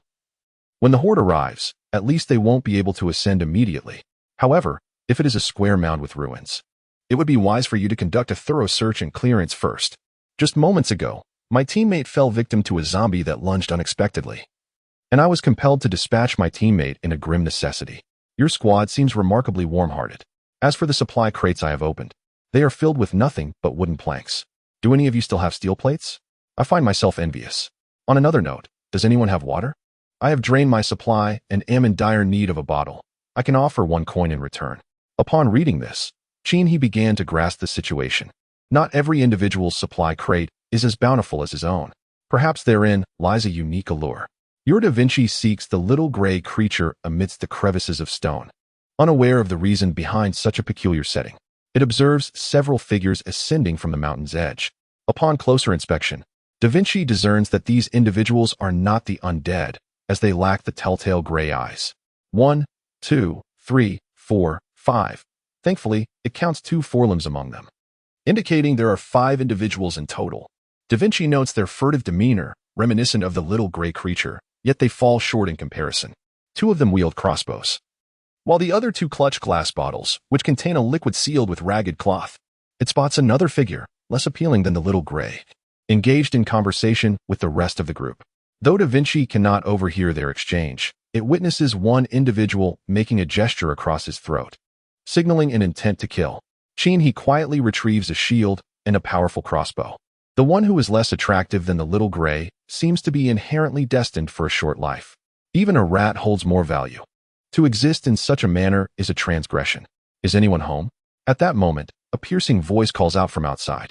The tone is sharp and grating. He cautiously peers through the window, confirming that the newcomers are indeed even smaller than the little gray. He contemplates the 5 individuals who had conferred about throat-slitting before dispersing. Clearly, their intentions do not align with a friendly visit. This is a plot for robbery and murder. Friends inside, fear not. I stand alone, as you are well aware that the horde of the undead approaches. This place is quite suitable for defense. What do you say to uniting our efforts? I can provide protection for you. The man, less striking than the little gray, is none other than Zhang Haoing, the small leader of the wolf pack.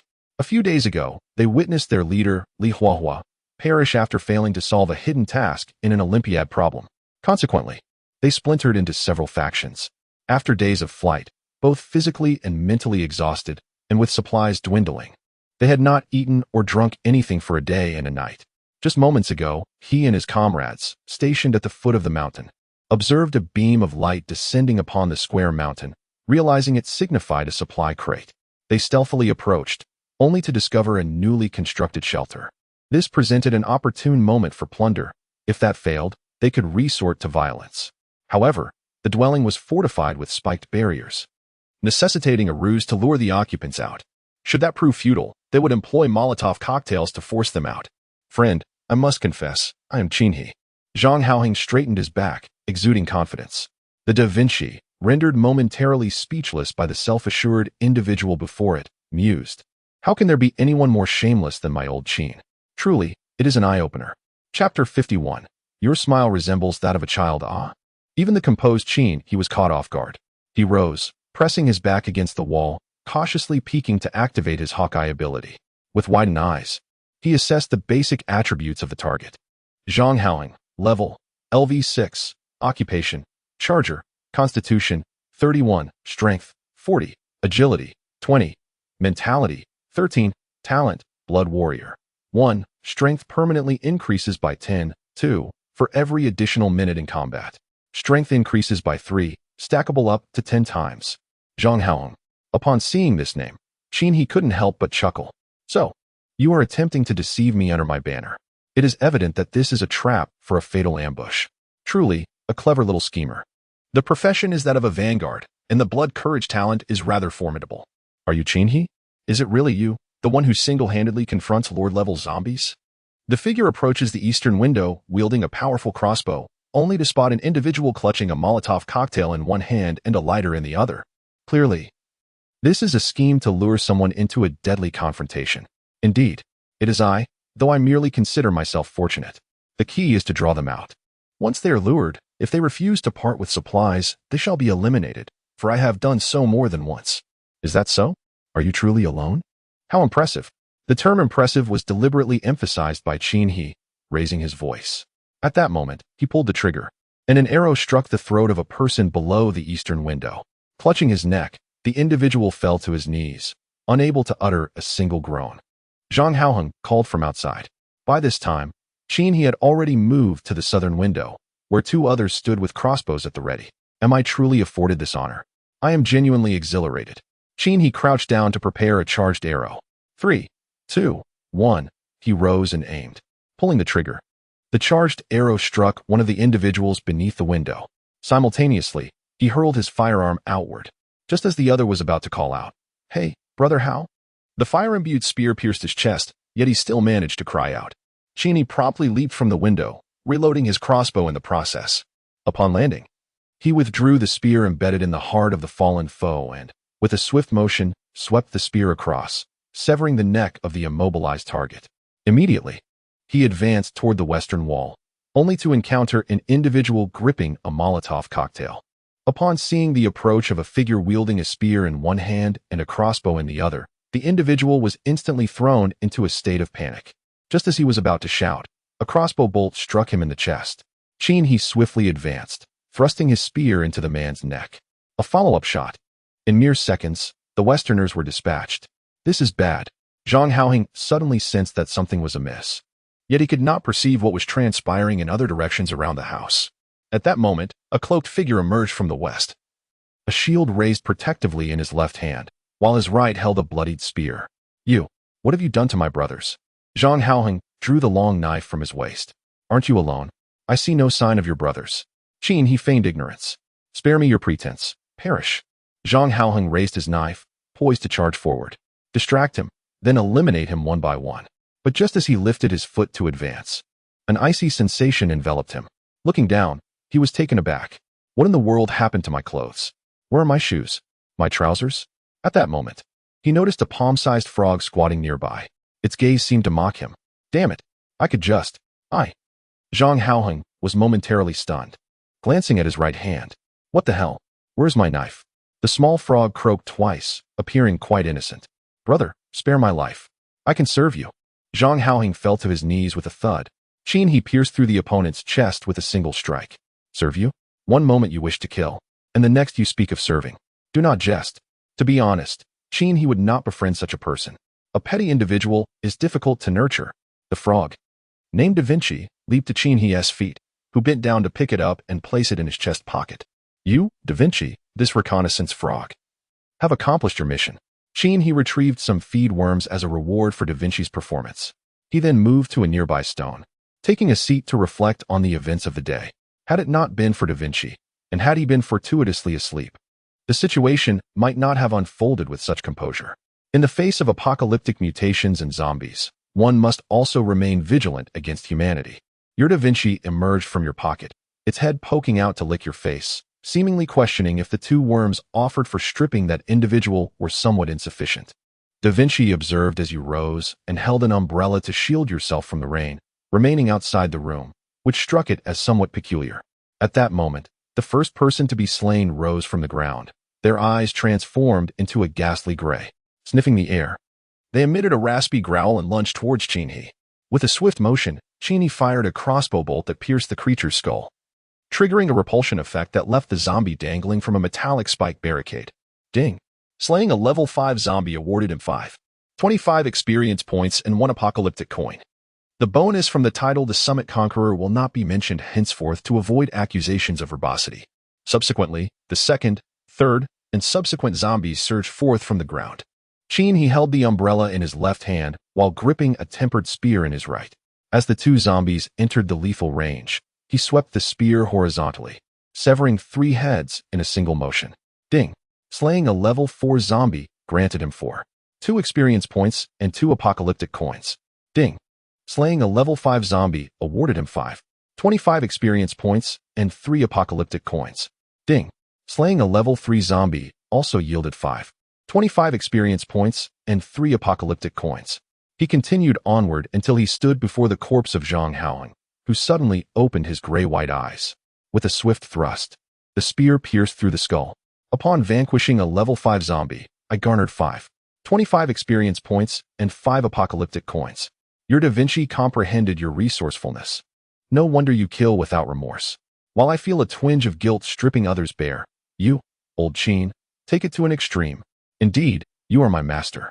Your Da Vinci, feeling your gentle touch, believes that now is not the time for travel. Besides, what sensible frog ventures outside in the rain? Isn't it far more delightful to slumber at home during a downpour?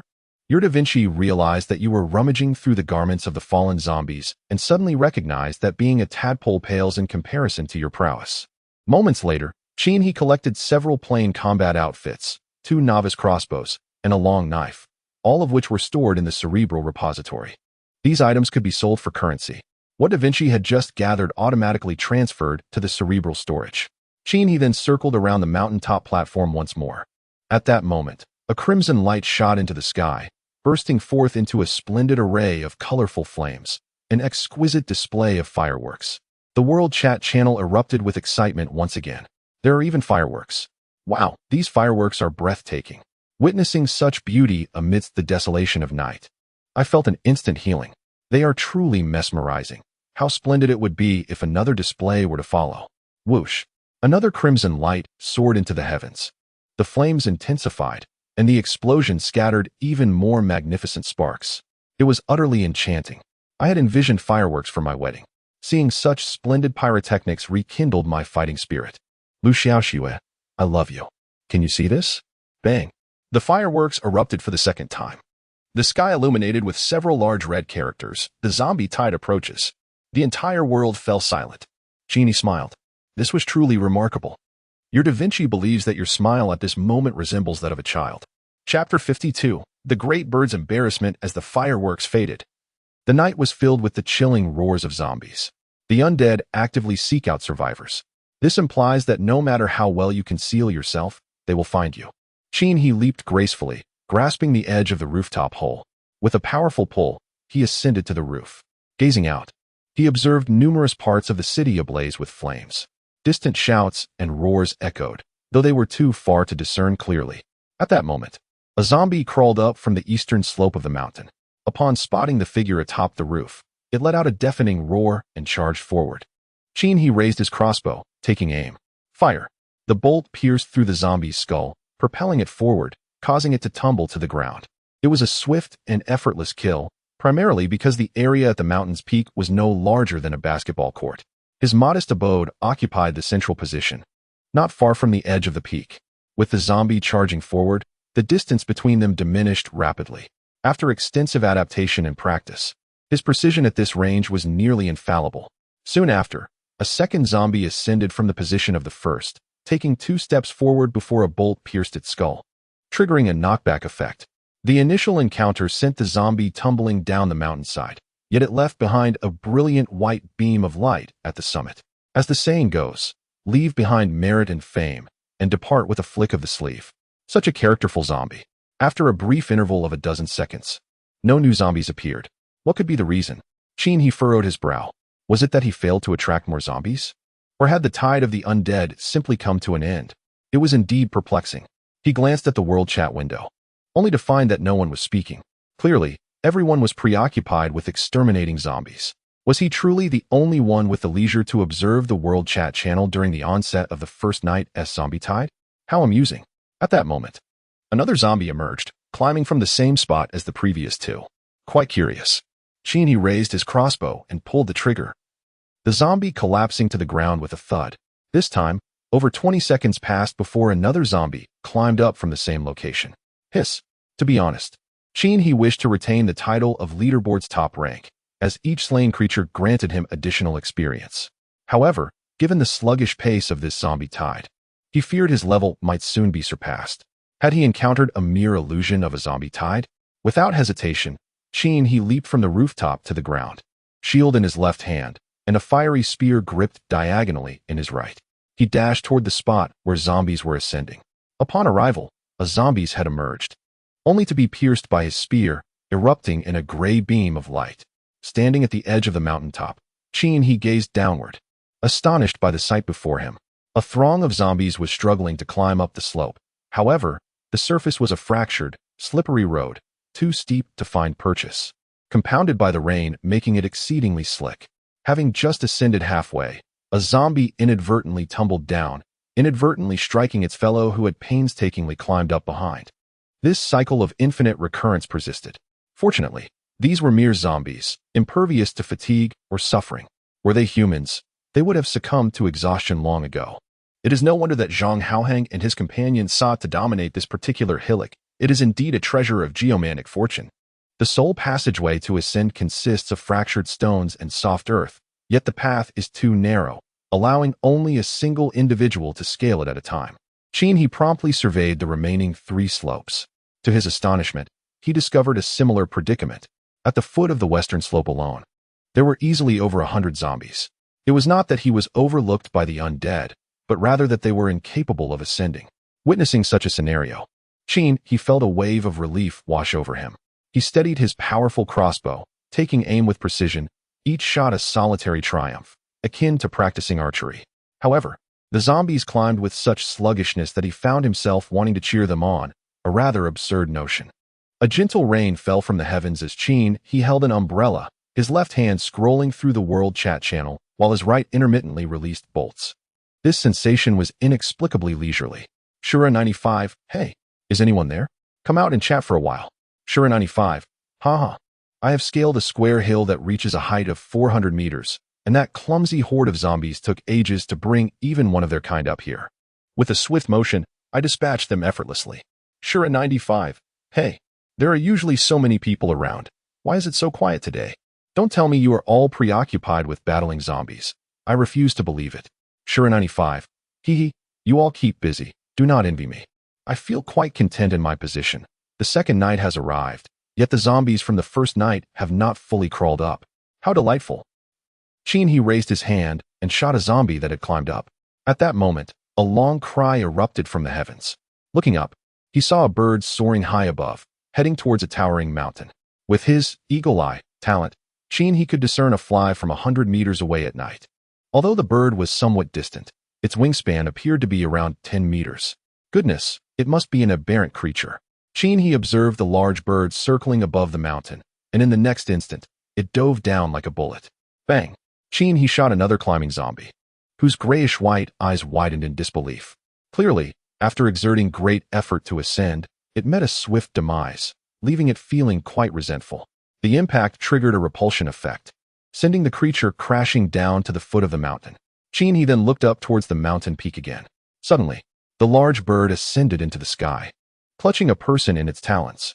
The distance was too great to discern details, but it continued to rise higher and higher.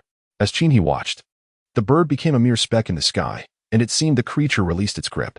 A smaller dot plummeted rapidly. It was that person. Damn. The bird has embarrassed itself. Shura95. Everyone, I have been seized by an aberrant bird creature.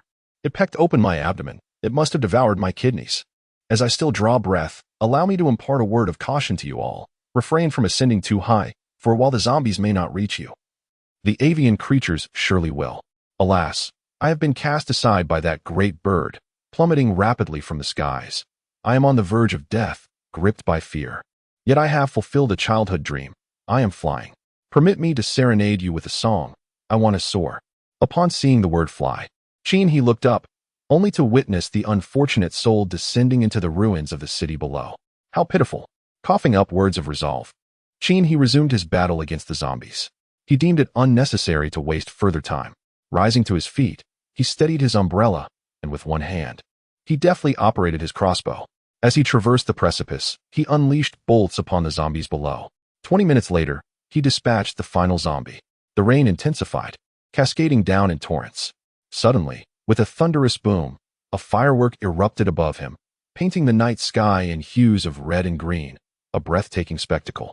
In the aftermath of the explosion, words materialized amidst the smoke. Elite approaches. One can always sense that beauty is often accompanied by malevolence. Cheney shrugged, just as the ground beneath him trembled, as if something was burrowing from below. Surely, it could not be yet another python? With a resounding crash, the asphalt of the eastern slope was obliterated. A massive, red head, the size of a grinding stone and adorned with armor plates, began to rise slowly from the edge of the mountaintop. Two antennae, each over 3 meters long, swayed above it, while beneath, a pair of formidable pincers clashed together, producing a cacophony of snapping sounds. Following that, a multitude of legs, lined up in succession, sprawled along the mountaintop's edge. An elite centipede. Chapter 53. One licks. One sniffs he immediately raised his umbrella and retreated, activating his eagle eye talent. He squinted and examined the target's fundamental attributes. Golden Emperor Centipede. Elite level 3 stars. Constitution, 100. Strength, 120. Agility, 100. Mentality, 30. Exclusive skill, tail temptation. The Golden Emperor Centipede feigns its head with its tail to capture the target's attention, striking with its head when the target is caught off guard.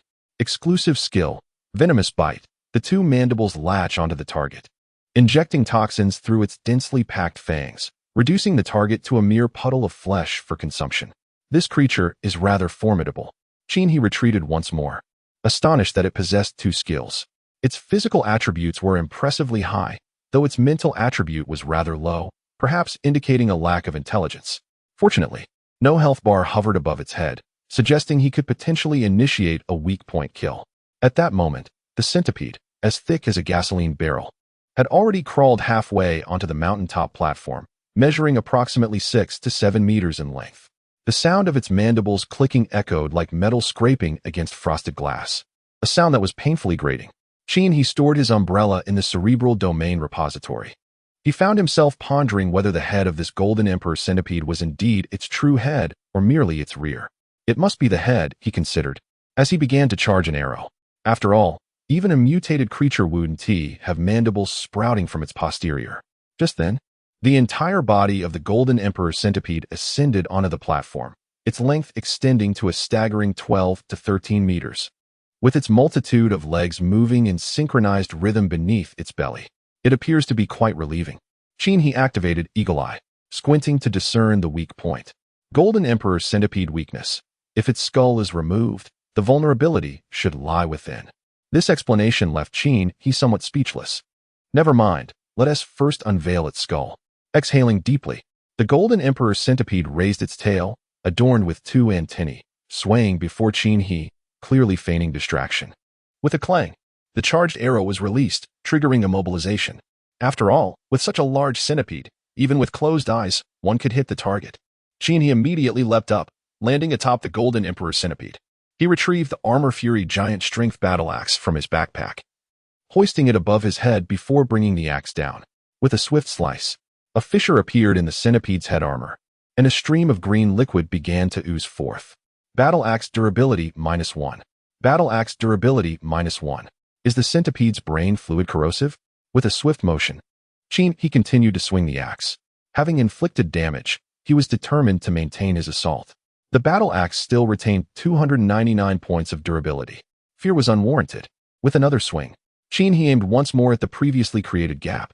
The centipede's head armor continued to splinter as green liquid gushed forth like a spring. Crackle. The immobilization state dissipated, and the Golden Emperor centipede wildly thrashed its head. He deftly rolled forward upon landing to absorb the impact. Rising, he lifted his shield, resting the crossbow against it. The Golden Emperor centipede opened its maw wide, revealing a multitude of venomous fangs. Its many legs surged forward, charging. He was already well aware of its attack skills and patterns. The assault of such a long creature relied solely on its mouth. As the saying goes, in a fight, it all hinges on the mouth, but in the next moment, one could find a leg severed. He deftly sidestepped the attack of the Golden Emperor centipede. Instantly, he sheathed his shield and crossbow, swinging his axe in a sweeping motion. With a swift motion, several centipede legs were severed cleanly at the base. The sensation of such a decisive strike was truly exhilarating. With a flurry of movements, he executed dashing footwork, tripling his strength and agility. He evaded swiftly, once again bringing his axe down upon the centipede's legs. Another row of legs fell to the ground. As the head of the Golden Emperor centipede swung towards him, he crouched and glided forward, his axe arcing violently. Yet another row of legs met their demise. Severing the centipede's legs felt less like combat and more like a delightful release. At this moment, the entire right side of the centipede's body was devoid of legs, leaving it to crawl solely with its left limbs. However, the unfortunate predicament was that with only the left legs in use, it could only trace arcs in place. He, unhurried, readied his powerful crossbow. The cooldown for his charged arrow had concluded. 3, 2, 1, thrum. A beam of blue light shot forth, piercing the centipede's mouth and immobilizing it. He dashed forward, cleaving through the centipede's head armor with a single strike. Activating Eagle Eye, he squinted to discern its weak point. Weakness of the Golden Emperor centipede. Once the head armor is removed, a walnut-sized white brain can be seen nestled within the greenish fluid. Simply crush it. With another decisive swing of his axe, the entire head armor of the centipede was dislodged, and the viscous fluid spilled forth. Amidst the chaotic remnants of flesh and sinew lay a walnut-sized brain. With a swift stomp, he crushed it. Ding! He had slain the 3-star Golden Emperor centipede, earning 105 experience points, including bonuses, and a reward of 100 Doomsday coins. The unexpected delight triggered by Da Vinci resulted in a staggering 500 increase in loot drop rates. 3 white, 2 green, and 1 purple beams of light illuminated the surroundings. Purple? Steady as ever. He felt a surge of excitement. Could 3-star elite monsters also drop purple items? Indeed. It was the result of Da Vinci's unexpected delight. He promptly stowed away all his cards and circled around the mountaintop platform to the west. No zombies or mutated creatures were in sight. A shimmering screen appeared before him, displaying the message. Congratulations, you have withstood the first night of the zombie tide. The tide has ended, and no zombies will approach you. The Apocalypse game does not deceive its players. He maintained a calm demeanor, regardless of its authenticity. Caution was paramount. As for the golden centipede carcass before him, he carefully stored it in his brain domain warehouse. He was curious whether its flavor could rival that of a mantis shrimp. For now, he would keep it aside, intending to let others taste it first. After all, it is only courteous to think of others when it comes to novel delicacies. He then sanitized himself thoroughly with alcohol disinfectant, which he had brought from his landlady's home. Clearly a person who valued cleanliness. Once he had finished, he settled by the window to rest. In the distance, the ruins of the city echoed with the roars of zombies and mutated creatures. Da Vinci emerged from his pocket, licking his chin. Your Da Vinci is inquiring about that large worm. Has it vanished again?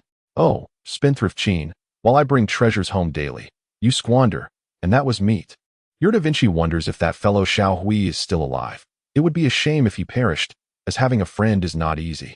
He kept vigil through the night. As he retrieved the cards dropped by the slain Golden Emperor centipede, 3 white cards emerged: Reinforced Steel Plate X1, Reinforced Barbed Wire X1, and Novice Combat Boots X1. Could it be? He pondered. Currently, the majority of materials dropped from vanquished mutated creatures and zombies were defensive construction materials. It seemed plausible. 2 green cards appeared: Corrosive Venom X1 Bottle and Awakened Peony. Born from the mutation of peony flowers, it emanates a subtle fragrance. Dwelling amidst this floral aroma invigorates the spirit and clarifies the mind. Remarkably, he began to comprehend.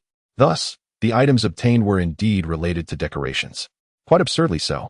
What he anticipated most was a purple card. He hoped it would not be another flowering plant. That would be rather disheartening. Grade B Poison Arrow Fusion Module. This module allows for the fusion of quivers with venom. Required materials. 1. Grade B quiver. 2 bottles of venom. 3. 200 doomsday coins, automatically deducting 160 for the coin necklace.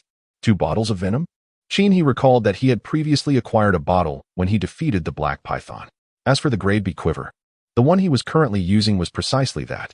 He immediately proceeded with the fusion. Acquired. E-Capacity Recovery Corrosive Crossbow Quiver. Offhand right. Constitution 1. Strength 1. Agility 1. Spirit 1. Exceptional Attribute. Capacity 60. Recovers 1 arrow every 30 seconds. Exceptional Attribute. Poisonous Arrow. Upon piercing the target's flesh, induces corrosion, resulting in a state of continuous bleeding. This poison is truly remarkable. He smiled as she stowed away the quiver. She took a pot of awakening peony and placed it on the windowsill. Settling down by the window, she continued her vigil. Inhaling the fragrance of the awakening peony, she instantly felt invigorated, dispelling her fatigue and rekindling her energy. As the night wore on, he maintained her alertness. At that moment, Da Vinci sprang forth from the pocket of her chest. Your Da Vinci gazes at you, eagerly awaiting your offering, ready to embark on its tasks once well fed. It consumes the mealworms placed in your palm, pondering the events involving the large worm from the previous day. Satiated, Da Vinci awaits your gentle caress upon its head. As it relishes your touch, a surge of vitality courses through its being, invigorating it. It leaps from your embrace, descends the second floor, and ventures outside, arriving at the precipice of the mountaintop, where it casts a glance at the corpse of a zombie sprawled on the hillside. Displaying no reaction, your Da Vinci bounds down the eastern slope, its descent facilitated by the soft earth, causing it to glide effortlessly, continuing to slide. Da Vinci feels the friction against its belly, a fiery sensation. It halts mid-slope, discomfort by the abrasion against the soil, lifting its gaze to discover a gray figure peering from beneath a rock, with beady eyes and a furtive expression. Your Da Vinci becomes animated. The shifty-eyed creature also notices Da Vinci, and the two beings engage in a mutual gaze, drawing nearer, one licking, the other sniffing. Chapter 54. Da Vinci's compassion. That little gray one is indeed fortunate. He inhales the fragrant scent of peonies, invigorated once more. As the tadpoles venture forth, he knows he cannot remain idle. As a diligent individual, he decides to rest for an hour before embarking on his labor. As Da Vinci and Little Gray descended the hillside, they pondered their next adventure. Having come down from the eastern slope, they decided to venture eastward. The two little creatures frolicked and scampered along, unaware of the distance they had covered, until they stumbled upon a vast chasm. Peering over the edge, they seemed to contemplate the depth of the fissure and the potential peril of a fall. Little Gray emitted a series of urgent squeaks, prompting Da Vinci to gaze in the direction indicated by his companion's paw. To their astonishment, a tattered collar of a zombie was caught on a small branch at the edge of the chasm. The tree bent under the weight of the zombie's body, which dangled ominously in the abyss. A surge of compassion welled up within Da Vinci. The two little creatures exchanged licks and sniffs, bouncing over to the small tree. Little Gray trembled, a hint of reluctance evident, but Da Vinci playfully swatted his companion on the head, as if to say, "What is there to fear, my fellow rodent? What mischief were these two up to now?" He lay in bed, keeping a watchful eye on their antics even in slumber. Though she knew they would not be foolish enough to leap into the chasm, their newfound empathy towards the zombie was utterly absurd. Under the command of Da Vinci, Little Gray approached the small tree adorned with zombies. The zombies below looked up, their grayish-white eyes fixed upon the mouse, emitting hissing sounds. Little Gray bit down, tearing at the collar of the zombie hanging from the branch. Minutes passed. A third of the collar was severed. With a snap, the collar could no longer bear the weight of the zombie, ripping apart. Then, the collar completely broke, and the zombie plummeted into the chasm below. Da Vinci was elated. What a splendid little tree it was, finally free from being bent and able to stand tall once more. Your Da Vinci observed that the once bent little tree, upon losing the zombie, stood upright with a thundering sound. It watched as Little Gray was catapulted from the tree, soaring into the distance. He opened his eyes. He pondered whether Little Gray would survive unscathed this time. Strangely, the tadpole's compassion seemed directed towards the tree rather than the zombie. Has the tadpole developed a fondness for protecting plants? Ding. Your Da Vinci has indirectly slain a level 3 zombie, earning 15 experience points and 1 doomsday coin. Indirect kills, what a surprise. Your Da Vinci hopped in the direction where Little Gray had flown, now regretting allowing the mouse to undertake this task, especially given its lack of cunning. It was truly remarkable that Little Gray was still alive. He couldn't help but admire it. In a ruin filled with rubble, jagged stones, and shards of steel, after being launched by the tree, Little Gray fortuitously landed squarely on a sponge mat. What extraordinary luck it possessed. However, merely surviving the earthquake was already a testament to its fortune. He continued to sleep. After waking from slumber, one must engage in labor. Da Vinci cast a glance at the bewildered Little Gray, gently licked its face, as if to convey that the inexplicable disappearance of objects is a frequent occurrence, something he witnesses daily at home. Little Gray expressed its understanding.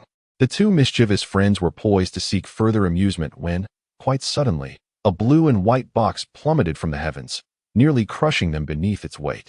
Da Vinci noticed an individual racing towards them, a visage adorned with sheer exhilaration.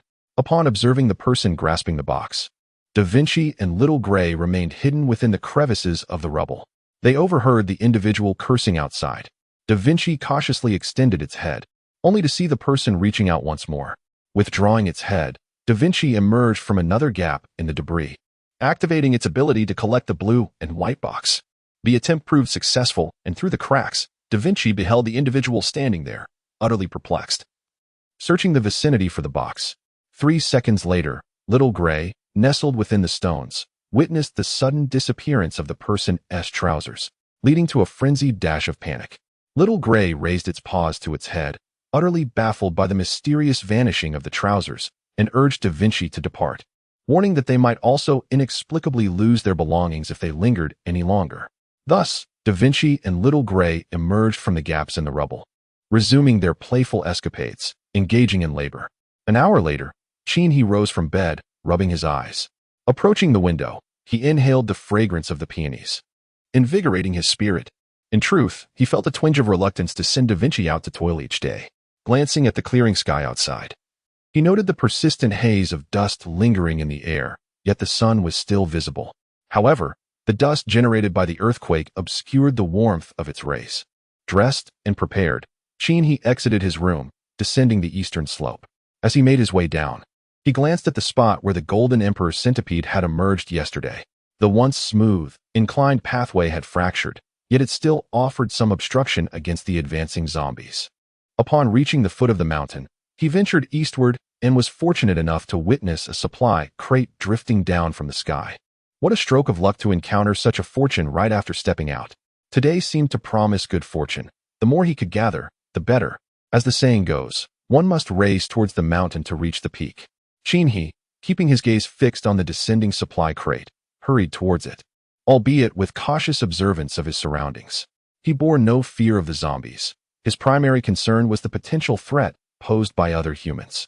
While the world is filled with good-hearted individuals, desperation can lead even the best of them to subtle shifts in their psyche. Throughout his journey, he encountered no zombies. They appeared to have vanished into thin air. Stopping momentarily, he crouched among the ruins, peering ahead. Once a grand theater, it now lay in ruins. The stage that had once been adored by performers now a desolate sight. The supply crate had landed squarely in the center of the stage. Rather than rushing to claim it, he remained vigilant, scanning his surroundings. He knew that many eyes would have witnessed the crate's descent, and he was not the only one drawn to its allure. Chapter 55. The Heart of a Little Frog in Love Amidst the Ruins. On the stage of a dilapidated grand theater, a supply crate lay at the center. Surrounding it, concealed within the debris, several groups of individuals awaited in silence. I had just noticed that at least 2 factions were nearby. We should refrain from approaching hastily. As the saying goes, while the mantis stalks the cicada, the oriole lurks behind. Do you understand? In the northern part of the theater, nestled within the crown of a fallen tree, 2 figures crouched, one wielding a crossbow, the other brandishing a shield and a single-edged sword. The speaker was the one with the crossbow. It goes without saying, we must play the role of the bird. The swordsman smiled faintly, then furrowed his brow, saying, "But if no one ventures to claim it, shall we merely linger here in vain? Why the haste? Let us observe the situation first," came the reply. "All right, if necessary, I shall assume the role of the mantis, and you can be the oriole providing cover. Feeling particularly bold today, are we? The swordsman retorted. Why not switch roles? You can be the mantis while I take on the task of the oriole. Blast it. To the south of the Grand Theater, 3 individuals crouched amidst the wreckage of a half-collapsed building on the second floor. Remarkably, these fellows remained steadfast, showing no signs of approaching the crate. A young man wielding twin daggers spat onto the ground, the saliva landing on the shoe of his companion who held a single-edged sword beside him. Damn it, why not aim for my face instead? Would you prefer if I spit into your mouth? The swordsman retorted. Enough, you two. Cease your bickering, interjected a woman seated slightly behind the 2 young men, her tone coaxing. The risk is far too great. Let us wait a while longer. I refuse to believe they can remain patient until nightfall. What if they truly endure until then? Be silent, lest I unleash a torrent of disdain. The eastern side of the Grand Theater lies in ruins. A chaotic arrangement of small automobiles strewn about. Among them, a rugged SUV is trapped in the midst, harboring 2 women within. Their gazes are fixated on a supply crate situated at a distance upon the stage. Evidently, the former owner of this vehicle was quite meticulous, for he had stocked it with provisions. The woman in the rear seat, her voice melodious, wields a dagger to slice through the backrest of the car. From within, she retrieves a first aid kit, replete with medications and water. Setting the kit down, her countenance betrays her hunger as she implores, I am famished, Xiaoxua. Shall we venture forth to procure some supplies? Perhaps there are no others nearby? Do not be foolish. The woman in the front seat turns, her expression grave. You must understand, that supply crate has already attracted the attention of many before it even touched the ground. Have you forgotten how your man met his demise? Do you wish to share his fate?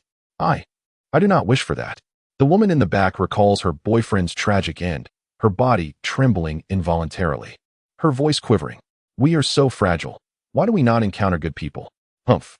The good have either perished or been forced to become villains. The woman in front continues to gaze at the stage, her eyes steely. What then shall we do? We need not retrieve the supply crate. We must simply observe who survives until the end. If it is a woman, we shall embrace her as a sister. If it is a man, that would be even simpler. Are you suggesting that you would barter your body? That would indeed be a sacrifice. What can I do? My dear sister, we must stand united. He crouched on the western side of the Grand Theater, selecting a position approximately 70 meters from the stage. Behind him lay a chaotic array of ruins, a place where one could easily conceal themselves from prying eyes. It could be said that his current location afforded him ample freedom of movement. One must commend the talent known as Hawkeye, which proved to be exceptionally impressive. A brief glance around revealed at least 5 groups of individuals lurking nearby, each poised to strike. To the north, figures were hidden among the treetops. To the south, in a dilapidated 2-story structure, there were others. Additionally, 2 individuals were nestled among a heap of discarded vehicles to the east. The remaining 2 groups were positioned further back. Yet all shared a commonality. Each controlled a crucial intersection. This was evidently a game of predation, akin to a mantis ambushing a cicada while a sparrow lay in wait. Continuing to linger in this manner would be a grievous waste of time. Your Da Vinci and Little Gray are joyfully playing in a small puddle, splashing mud onto a passing zombie. After their playful antics, they traverse the ruins to a park that once thrived before the earthquake. There, they encountered a flower radiating a shimmering white light, a sight familiar to them. Little Gray gazed at the blossom, his expression one of pure delight, only for Da Vinci to pluck the flower away. Froggies and Little Gray were diligently attending to their tasks. It seemed rather unseemly for he to remain idly seated. He shifted slightly, peering through the gaps in the ruins to observe the central stage. Still, no one dared to make a move. It appeared that none were willing to be the first to act recklessly. He pondered. How many seconds does it take to become a world champion in the 100 meters? That man named Bolt seemed to have run it in just over 9 seconds. His speed, when calculated based on his current agility attribute, should be around 20, if not slightly more. With this thought in mind, he once again gauged the distance to the center of the stage, approximately 70 meters away. His agility had already exceeded 80. However, it is essential to note that an increase in agility encompasses an overall enhancement in reaction, evasion, and speed, rather than merely a boost in speed alone. Thus, in comparison, he should be at least twice as fast as that man. On a flat track, he could complete 100 meters in approximately 4 to 5 seconds. If he were to activate dazzling footwork to further enhance his agility and wield the raging battle axe to boost it as well, his speed would undoubtedly increase. Yet, one must consider the terrain of the ruins.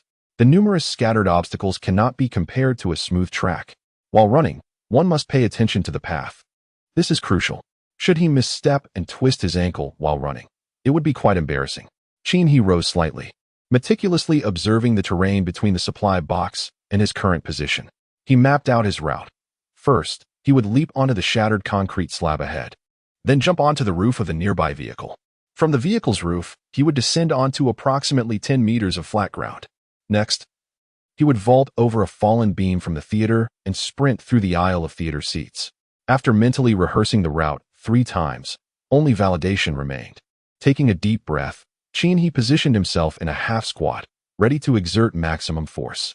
With an agility of 80, he activated dazzling footwork, tripling his agility for 10 seconds, bringing it to 240. Gripping the raging battle axe with both hands, which provided an additional 10 agility boost, his agility surged to 264. He sprang into action, launching himself forward and racing along the planned route. Beneath the northern canopy of trees, what transpired? Was there still no one approaching? The man with the single blade lay on the ground, gnawing on leaves. He noticed his teammates' eyes widen in astonishment as he pointed towards the stage. The man quickly turned to look. There, a shadow ascended the stage, and in an instant, the supply crate vanished. The shadow darted away. What on earth was that? It was astonishingly swift. In the southern second floor, a woman, serving as a bard, sang a speed-enhancing skill, Song of the Wind, directed at 2 men. Upon finishing her melody, the 2 men, invigorated by the spell, prepared to leap from the second floor towards the stage when they spotted a shadow emerging from the ruins, racing onto the stage. Almost immediately, the supply crate disappeared, and the shadow vanished back into the debris. What the hell? Did you see what that was? The 2 men stood frozen in disbelief. The woman, having just completed her song, appeared utterly fatigued, beads of sweat cascading down her body. As a bard, such exertion was profoundly draining. Weakly, she urged, "Why are you 2 still standing there? Go retrieve the crate. The crate is gone." What? The woman, leaning against the crumbling walls, approached the window only to find the crate had indeed vanished. Enraged, she berated, "You 2 useless fools. You've left me utterly exhausted and failed to accomplish anything.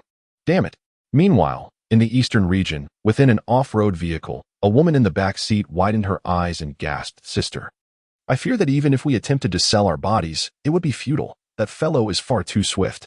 The woman in the front seat sighed, pondering how there could exist someone so extraordinarily fast in this world. In the distance, those guarding the 2 intersections stood agape, utterly stunned. They have yet to comprehend what it truly is. It must be a person, for after all, a beast could not possibly accomplish such a feat. At this moment, he ventured into the depths of what was once an underground parking lot, seeking to ascertain that he was not being followed. Finding a concealed spot, he settled down to rest. To be candid, regardless of his high attributes, such vigorous activity would inevitably lead to fatigue. Moreover, he had not anticipated that the agile 264 could sprint with such speed. His long dormant muscles were beginning to ache. After a brief respite, suddenly, Da Vinci sprang to life, stirred by the whispers of love. Just as he was comfortably reclining, he was startled into an upright position. What? The heart of love? Chapter 56. The little frog yearns for affection. Da Vinci and Xiao Hui crouched in the remnants of a devastated park. Amidst a flower bed aglow with shimmering white blossoms, their brilliance almost blinding. They were fixated on the enchanting figure nestled within the floral array. Da Vinci's mouth agape, its tongue lolling out, drool cascading. It found the sight before it utterly captivating.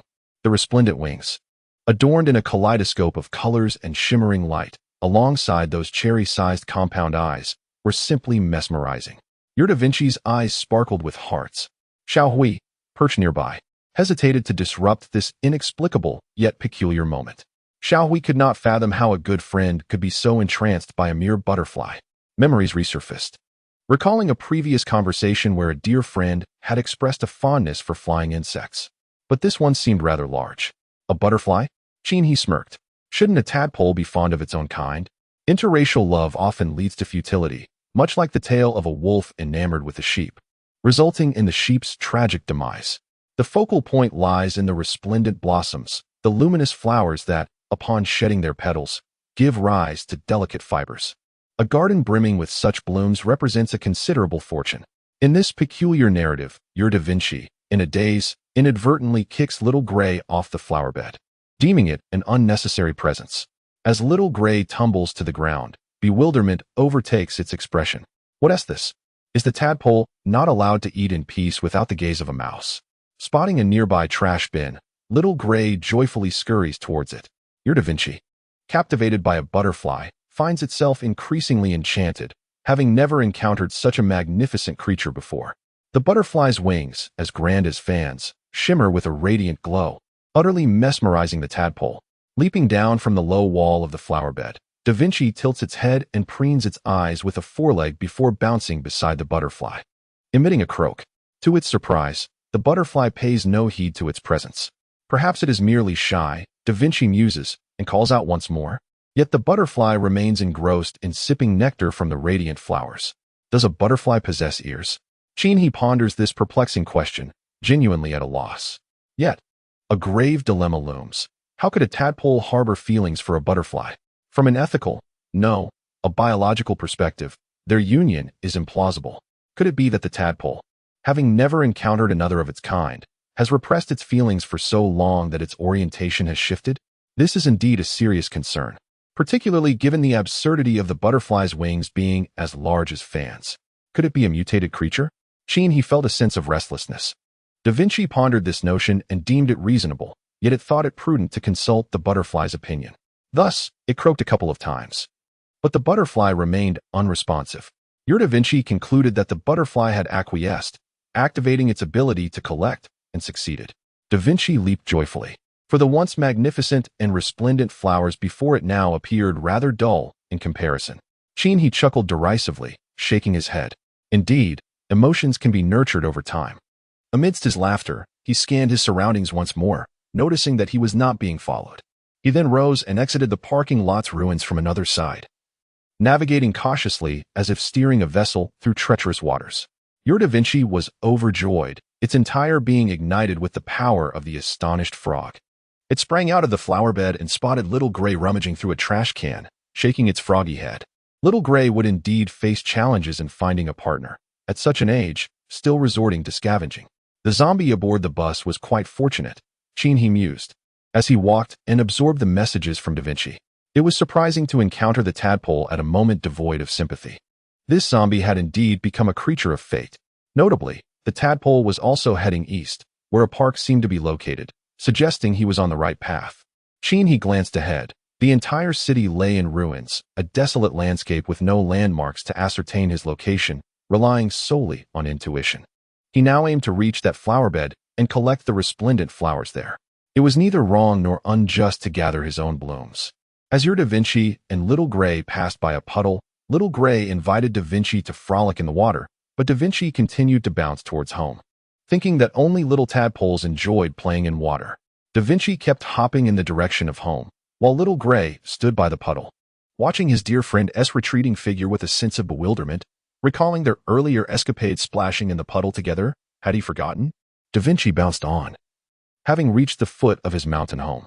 Initially daunted by the height of the mountain, his heart now raced with eagerness to return. He bid farewell to Little Gray, without making plans for their next outing. Little Gray found himself alone amidst the desolate ruins, a solitary figure in a bleak landscape. Poor little mouse, he chuckled, unrefined in his mirth. At that moment, he finally arrived at the dilapidated park and beheld a shimmering expanse of white light, truly a bountiful noon. Eagerly, your Da Vinci rushed into the house, bounding up the stairs with excitement. Only to discover that you were absent, he presumed you had ventured out for a carefree escapade. He stood atop a flower bed, his face alight with joy as he gazed at the resplendent blossoms filling the garden. In the next instant, he leaped down from the flower bed, collecting them all into his mental repository, a delightful bounty indeed. On his way home, he encountered a bus, within which a zombie, upon noticing his presence, pressed its face against the window, banging on the glass. Suddenly, he recalled that this was a fortune zombie. With a swift motion, he shot through the glass, followed by another shot that pierced the zombie's skull. Since Da Vinci showed no compassion, he would have to take matters into his own hands. Chapter 57. The little frog goes to play eggs. He took a lengthy detour, eliminating several zombies along his path. With the experience gained from slaying zombies last night, his level has now reached 14. He glanced at the leaderboard, where he still held the top position. Those with similar experience to his were part of various organizations. If they teamed up to hunt monsters, their efficiency would undoubtedly surpass his own. He realized he had not been actively pursuing level advancement, a bad habit that perhaps needed correction. However, he remained focused on the situation at hand. The title on the wealth leaderboard was what he truly desired. Upon reaching the summit, Da Vinci eagerly leaped to his feet. Your Da Vinci feels your touch and instantly experiences waves of comfort. Your traveling frog, Da Vinci, has returned from its journey, and the items in its backpack have automatically transferred to your cerebral warehouse. Today, your Da Vinci frolicked for 1,022 steps. Sliding down the hills and ruins does not count as steps, earning 1,022 travel experience points. Did you rely on sliding for your travels today? He mused, gently cradling Da Vinci in his palm while taking out some feed worms to offer. As he fed, he observed little Gray digging beside a rock. Oh, another member had joined the family. Your Da Vinci devoured the worms and, now sated, requested you to bring out Little May to foster a bond with her. Noticing your furrowed brow and astonished expression, Da Vinci felt compelled to remind you that the butterfly is named Little May, for it truly is beautiful. Carried by you to the second floor, Da Vinci watched as you retrieved your shield and crossbow, assuming a defensive stance while taking out Little May, wondering if this was indeed necessary. It certainly must be a grand affair. He cast Xiao Mei aside, observing the fleeting moment of the butterfly. He raised his shield, poised with a crossbow. The butterfly, having grown to such a size, was undoubtedly a mutated creature, warranting caution. After all, not everyone possesses the tadpole's ability to diminish their appetite. However, it must be said that Xiao Mei was extraordinarily beautiful. Its wings were as large as fans, and the two pairs of secondary wings were the size of palms. Beneath the secondary wings trailed a long tail, radiating a rich, white luminescence. Such beauty! Upon its release, the butterfly did not attack. Instead, it fluttered gracefully towards the pot of awakening peony on the windowsill, swirling and dancing around the blossoms. Da Vinci, placed on the windowsill, sat contentedly beneath the peony pot, watching Xiao Mei's flight, utterly entranced. It felt an urge to cultivate a bond from this moment onward. He shrugged. There was little he could do. It was evident that the butterfly held no interest in the tadpole, wholly absorbed in sipping nectar. Given enough time, the tadpole might resign itself to despair. He wondered about the butterfly's nature. Activating his eagle eye talent, he scrutinized the butterfly's attributes: radiant butterfly, ordinary mutant, constitution, 6 strength, 6 agility, 9 spirit, 2 exclusive skill, pollen dissemination, capable of spreading pollen to any mutated flower. This butterfly was quite impressive. After examining Xiao Mei's attributes, he offered a high commendation. Truth be told, prior to the apocalypse, only a small fraction of ordinary butterflies had the ability to disseminate pollen. Clearly, Xiao Mei belonged to that rare subset. However, what truly weighs on Qin-He's mind, or rather, should be a cause for concern for Da Vinci, is the rather lackluster mental attribute of Xiao Mei, which indicates a deficiency in intelligence. It appears to be merely a simple pollinator, akin to a butterfly. One can only hope this simpleton grasps the reality soon. It is clear that there is no potential for a fruitful connection with the butterfly. He cast a glance at the utterly infatuated Da Vinci, not wishing to intrude upon its reverie. A resplendent bloom, the radiant flower, was nestled within the confines of the cerebral domain storage. Alongside it lay a stone exuding a soft azure glow. Spirit Energy Stone, 1 pound. Ah, so this is the Spirit Energy Stone. The moment he retrieved the stone, a gentle warmth enveloped her hand. It seemed that the materials required for her orange, single-handed crossbow design module included spirit energy, ore, with a total need of 10 pounds. According to Da Vinci's travel records, this particular ore was unearthed from the Great Earth Rift. It appears that future excursions warrant exploration. Perhaps fortune will smile upon her. After securing the spirit energy ore within her cerebral domain storage, she conducted a thorough review, which, much like before, revealed an assortment of building materials, alongside provisions of water and food. Notably, there was a pair of trousers. If memory serves, these belonged to a man who, upon witnessing Da Vinci and Xiao Wei, sought to capture them for a meal, only to have Da Vinci scare him into a panicked flight, leaving his trousers behind. These trousers are designated as beginner combat pants. He added them to her cerebral domain storage and then produced the final item, a lightweight sponge mat, suitable for laying beneath the bedding on a wooden bed. Having completed her inspections, Chini stepped outside to observe the industrious Xiao Wei, who was busy excavating. The entrance of the burrow was heaped with freshly unearthed soil, a testament to Xiao Wei's impressive tunneling prowess. After strolling around the mountaintop platform, I pondered how to arrange these luminous flowers. After all, I rely on them to yield fine fibers, essential for crafting the orange crossbow, which may pave the way for future prosperity. However, after a round of contemplation, I concluded that it would be prudent to first construct a proper shelter. Planting them outdoors at this moment would be ill-advised, primarily due to the fear of a horde trampling them. Ordinary zombies are inconsequential. He can ensure that one crossbow will suffice for each. Yet, should an elite-level adversary appear, it would be challenging to guarantee that the luminous flowers would remain unscathed. Noticing that Da Vinci was still fixated on the butterfly, I decided to lie down for a brief rest. Time passed. When he awoke, it was already 5:10 p.m. Sitting up, I glanced at Da Vinci, who appeared to be in good spirits, yet something felt amiss. Your Da Vinci believes that this butterfly may be all appearance, a mere fool, having been vocal for quite some time without eliciting any response from the creature, which is quite disheartening. Your Da Vinci feels it has experienced unrequited love, having bestowed its affections upon a soulless insect. Your Da Vinci's heart feels profoundly cold and in need of solace. Oh, so I rose and gently grasped Da Vinci in my palm. This little creature has finally come to an understanding. One thing is certain, from this day forth, it shall no longer harbor romantic feelings for insects. Your Da Vinci sensed your touch but still felt a twinge of sadness. I retrieved 3 serpent eggs from the brain domain warehouse and arranged them in a line upon the ground. Placing Da Vinci on the ground, do not be disheartened. Did you not quite enjoy these 3 eggs? Go play with the eggs first. His intention was to divert Da Vinci's attention. Whether this tactic proves effective remains uncertain. Heartbreak tends to weigh heavily on a frog, especially when the first love was a mere tool-like butterfly. This undoubtedly brings considerable embarrassment to the frog. Your Da Vinci gazes intently at the 3 yellow-spotted white eggs, stirring a desire for incubation. He was momentarily taken aback. Indeed, your little frog possesses a heart that is both ample and profound. Chapter 58, Da Vinci. Perhaps you should engage with the eggs for now. Realized that this situation could not continue. He felt a responsibility for Da Vinci's future happiness. If he were to nurture it, he must also educate and guide the frog. After all, it is a youthful and vigorous creature. Every being experiences emotions and desires. How much more so for a young frog? It was time to find it a suitable romantic partner.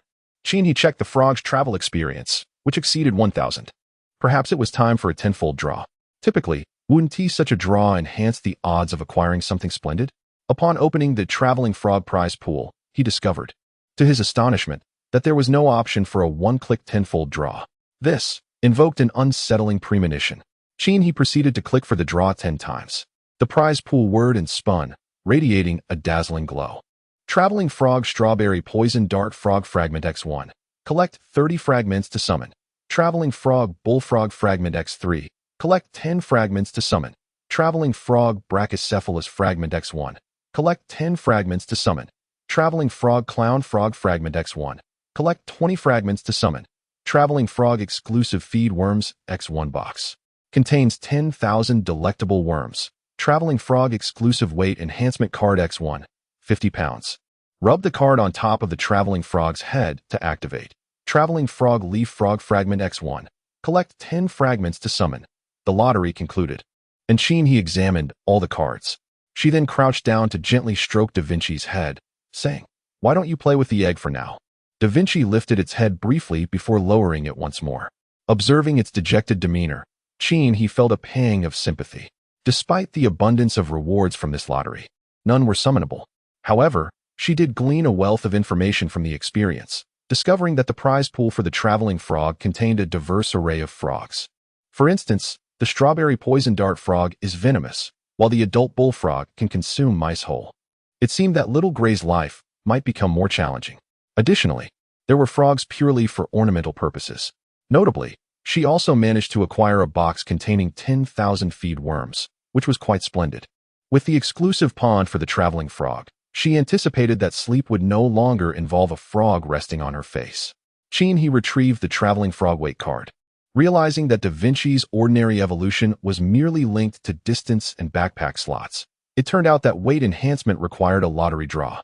Your Da Vinci is pondering how to hatch these eggs, feeling that they are rather large. As a tadpole, it has never engaged in such an endeavor, and it is racking its brain. Suddenly, Da Vinci perceives your gentle touch with a card on its head. A warmth envelopes its body, invigorating it.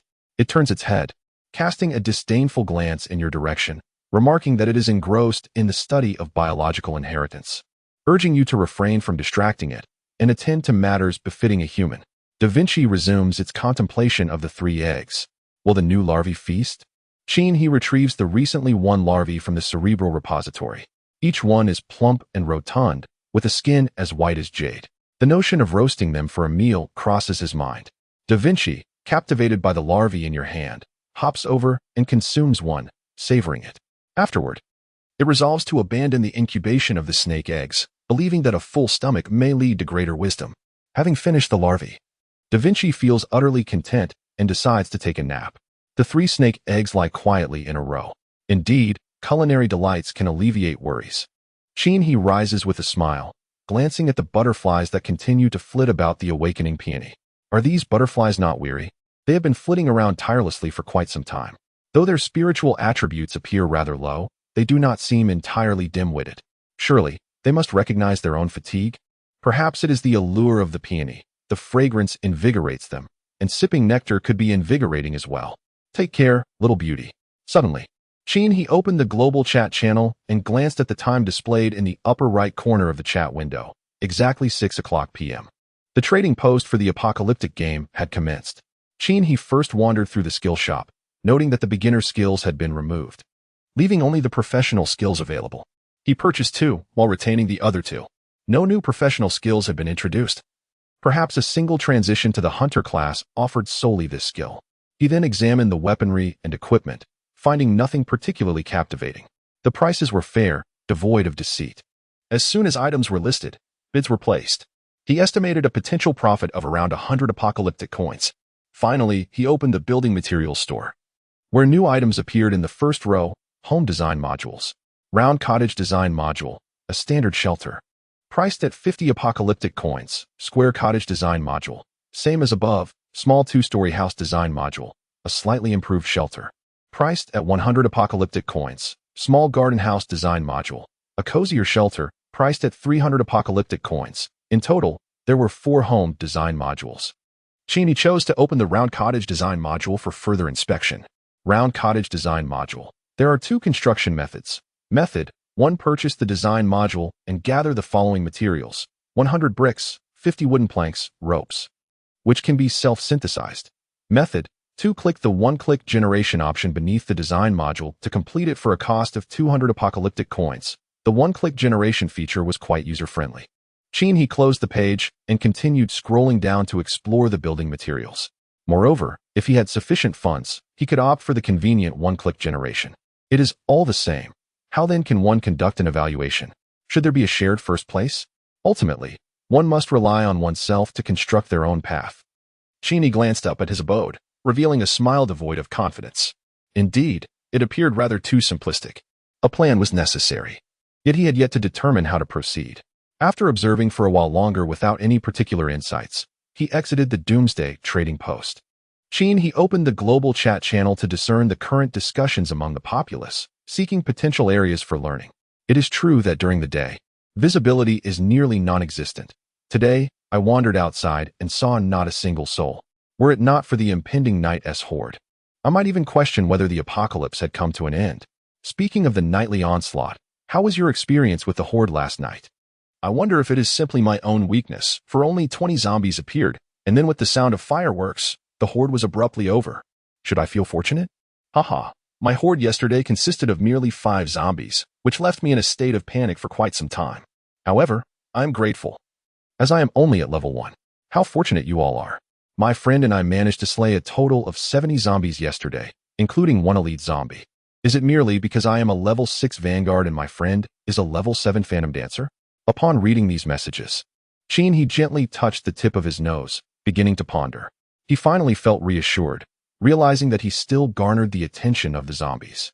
After all, Last night he had taken down nearly 200, along with a 3-star mutated creature, the Golden Emperor Centipede. Suddenly, a question arose in Qin He's mind. Is it true that the higher the rank, the stronger the power, one must confront greater hordes of the undead?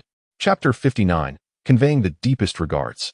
Li Zhongjuan stood atop a desolate ruin, a pipe clenched between his teeth and hands clasped behind his back, his brow furrowed in contemplation.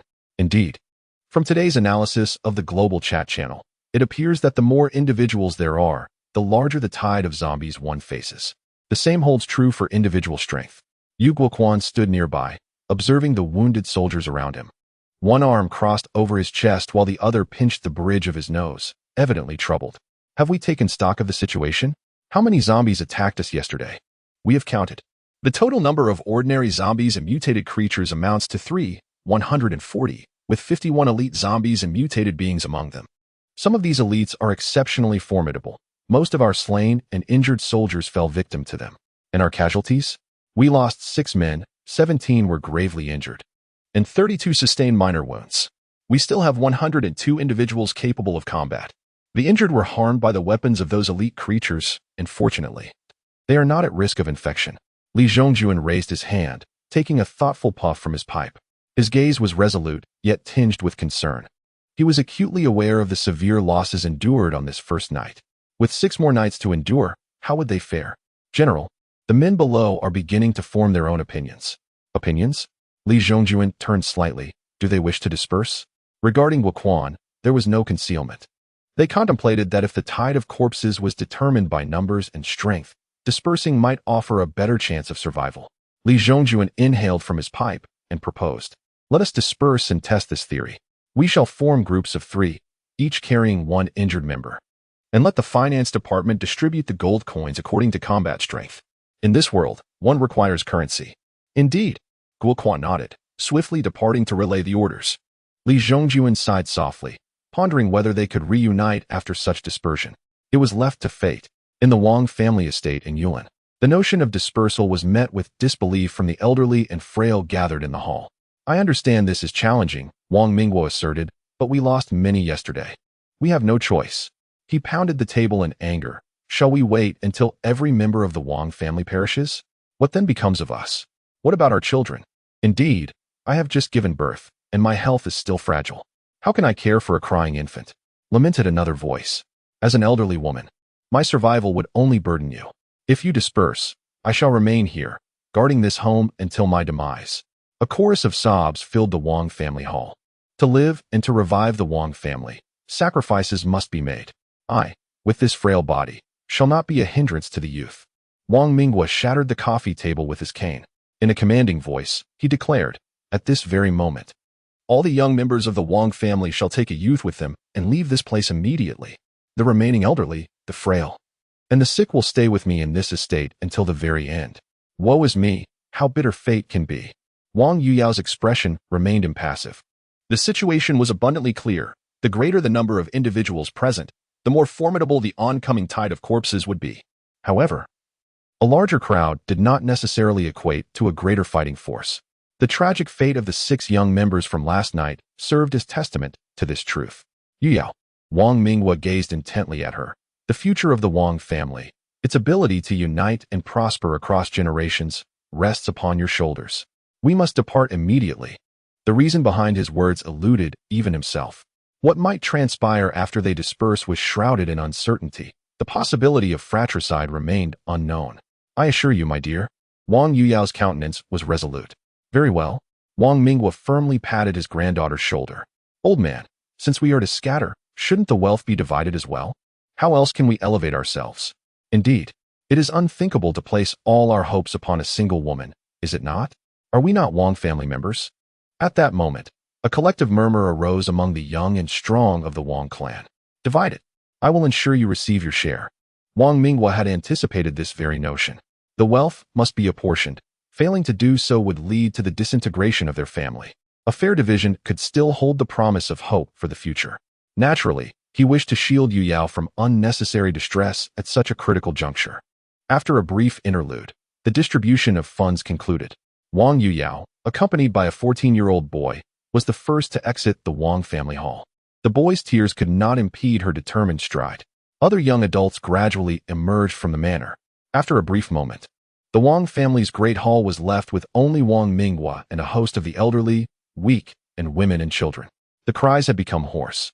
Wang Minghua stood at the entrance, gazing at the departing youth of the Wang family, and lifted his eyes to the stars and moon above, murmuring, "May the heavens bless the Wang family. Protect Yu Yao." At this juncture, major organizations across the globe were systematically dispersing. On the first night, they had largely faced a formidable onslaught from the horde of the undead, forcing them to regroup into smaller teams, each securing advantageous positions and fighting independently. Naturally, due to the uneven distribution of resources and wealth, intense internal strife ensued.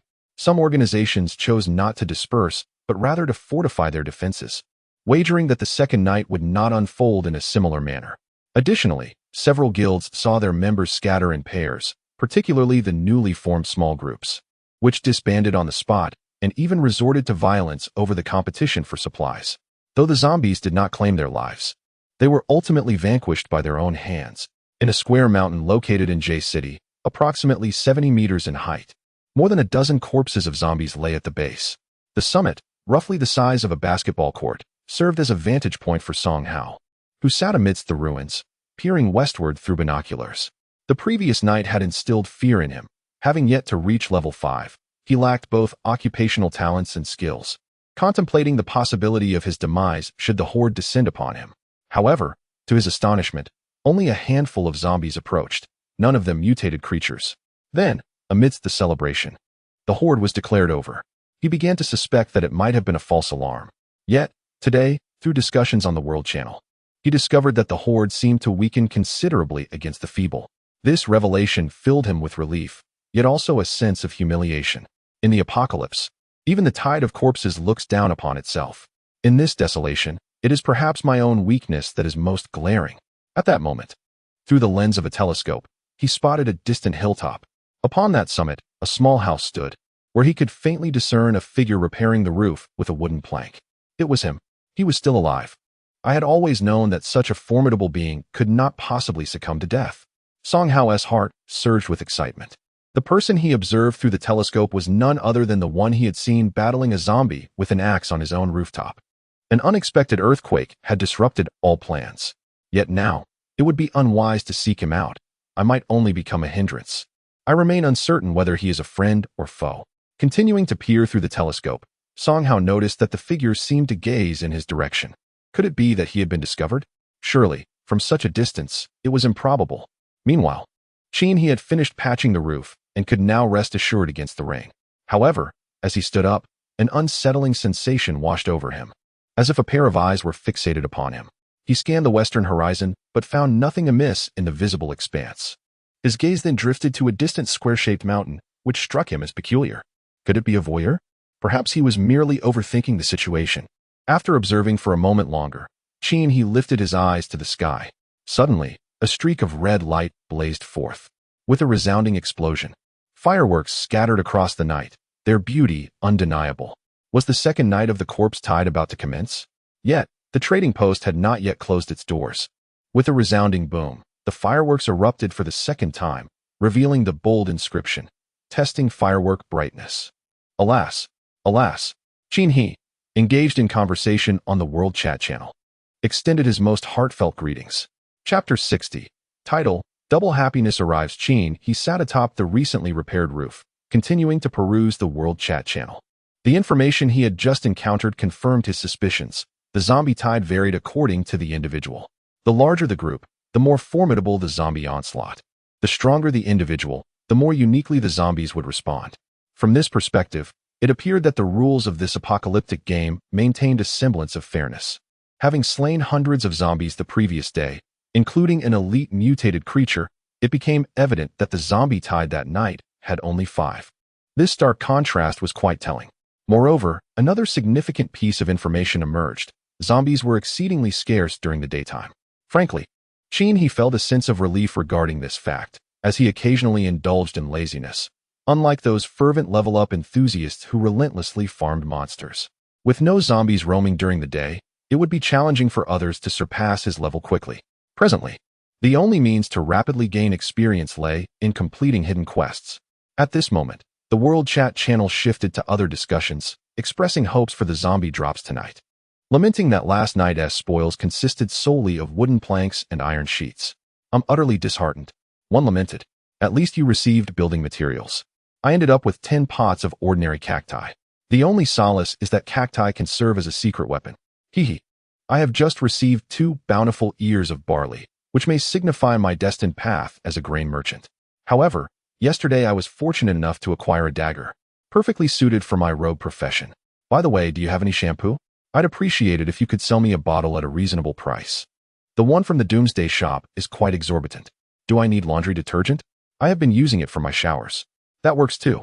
Today marks the second night of the undead tide, yet I perceive no sense of urgency among you. Aren't you afraid of death? Hee. We are already entrenched in this era. If fate truly intends for you to perish, fear or not, death is inevitable. Brothers and sisters, drink this cup of wisdom, and you shall find joy akin to mine. After all, I am but a novice. During the last night's undead tide, there was only one zombie. What is there to fear? Are you truly so weak?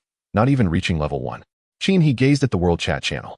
Like himself, most individuals who vanquished zombies found that the majority of their spoils consisted of materials. The drop rate for equipment has indeed diminished significantly. At this moment, the world chat channel erupted into a flurry of activity. Quick, go check the trading hall's auction area. Various organizations are selling their unwanted items. Truly, have they gone mad? What is the point of accumulating wealth at this time? Who knows? Stop speculating. Let me enlighten you. Our guild has temporarily disbanded. Hence the need to sell off surplus items, allowing those who manage the funds to distribute the earnings. This nearly led to a brawl. Who wouldn't want to claim a larger share? I too have labored diligently. In the end, I merely received 50 gold coins. Damn. So this is how it is. Why did you all decide to disband so abruptly? It's obvious. During the first day of the corpse tide yesterday, we lost many lives. You cannot fathom the magnitude of a guild-level corpse tide. It would terrify you. He gazed at the world chat window. The separation was indeed swift. However, perhaps this is a viable path.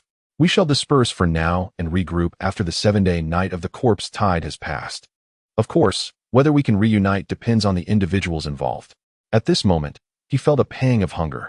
The trading post had yet to close, and there was still some time before the corpse tide commenced. Thus, he retrieved a stainless steel pot from his brain domain warehouse. He lit a fire, boiled water, and planned to prepare the frozen dumplings for dinner.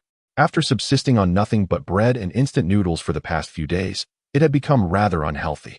Upon taking out the frozen dumplings, he noticed that when he initially placed them in the brain domain warehouse, they were frozen, and now they remained in the same state. This meant that whatever condition the items were in upon entry would be preserved upon retrieval.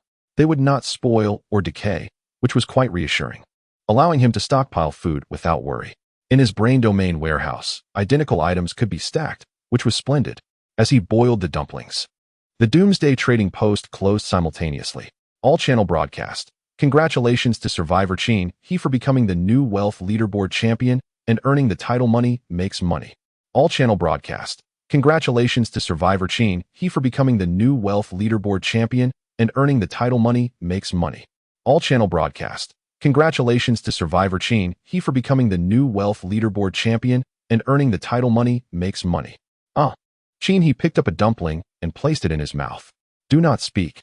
These dumplings are truly fragrant. The title of Money Begets Money arrived quite unexpectedly, rather. It was surprising. I had originally contemplated working diligently to earn wealth and seize the top position. Little did I anticipate attaining the first rank without any effort on my part. Where's the logic in that? Joyful. Moments later, he gently patted his stomach, acknowledging the delightful taste of today's dumplings. He opened the wealth leaderboard and noted with astonishment his remarkable financial standing, far surpassing others. Apocalyptic wealth leaderboard. 1. 3013 apocalyptic gold coins. 2. Azure Engine. 2341 apocalyptic gold coins. 3. Jack. AAA. Loris. 2301 apocalyptic gold coins. 4. Special Operations Zone Rwan 1999 apocalyptic gold coins. 5. Mountain Day Group. Yamada no Orochi, 1833. 6. Siberian Kodolordeski, 1800. 7. Azura 9527 to 1632. 8. Yalian Brotherhood. BFB. Odin 1600. 9. Special Operations Zone Weilong 1500. 10. True editing stopped. 1499. As Qin He gazed at the wealth leaderboard, he realized that the title money begets money was indeed destined for him. Truly, not a single family can enter the same door without sharing a bond. Since I have arrived, I shall not depart. At this moment, the global chat channel buzzed with excitement. What did I say? The great Qin He is undoubtedly the wealthiest. He has indeed found himself in a fortuitous time. Were it not for the guilds remaining united, he could never have claimed the top spot. Great Qin He.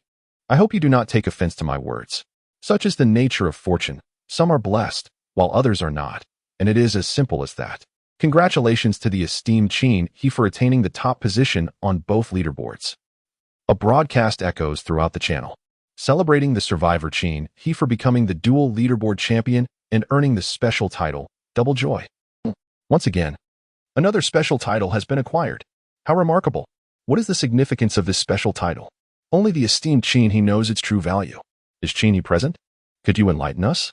Qin He opens the title for examination. Double Joy, a title for being first in both levels in wealth. For every mutated zombie slain, one gains 1 experience point and 1 gold coin.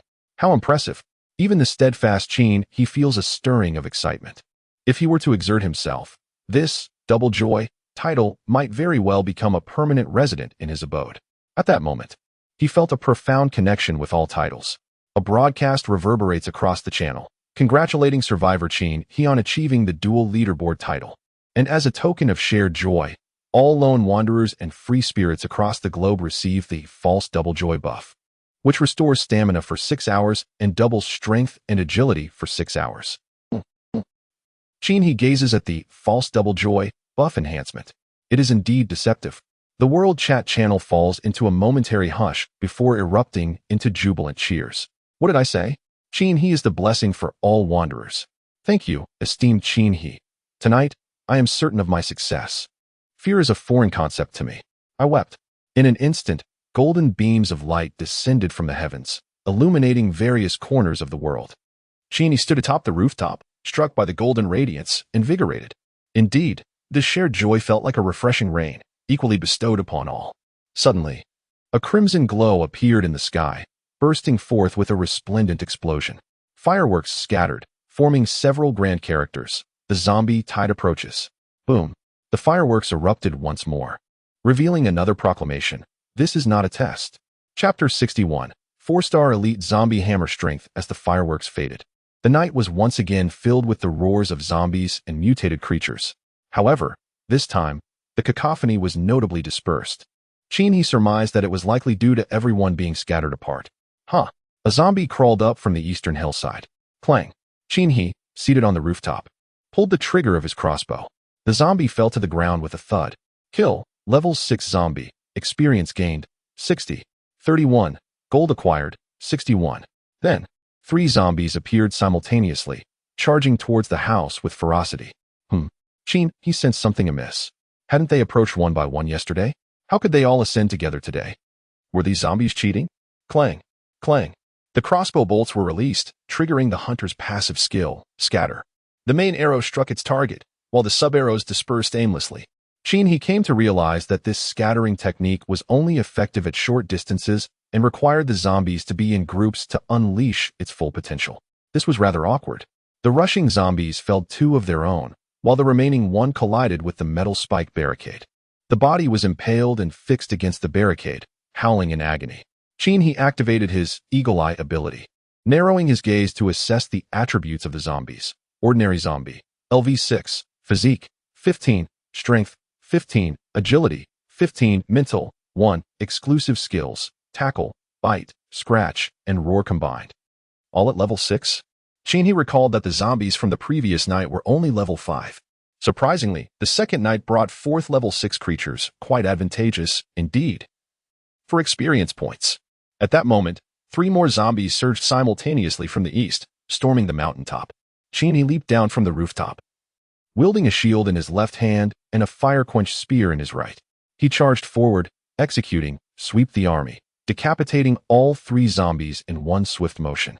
The sound of a notification indicated a serendipitous discovery from Da Vinci. 3 beams of white light rose from the bodies of the zombies. With a sense of accomplishment, he stored the cards that had dropped into his mind's repository and promptly made his way to the edge of the eastern mountaintop. It was astonishing that these zombies could coordinate their ascent. How audacious of them! As he glanced down, it became evident why they were able to climb together. They emerged from a hole created by the Golden Emperor's centipede the previous night on the eastern slope. Could it be that below this square mountain lies a zombie nest? Suddenly, a bold idea crossed his mind. Yet, despite the notion, Cheney chose to remain steadfast atop the summit, vigilantly guarding the cave's exit. As one zombie crawled out, he thrust his fire-quenched spear through it, akin to a game of whack-a-mole. The thrilling chaos of the apocalypse transformed into a leisurely existence for him. During his idle moments, he glanced in other directions, relieved to find no additional zombies emerging. Upon casually inspecting the revealed cards, they were either wooden boards or iron sheets. I also noticed a small gray creature crouched at the cave entrance, gazing in my direction with its pair of pitch-black eyes wide open.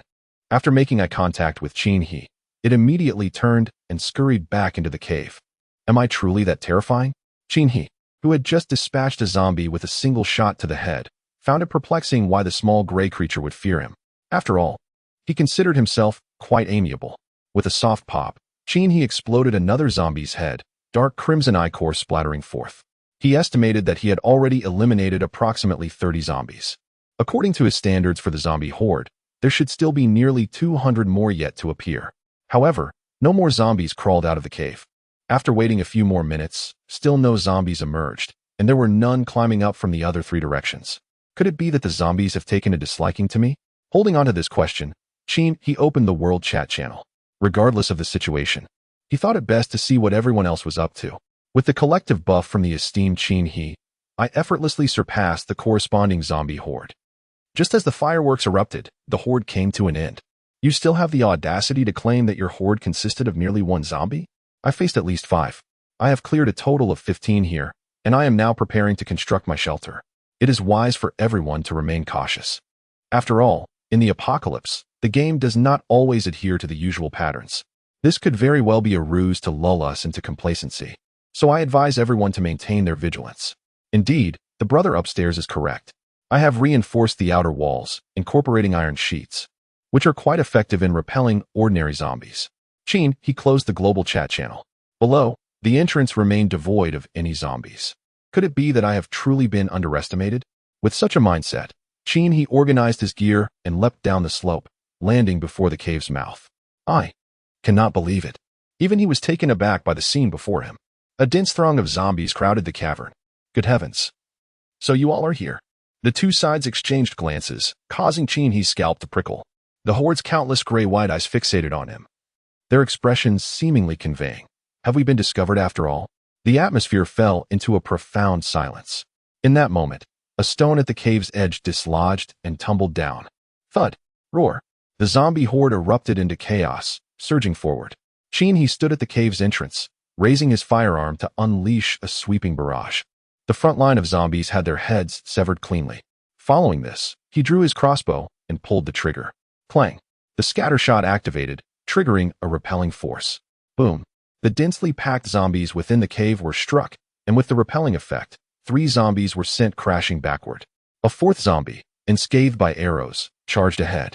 But he countered with his shield, sending it sprawling to the ground. Switching to his firearm, he pierced the skull of the pursuing zombie, then swept his gun forward, decapitating 2 more. The 3rd wave of zombies, knocked back by the force, fell to the ground and struggled to rise. He reloaded his crossbow and swiftly retreated a step, extracting a metallic spiked barricade module from the supply box he had gathered that day. He promptly placed it before the cave entrance, creating a barrier between himself and the zombies.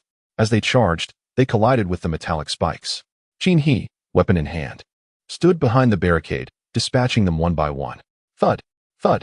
All adversaries are level 6 zombies, and my experience and coins are rapidly increasing. With a notification, my level has risen to 15, granting me 1 attribute point and 1 free point. He, while jabbing with his firearm, remains vigilant about the durability of his spear, which now stands at 10 out of 100. A few more thrusts, and it would shatter. He swiftly retrieves a basic durability repair scroll from his inventory and mends the spear before continuing his assault. At that moment, zombies from the rear begin to ascend over their fallen comrades, who are impaled on the barricades. He immediately turns and races up the hillside, gaining a vantage point.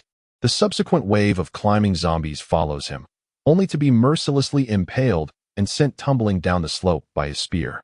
Suddenly, a firework explodes, revealing the words, "Elite approaches." Shortly thereafter, a zombie wielding a hammer emerges from the cave's entrance, adorned with a steel helmet, bare-chested, clad in gray work trousers, and wearing leather high-top boots. It bellows angrily towards he on the mountainside. With a powerful leap, it propels itself into the air, raising its hammer above its head for a devastating strike. Rather than retreating, he charges forward, swinging his shield to deflect the descending hammer-wielding zombie. The zombie loses its balance and tumbles down the slope, rolling to the foot of the hill. He particularly relishes these airborne assaults. He activates his Eagle Eye talent, narrowing his gaze to assess the zombie's attributes. Hammer Achong, West Star Elite Zombie. Constitution, 80. Strength, 140. Agility, 130. Spirit, 45. Exclusive skill, Heart of the Lord, as the saying goes. A zombie that does not aspire to be a lord is not a good zombie. Upon entering a state of rage, Achong's body swells threefold, including his clothes and weapon, and his attributes surge threefold, lasting for 3 minutes with a cooldown of 3 minutes. Exclusive skill, Frenzied Hammer. Wielding his hammer with reckless abandon, the attack range is 5 meters, and the specifics of the attack area are unknown. Lasting for 30 seconds with a cooldown of 1 minute. Chapter 62, Da Vinci's Compassion Stirred. Frenzied Hammer? He glanced at the hammer Achong, who had yet to rise from the foot of the mountain. After employing his skill, he seemed utterly oblivious to everything around him. Could it be that he would strike himself? Primarily, this fellow's base attributes were already formidable, coupled with the Heart of the Lord's skill, which amplified his attributes threefold. This was indeed quite formidable, undoubtedly possessing the attributes of a great lord. He activated Eagle Eye, squinting to scrutinize Hammer Achong's weaknesses. Weakness of Hammer Achong. First, remove his steel helmet. Upon reading such a description of his vulnerability, a roar erupted. At that moment, Hammer Achong suddenly sprang to his feet, gripping his hammer with both hands and dashing up the hill. It must be noted that with an agility of 130, he moved with astonishing speed. He steadied his powerful crossbow, aiming at Hammer Achong. As he reached the halfway point up the mountain, he readied a charged arrow. 3. The distance between them was 30 meters. 2 now 20 meters. 1 just 10 meters. Clang. The trigger was pulled. An arrow enveloped in a soft blue radiance shot forth with great velocity, striking Hammer Achong squarely in the abdomen, causing him to halt in his tracks. He descended from the mountain peak, wielding his crossbow. With a mere 10 meters to cover and under the influence of the double happiness buff, which doubled his strength and agility. His agility had soared beyond 170. As he surged forward, the acceleration propelled him swiftly to his destination. Upon reaching his target, he grasped his berserker axe, its might and swiftness enhancing his strike as he cleaved down upon the head of Hammer Strong. The force was tremendous. The axe struck with a resounding clang, its blade sharp enough to carve a gash through the steel helmet. He withdrew his axe, raising it once more, and with a powerful swing directed at the breach in the helmet, he struck again. The front half of the helmet was cleaved apart, and the axe blade sliced into Hammer Strong's scalp, leaving a deep wound that exposed bone. With a roar, Hammer Strong's immobilization effect dissipated, and he let out a furious bellow. In an instant, his body swelled to over 5 meters in height, his entire armor increasing in size simultaneously. His eyes, once glowing green, now shone a fierce blue. This was the Heart of the Lord, temporarily elevating him to a higher tier. Immediately, he retreated, sensing that he may have acted recklessly. Provoking this creature was unwise.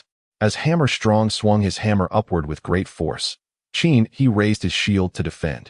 The impact reverberated with a thunderous crash, sending him flying backward, landing on the mountaintop platform.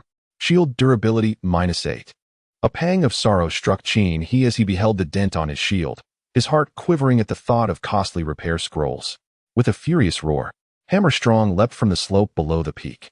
This time, he clearly leaped lower, having learned from the previous encounter. The Heart of the Lord.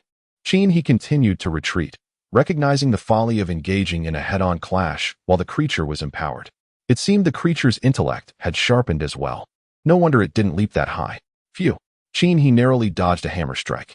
The enhanced power of the hammer, tripled in strength, augmented both speed and force.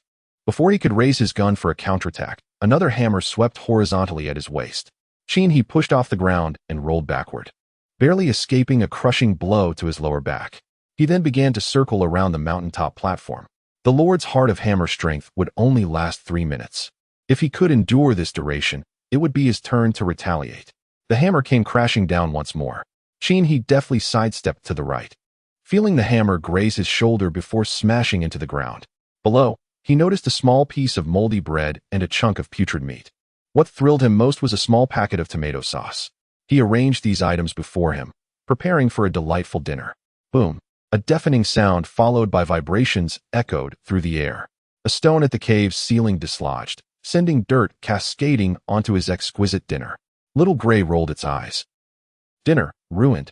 On the ground, he sheathed his shield and hung up his crossbow, sprinting wildly around the mountaintop with empty hands. After all, he possessed the false double happiness buff, which provided continuous stamina recovery for 6 hours. This meant his stamina would be fully replenished within that time frame. How long did the Lord's heart of hammer strength last? A mere 3 minutes, nothing but a light drizzle. Phew! He leaped to the left, evading a hammer that swept down diagonally from above. Boom! The massive hammer shattered a large stone while simultaneously displacing a layer of dirt, revealing a small pit. Within the pit, a mouse stared at the buried tomato sauce, dumbfounded. Its tiny eyes reflected despair. It had scavenged through 10 trash bins to find that. Do they think the little rodent is easy to bully? They dare to pick on a mouse that has survived encounters with zombies? The little gray creature squeaked, preparing to venture outside to discover the source of such thoughtless behavior. On the ground, he continued to run, his mind silently counting down the moments. Time was running short. Only a few seconds remained before the effect of Chui Chong's lordly heart would expire. He continued to circle around, deftly dodging a hammer strike to the left and then another to the right. In the fleeting moments, he even turned back to shoot an arrow. Just as he was about to resume his escape, a mouse emerged from the ground, its eyes gleaming with ferocity, exuding an aura of confrontation. Little Gray. He had intended to land at the very spot where Little Gray had surfaced. Upon seeing it appear, he hastily altered his course. Yet, in that fleeting moment of hesitation, the giant hammer swept towards his abdomen. He had no choice but to raise his shield in defense. Bang! The hammer struck the shield with tremendous force, akin to a collision from a speeding bicycle. He was sent sliding sideways. Shield durability -12. Having just crawled out of its burrow, Little Gray witnessed the scene and promptly retreated back underground. Observing the ruckus between humans and zombies was better left to others of its kind. After all, it was merely some ketchup that had been spoiled. It could still make do with what remained. If worst came to worst, he could rummage through 10 more trash bins. With this thought, Little Gray's irritation dissipated. On the ground, Cheney hesitated for a moment, fearful of stepping on Little Gray, which allowed Chui Chong to seize the opportunity and deliver a powerful strike that knocked him sideways, followed by a relentless barrage of blows at close range. Furthermore, the hammer-wielding foe activated Frenzied Hammer. The hammers rained down as if they cost nothing. In an instant, he activated Dashing Evasion, wielding his berserk axe to maximize his agility, weaving left and right to evade the onslaught. Truth be told, it was rather precarious. As Da Vinci perceived the resonating rumble from outside, it felt as though something was relentlessly pounding the ground, causing the second floor to tremble in response. Your Da Vinci thought you were being reckless once again and hopped down the stairs. Upon stepping outside, it beheld you engaged in a fierce battle with a colossal hammer-wielding zombie. Your Da Vinci found the scene reminiscent of a game you often played on your computer, Whack-A-Mole, except now, you were the mole, and the hammer zombie represented your former self. A revelation dawned upon Da Vinci. This must be poetic justice. He, meanwhile, was desperately evading the relentless assaults from the hammer. The durability of the shield was rapidly diminishing, nearing its inevitable collapse. Da Vinci, having observed a small gray figure eating dirt, cast a disdainful glance, thinking to itself how others feasted on flesh while you resorted to consuming soil, bringing shame upon your rodent lineage. After expressing its contempt, Da Vinci bounded forward, noticing your disheveled state, and felt a flicker of compassion. Chapter 63. The plump worm is truly appealing. Chin, he was instantly overwhelmed by discomfort. Da Vinci feeling compassion for itself? Did it not realize the absurdity of its sympathy? Little frog, cease your antics and cultivate your bond with Xiao Mei, or perhaps tend to those 3 serpent eggs. At the very least, join your brother Xiao Hui in feasting on dirt. In that fleeting moment of distraction, the hammer of the relentless foe swung down with incredible speed, leaving little room for evasion. Chin he raised the shield in defense, knowing full well that it would surely shatter upon impact. Just as the shield was lifted, a gust of wind rushed past. The shield remained intact. As Chin he looked ahead, Chui Chong was wildly waving his arms, gripping the air with both hands. Indeed, it was air. The gusts he conjured whipped up the surrounding dust. Chin he lowered his shield and cast a glance at Da Vinci. Your Da Vinci has collected Chui Chong's hammer, triggering the strip assistant, collection successful. Upon hearing this sound, Chin he felt a weight lift from his heart. He couldn't help but marvel at the empathetic nature of the tadpole. For the first time, it was indeed correct. It was no exaggeration that just moments ago, Old Chin was thoroughly startled. Subsequently, Chui Chong's steel helmet, his trousers, and shoes gradually disappeared. Even his undergarments vanished. Chui Chong had transformed into Light Chong. Soon after, Chin he received information from Da Vinci. Your Da Vinci has triggered the strip assistant twice. Your Da Vinci gazes at you, stating it can assist no further. The rest is up to you. Your Da Vinci hops into a pit, commencing to admonish Xiao Hui that eating dirt is inappropriate. Chin he gave Da Vinci a thumbs up. Go play over there. I shall handle this. At this moment, Chui Chong continued to dance madly, completely oblivious to the peculiarities around him. Indeed, after the casting of the skill, Raging Hammer, one becomes utterly forgetful. The winds howled, and the sands continued to swirl. Chin he could not bear to disrupt Chui Chong's fervent state of mind and chose to stand aside, watching his performance. After 12 seconds, Chui Chong finally ceased his frantic movements. His eyes shifted from a blue glow to a green light, and his body deflated like a punctured balloon. Upon returning to his normal size, he was now half a head shorter than Chin he. It was at this moment that he finally sensed something was amiss. Now, it's my turn, dear. With a fierce roar, Chui Chong bared its fangs, revealing a mouth full of jagged teeth, emanating a foul stench from its dark, crimson maw. It raised its arms, grotesquely marred and skeletal, extending claws tipped with sharp talons, lunging toward the figure before it. Chin he charged forward simultaneously, using his shield as a weapon to topple the oncoming Chui Chong. Seizing the moment, he drew forth his tempered spear, piercing it directly in the head. A notification rang out. You have slain a Western Star Elite zombie, earning 101 experience points and 2,001 Doomsday coins. Another notification followed. Congratulations. You have triggered Da Vinci's unexpected delight, increasing drop rates by 300. A radiant beam of light enveloped Chui Chong, manifesting in hues of gray, white, and blue. Chin he approached to collect the card and glanced at the fallen Chui Chong, promptly storing it in his cerebral domain warehouse. This was not due to any peculiar fascination. He contemplated that he would eventually pursue the profession of a puppeteer. However, he was uncertain about the process of refining puppets, likely involving corpses. Thus, he decided to collect any desirable remains, considering Chui Chong's 2 skills quite advantageous. He pondered whether those skills would persist upon its transformation into a puppet. Retaining them would be ideal, yet he reasoned that it mattered little, as he would simply keep it regardless. As for the half-destroyed female zombie in his cerebral domain warehouse, Chin he chose not to dispose of it, opting to save it for practice when he transitioned to the puppeteer subclass. Such was his frugality. Suddenly, fireworks erupted in the sky. Zombie tide ended. Chin he exhaled in relief.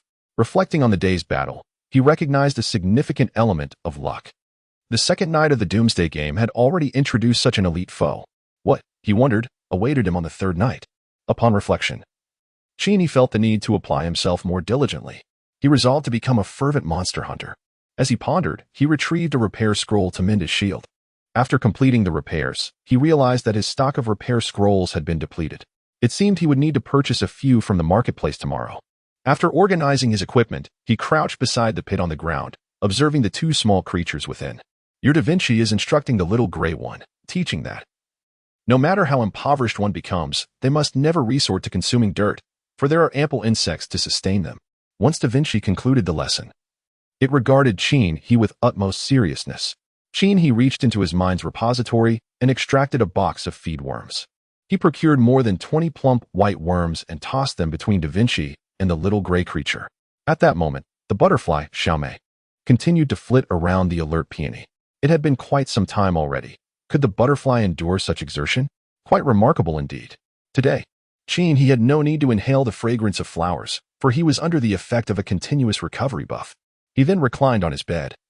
Beginning to monitor the harvest of the day, he examined the cards, 2 gray ones made of tin, 1 white metallic plate, and a blue card that caught his attention. Wooden structure, small arrow tower damage, 100 rate of fire, 1 shot every 5 seconds range, 100 meters accuracy, not overly disappointing specifications, occupies an area of 2 square meters. Height of 2 meters. Features: automatically attacks zombies, mutated creatures, arrows are limitless, self-loading, operates continuously for 24 hours, consuming 1 pound of spiritual energy stones. What a splendid find! He felt a surge of joy. The arrow tower is evidently designed for use when the onslaught of corpses intensifies, and it should prove to be quite effective. Subsequently, I began to examine the belongings of the fallen Hammerstrong. The first item was a steel helmet, cleaved by his axe, severely damaged helmet, attributes visible upon repair. The second item was a pair of trousers, exclusive, Hammerstrong's trousers, durability 2-2, constitution 10, strength 10, agility, spirit 1, exclusive attribute. Wearing these grants a 3 increase to all attributes. Source: Western Star Elite Zombie Hammerstrong. Originally named Li Chong, who, in a fit of jealousy, murdered a co-worker with a hammer during his life as a bricklayer, subsequently fleeing and continuing to labor with a hammer in hand. These trousers could be kept for personal use. He glanced at the attributes and promptly donned the new trousers. The old ones could be sold for some coin. There was also a pair of shoes. Exclusive, Hammerstrong's shoes, durability 2-2, constitution 10, strength 5, exclusive attribute. Walking on muddy roads incurs no concern for mud-soaked shoes. Observing the attributes of the shoes, he could only shake her head in disbelief. They were fit for nothing but selling. As for Hammerstrong's undergarments, they did not trigger Da Vinci's little assistant, rendering them merely a pair of tattered shorts, which he disdainfully discarded. The most exhilarating aspect is undoubtedly the mighty hammer of Chueqiang. Exclusive, Chueqiang's killing hammer, durability 100-100, constitution 8, strength 8, agility 8, spirit 1, exclusive attribute. This hammer has accompanied Chueqiang for many years, absorbing the resentment and blood of numerous sacrifices, and can be wielded to vanquish undead creatures. Vanquishing undead creatures? He was somewhat taken aback by this attribute. It seemed that there were no undead in this apocalyptic world, yet the peculiarity of this attribute compelled him to keep it for the time being. Rising from his seat, he stood by the window, observing the 2 little creatures as they playfully licked and sniffed around the worms. Your Da Vinci is educating little gray, insisting on not being picky. Although these worms wriggle, simply close your eyes and consume them. Your Da Vinci earnestly persuades little gray. Has it not been said that the freshest is the best? Consuming live worms ensures the purest and most original flavor. Your Da Vinci watches little gray, who explains that he is no ordinary mouse and thus is reluctant to partake. Da Vinci raises a paw, and little gray attempts to bite into a plump white worm. With a crunch, juice splatters, chewing, squeak, how delightful. Chapter 64. A venture to assist others. He finds himself in a state of distress, primarily due to financial constraints. He has already conceived a blueprint for the type of shelter he wishes to construct. However, upon reviewing his doomsday currency, he realizes that it may not suffice to commence the project. He ponders how to avoid expenditure while simultaneously generating income to facilitate his plans.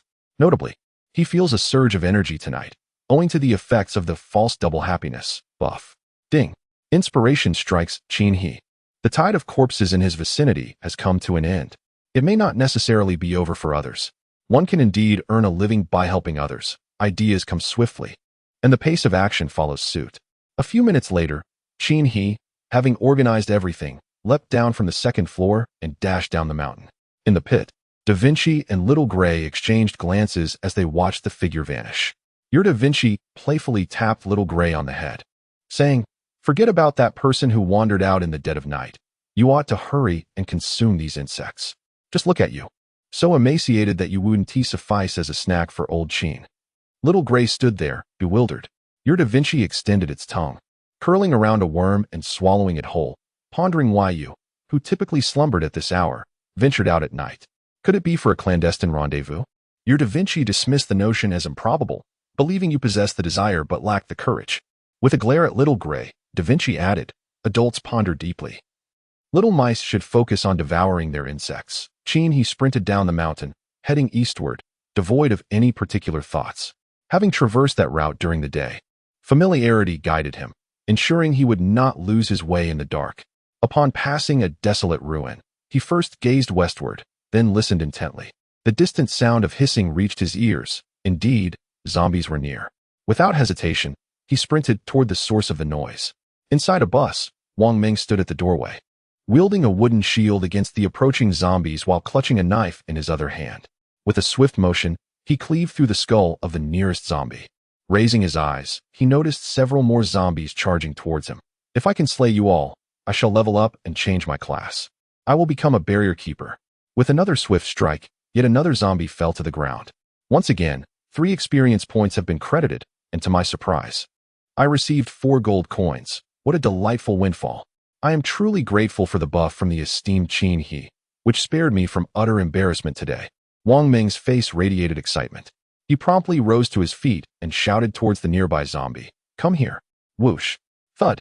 The zombie that had just charged at him suddenly had its head twisted and sent flying. Huh. Wang Ming was taken aback. Could it be that my shout frightened it away? Impossible. Wait. Why does the experience only show 1? 5 now? And I've only received 1 gold coin? Whoosh. Whoosh. 2 more piercing sounds cut through the air.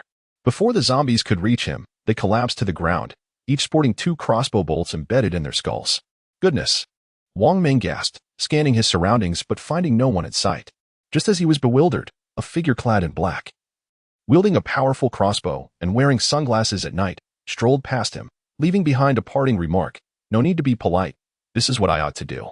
Keep living well, and feel free to collect what has dropped. No thanks necessary. With that, the figure vanished into the night. Wang Ming was left in a daze. What am I thanking you for? You've stolen my experience, you know? You've delayed my class change. Although he felt a twinge of dissatisfaction, the sight of the glowing loot on the ground soothed him considerably. Yet, Wang Ming remained perplexed. In this post-apocalyptic world, can there truly be someone willing to perform good deeds? Whoosh. Fireworks erupted in the sky above. Wang Ming looked up and saw the message. Zombie tide concluded. It seems that my hopes of changing classes will have to wait until tomorrow. Let us hope that fellow doesn't he come around to do any more good deeds tomorrow. Amidst the ruins, at the base of a square mountain standing approximately 50 meters high, a horde of dozens of zombies roared as they hastened their ascent. At the summit, 2 women and a man wielded their weapons, fending off the relentless onslaught of the undead. According to yesterday's standards, there remained 50 zombies before the tide would subside, so we must exercise caution. The man, named Sun Do, gripped a blade in each hand, having already transitioned into a fierce combatant. His dual swords danced with an impenetrable grace, positioned on either side behind him. The 2 women brandished makeshift spears to provide support and defense. Why hasn't Qin He's blessing of harmony descended upon us? We are not part of a guild. After all, although we lack a guild, we are 3 in number, and those who stand alone are the fortunate ones. Those solitary wanderers are indeed blessed. Fear not, for with me here, I assure you both will remain unharmed. Sun Do cleaved through a zombie with 1 blade, then kicked another off the mountaintop. He gazed down at the throng of zombies and declared, as long as no elite zombies appear, I guarantee our safety for the remaining days. Furthermore, once we vanquish tonight's horde, you both should be able to transition as well. Yes, at that point, I shall become a chanter, able to provide enhancements for our team, and I shall take on the role of a shadow dancer, given my background in dance. Excellent. If we 3 coordinate effectively, we shall endure until the end of this apocalypse. Surely, there will come a day when it concludes. Seizing the brief respite before the zombies could reach them, Sun Do turned to the 2 women and remarked, when that day arrives, we can bring many children into this world. Greetings, how awkward it is to utter such words. Sun Do was quite pleased. If this were before the apocalypse, as a struggling individual at the bottom of the social ladder, not only would marrying a wife be a distant dream, but even finding a girlfriend would seem extravagant. Yet now, after the end of days, he can take 2 wives. The joys of life are indeed simple. Brother Do, look. What is that? Both women pointed simultaneously towards the foot of the mountain. Sun Do, still lost in the delight of having a wife, followed their gesture and gazed downwards. Though the moon illuminated the sky, the distance of 50 meters only permitted a vague view. He saw one person charging into a horde of zombies. With sheer force, they dispatched half of the undead in mere moments. Then, using their shield as a barrier, they advanced with their firearm, sweeping down another row of zombies. The three on the mountain were left astounded. Is it truly possible for one individual to possess such extraordinary prowess? The two women stared in disbelief at the figure below. At that moment, Sun Do felt a pang of unease. What if such a formidable person came to take his two wives? I leveled up. So did I? I'm now at level 5 and can choose my profession skills. Thank you. The two women shouted down the mountain. No need for thanks. I am here today solely to do good deeds. The figure below waved his hand dismissively and continued collecting cards strewn on the ground. Sun Do on the mountain felt discomfort. Solely here to do good deeds? Surely, you are here to seize experience points. Hey, my friend, I appreciate your good intentions. But we are not so desperate as to be unable to overcome this challenge. Sun Do called out from the mountain's summit. Continuing, you need not involve yourself any further. We can manage on our own. The people below collected the cards scattered on the ground and looked up towards the mountain. It is unnecessary. You should assist those in genuine need. I assure you, your help is not required here. Suddenly, a firework erupted in the sky above the peak. Elite approaching. Elite. The three atop the mountain exclaimed in unison. The person below remarked, then be cautious. I shall take my leave. Chapter 65. The difficulty of being good. Sun Do and his companions watched as the shadow of the individual faded into the night. Did he truly leave? Boom. The mountain trembled, followed by a violent explosion of rock from the slope. Amidst the flying debris and soil, a colossal golden centipede emerged, slithering towards the summit and rearing its formidable body. With a thunderous roar, its massive mandibles opened wide, revealing a labyrinth of venomous fangs. An elite mutated creature. What shall we do? How terrifying. Quickly, transition to the roles of Phantom Dancer and Bard. Sun Do shouted, as his dual blades had already been sent flying by the golden centipede. Meanwhile, he wandered through the ruins, pondering in bewilderment. Is it truly the case that performing good deeds has become so unappreciated? Surely, it cannot be the norm. Perhaps this is merely an isolated incident. With this thought invigorating him, he pressed deeper into the ruins. The night sky was occasionally pierced by sounds of distress. I implore you. Please do not assist me any further. Just go, please leave. We genuinely do not require your help. Do not slay our zombies. Great One, I beg you. Refrain from your noble acts. Esteemed One, regard yourself as a person. My horde consists of but a solitary zombie. You inquire why I refrain from eliminating her. I am lonely and yearn for interaction. Alas, why did you pierce her skull? You, depart. Is it truly so? Will you guarantee that once you have slain this one, you shall leave? Very well, I shall believe you. Ah, you are a deceiver. Brother, grant me mercy. I rely on this zombie for experience to level up. I shall offer you a plank of wood. Please refrain from slaying her, will you? Amidst the ruins, he shook his head and walked alone, his heart weary. Truly, in this moment, I comprehend the trials of being a virtuous individual. Although I ascended from level 15 to 16 and amassed a few hundred coins, joy eludes me. Is there no longer a need for good souls in this world? Da Vinci nudged the little gray creature beside him, who was retching, feeling somewhat embarrassed. With such abundant protein, how could you expel it all? Wastrel. Da Vinci glanced at the sky, suddenly filled with longing. He hoped you would remain unscathed in the outside world, and thus he was moved by fortune. In any case, the inclination to perform good deeds and assist others has dissipated. As he walked, he heard a piercing cry from the mountaintop. Looking up, he beheld the square mountain he had passed earlier. A man stood at the summit, battling a golden centipede, while two women danced and sang behind him. How joyous they appeared. He suddenly realized the reason he was discouraged from doing good. It was because they found such delight in vanquishing monsters, reveling in song and dance. Indeed, everyone possesses their own unique inclinations. Hey, esteemed one, could you lend us your aid? My man is on the brink of collapse. The two women on the mountain, upon spotting the people below, cried out as if they had seen their saviors. You all seem quite joyful. Cheney shrugged and raised his hands, thinking it inappropriate to join at this moment. Aren't you the one who delights in helping others? We are in dire need of assistance. The women's voices were hoarse from shouting. He employed his eagle eye to assess the attributes of the Golden Emperor Centipede. Golden Emperor Centipede, 2-star aberrant creature, physical endurance, 60, strength, 70, speed, 60, mental fortitude, 11, exclusive skill, previously encountered, thus omitted. After reviewing its attributes, he realized that this creature was significantly weaker than the one he had previously slain. The one he had defeated was a 3-star, while this was merely a 2-star. It appeared that the strength of elite monsters varied depending on the individual confronting them. He calculated with his fingers and thought, well, this still seems quite advantageous. Boss, have you made up your mind? I'm truly at my limit.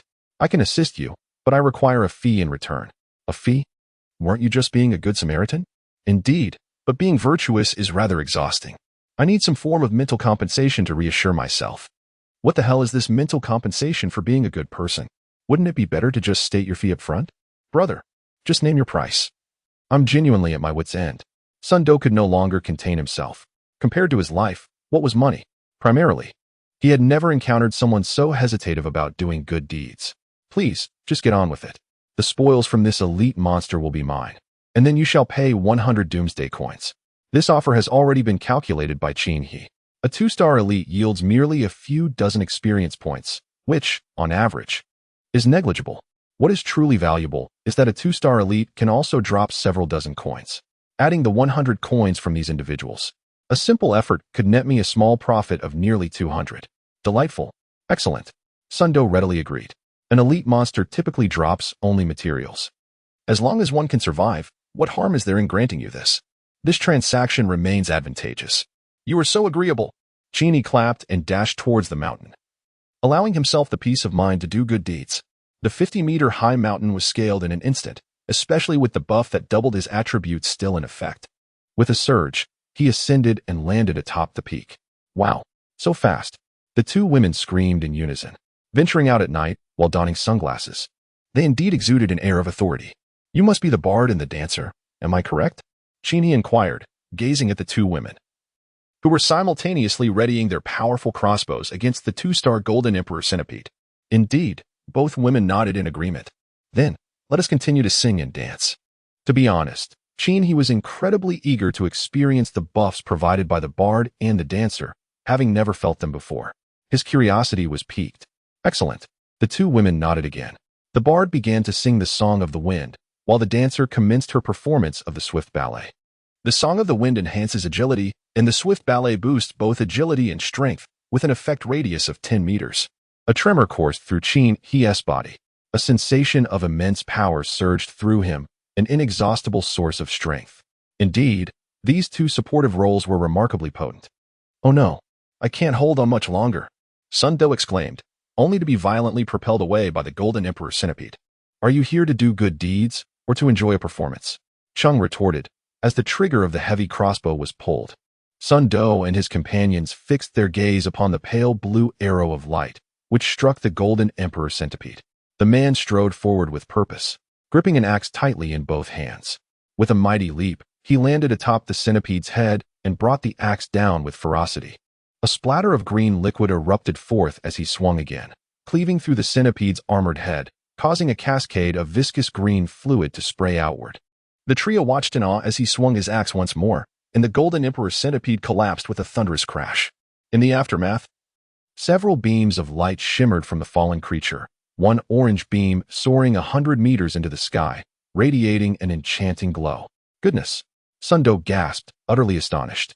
He had never witnessed an elite monster drop such a plethora of luminous pillars, especially one that included an orange light. Wasn't it said that the drop rate decreases with multiple participants? This hardly seemed low. This. The two women had ceased their singing and dancing, now staring wide-eyed at the radiant pillars. Was it truly possible to slay such a formidable elite creature in just a few strikes? Moreover, that orange light was dazzlingly bright. All of this is mine. He beamed, as he collected every luminous card into his mind's domain. To be honest, at the moment he defeated the Golden Emperor Centipede, he activated Da Vinci's unexpected delight, elevating the drop rate to a staggering 1,500. This was the first time he had encountered such an extraordinary drop rate, and he was left utterly astounded. At this moment, he suddenly recalled that Da Vinci had experienced a moment of psychological turmoil, igniting a lucky heart, Could it be related to this? Chapter 66. Who will be the Good Samaritan? Sun Do was left speechless. It was no longer the shock of the orange light. Rather, it was the fact that this man before him had claimed every single card, leaving none behind. Heartless. Sun Do hastily got to his feet and jogged forward. Look, you've already garnered such overwhelming orange light. Besides, you're known as a good person who loves to do good deeds. Can't you spare a little something? No. Chin He waved his hand dismissively. I pride myself on my integrity. When I said it was all mine, it truly is. If I were to share with you, wouldn't that make me a person lacking in integrity? Would you really enjoy dealing with someone like that? Upon hearing this, Sun Do found himself at a loss for words. Fine, your argument is irrefutable. Now hand over the money. 100 doomsday gold coins. Chin He extended his hand. But, my friend, the free trading feature isn't available yet. I can't give you any money. Sun Do expressed his helplessness. Having already claimed the orange light, he felt it was rather greedy of Chin He to demand money too. Do you really need to say that? Chin He continued, tomorrow. I won't be hanging on to anything either. Just ensure that you provide me with the corpses from tomorrow night's wave. Sun Do hesitated, feeling somewhat troubled. To be candid, dividing the experience with 2 women was already pushing it. Adding another person would leave him with scant experience to share. After a moment's deliberation, he replied, Friend, perhaps you should hang on to your items for now. I could offer you 5 more gold coins. What do you think? S expression was solemn as he stated. You must understand that my altruism is not driven by monetary gain. Sun Do and his companions were momentarily taken aback by such candor. Your words are rather audacious, aren't they? Have you forgotten the terms we discussed earlier? Now you wish to monopolize tomorrow's tide of corpses. Is that not for profit? Chin He retorted with righteous indignation. If you cannot provide compensation, does that imply you intend to breach our agreement? With the violent axe firmly in hand, Chin He stood resolute. Sun Do, upon witnessing the raised axe, nodded in acknowledgement and replied, Boss, once you claim your corpses tomorrow, do not return the day after. There are many in need of assistance. Fear not. I believe there will still be elite monsters here tomorrow, Chin He assured him. Sun Do and his companions were rendered speechless. So, after doing you a good deed today, you expect to monopolize our tides of corpses for the next 5 days? Is this truly benevolence, or are you merely exploiting us? I am departing now. We shall meet again tomorrow night. Chin He collected the corpse of the Golden Emperor's centipede and swiftly descended the mountain, his figure vanishing into the shadows of the desolate night. Good heavens! Sun Do exclaimed as he collapsed onto the ground. This insufferable figure left no corpse behind. What an exhaustive plunder. He is quite handsome, one of the women remarked. Indeed, he appears even more attractive in his shamelessness. Both women gazed dreamily in the direction where the man had vanished. What is it? Sun Do lay back in exasperation. Is doing a good deed now a matter of sacrificing one's wife? When did altruism become so burdensome? Chin He, however, was in high spirits. At last, I have discovered a means to generate wealth. However, I cannot shake the feeling that this endeavor carries a certain risk.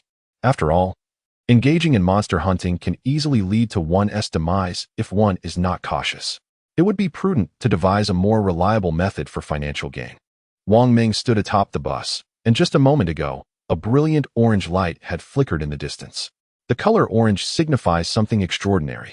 Up to this point, the finest item he had managed to obtain was merely of green quality. Surely, such a hue could only emerge from the defeat of a formidable boss.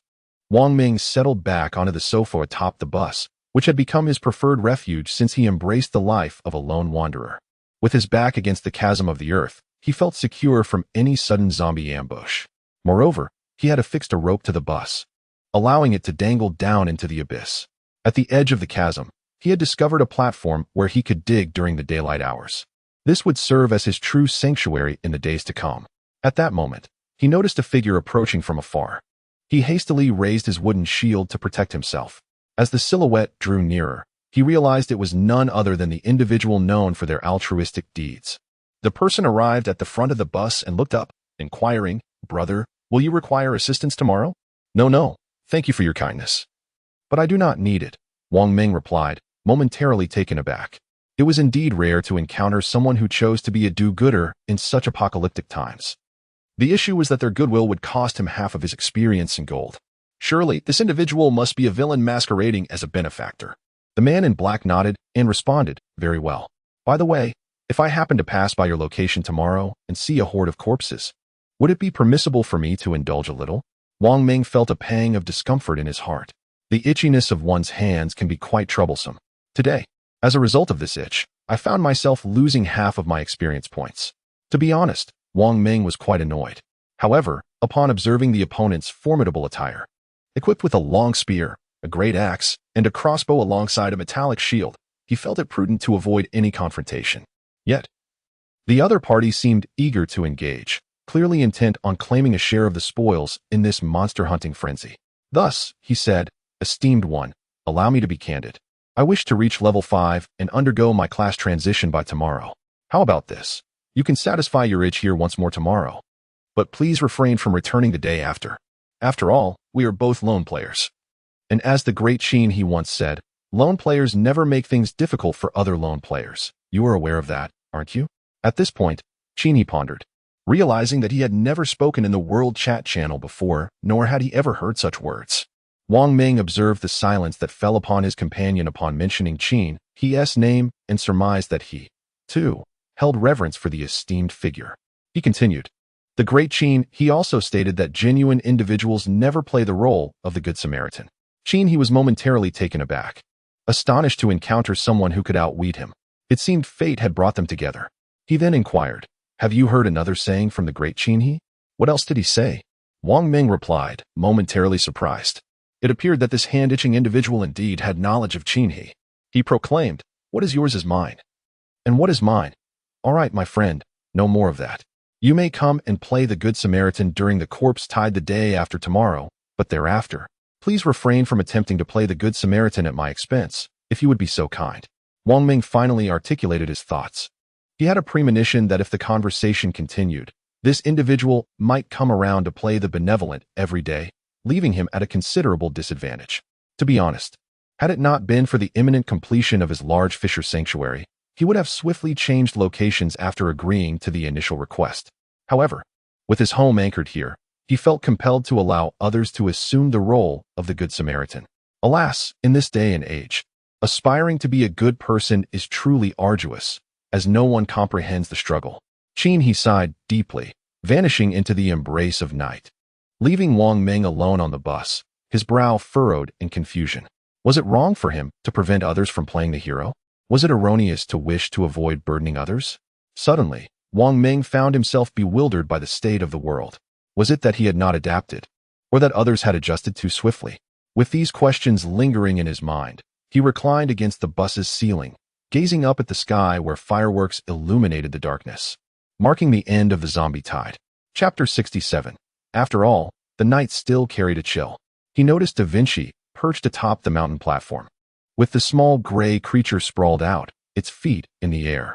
It seemed that culinary delights were not destined for this little one. Just look at it. It had vomited to the point of emaciation. Qin shook his head, casting a glance at the butterflies still fluttering nearby, genuinely impressed by their resilience. Despite their low constitution, their willpower was commendable.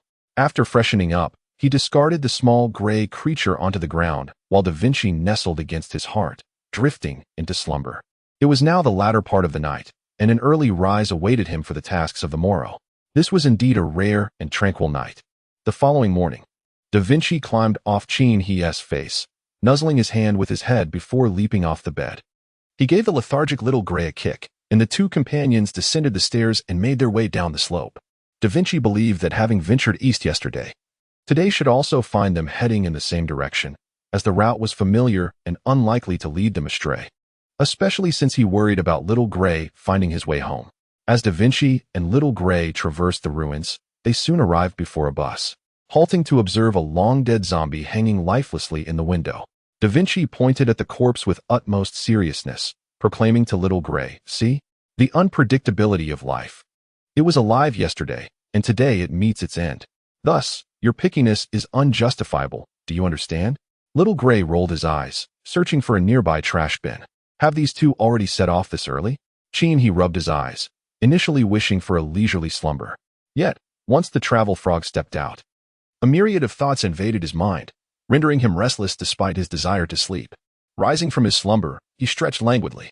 Upon glancing at the windowsill, he noticed that the alert peony was still in bloom, while Xiao Mei had collapsed on the ledge.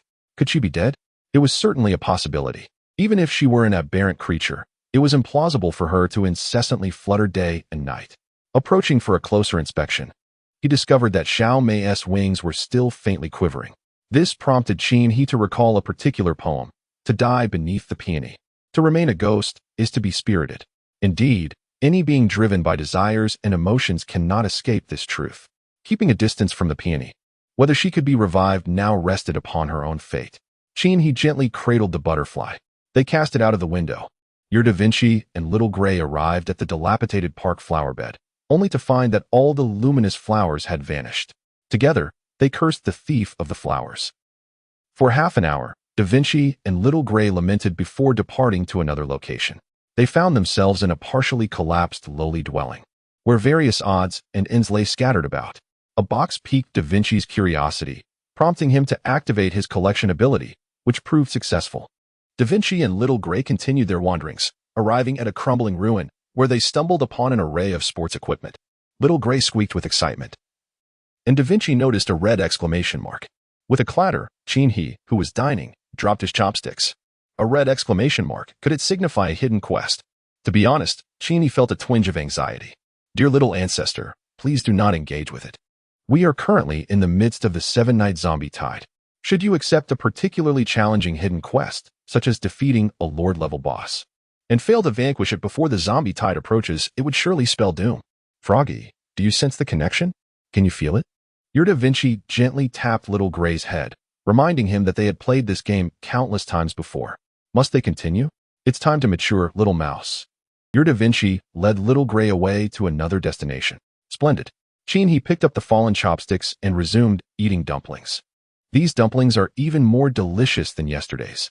As your Da Vinci and Little Gray traversed the path, they chanced upon a fallen tree, within the branches of which nestled a bird's nest containing 3 delicate eggs. Little Gray drooled at the sight. Da Vinci, with a swift paw, struck Little Gray on the head, admonishing, "Why feast upon the remnants of another when there are insects at home? Isn't that rather disgusting?" Little Gray fell silent, unable to retort. As they prepared to depart, a bird alighted upon the nest, enveloping the eggs with its abdomen. Da Vinci's curiosity was piqued. The two little creatures discerned that the bird was incubating the eggs with its body heat. Da Vinci suddenly felt a surge of joy. What? Qin He, who was poised with a metal plate ready to melt it into the wall, paused in surprise. He found it unimaginable to visualize the exchange between the birds. You truly have a way about you. Indeed, there exists an inexplicable mode of communication among animals. Your Da Vinci, filled with excitement, had grasped the concept of incubation. It and Little Gray bounded towards a significant fissure, where Da Vinci beheld a stone radiating a soft blue glow, emitting warmth. It prepared to harness its abilities. Little Gray chirped eagerly, displaying its excitement. Following Little Gray's gaze, Da Vinci noticed a large yellow flower at the precipice. The two leapt towards it, captivated by the flower's radiant glow and warmth, which surpassed that of the soft blue stone. Resolutely, Da Vinci abandoned the stone and activated its ability on the yellow flower. Success in the endeavor. Little Gray stood in astonishment, exclaiming, "What happened? Where did it go?" Your Da Vinci continues its forward quest, discovering 2 splendid yellow flowers, which it promptly stows away in its travel backpack. Little Gray, utterly astonished, wonders about the state of the world. How can such beautiful things simply vanish without a trace? The heavens seem unjust towards the humble mouse. It is the sunlit blossom, Qin He surmises, receiving real-time updates about their journey.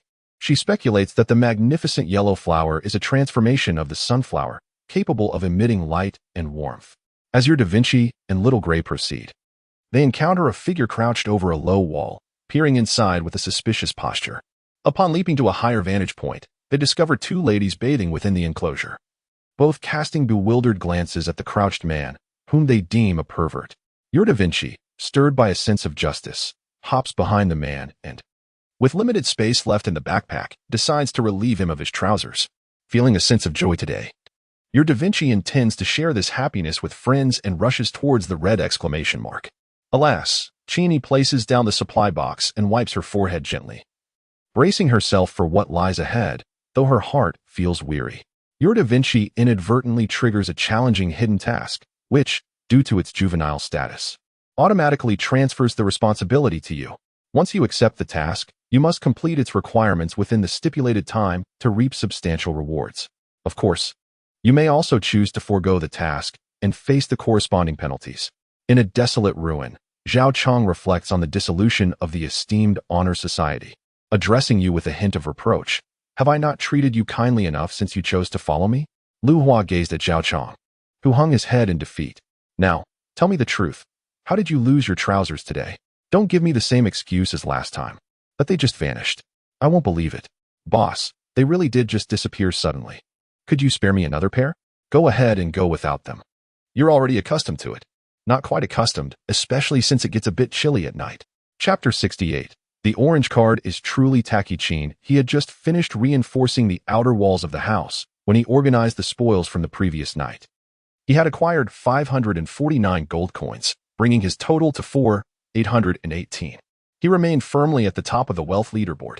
His level had risen to 16,143,1000, approaching the requirements for a second job transfer. However, he still needed 2 blood certificates from Lord-level bosses and 1 from a King-level boss, which posed a considerable challenge.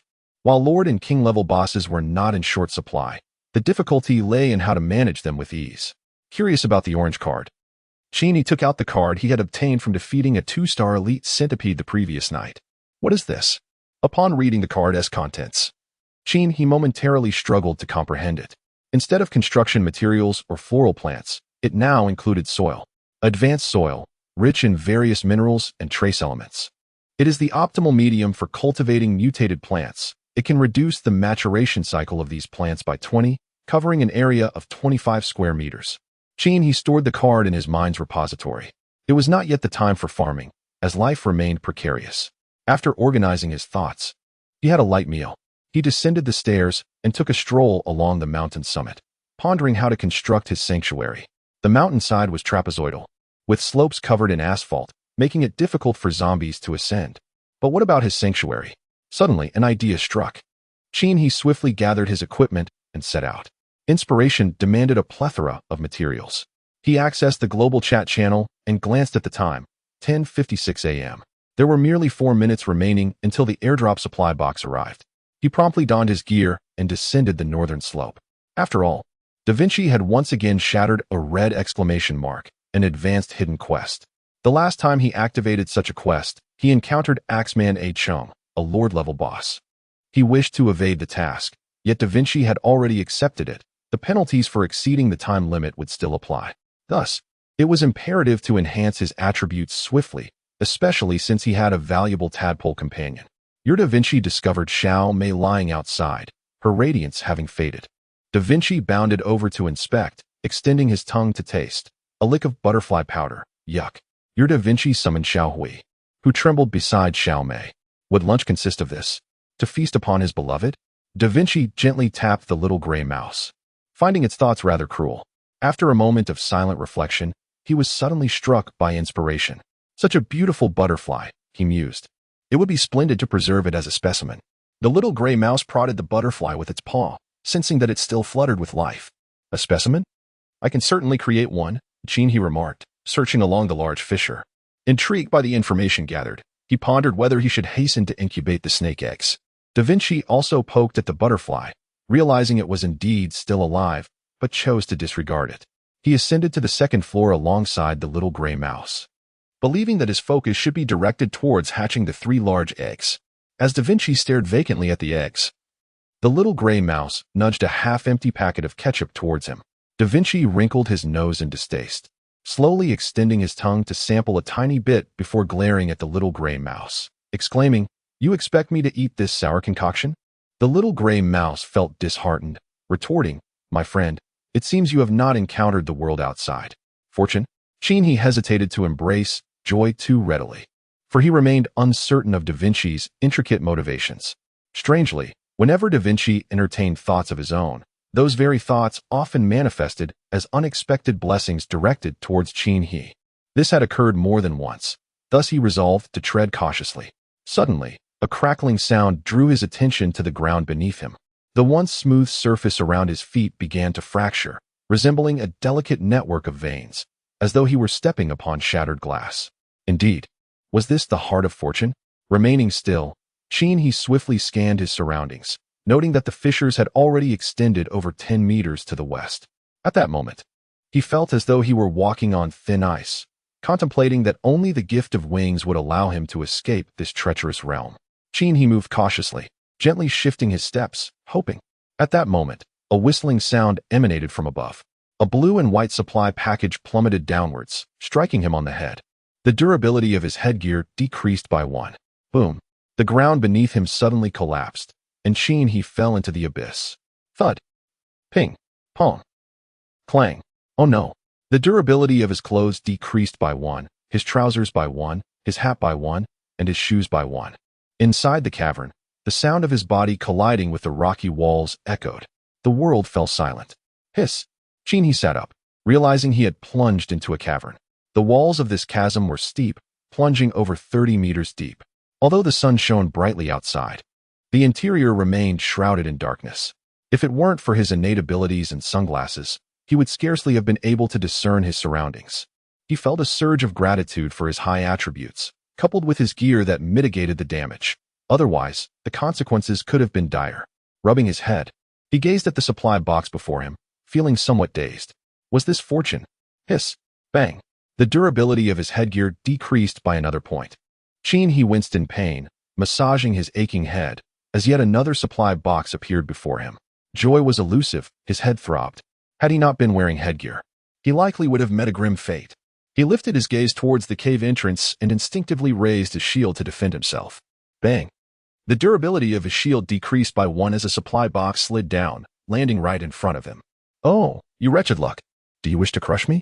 He pressed his shield against the rock wall, standing there for several minutes, contemplating whether he could be so fortunate again. Just as he moved his shield aside, once again, a supply crate plummeted down. 10 minutes later, he had collected a total of 5 supply crates. Yet, he felt no joy at all. These were hard-earned treasures, the result of a life-risking endeavor. How could he possibly ascend? Shield in hand, rose and surveyed the cave.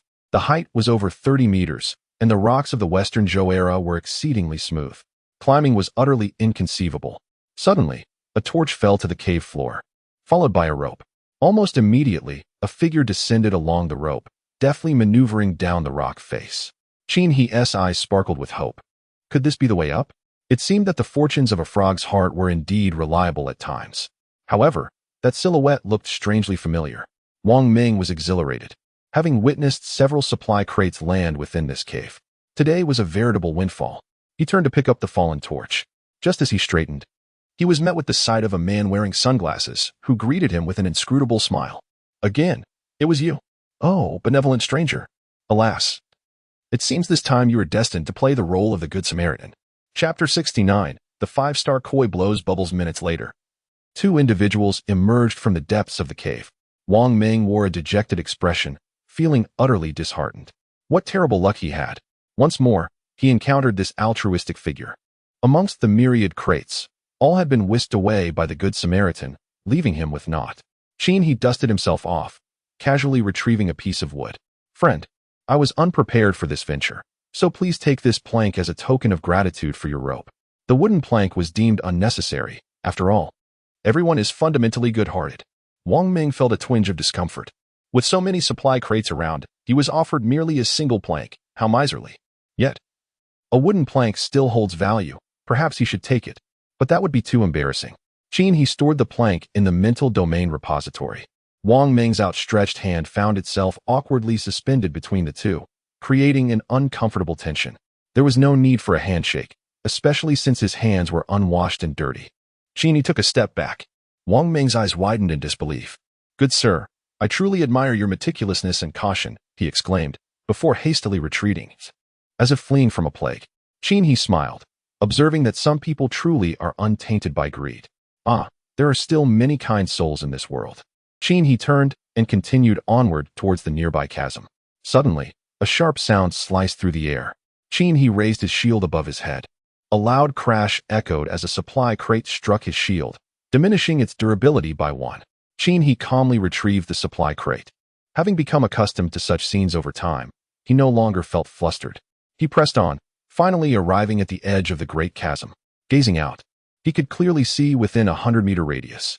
A stone radiating a faint blue glow rested precariously at the chasm's edge. He dashed forward. What fortune! To stumble upon an energy stone so soon after arriving. Alas, he vanished.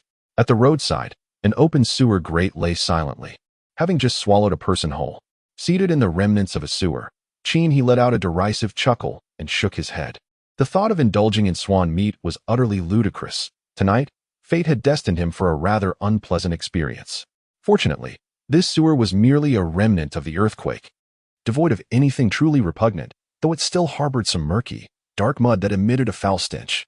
Held his breath and glanced up towards the manhole. Thankfully, it wasn't too deep. If only someone could come to his aid, escape would still be a possibility.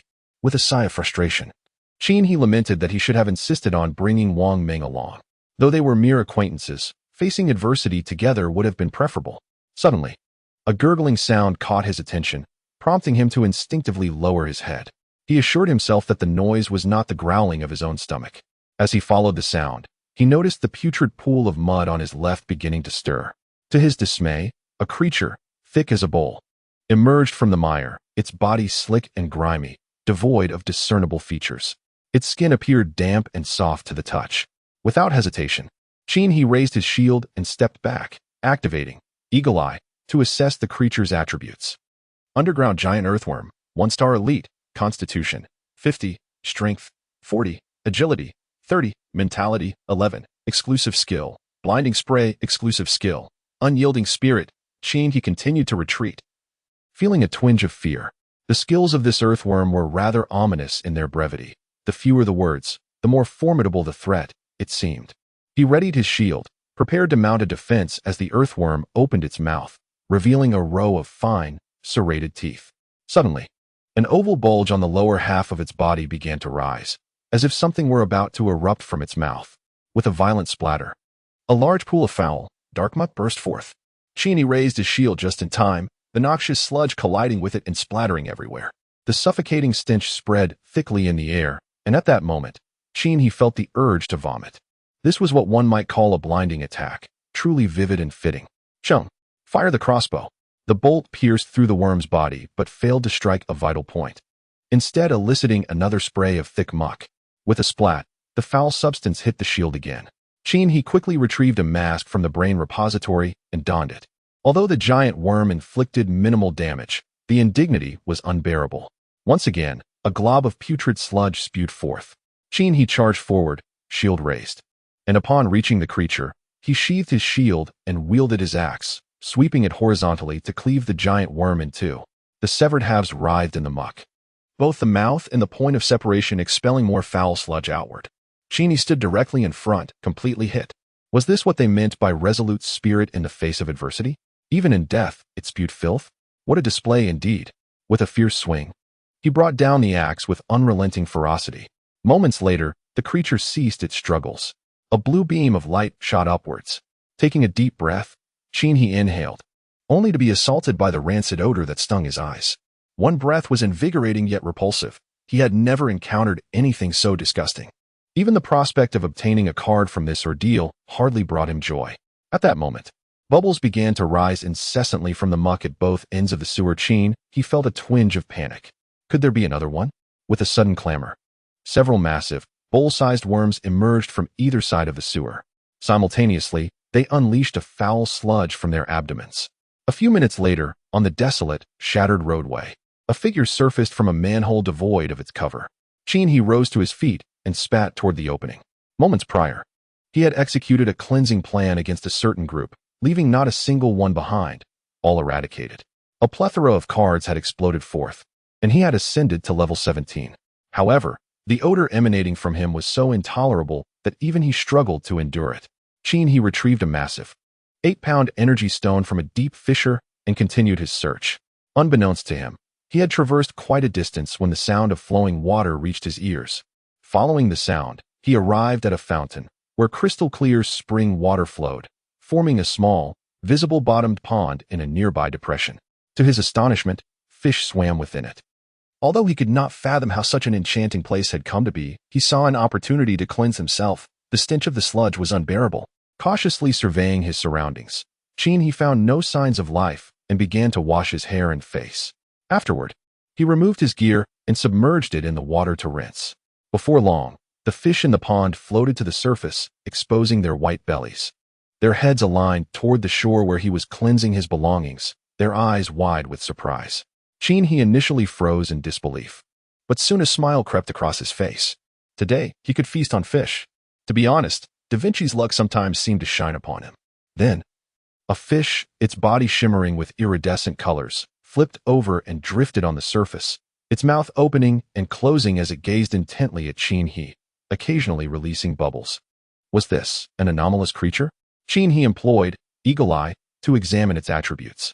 5-star koi, physique, 6, strength, 6, agility, 6, spirit, 6, exclusive talent, fortuitous blessing. When kept at home, can enhance good fortune. How splendid. He reached out to grasp it, intending to store it in the neural domain warehouse. A prompt appeared. You cannot store living beings. He pondered. Why can a half-zombie be stored in the neural domain warehouse? Could it be that only living entities collected by Da Vinci can be transferred to the neural domain warehouse? Subsequently, he searched for a container in the vicinity. After a lengthy search, he found nothing, until he finally spotted a trash bin. After cleaning it thoroughly, he placed the koi and other fish inside. Returning home. Chapter 70. The hatching of the serpent egg. Da Vinci watched you approach the foot of the mountain, joyfully bouncing on the spot. However, upon seeing you carry the trash bin, it felt a bit disheartened, thinking you shouldn't emulate Xiao Hui's rummaging through rubbish. Can one truly learn well from a rodent? Da Vinci observed Xiao Hui beside it, who appeared to defend its actions with great indignation, feeling irked. It kicked Xiao Hui down the mountain. Da Vinci watched you carry Xiao Hui back up the mountain, and sensing your gaze, it felt something was amiss and immediately turned to flee. Your Da Vinci felt your grip tighten, realizing your strength was rather considerable, causing it a slight discomfort. It thought that if you wished, you could indeed rummage through the trash, as long as you refrained from letting Xiao Hui consume anything inside. Today, you nearly caused my demise. He held Da Vinci. Preparing to ascend the stairs, he discovered the butterfly he had cast aside still lying there. He pondered, if it is truly dead, it might as well serve as a specimen. He could then frame it beautifully and hang it on the wall as a splendid decoration. Butterfly, dear May, persevere.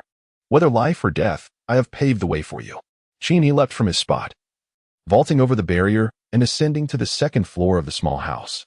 He set the trash can aside, preparing to purchase an aquarium when the trading event commenced, envisioning that raising fish might also contribute to a sense of warmth. Once everything was arranged, he approached the awakened peony and inhaled its fragrance. All weariness vanished without a trace, leaving behind a profound sense of vitality. Your Da Vinci feels that it is now time to release it. Holding on any longer may necessitate a memorial for the adorable tadpoles. Da Vinci relaxed its body and hopped into your embrace, croaking to inform you that it had learned to hatch eggs today, urging you to stroke its head and commence the important tasks. Your Da Vinci felt the touch upon its head, its entire being easing. Your traveling frog, Da Vinci, returned from its journey, with all items in its backpack automatically transferred to your mental repository. Your travel frog Da Vinci has frolicked 14 times, acquiring a total of 1,314 points of universal travel experience. 1,314? He cast a sidelong glance at Da Vinci. The significance of your frolicking count is rather delightful.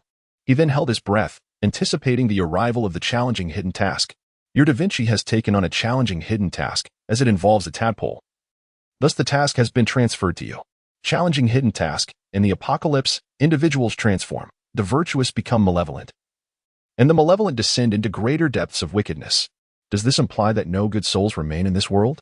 No. In order to propagate positivity and to allow others to experience the warmth of humanity, you must strive to be a good person. To be a good person? He touched the tip of his nose. Frankly, last night when he ventured out to perform acts of kindness, he was met with disdain. Ultimately, he had to accept favors from others to be acknowledged as a good person. Alas, the hearts of men have grown cold. Task objective: to elicit a heartfelt thank you from others, in your presence, 1,000 times. Task time limit: 24 hours. Task reward: 1,000 experience points, 1,000 apocalypse coins. 10 supply crates. Penalty for failure: if time expires or if cheating occurs, a 48-hour immobilization penalty will be enforced. Thank you. Upon reading the task objective, Sheen, he felt a pang of discomfort. After his efforts yesterday, it seemed that his inclination to help others was not well received. Having assisted others, yet being met with disdain, how could he possibly receive a sincere thank you from them? Moreover, 1,000 of them. It is questionable whether there are even 1,000 living souls in the vicinity. Your Da Vinci, observing your furrowed brow, felt a pang of sorrow within. It yearned for you to bring forth that vibrant yellow flower. Desiring to engage in the activities befitting a tadpole, feeling your gentle gaze, your Da Vinci obediently leapt from your lap, crouching on the ground and gazing up at you with its round, glistening eyes. At that moment, it believed your heart must have melted. If not, it would adopt a more pitiful demeanor once again. As you lifted your Da Vinci and fondled it in your hands, it felt as though its bones had become soft and pliable. Suddenly, a wave of hunger washed over it. Reluctantly, you set Da Vinci down and produced several plump, white worms, tossing them into a small porcelain dish on the ground. Upon witnessing this, Little Gray recoiled, its eyes reflecting a sense of despair. Observing this scene, you retrieved a small packet of ketchup from the cerebral repository and squeezed it into the dish brimming with worms. Sensing the ketchup, Little Gray sniffed the air, attempting to approach, but retreated once more upon seeing the wriggling worms. You picked up a worm, dipped it in ketchup, and offered it to Little Gray, encouraging it to try this new culinary experience. Your Da Vinci glared at Little Gray, perhaps perturbed by its lack of eagerness. Little Gray timidly advanced, biting into the worm coated in ketchup. Its small eyes twinkled. This time, it truly found it delectable. Your Da Vinci continued to watch you intently as you drizzled ketchup over the worms. It flicked its tongue, curling up a worm and swallowing it whole, only to find it somewhat tangy. Please, you eat first, you said, retrieving an ordinary fish from the trash. You then filled a pot with water to boil the fish. After a considerable duration, a person, a frog, and a mouse were all satiated, each comfortably settled in their respective positions. Your Da Vinci gently tapped Little Gray, bringing it downstairs, where it began to dig holes in the ground. Half an hour later, 5 holes had been excavated. Your Da Vinci then frolicked up to the second floor, croaking insistently for you to follow.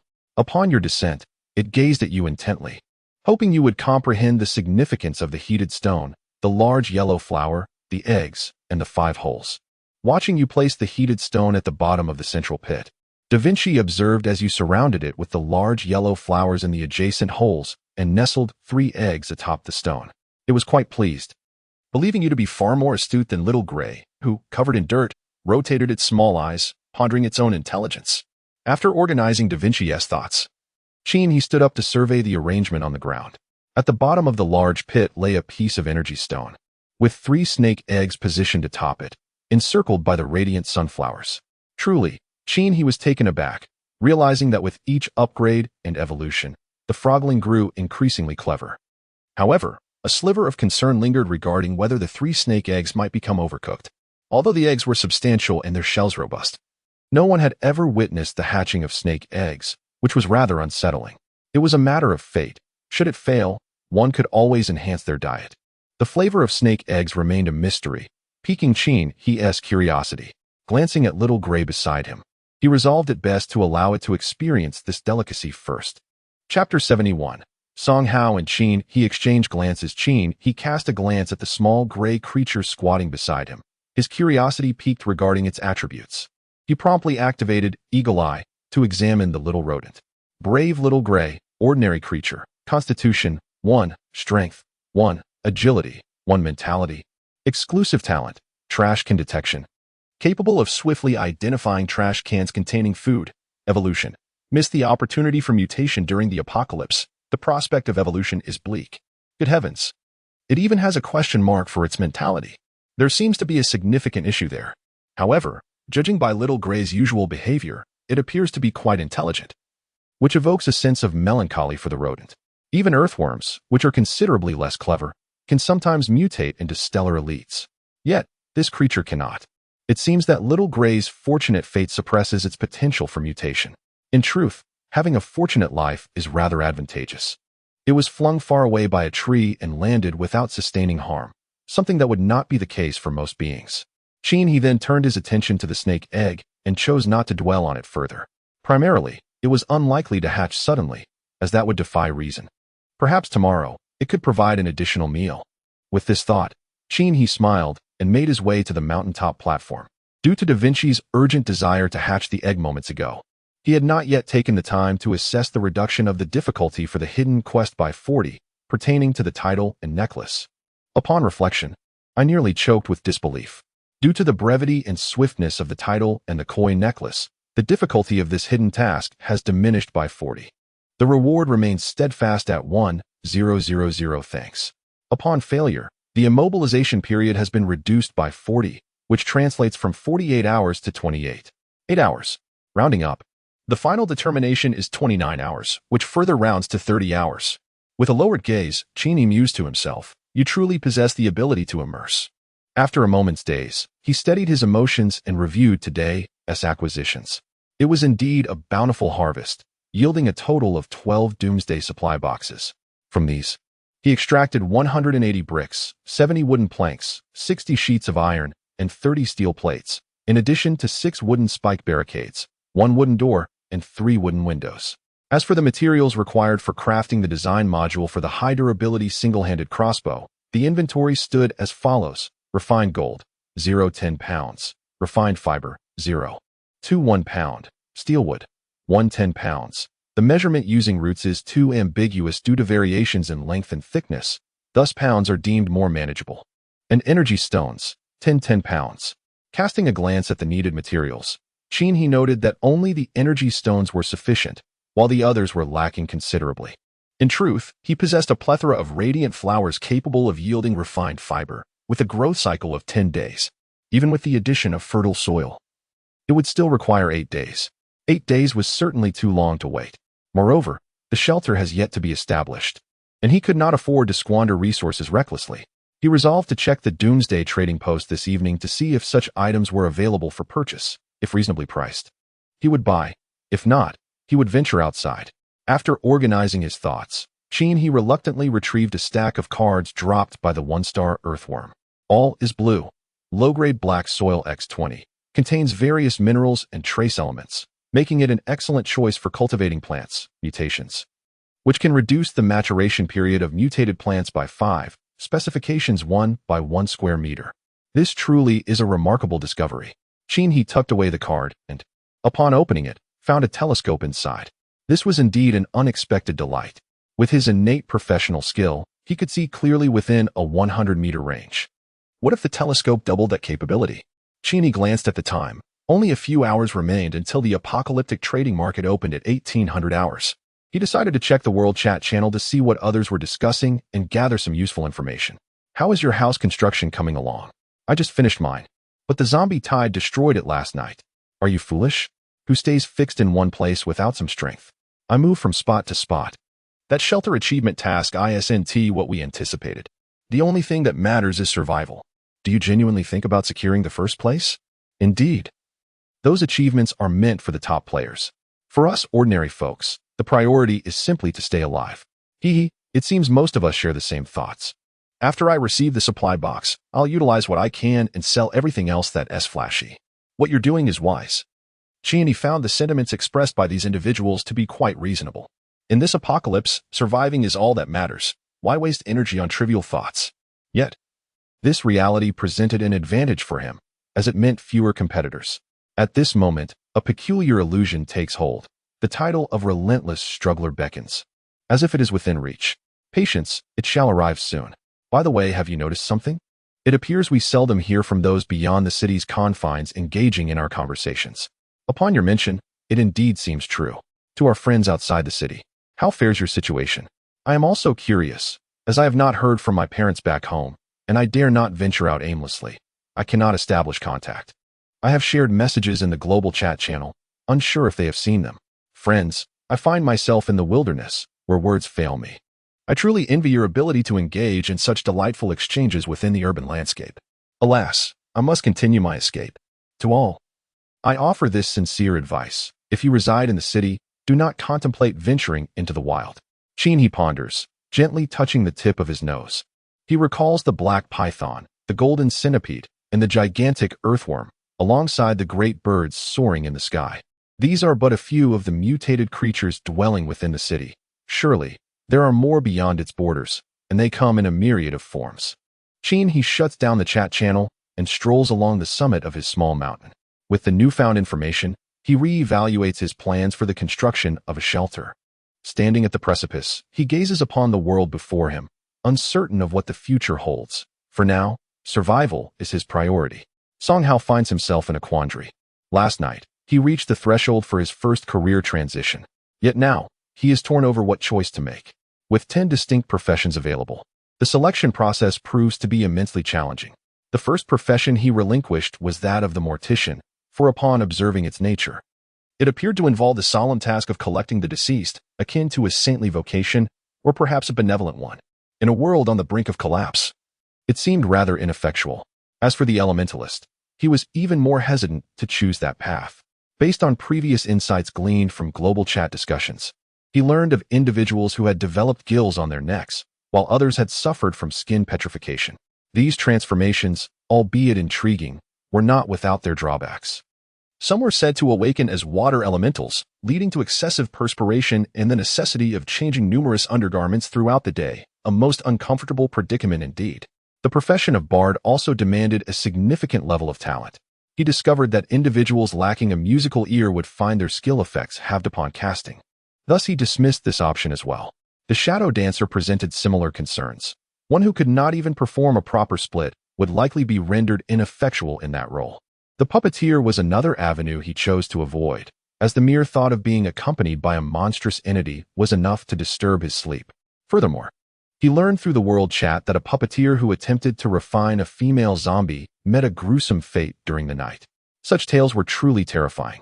Consequently, he redirected his aspirations towards the fighter professions: charge, stealth, barrier, hunt, and duel.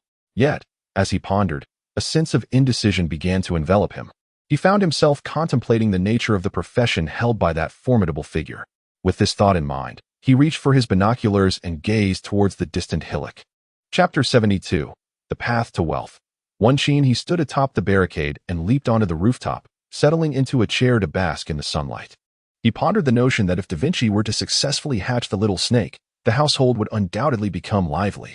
The primary concern, however, was the creature's orientation, which raised a certain level of anxiety. When the snake offspring inquired about its mother, Da Vinci could hardly respond with, "The butterfly lying on the ground, nearly lifeless," for that would be rather implausible.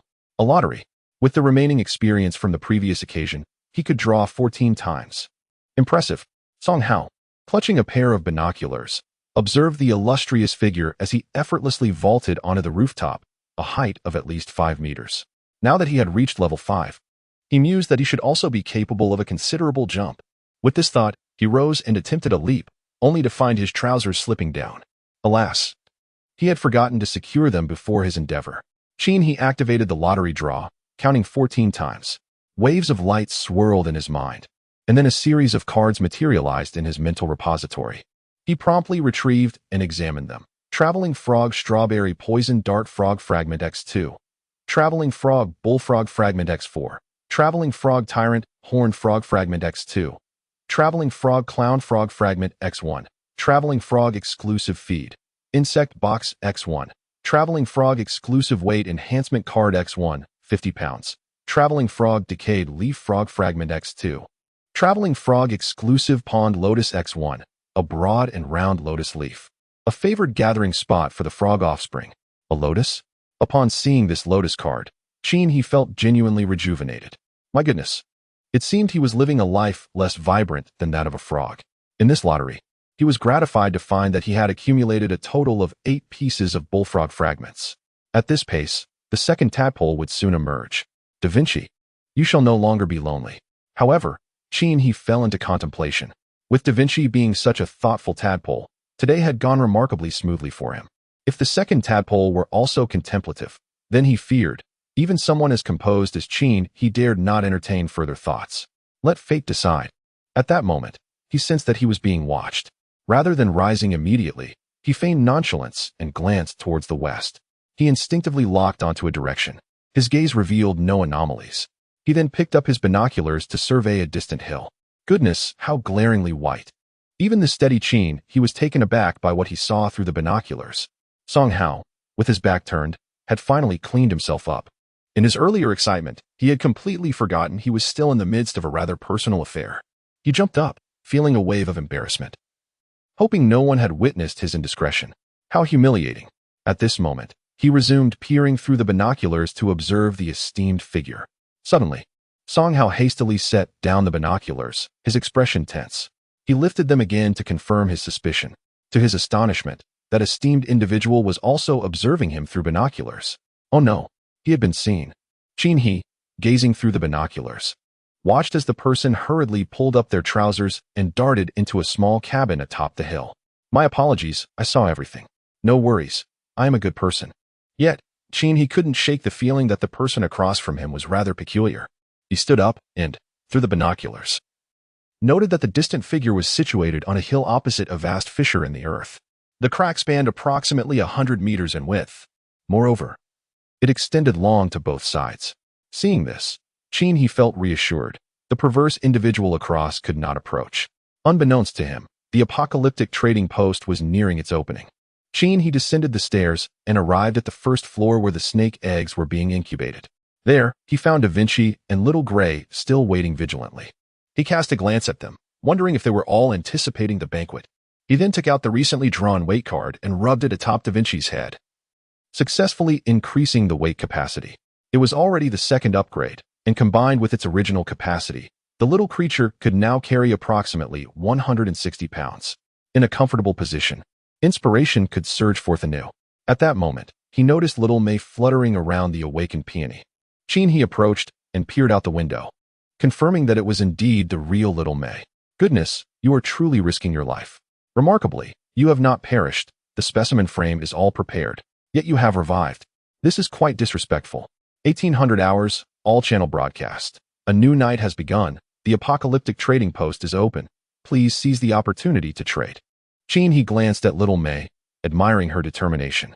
He then reclined on his bed and activated the trading interface, first checking the materials category, which indeed contained the precious silk fiber, 10 gold coins per tael. How exorbitant.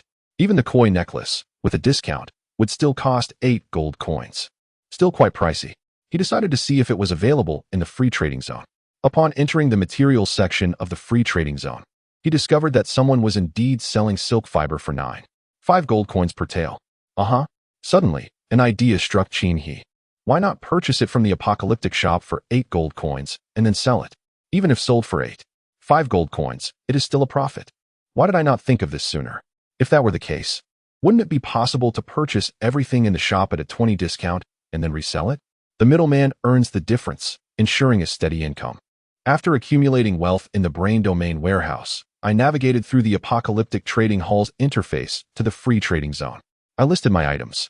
Suddenly, 3 lines of red text appeared in the center of the screen. Bound items cannot be sold. Waiting for you. Do you still wish to exploit a loophole? Items purchased from the shop are bound, understand? Want to cry? Qin He lowered his gaze, fixated on the screen. He checked the exquisite fibers he had bought from the apocalyptic shop, noticing a minuscule character in the upper right corner of the card indicating bound item. Staring at that ominous red text, Qin He bowed his head. The path to prosperity vanished.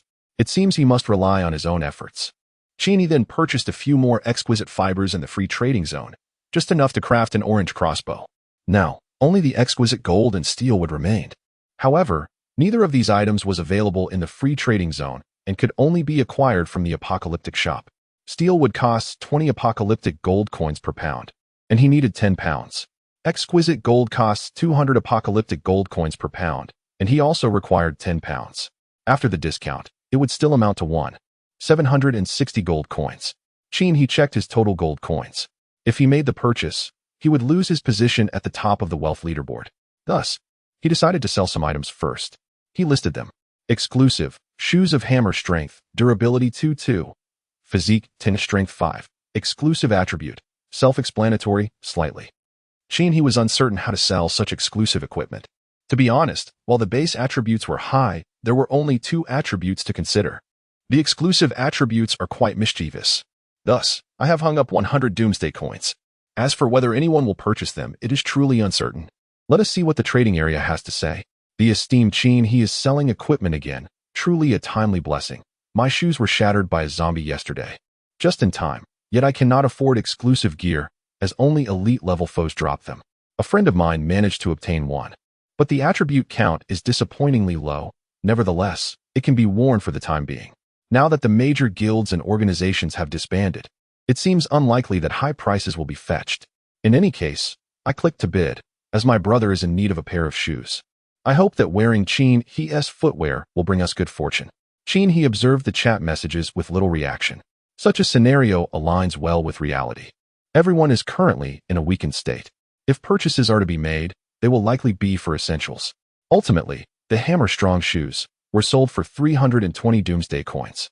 Subsequently, I sold the pants I had acquired from the thieving KUI man for 9 coins. Today's earnings amount to 329, added to the existing 4818, surpassing 5,000. However, having purchased materials, maintaining the #1 spot on the wealth leaderboard seems unattainable. I can only engage in charitable acts tonight to earn a bit more and purchase again tomorrow. Chapter 73. Beyond the city, the trading post has closed. Chin He climbed onto the rooftop and positioned the arrow tower atop it. The tower occupies an area of 2 square meters and stands 2 meters tall. Its pinnacle conical in shape, reminiscent of a church dome. Atop the dome rests a metallic claw for holding a psychic stone. Beneath the dome lies a large crossbow mechanism. And further down is the base of the arrow tower. Chin He placed a psychic stone into the metallic claw atop the tower. Click. The clawed mechanism firmly grasped the energy stone, emanating a soft blue radiance that spread from the stone to envelop the entire arrow tower. Subsequently, the tower rotated slightly, and the crossbow bolts were automatically loaded, resembling soldiers standing guard over their territory. Indeed, as I observed the arrow tower, I silently prayed for Xiaomei's safety, hoping she wouldn't flit about recklessly. Otherwise, she might become a specimen, albeit a rather unsightly one with a gaping hole. Chin He gave the arrow tower a gentle pat, prompting the mechanism to pivot and aim at him. It seemed to recognize him as an ally before gradually redirecting the crossbow platform to monitor other areas. Just as it should be, our own arrow tower would not target its own. Seated on the rooftop chair, Chin He leaned against the arrow tower, gazing at the distant horizon where the setting sun cast a warm orange glow upon the clouds. It was truly a breathtaking sight. Da Vinci, feeling a tad anxious, jumped beside the serpent's egg, nudging it as if to sense the movements within. Noticing Xiaowei also approaching, it gave a swift kick. What is the hurry? Xiaowei rolled its eyes. Is it time to feast? Da Vinci now exhibited signs of anxiety, particularly as it observed you boiling water for dumplings, the heat causing the water to bubble and the dumplings to cook. These 3 eggs. They should withstand the heat, right? Da Vinci fell into contemplation as Xiaowei squatted nearby, regurgitating a nut, cracking it open, and pushing it towards its friend. Seated atop the roof, Chin He heard Xiaowei chirping. Those two were likely engrossed in their playful antics. Witnessing such warmth among family brought a smile to Chin He's face as he opened the world chat window, continuing his quest for new knowledge. As evening approaches once more, I have ascended to level 5 and undergone a class change yesterday. I ponder whether the tide of corpses shall grow stronger. Does anyone possess experience to share? Indeed, just the other day, I too reached level 5 and subsequently encountered a surge of level 5 corpses, with their numbers increasing slightly. Fortunately, I have yet to encounter the elites you mentioned. Without a doubt, after I transitioned from level 6 to 7, the number of zombies noticeably escalated. However, elites have not appeared. Perhaps my overall combat power is insufficient to face them. As a freshly minted level 1, I find myself unable to comprehend the discourse of you seasoned players. There is no need to know how blissful it is to remain carefree and innocent like a child. I envy your ease, but as one who dwells in the wilderness, I offer you a word of caution. Always be prepared. Always be prepared. Enough said. I must continue my escape. Chin He gazed at the information concerning those on the run. Do share, what is the wilderness truly like? Are you intentionally trying to frighten us, or is it genuine terror? At that moment, a series of messages caused Chin He great distress. Is anyone in City J? Have you encountered a man who proclaims himself a good person doing noble deeds, sporting sunglasses? Yes, I would recognize him even in ashes. He murdered my wife. I had just dragged her from the ruins when he took her life. I told him she was the most intact I had found after a long search. And he claimed his hand slipped while holding a crossbow, accidentally pulling the trigger. Do you believe that? I am also in City J, and I implore that gentleman from last night to refrain from his so-called good deeds. Why not come forth? I sincerely wish for his presence. He is so handsome. What vexes me is why he did not spare me a glance yesterday. Is it because I was dressed too scantily? Upon reaching this thought, he exited the Dragon Country channel, intending to explore foreign realms to acquire their knowledge. He opened the channel only to close it again. A determined learner, he found himself obstructed by a barrage of letters. Indeed, a chat window devoid of a translation system proves to be the most inhospitable. Suddenly, a crimson beam tore through the sky, exploding brilliantly. He, cradling a bowl of instant noodles, gazed skyward as fireworks blossomed, dispersing into countless tiny points of light. Shortly thereafter, these points erupted once more, coalescing into a grand message. He, keep pushing forward. With noodles dangling from his mouth, he mused. Is this a premonition of my impending failure in completing the task? Meanwhile, the global chat channel erupted with excitement. Indeed, the privilege of being a luminary is unparalleled. Alas, when will my name also burst forth in the heavens for all to see? Looking beyond appearances to grasp the essence, I surmise that he, the formidable figure, must have encountered some peculiar hidden quest. Those who have endured such trials can attest to their arduous nature. My memories of my own hidden quest remain vivid.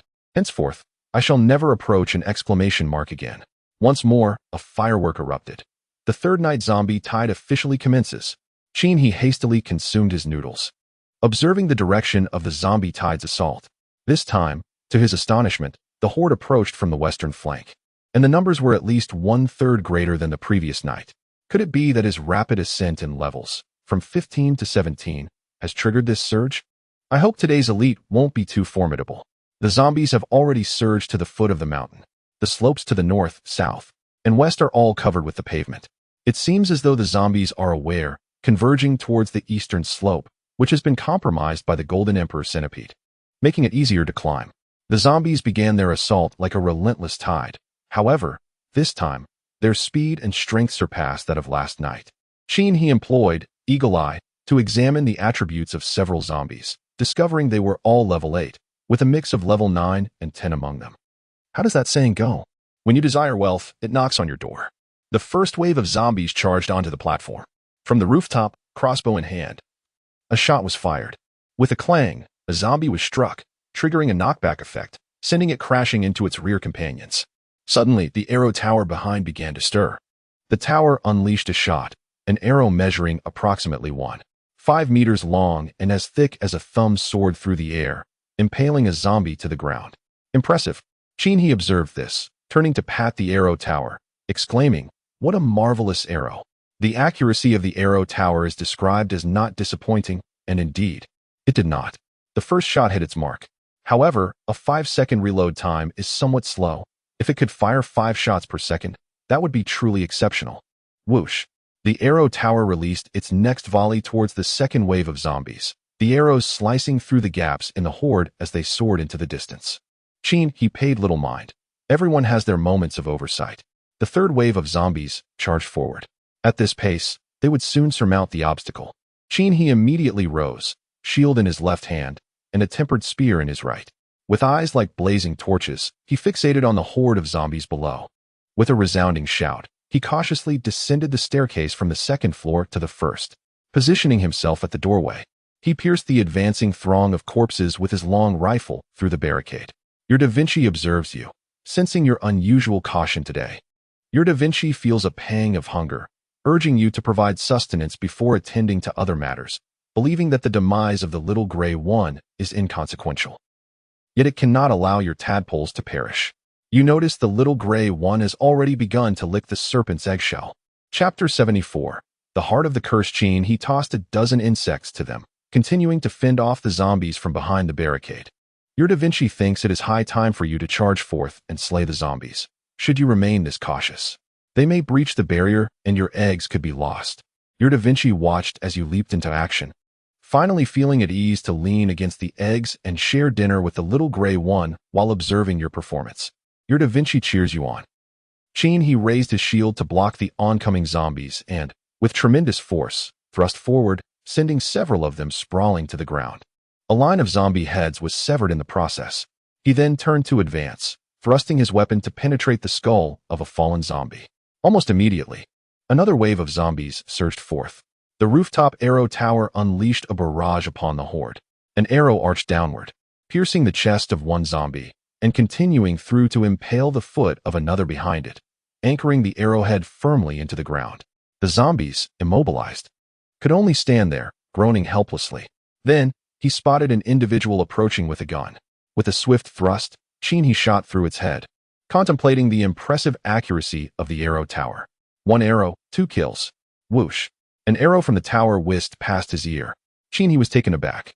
The relentless assault of the zombies continued. This time, he refrained from advancing further, feeling a tinge of fear. Behind him, the arrow tower was targeting the zombies, but he could not ascertain what it was actually shooting at. He took a step back, steadied his crossbow against his shield, and released a bolt. The shot triggered a scatter effect, launching 3 arrows that struck the zombies. The impact sent 3 of them flying, crashing into a row of others stacked behind. An arrow from the tower pierced through the 3 fallen zombies. Da Vinci and Little Gray, having filled their bellies, crawled out from under the barricade at the entrance, perching themselves on a stone, with a worm still dangling from their mouths. Da Vinci remarked to Little Gray that this vantage point offered the best view of the spectacle. Da Vinci alerted you to a zombie lunging from the left rear. After witnessing you turn and dispatch it, he informed you of 2 more approaching from the right rear. Watching you eliminate the zombies stirred Da Vinci's battle spirit. Just as Da Vinci was about to leap down, he noticed you bellowing at him to stay back. Accepting your command, he licked Little Gray beside him, thinking to himself that old Sheen cared for him. Little Gray was left bewildered, pondering how such a desire to slay could be interpreted as concern. Suddenly, a firework exploded in the air. A lead incoming. He observed his surroundings with caution. The previous night had been a deluge of Western Star zombies. Following this logic, it was likely that a 5-star creature was about to emerge. Regardless of what it was, he decided to initiate the power arrow. The power arrow fully charged, awaiting release. There were no tremors beneath his feet, no roars or howls. Could it be? He furrowed his brow. At that moment, a high-pitched screech resonated, accompanied by a colossal shadow descending from the heavens, its wings unfurling to a span of 15 meters. The elongated, sharp beak of the bird glimmered silver. Indeed, had the youthful heart of the child once again witnessed the fulfillment of its desires? With a decisive clang, the crossbow was released. Da Vinci, observing you shooting arrows into the sky, might wonder if you have lost your senses, pondering what could possibly be found above. As it gazed upward, it discovered a colossal bird. Contemplating that it is quite understandable for its ancestors to have been unable to fulfill their yearning for avian flesh, Da Vinci, alongside Little Gray, concealed behind a stone, noticed Little Gray looking at it. Aren't you intent on realizing your ancestors' wishes? The moment has arrived. Go forth. Da Vinci cautiously stepped back, pressing against the stone, feeling that such an opportunity should be reserved for the younger generation, allowing the youthful frogs a better chance. He, having gathered strength, released the arrow but missed its target. Immediately, it rolled forward, evading the giant bird's lethal talons. Rising with agility, it aimed the crossbow at the ascending giant bird. With a sharp twang, feathers scattered as the arrow was loosed. How formidable! Steady as he was, a tinge of anxiety lingered. With a whoosh, the arrow tower was activated, yet it struck into nothingness. He employed Eagle Eye to assess the attributes of the giant bird. 5-star elite poacher. Falcon, Constitution, 100, Strength, 120, Agility, 160, Spirit, 25, Exclusive Skill, Aerial Dive. Doubling strength and agility with each descent from the skies. Exclusive Skill, Aerial Drop.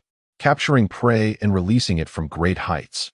Origin, once living a carefree life in the wilderness, suddenly captured by poachers one day, sold off, and plunged into the fierce turmoil of the apocalypse.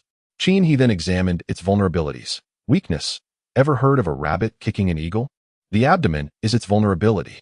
With a shrill cry, the colossal eagle dove from the heights once more. He shifted his left foot to the right. Reloading the crossbow, he faced the giant eagle, preparing to change direction as it approached. Just then, as the eagle drew near, an arrow shot forth from the arrow tower, striking it squarely in the head. Seizing the moment, he rolled to the right, evading the grasp of its talons. Yet his speed was still lacking, and he was caught by its left claw, which snagged his collar. The giant eagle flapped its wings, preparing to take flight, and its other claw was poised to secure its prey. In an instant, he shed his gear, slipping free from its grasp. Upon landing, he swiftly fired a bolt at its abdomen. The shot struck true, but was deflected. Was the penetrating power insufficient? He furrowed his brow and promptly stowed the heavy crossbow, retrieving the exclusive, office worker-esque suit from his inventory. Grasping the fury axe with both hands, he stood firm, gazing skyward. With another shriek, the giant eagle made its advance, dodging the crossbow bolts from the tower and swooping down towards him. 30 meters, 20 meters, 10 meters. He activated his agile movement, his strength and swiftness dramatically increasing. As the giant eagle lunged to seize him, he quickly leaned back, evading its claws. The fury axe swung upward in a powerful arc. With a sickening thud, the eagle's abdomen was slashed open, blood gushing forth and feathers scattering. The weakness lay in its belly. The fury axe, an orange weapon, was exceptionally sharp, and coupled with his heightened attributes, it cleaved through with ease. The giant eagle screeched and ascended into the sky.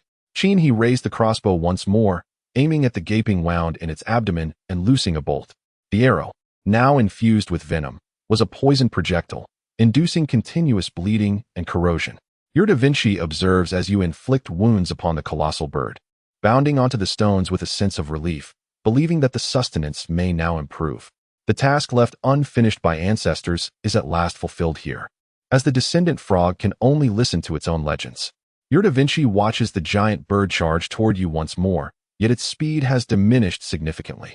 It witnesses you effortlessly evade the bird's assault, retaliating with a shot aimed at its abdomen, causing the creature to soar into the sky, blood cascading from its belly like rain. Your Da Vinci notices that the blood pooling on the ground has turned black and emits smoke, as though corroded.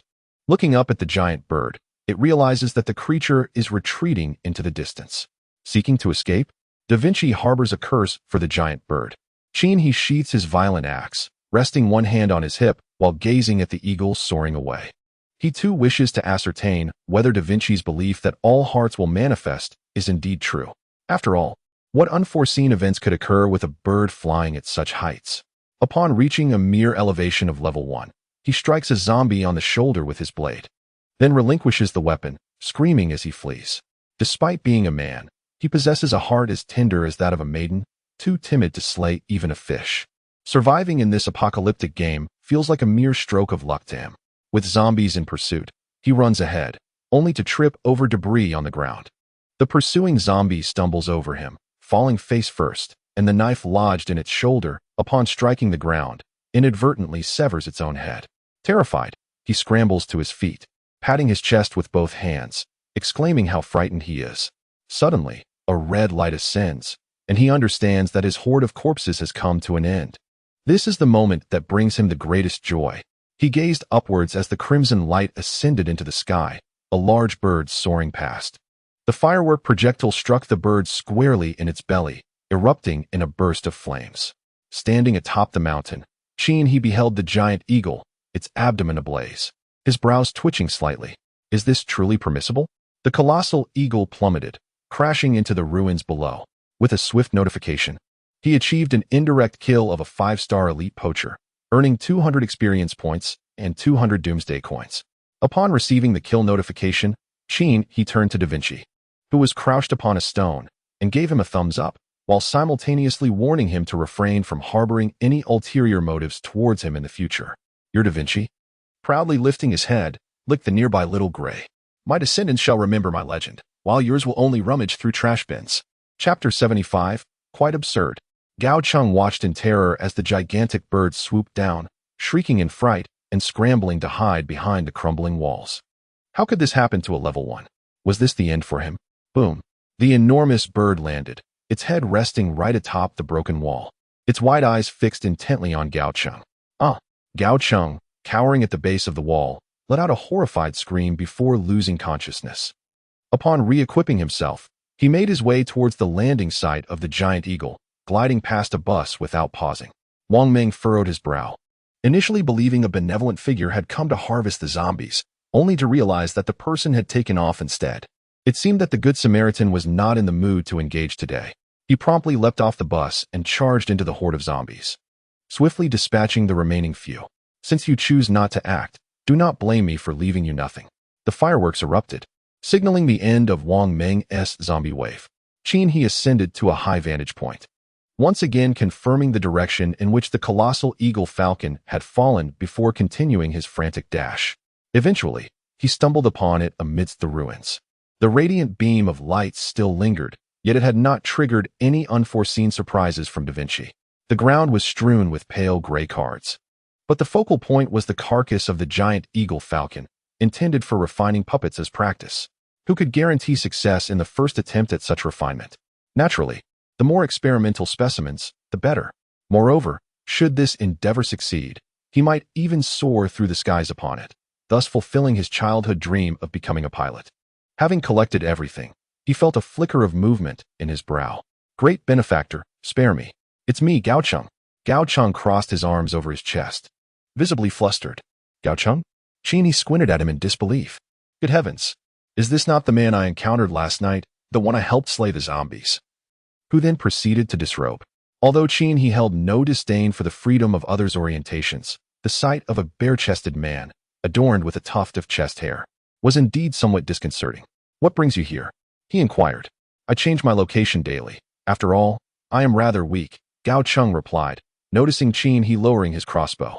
Upon realizing the giant bird was no more, he clapped his hands in delight. Great benefactor, you've taken care of the bird. Truly remarkable. I knew you were formidable.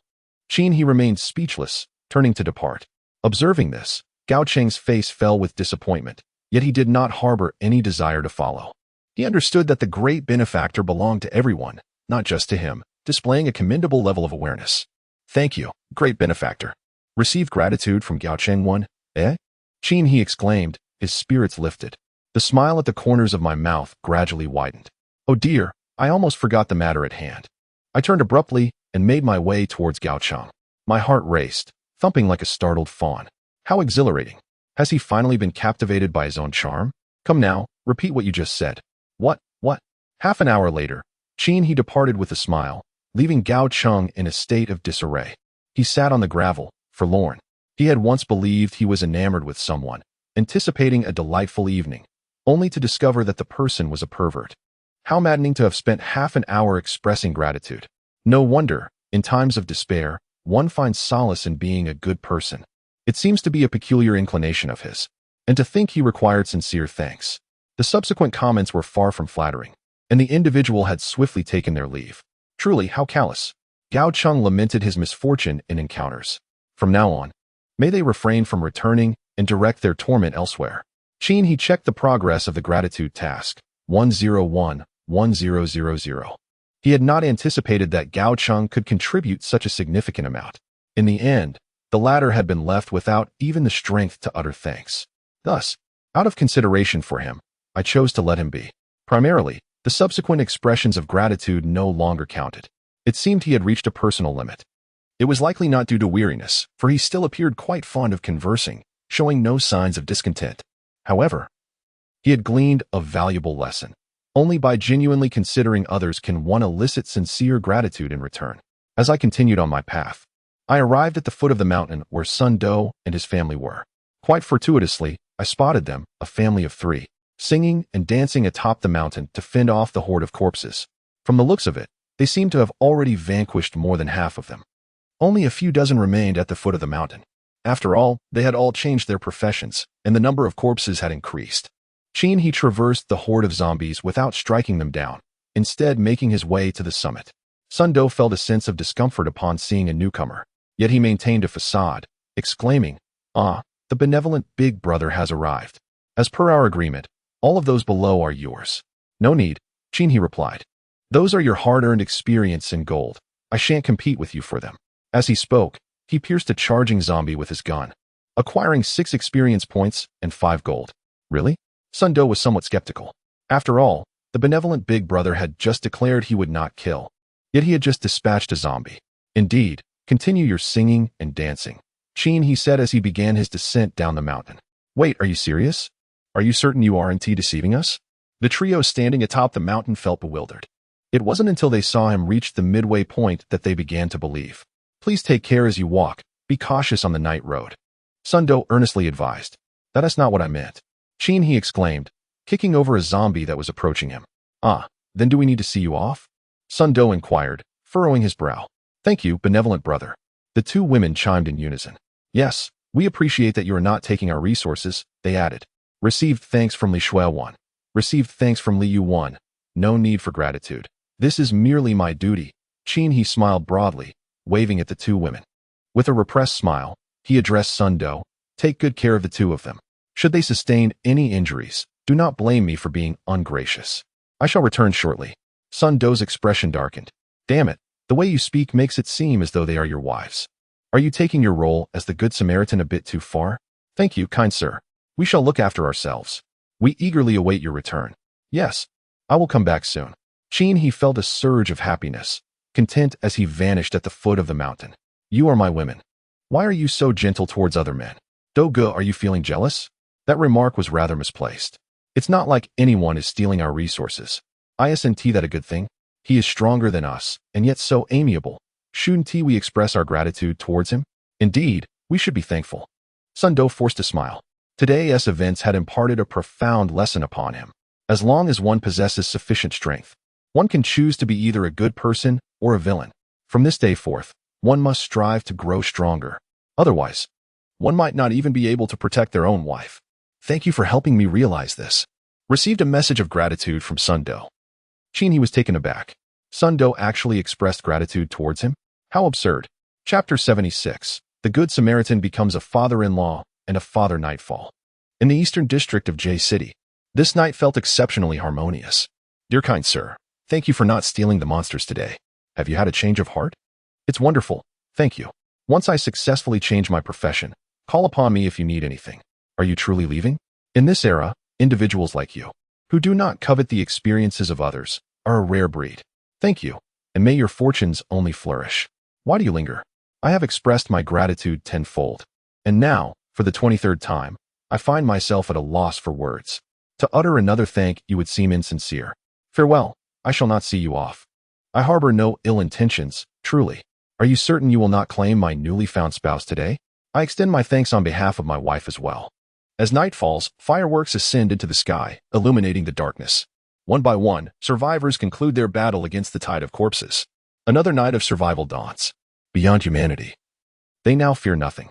Qin He smiles, reveling in the camaraderie of the evening.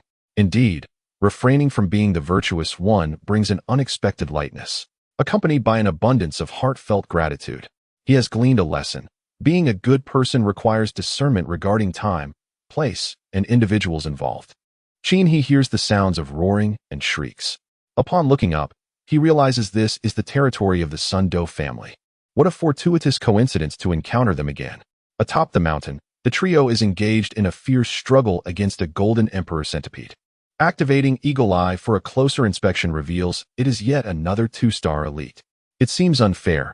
Yesterday, these three had already advanced in their transformations. Why does the elite of this corpse tide remain a mere 2-star? Do you require assistance? Qin He calls from the foot of the mountain. As a principled individual, he believes that helping others must involve their consent. Good Samaritan, at long last, you have arrived. Hurry, come help us.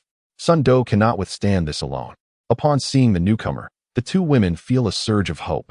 In truth, the three of them could still vanquish the Golden Emperor centipede, albeit with some time and effort.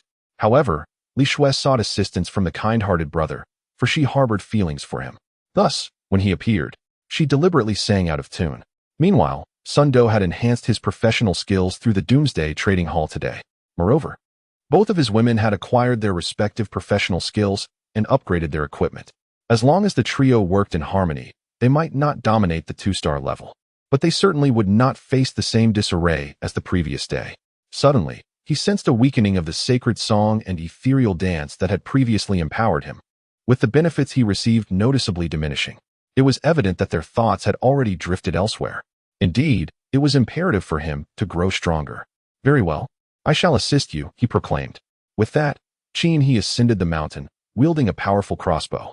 Upon reaching the summit, he charged and unleashed a shot that immobilized the centipede. In the next instant, he brought down his furious axe upon the creature's head. 2 swift strikes shattered its exoskeleton, crushing its walnut-sized brain within. Qin He sheathed his axe and gracefully leaped to the ground, his movements fluid and unencumbered. Truly impressive. The kind-hearted brother was formidable. Li Shui and Li Yu approached him to express their gratitude. Received Li Shui's thanks 4. Received Li Yu's thanks 5. Qin He smiled joyfully. Checking his progress.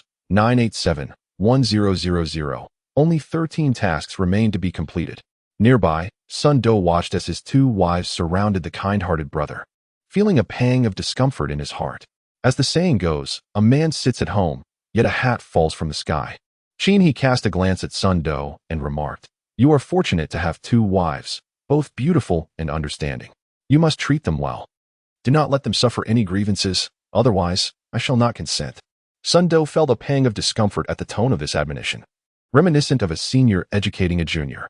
Initially, he had thought he was being confronted with a betrayal, only to find himself facing a metaphorical father-in-law. Yet, oddly enough, he felt a sense of relief. Listen to how this good-hearted man expresses concern, fearing that Sun Do might become petty and jealous. "Thank you, kind sir," he mused. "If he dares to treat us poorly, we sisters will not hold back." Li Shui and Li Yu simultaneously shot a glance at Sun Do, who smiled, thinking, "As long as you don't steal my wives, you can say whatever you please." However, Qin He pondered, why have I not received a thank you? Could it be that he had reached the limits of these 2 women? If so, a change in strategy was required. Qin He swiftly approached Sun Do and addressed the 2 women. "You must not take your fortune for granted. In such perilous times, to have a man who stands before danger to protect you both is a rarity. You should cultivate a sense of gratitude. Do you understand?" The 2 women were momentarily taken aback. Understood," they replied in unison, astonished that this kind man would speak so. "Do you see the injuries on his body?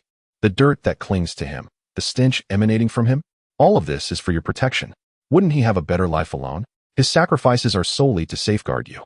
Upon hearing this, Sun Do felt a lump in his throat and was overcome with emotion, tears welling in his eyes. At last, someone truly comprehends my plight.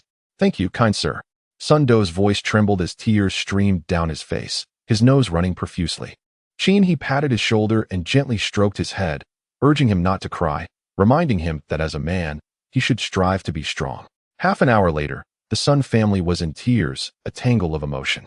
Qin He, having fulfilled his purpose, took his leave and waved goodbye. With a smile, Qin He strolled to the foot of the mountain, glancing back to wish them happiness. Even from a distance, he could still feel the gratitude emanating from the Sun family. What a wonderful family they are, so kind-hearted. This task must be nearing completion, he mused. Upon checking, he noted 999-1000. Qin He felt a pang of discomfort. He was just 1 point shy. What to do? He lifted his gaze and spotted a bus ahead, where a man holding a wooden shield stood on the roof, looking directly at him. Qin He smiled. What a coincidence. Wasn't that the brother who was not motivated by greed? It seemed he would be coaxed into helping once more, though it felt somewhat awkward. Approaching, Wang Ming looked at him and said, "I apologize, kind sir. I noticed you seemed to be in a hurry earlier, so I refrained from interrupting you. My horde of corpses has concluded. Perhaps you could return tomorrow?" "No, I have come to a realization. I shall no longer strive to be a good person," Qin He replied, shaking his head dismissively. With a sincere expression, Wang Ming inhaled sharply. "Is this for real? Do not doubt me. I truly will no longer play the role of the Good Samaritan. Remember what I said today," Qin He declared, and with that, she vanished amidst the ruins. Wang Ming chuckled.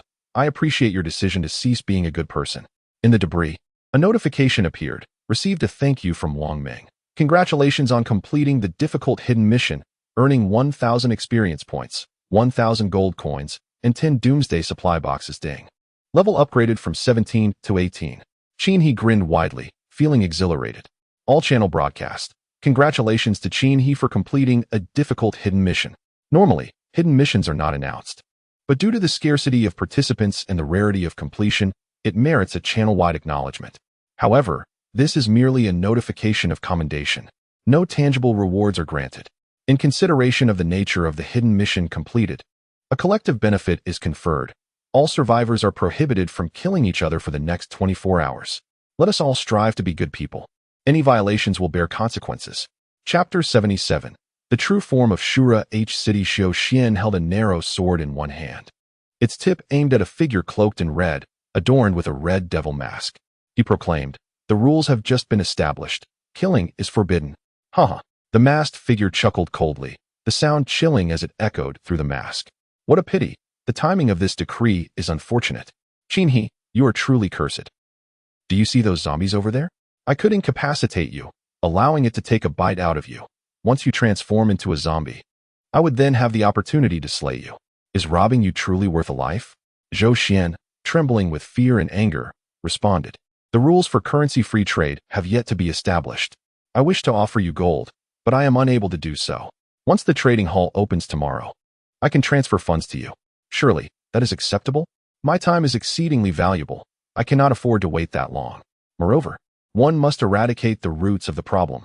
The masked fiend, embodying malevolence, drew forth twin blades from his waist. Then let us engage in combat. Zhou Xian hastily retreated, brandishing a slender sword before him. With a swift motion, the masked fiend surged forward, his blades slicing through the air. Zhou Xian's slender sword fell from his grasp as he clutched his abdomen, stumbling backward and collapsing onto the ground, blood pooling around him. The fiend evaded to the side as a nearby zombie lunged, pouncing upon Zhou Xian and tearing at him. Do you not wish to inquire about my identity? The masked fiend taunted, standing aside with a cold smirk as he brandished his twin blades. Remember, I am Wu Xiong, the true embodiment of Azura. Zhou Xian, unable to articulate his thoughts, felt the zombie's teeth pierce his neck. Moments later, Wu Xiong's blades descended, severing the zombie's head with one swift stroke. And in a swift second blow, he eliminated the transformed Zhou Xian. Columns of light erupted from the ground. Indeed, the transformation into a zombie yielded insufficient rewards. It is far more profitable to target the living. Wu Xiong approached, collecting all the cards. As the twin blades sheathed, gazing into the distance. Qin He ought to unleash even more power, yet it remains uncertain when our paths may cross again. Your silence in the chat channel reveals your cautious nature. A few words would suffice to forge a friendship, wouldn't it? Having completed the task, I discovered that Da Vinci and Xiao Hui were nestled between the snake eggs. Slumbering peacefully, the sunlight bathed the flowers in brilliance, casting a gentle glow upon their faces. You truly know how to relish life, I mused, observing their serene slumber. Equipped with a pair of gloves, Qin He commenced the task of clearing the zombies from the mountaintop platform. He cast them over the western edge, allowing them to plummet into the chasms below, thus preventing the stench of decay from permeating the air in the future. Once the area was cleared, Qin He ascended to the second floor to rest. With the boon of immunity, he could finally enjoy a good night's sleep. As he reclined, his gaze remained fixed upon the ever-dancing Xiao Mei. Upon awakening, he realized it was already the following morning, with the warm sunlight streaming through the window, heralding the arrival of a beautiful day. Meanwhile, on the other side of Blue Star, the looming threat of a zombie tide must be faced. While brushing his teeth, he opened the World Chat channel and noted the exuberance among the participants. Having finally enjoyed a restful night, gratitude welled up for the benevolence of the esteemed Qin He. Indeed, it is a delightful fortune to have him among us. Yet, despite my rejuvenating slumber, my home has been violated. The radiant flowers I painstakingly cultivated have vanished. I ponder, is it truly so difficult to be a good person? To the thief of my belongings, I extend my heartfelt wishes for your family's well-being. I have experienced heartbreak.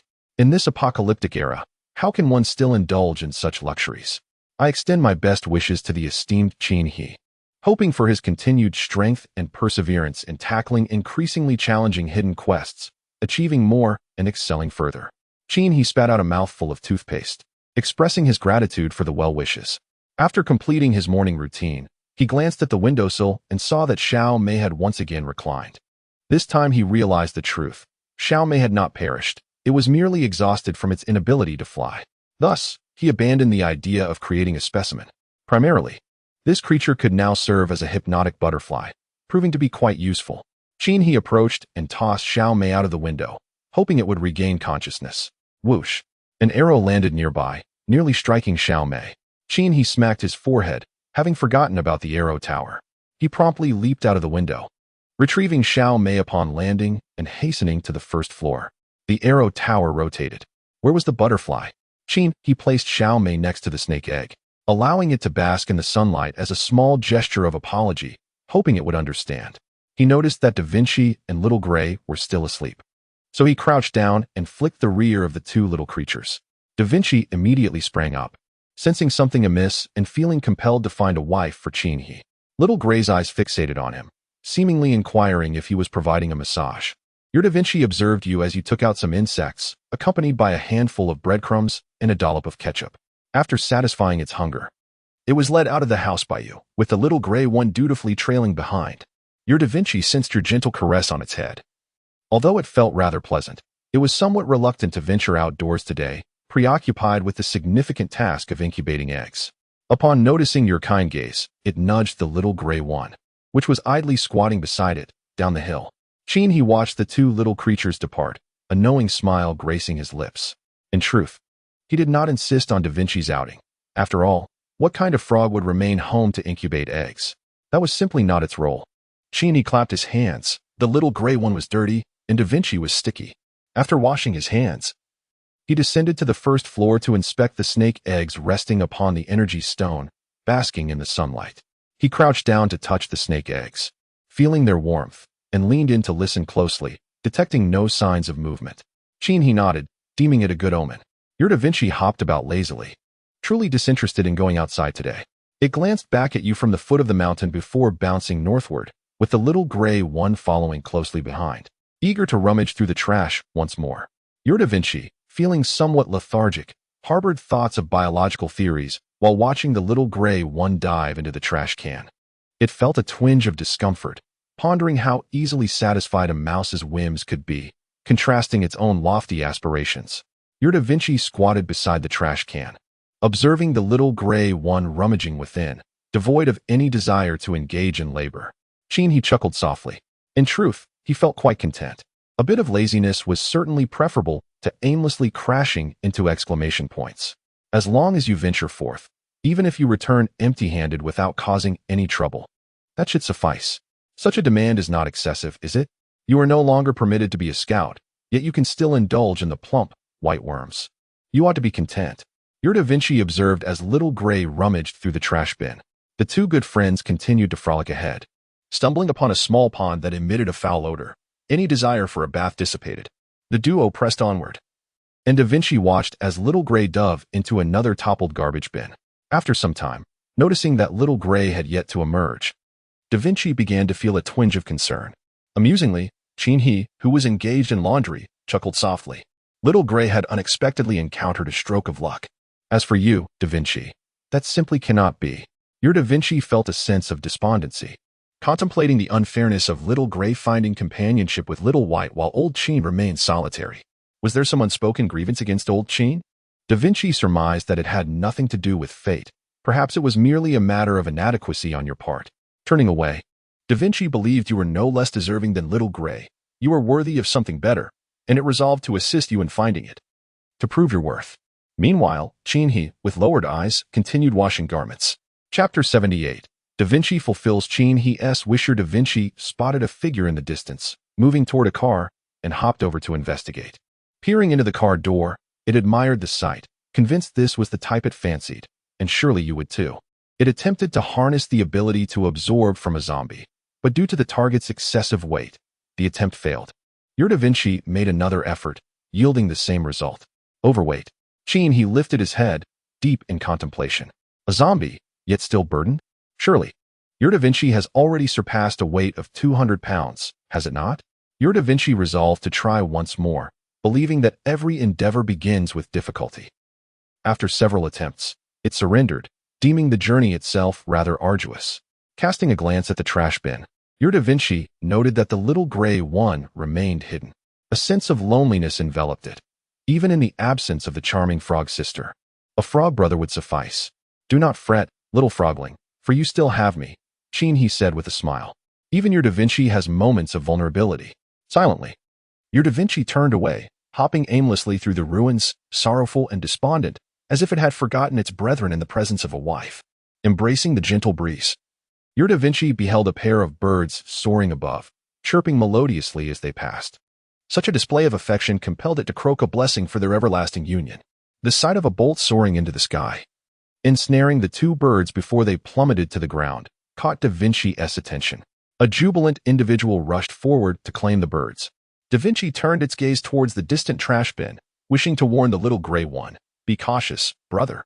As Your Da Vinci navigated through the debris, it encountered two ants marching side by side before it. Pausing momentarily, it extended its tongue in a swift motion, devouring them with delight. Indeed, so pitiable. He hung freshly washed garments upon the rooftop arrow tower, adhering to the principle of utilizing resources to their fullest. After all, in the absence of zombies, one cannot squander my energy stones. Those trinkets are worth their weight in gold. Reaching out, he retrieved the energy stone, deciding it prudent to conserve it for now. In the ruins of a collapsed shopping mall, your Da Vinci finds itself navigating through the debris, leaping among the fallen shelves until it stumbles upon a bottle of ketchup. This discovery evokes memories of its dear friend, Xiaohui. With a surge of determination, Da Vinci activates its collection ability, successfully acquiring the condiment. Leaving the remnants of the mall behind, it ventures into a quaint little park where two small insects are entangled in a struggle upon the grass. With a flick of its tongue, Da Vinci captures them momentarily before releasing them, only to discover the unpleasant scent of a tree bug. Meanwhile, he reclines against the arrow tower atop a rooftop, engrossed in a global chat window. Today, buoyed by the shared joy of the esteemed He, she feels an unusual sense of relaxation.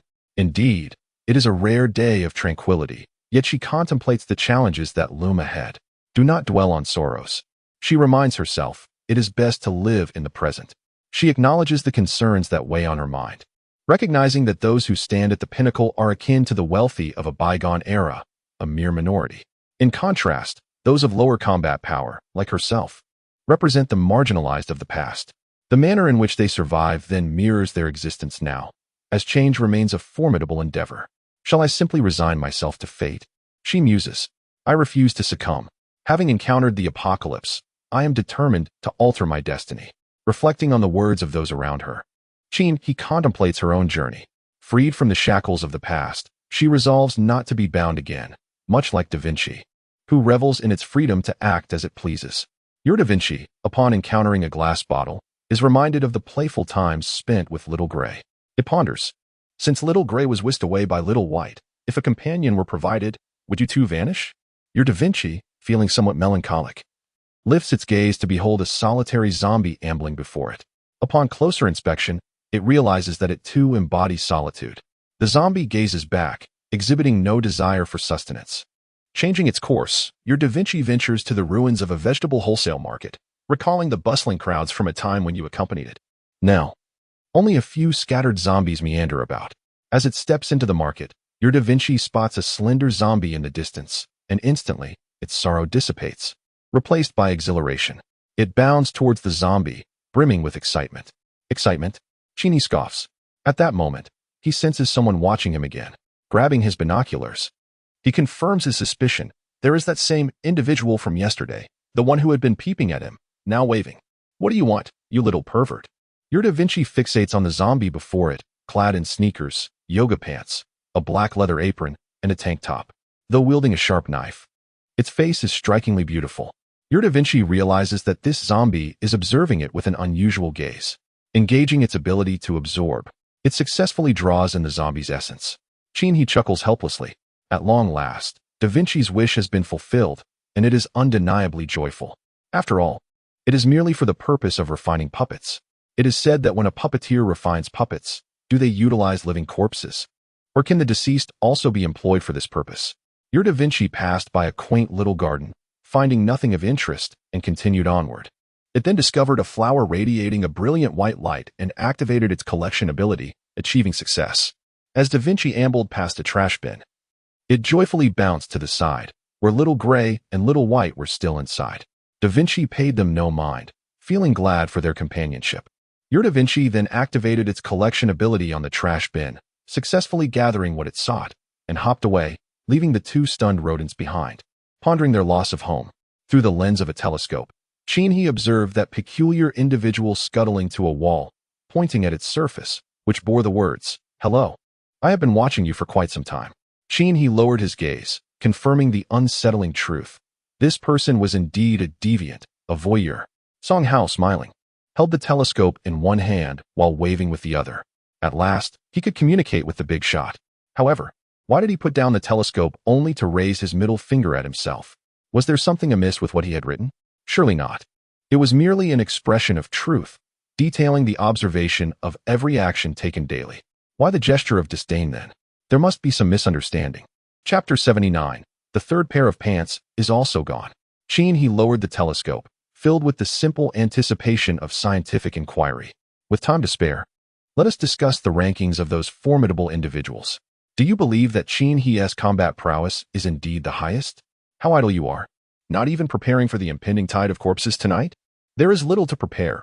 As long as no elite monsters appear, there should be no significant issues. Even if they do, I am unperturbed, for I have amassed sufficient wealth. Once the doomsday trading post opens tonight, with a mere shift in my occupational skills, I shall procure 2 of them. Even in the face of elite monsters, I am confident in my ability to vanquish them. Purchasing 2 at once. You must have saved quite a sum. I have observed that the 2 least expensive skills combined amount to 1,500 gold coins. This is not surprising, as levels ascend. The number of zombies in the horde increases. Having endured 3 nights, it is likely that most have reached level 5 or above. Accumulating several hundred gold coins is entirely reasonable, though the same cannot be said for those below level 5. As he perused the chat messages, he also glanced at his gold reserves. Last night, after vanquishing the zombie horde, he had earned over 1,600 gold coins. The elevation in the horde's zombie levels had indeed yielded a commendable drop rate for gold. Of course, there were instances where defeating a level 10 zombie resulted in merely a single gold coin. Additionally, completing a hidden quest had granted him 1,000 coins, bringing his total to 8,000. Upon checking the wealth leaderboard, he found himself in first place with 8,234 coins, followed by the formidable Shura with 6,023. Even the 10th place contender, a certain individual dubbed Wasted, had increased his wealth from just over 1,000 to more than 4,000 coins, indicating a general trend of rising fortunes among all players. However, what intrigued he was the level leaderboard. He remained in first place at level 18, a full 2 levels above Shura. The others were also steadily progressing. While you engage in light-hearted conversation, I find my heart weighed down with solemnity. Have you ever contemplated a particular issue? In the early stages, the differentiation of the undead horde into strong and weak is indeed advantageous for the weaker ones. However, ultimately, the powerful will accumulate resources, growing ever stronger, while we, the weak, will only continue to diminish. Your concerns are unfounded. You have undoubtedly never witnessed the onslaught of the strong. There is a formidable presence on the neighboring mountain who once attempted to seize my possessions. Imagine my shock. Last night, he met his demise. When I went to submit my materials today, I discovered his head was missing, his body riddled with grievous wounds. It was a tragic sight. The individual you mentioned was still relatively weak. The one who demanded my protection fee was a level 15 barrier wielder, having purchased all his first-tier occupational skills, effortlessly crushing 2-star elite monsters. While my horde remains unresolved, he finished his own business and even pilfered half of my resources. You fail to grasp my central point. In the future, we, the weak, will become the subservient of the strong. What future? I am already a slave. To avoid servitude, are we to resort to self-destruction?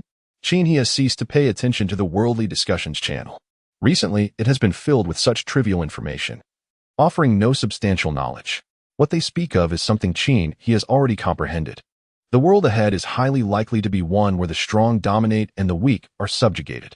The era of equality and freedom for all humanity is a thing of the past. Re-establishing order will undoubtedly be a protracted journey.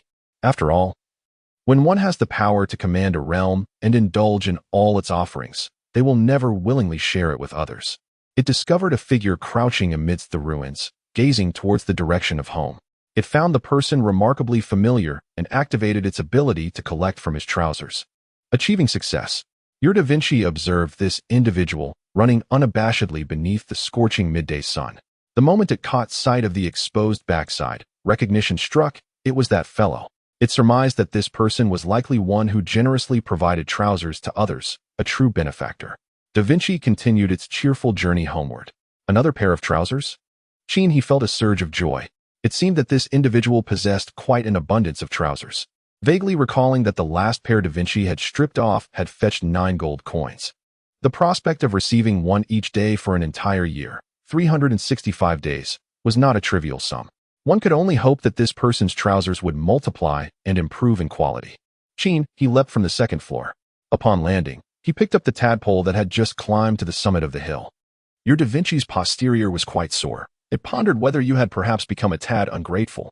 It felt a twinge of melancholy, realizing that once one acquires a partner, they often forget their brethren. Yet, your partner still resided within my travel backpack. Without having met, you had seemingly forgotten your comrades, truly heartless. Chin, he lifted the tadpole before him. You, my friend, have finally fulfilled your wish. Haven to you?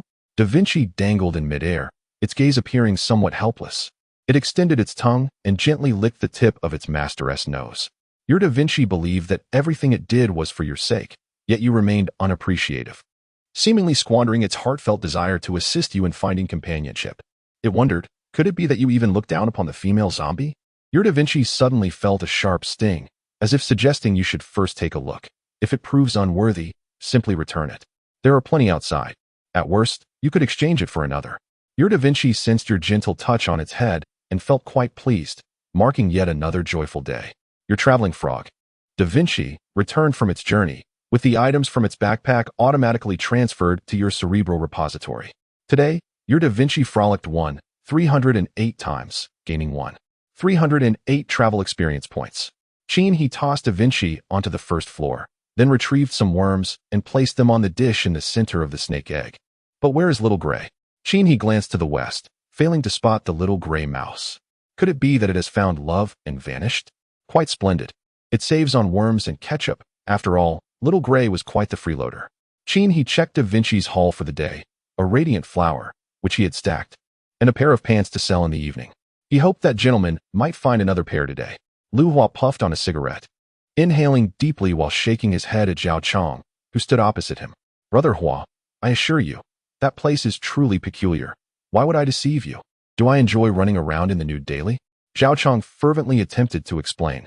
Lu Hua exhaled a plume of smoke, coldly chuckling. Have you not paraded your bare behind in the ruins thrice already? Does that not confirm your peculiar penchant?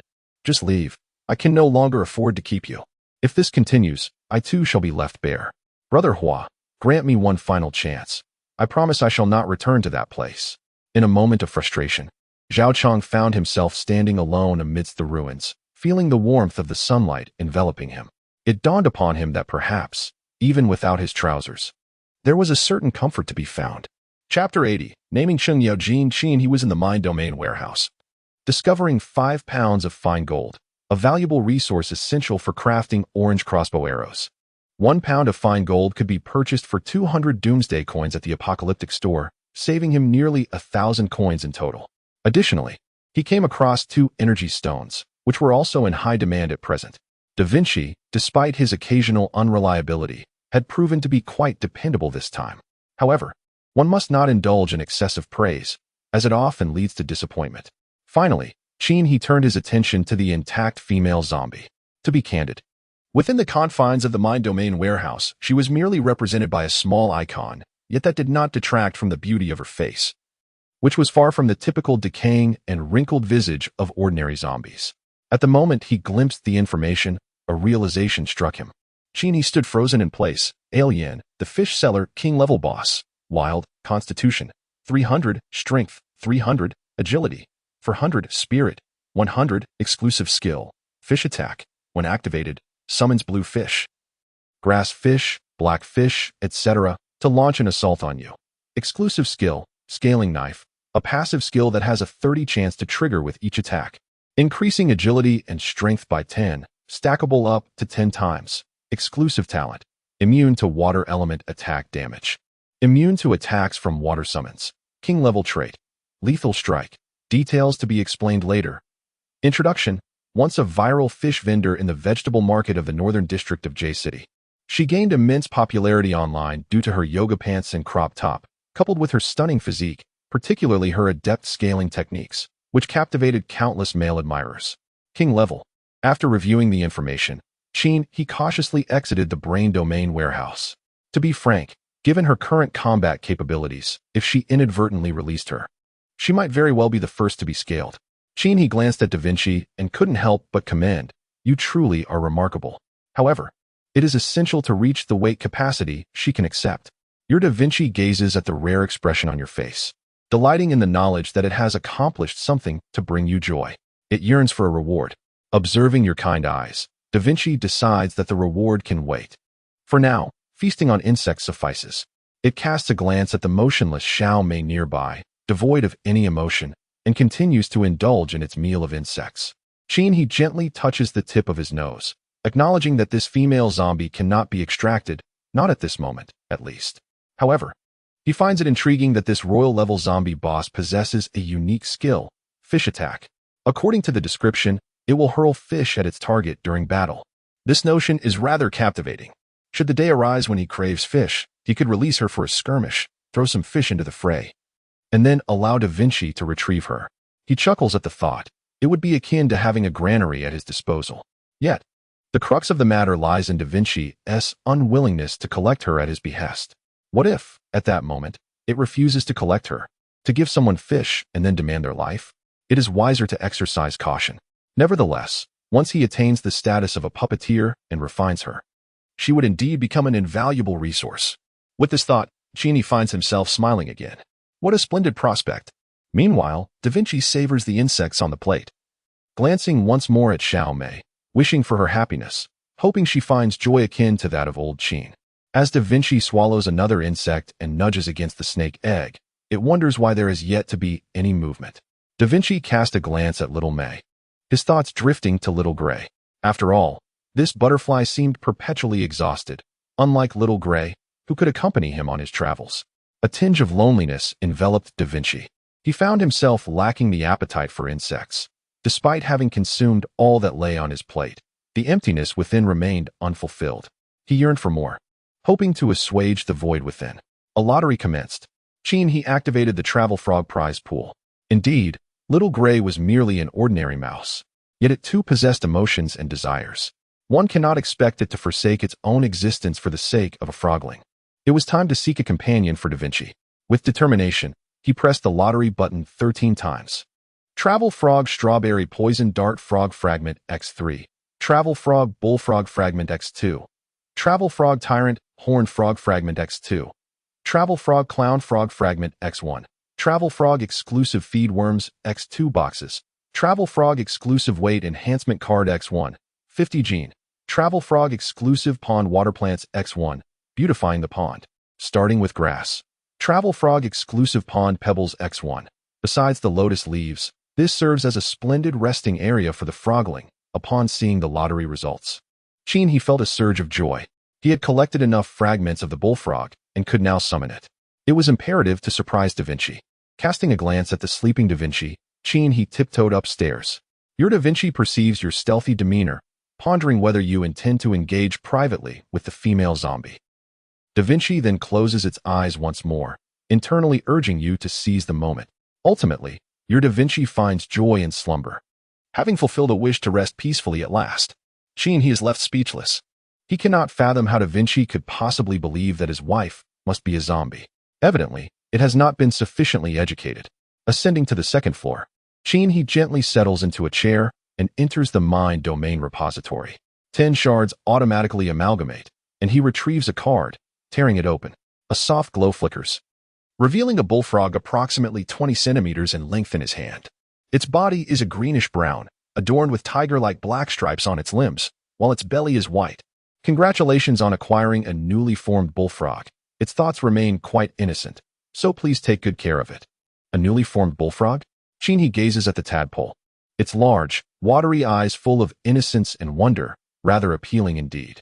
Soon after, a cascade of attribute information floods his mind. The frog, bullfrog level, LV0-010, travel switch, culinary delights, travel capacity. For slots, travel range, determined by the degree of culinary satisfaction, travel cooldown, 24 hours, growth. Advanced evolution at level 10. Ultimate evolution at level 50. Characteristic, low desire to be consumed. Talent, gluttonous stomach, affects the owner. Each time it is satiated, the owner's strength attribute increases by 5. If it feels exceptionally content, the owner's strength attribute increases by 10. Lasting until it becomes hungry again. Lifespan, slightly unknown. Taboos, slightly unknown. Preferences, enjoys items with a metallic sheen, aside from culinary delights. Culinary delights?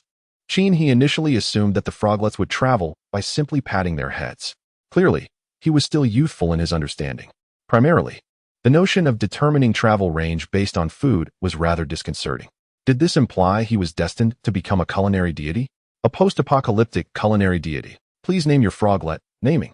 He felt discomfort. As someone devoid of naming prowess, this was his greatest fear, since it had an affinity for gourmet food. Perhaps he could name it Rice Bucket. However, upon reflection, Da Vinci was a human name.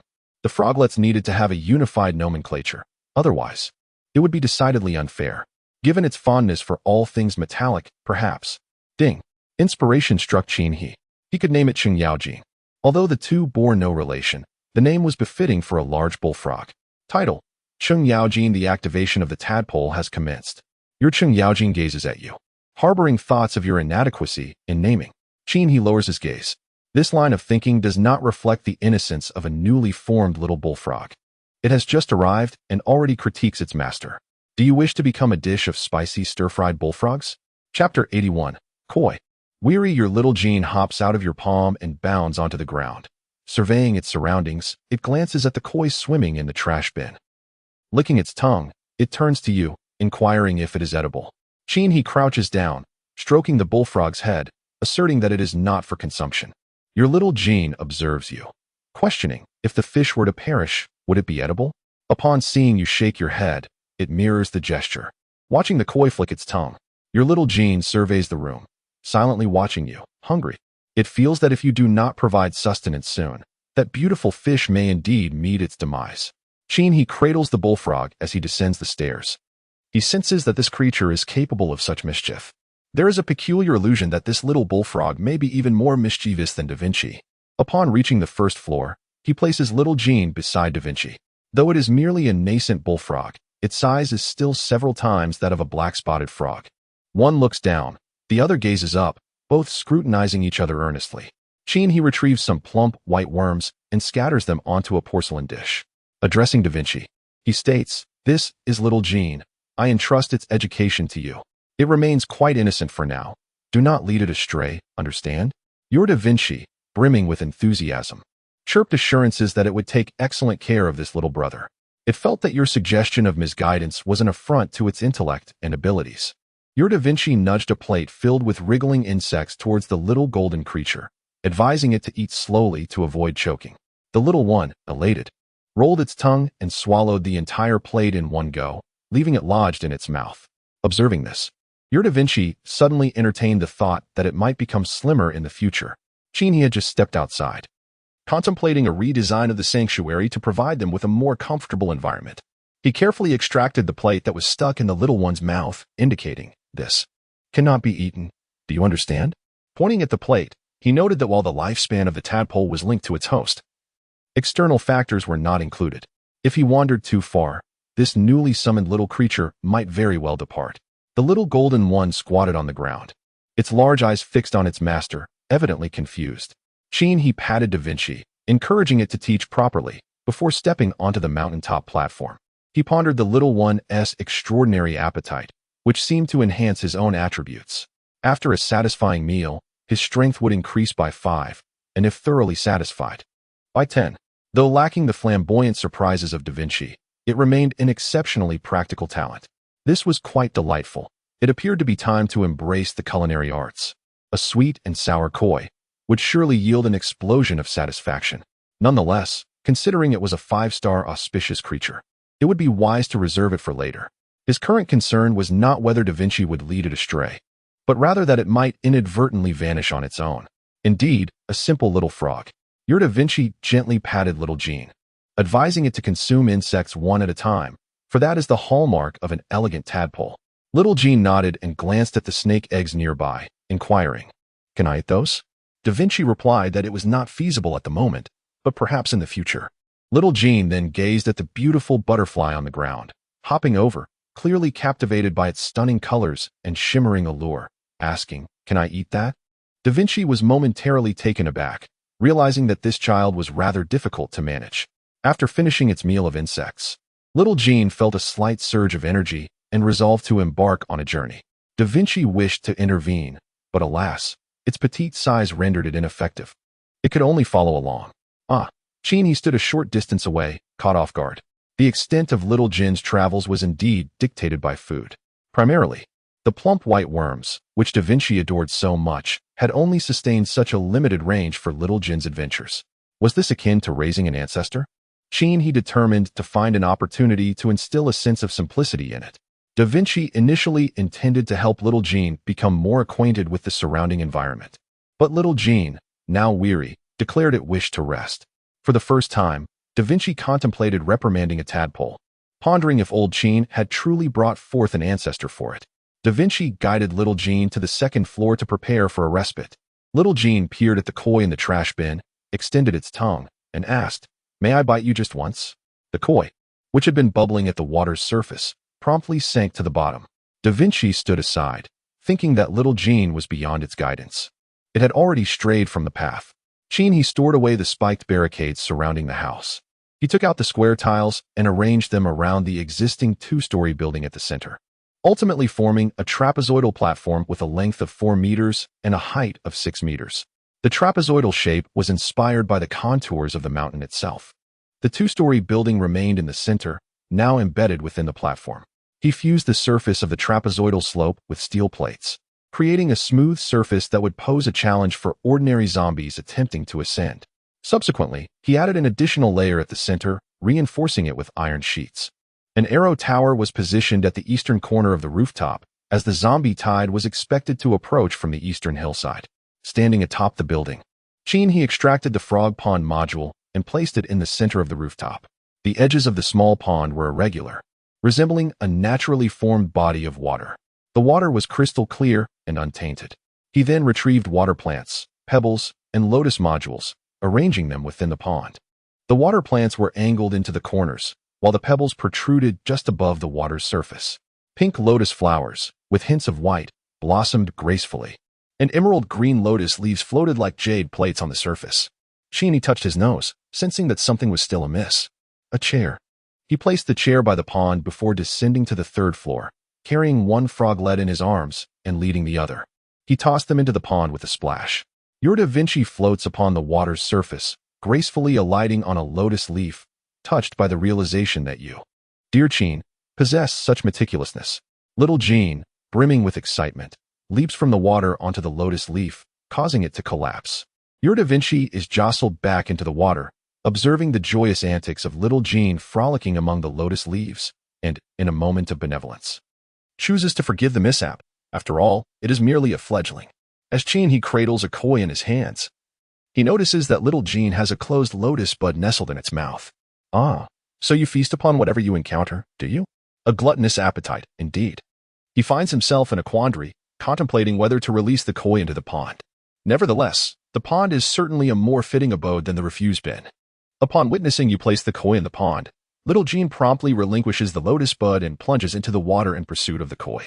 Da Vinci, seeking refuge on another lotus leaf, watches the koi dart about as Little Jin chases it in a delightful frenzy. Your Da Vinci observes you seated on the bank of the pond, eyes closed and basking in the sun, while glancing at the koi being playfully held in Little Jin's mouth. This scene radiates warmth and tranquility. Little Jin expels the koi, which promptly swims away, only for Little Jin to chase it down once more, swallowing it again. After several such exchanges, the koi lies still at the bottom of the water, exhausted. Perhaps the refuse bin is the better choice after all. Little Jin nudges the koi with its beak, inquiring, "Shall we continue?" He turns his gaze to the pond, noticing the koi floating on the surface, exposing its belly. Is this a sign of surrender? Chapter 82.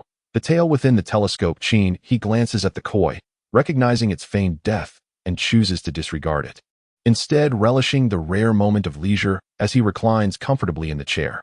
He contemplated for a moment, realizing that he could craft the orange crossbow tonight.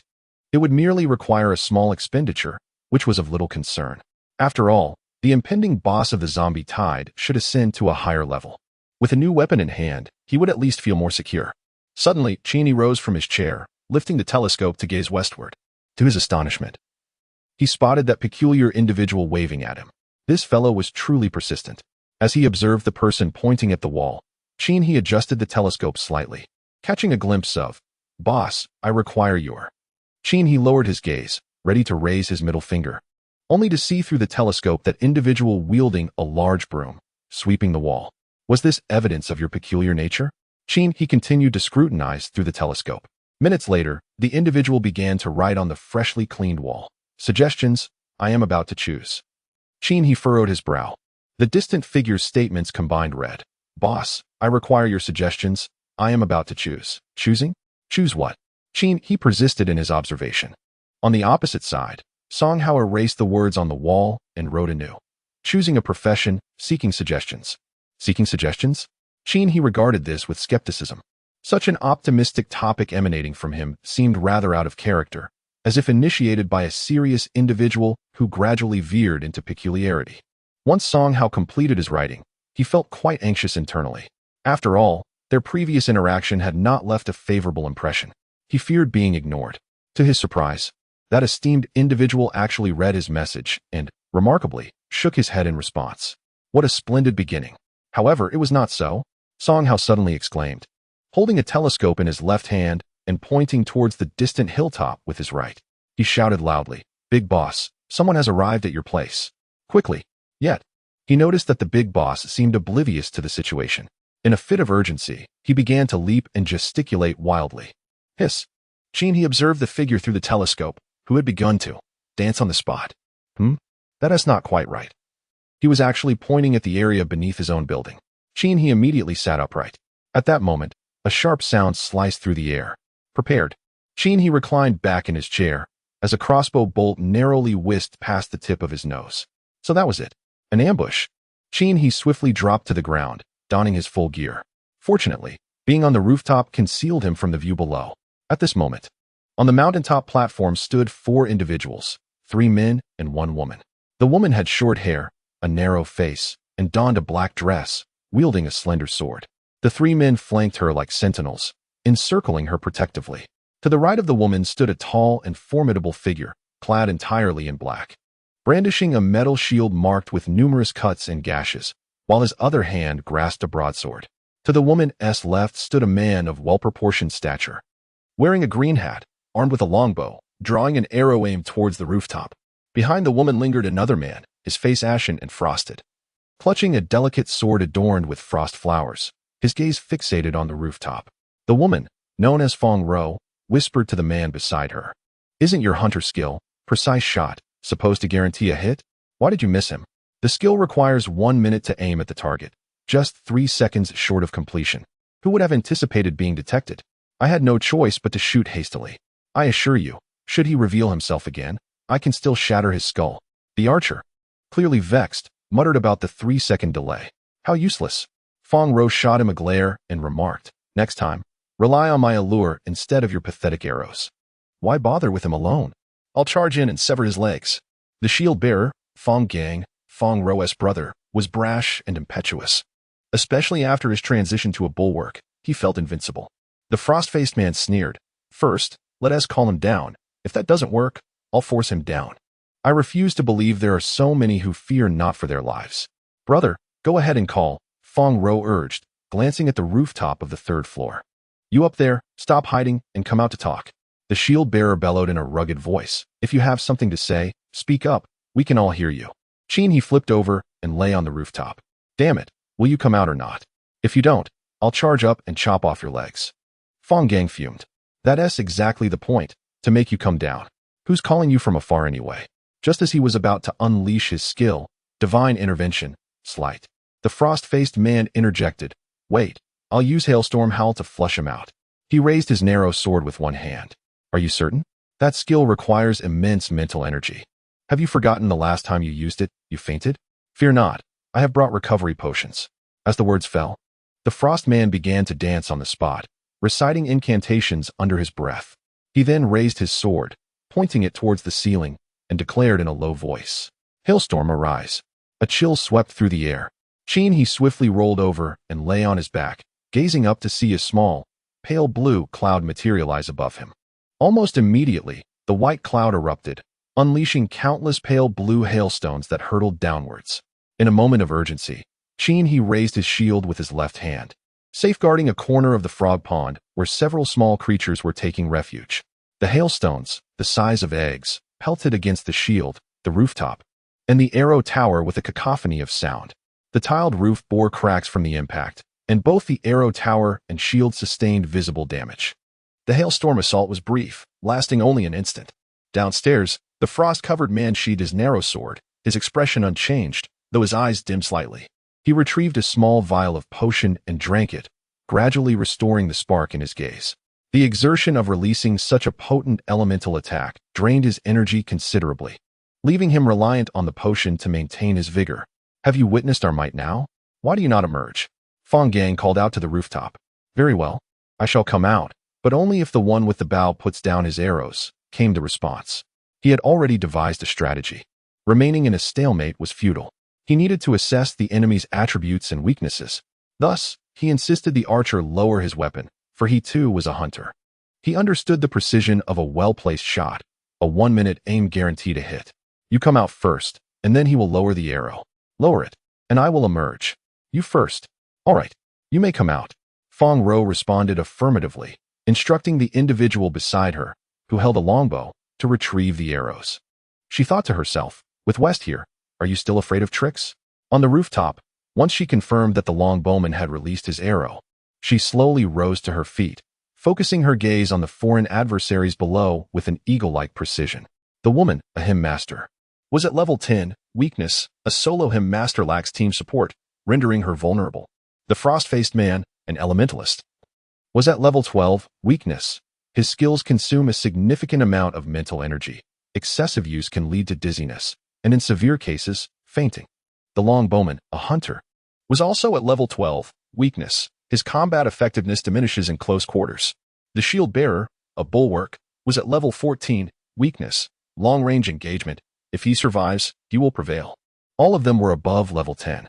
After reviewing their attributes, he recognized that they possessed commendable talents within their respective classes, each demonstrating proficiency in multiple skills. The foreign adversaries today were markedly more formidable than the ones encountered in previous days. Quite impressive indeed. Song Hao, equipped with binoculars, scrutinized the situation atop the distant mountain. He had just witnessed the elementalist's formidable power, capable of summoning hail as an offensive tactic. What of the other three? One could only hope that the esteemed leader remained unscathed. Chapter 83. When your wife gets serious, she even strikes her own. Our purpose in coming here today is straightforward: to rob. Hand over everything in your warehouse, and I assure you, I shall spare your life. As Fong spoke, she puffed out her chest, emphasizing her point. Quite impressive, isn't it? A chuckle escaped He's lips. This was merely a statement aimed at the naive and innocent. The chat channel bestowed upon these individuals the moniker, Wandering Bandits. The bandits, roaming freely, seize whatever they can wherever they go, enriching themselves at the expense of others. Their strategy is straightforward. They adopt a mantra of robbing without killing. Initially, they compel the surviving victims to surrender their possessions. Naturally, victims will part with some while attempting to retain a portion. No one desires to relinquish everything. Subsequently, these brigands eliminate the survivors, extracting whatever remains they can. Even if they spare lives, the looted individuals are left with nothing. In the face of a relentless onslaught, those who have been plundered are doomed. The distinction between direct and indirect murder is negligible. Time is of the essence. It's already 5 o'clock. The trading post is about to open, and we cannot afford to linger here, Fong Gang expressed with a hint of impatience. Fong Ro quietly suggested to the two individuals behind her, given the elaborate setup here. There must be a substantial amount of gold. Once the trading post opens, we shall extract all his wealth. Indeed, we must first lure him down and secure his control. Then everything will fall into place, remarked the archer. Alas, we were so close just now. It is truly a pity. Not to worry. If necessary, we can launch a forceful assault. This is not our first encounter. However, the investment in constructing this sanctuary is considerable, and it would be a shame to destroy it. Once we subdue this individual, we shall take refuge here tonight. Let us wait until the invulnerability period has elapsed, and then we shall execute our plan. Frost and the archer nodded in agreement. Fong Ro softly said, "We are merely taking what we need. We are all survivors, living in this apocalyptic world. And we are all pitiable souls. Come down obediently, and let us discuss how much you should contribute." "All right, I can offer something, but I will not descend." He replied as he retrieved a supply box from the cerebral storage and tossed it down. The men below exchanged glances. And then the archer cautiously approached to open the box. After confirming that it contained no dangerous items, he finally collected it. "You must keep your word. I am a rather simple person." Chin, he remarked as he crouched down to tuck Da Vinci into his front pocket, gently stroking its head while thinking. It's your turn to shine soon. He then threw another supply box down, followed by planks, metal sheets, and steel plates. The men below observed the items on the ground, sharing knowing smiles. Indeed, this line of work was always profitable, yielding substantial returns each time. Although these were merely materials, selling them cheaply would still bring in a profit. Of course, the most lucrative endeavor remained taking life and wealth. Brother, why is it that you only toss down these materials? Fang Gang asked, somewhat irked.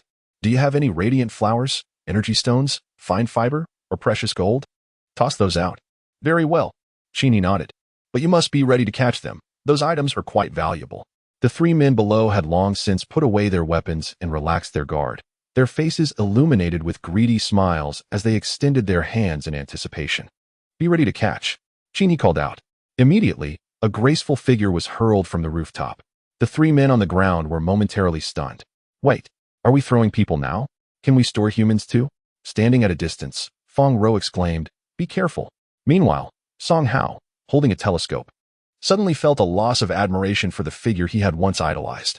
He had anticipated that this esteemed individual would leap into action, bravely confronting their foes. To his utter astonishment, the person he had admired for so long surrendered, offering something to those contemptible beings. Alas, after finally finding someone worthy of admiration, he discovered that they were nothing but a coward. What is this? Song Hao gripped the telescope tightly. He suddenly witnessed the very figure he had just ceased to revere hurling a person downwards, a woman. Upon landing, she thrust a blade through the neck of a man wielding a longbow. In that moment, as the blade was withdrawn, blood gushed forth violently. Following this, the woman surged forward and, with a single stroke, decapitated a man grasping a narrow sword. Good heavens! Song Hao's hands grew clammy around the telescope. He was so enthralled that he remained utterly still, his eyes wide open without a blink. Next, he observed the woman clad in pink yoga pants leap towards a burly man brandishing a massive shield. The man raised his shield in defense, but the woman cleaved through it effortlessly with her blade. In swift succession, she plunged the knife into the giant's chest, then withdrew it to slash across his neck, sending his head flying and blood spraying like a fountain. Without pausing, the woman in yoga pants advanced, swiftly overtaking another woman attempting to escape. With a single thrust, she pierced her chest, withdrew the blade, and severed her head. A massacre. In utter disbelief, Song Hao exclaimed, This is beyond incredible. 10 kills in mere seconds. What on earth is happening? Could she be the wife of that esteemed figure? Meanwhile, Chin he stood atop the roof, mentally counting the seconds. 12 seconds to achieve a kill. Truly, the level of prowess exhibited by this elite was astounding. The fallen Westerner lay immersed in a pool of blood. Numerous beams of light erupted from the ground, casting shades of gray, white, green, blue, and even an unexpected orange. The parents of the recently deceased would surely not recognize him. Moments ago, Chin he had been contemplating a method to deal with this Westerner. In a sudden flash of inspiration, he unleashed a sequence of events that culminated in the recent masterpiece. However, every endeavor carries its own risks. In the next instant, the formidable king-level boss, Alien, turned, brandishing a sharp blade, fixated on the figure atop the roof. Even the typically composed Chin he felt a surge of anxiety. 12 seconds to eliminate a foe of level 10 or above, all with a single strike. Shaoqi, how have I treated you in the past? Chin he mused, cradling his Da Vinci, and gesturing toward the woman below. I hold a deep admiration for her. Yet she is currently far too ferocious. Do you grasp my meaning? Your Da Vinci gazes at you, then shifts its gaze to the female zombie rushing toward you. It contemplates. Did you not conquer her when you ascended to the second floor alone? Your Da Vinci perceives that you need not engage sincerely. It observes Alien leaping onto the platform, feeling a sense of satisfaction. Look how fierce this zombie is. With a spouse like this, what more could one desire? Your Da Vinci senses a slight excess in your grip. It believes this moment presents an excellent opportunity for you and the female zombie to meet candidly. It casts a glance at the corpses on the ground. Perhaps this is not the right time. At this juncture, let us attend to serious matters. Chin he raised his shield, positioning himself defensively. As the king-level Alien leaped onto the rooftop, your little golden-haired companion's eyes sparkled as they noticed the gleaming knife in the hands of the striking beauty before them. How exquisite it was. The little one activated their ability to absorb, and success was achieved. Upon observing the female zombie fixated on them, The little golden one watched as she slowly sank to the bottom of the pond. Just a fleeting glance, yet such a fierce gaze. Roar. The female zombie extended her sharp claws, charging towards Chinhi. Taking a deep breath, Chinhi felt grateful for the little one. Fortunately, there was no knife involved. Death, it seemed, would not be too cruel. However, Da Vinci had failed to activate his absorption ability, which was quite disheartening. Without delay, Chinhi initiated a graceful maneuver, clutching Da Vinci in one hand while wielding a ferocious axe as he leapt from the third floor, fleeing around the house. He led the way, with a Lien trailing behind. Song Hao held binoculars firmly in both hands, palms slick with sweat. Initially, he thought the esteemed figure had faltered, only to realize that the esteemed one had merely feigned weakness before launching a sudden and unstoppable offensive. He had misjudged the esteemed figure. His perspective had been too narrow. That woman must be the esteemed one's wife. How enviable. Wait. Song Hao was taken aback as he witnessed the esteemed one's wife pursuing him in a frenzied dash around their home, occasionally tossing fish at him. Esteemed one, when your wife gets serious, she even strikes her own, he mused. Moreover, it seemed they were affluent enough to casually toss fish in playful banter. Truly, as someone so impoverished and weak, I can only look up to Chinhi. How disheartening it was. And exhausting too.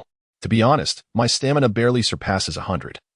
And yet I'm managing to keep up with these laps solely due to my agile movements. Alas, I could only sustain this for another 10 seconds or so.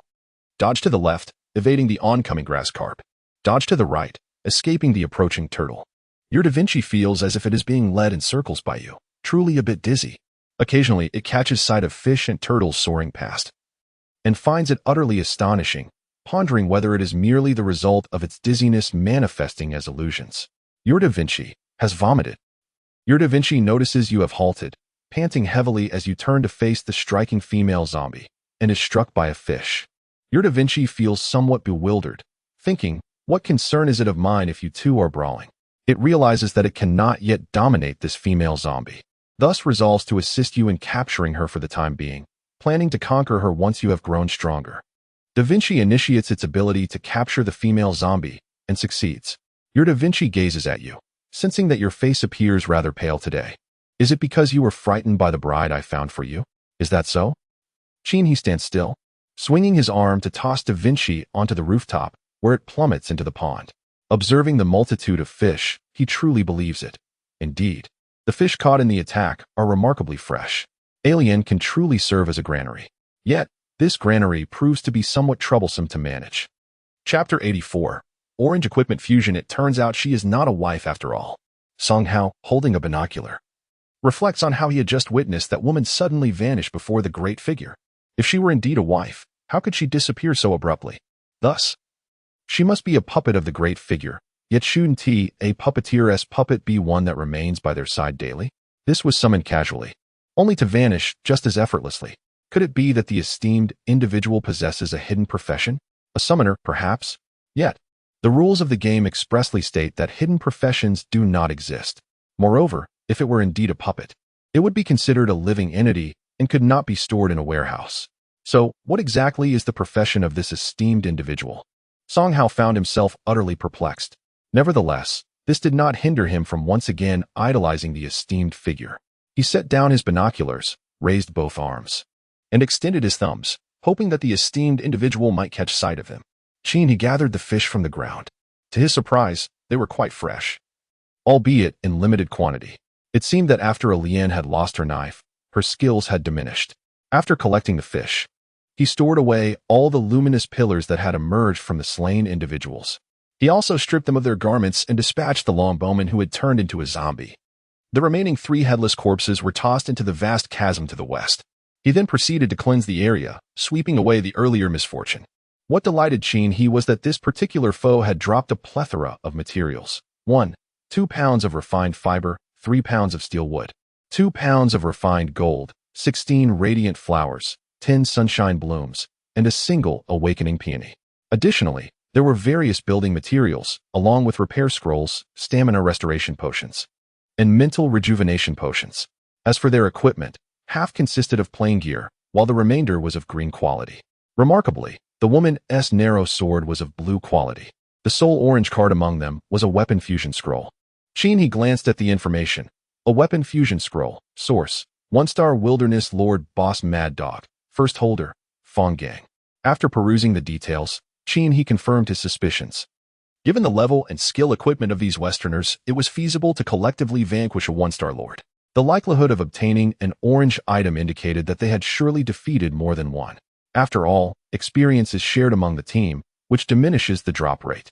However, the amount of gold they had acquired was rather meager, totaling just over 300 coins.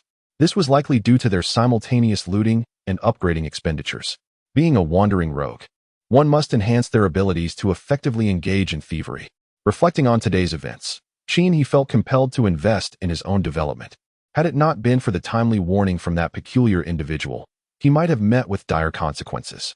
At that moment, his focus was entirely absorbed by the inscriptions on the wall, rendering him oblivious to the stealthy approach of another.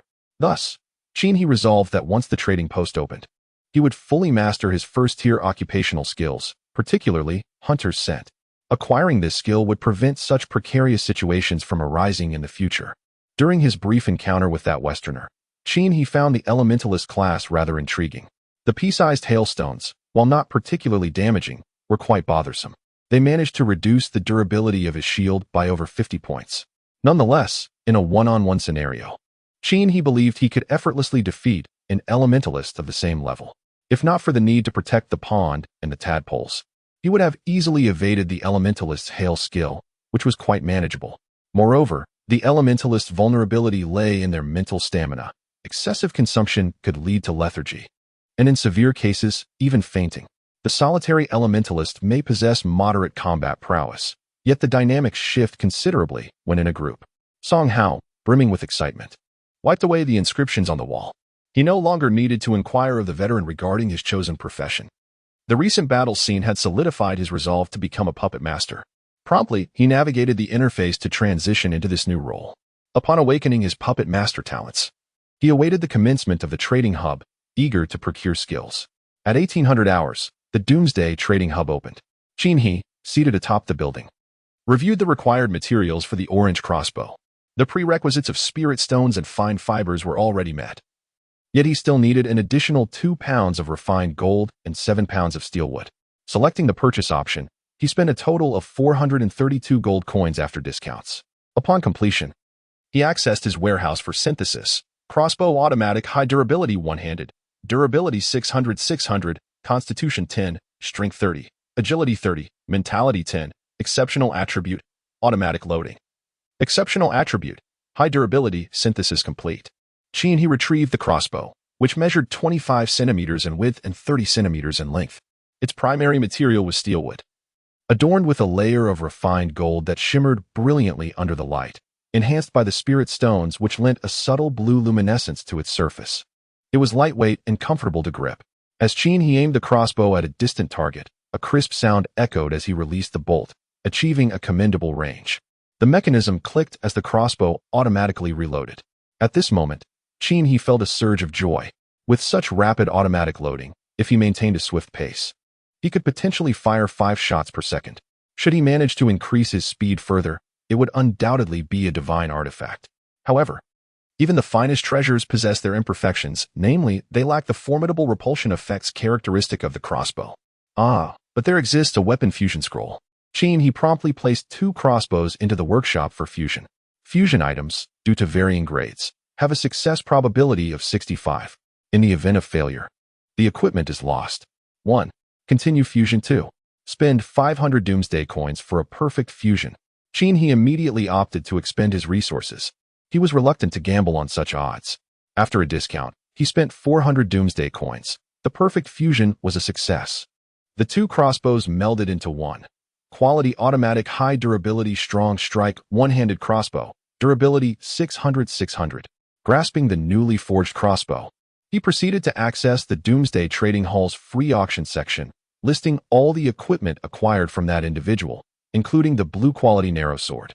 He set the auction duration to 5 minutes, as he intended to use the proceeds to purchase skills shortly thereafter. While waiting, he cast a glance at the trading area chat window. Initially, it displayed ordinary trading messages, but in an instant, the content shifted. Oh my! The equipment he is auctioning today was all stripped from others. Look at the information of the first owner. It's as if you're watching him loot. Well, is it true? Could it be that he is also a wandering bandit? These items don't belong to just one individual. I can't believe it. He. Please don't tell me you are a wandering bandit. Honestly, I'm feeling a bit chilly behind me right now. Humph. In the past, some expressed hopes that the esteemed he would lead the lone wanderers. Now it is clear that he is specifically targeting these wanderers. Consider this, with his formidable strength. How could he rely solely on slaying zombies? The evidence is now irrefutable. Just look at the envy etched upon your faces. How can you be so certain that these individuals were not attempting to rob the illustrious he, only to meet their demise in retaliation? On a previous occasion, I purchased a pair of trousers from him, and the original owner was someone else. This speaks volumes. Does it not? It reveals, indeed, that the first owners of those items, Fong Gang and Fong Ro, are nothing short of notorious villains, infamous throughout City. Their whereabouts post-escapade remain a mystery, yet today, it appears they have met their end at the hands of he. What a delightful turn of events. As a resident of City, I can attest that before the apocalypse, that brother-sister duo was renowned for their deceitful tactics, and post-apocalypse, they have only sunk lower. Their demise is nothing short of poetic justice. City, you say? Considering the timeline of the apocalypse, even if they fled swiftly, they should not be far from City. Could it be that he himself hails from City? He pondered the implications of this analysis regarding his position. Your arguments hold considerable validity. Meanwhile, Song Hao gazed at the puppet master skill set within the Doomsday Shop, a twisted smile gradually spreading across his face. Chapter 85. The role of Xiao Jin. 5 minutes later, all the equipment he had listed was successfully auctioned off. The combined total for each individual's weapons and gear exceeded 3,000 gold coins, with Fong Ro's blue quality narrow sword fetching 1,500 gold coins. Had the major organization still been in existence, this sword could have commanded an even higher price. Since the dissolution of the organization, it has become a remarkable feat for small groups or individuals to amass 1,500 gold coins at once. Even he, after this recent auction, only managed to surpass the 10,000 mark in total apocalyptic gold, yet still retains his position at the pinnacle of the wealth leaderboard. The second place. The true identity of Azura has also exceeded 8,000, narrowing the gap significantly. It is time to earn some money. He cast a glance at the wealth leaderboard before proceeding to learn the 2 newly acquired skills. At the moment he mastered Hunter's Scent. A wave of regret washed over him. Scents that were previously imperceptible or faint now assaulted his senses. The fragrance of lotus flowers, the musty decay of ruins, the metallic tang of blood on the ground, all flooding his nostrils with each breath. The nature of this skill was passive, leaving him unable to shield himself from the olfactory onslaught. Plop. Little Jean, resting on the pebbles by the pond, let out a small fart. He reclined in his chair, overwhelmed by the pungent aroma. After a moment, the apocalyptic trading post closed its doors. He planned to select a fortunate zombie from the horde tonight to test the efficacy of precision strike. By now, twilight had descended and the moon ascended, round as a jade disk, casting its reflection upon the pond, where koi gracefully glided, creating a picturesque scene. Splash! Your little Jean leaped from the pebbles into the water, approaching the still koi, and in one swift motion, swallowed it whole, then hopped back onto the pebbles, the koi's tail thrashing helplessly beside its mouth. Your Da Vinci rested on a lotus leaf, merely opening its eyes to glance at the commotion before shutting them again to continue resting. It's just a fish, nothing to make a fuss about. He crouched down and pried the koi from Little Jin's mouth. Once again, he cast the fish back into the pond, retrieving a fish from alien storehouse. Using the eagle eye to inspect its attributes, he noted, grass carp, ordinary creature. Attributes, destined to be food. What purpose do attributes serve? Source, alien. He held the fish, a sense of indignation washing over him. His little Jean hopped before him, gazing at the fish in his hand, inquiring, trade? Trade? He mused, petting Jin's head. What could you possibly offer in exchange? The little Jean looked up at him, seemingly considering that if he provided the fish, then he might receive a knife in return. A knife? He recalled that Alien's knife still lay within his travel backpack. Curiously, he pondered why it hadn't automatically transferred to his warehouse like Da Vinci's items.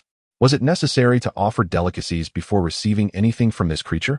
The little Jean gulped down the fish he had offered and then, Retrieving the knife from the travel backpack, transferred it into Qin's warehouse. With the carp in its mouth, the little Jean leaped into the pond, chasing after the koi that hid beneath the lotus leaves. Not you today. I shall feast upon your relatives first. The koi blinked its large eyes in surprise. 10 minutes later, he noticed that little Jean was unharmed and proceeded to kindle a fire to roast the fish. The little Jean had a utility. It could test for poison. At this moment, the tide of corpses had yet to commence.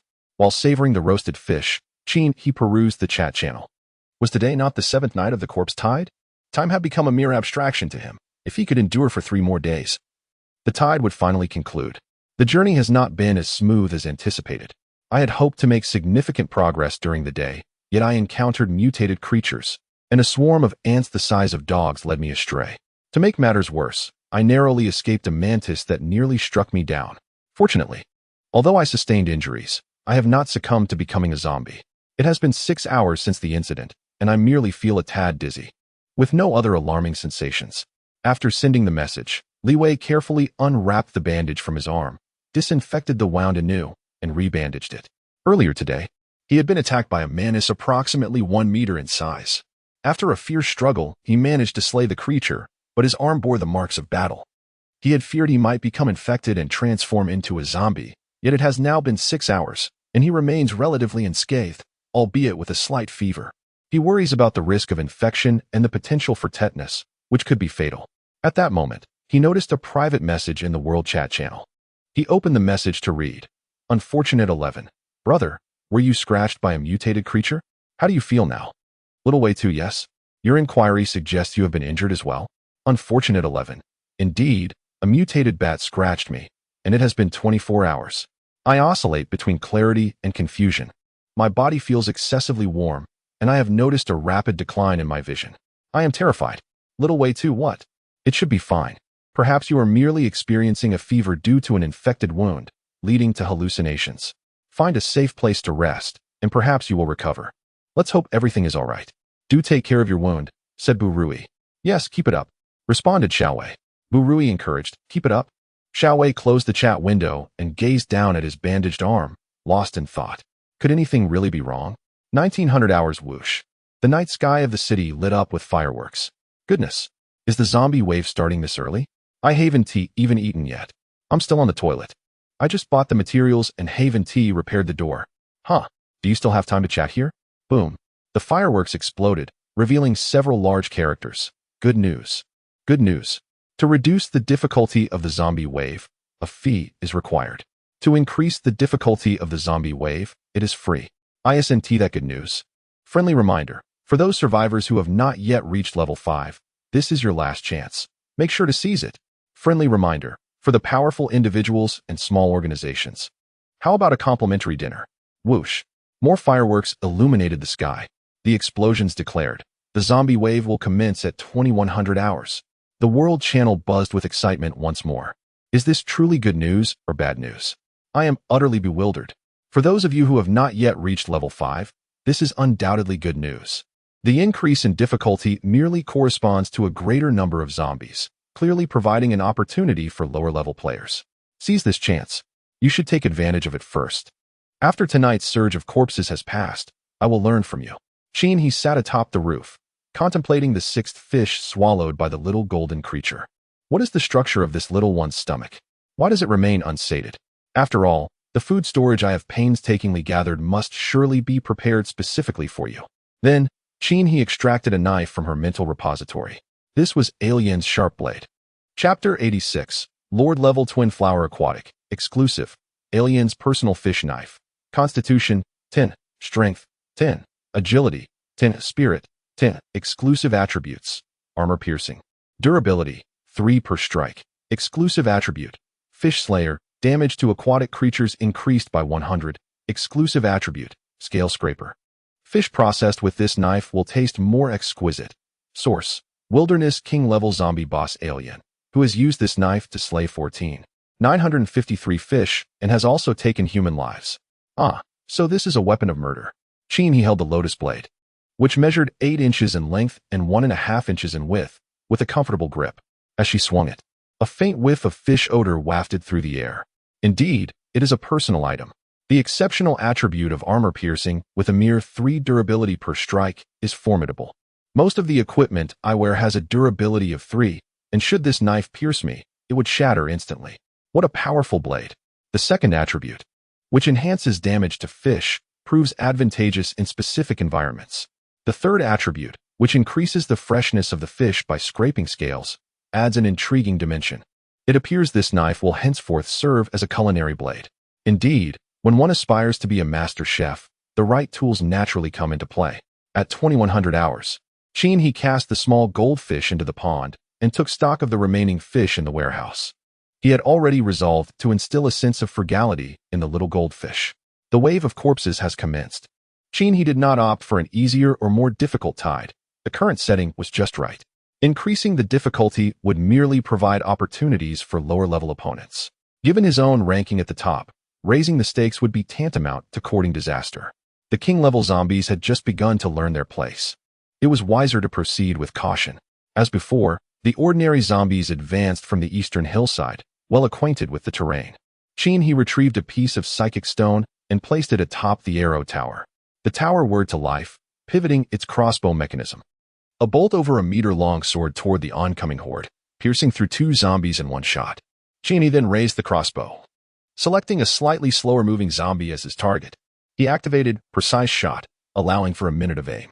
As other zombies surged onto the platform, beginning to climb, the trapezoidal shape of the structure, compounded by its steel surface, caused the first wave to slip back halfway. When the minute elapsed, he lifted the crossbow and shot an arrow into the sky. The arrow soared upwards, propelled by the desire to test whether Precise Shot functioned as described. Provided that one aimed at a target for a full minute, the arrow should ultimately strike true, regardless of its initial trajectory. He gazed upward, watching the bolt ascend into the heavens before it promptly reversed direction and descended. He lowered his gaze towards the fortunate zombie, which had begun to surge towards the platform. Suddenly, it veered off course, and with unerring precision, penetrated the fortunate zombie's skull. Remarkable. A thrill of joy surged within He. All that money spent was not in vain. At that moment, the second and third rows of zombies had already commenced their assault on the platform. Although the platform stood 6 meters high, it could not withstand the overwhelming numbers of the undead, who began to pile upon one another in a desperate attempt to climb.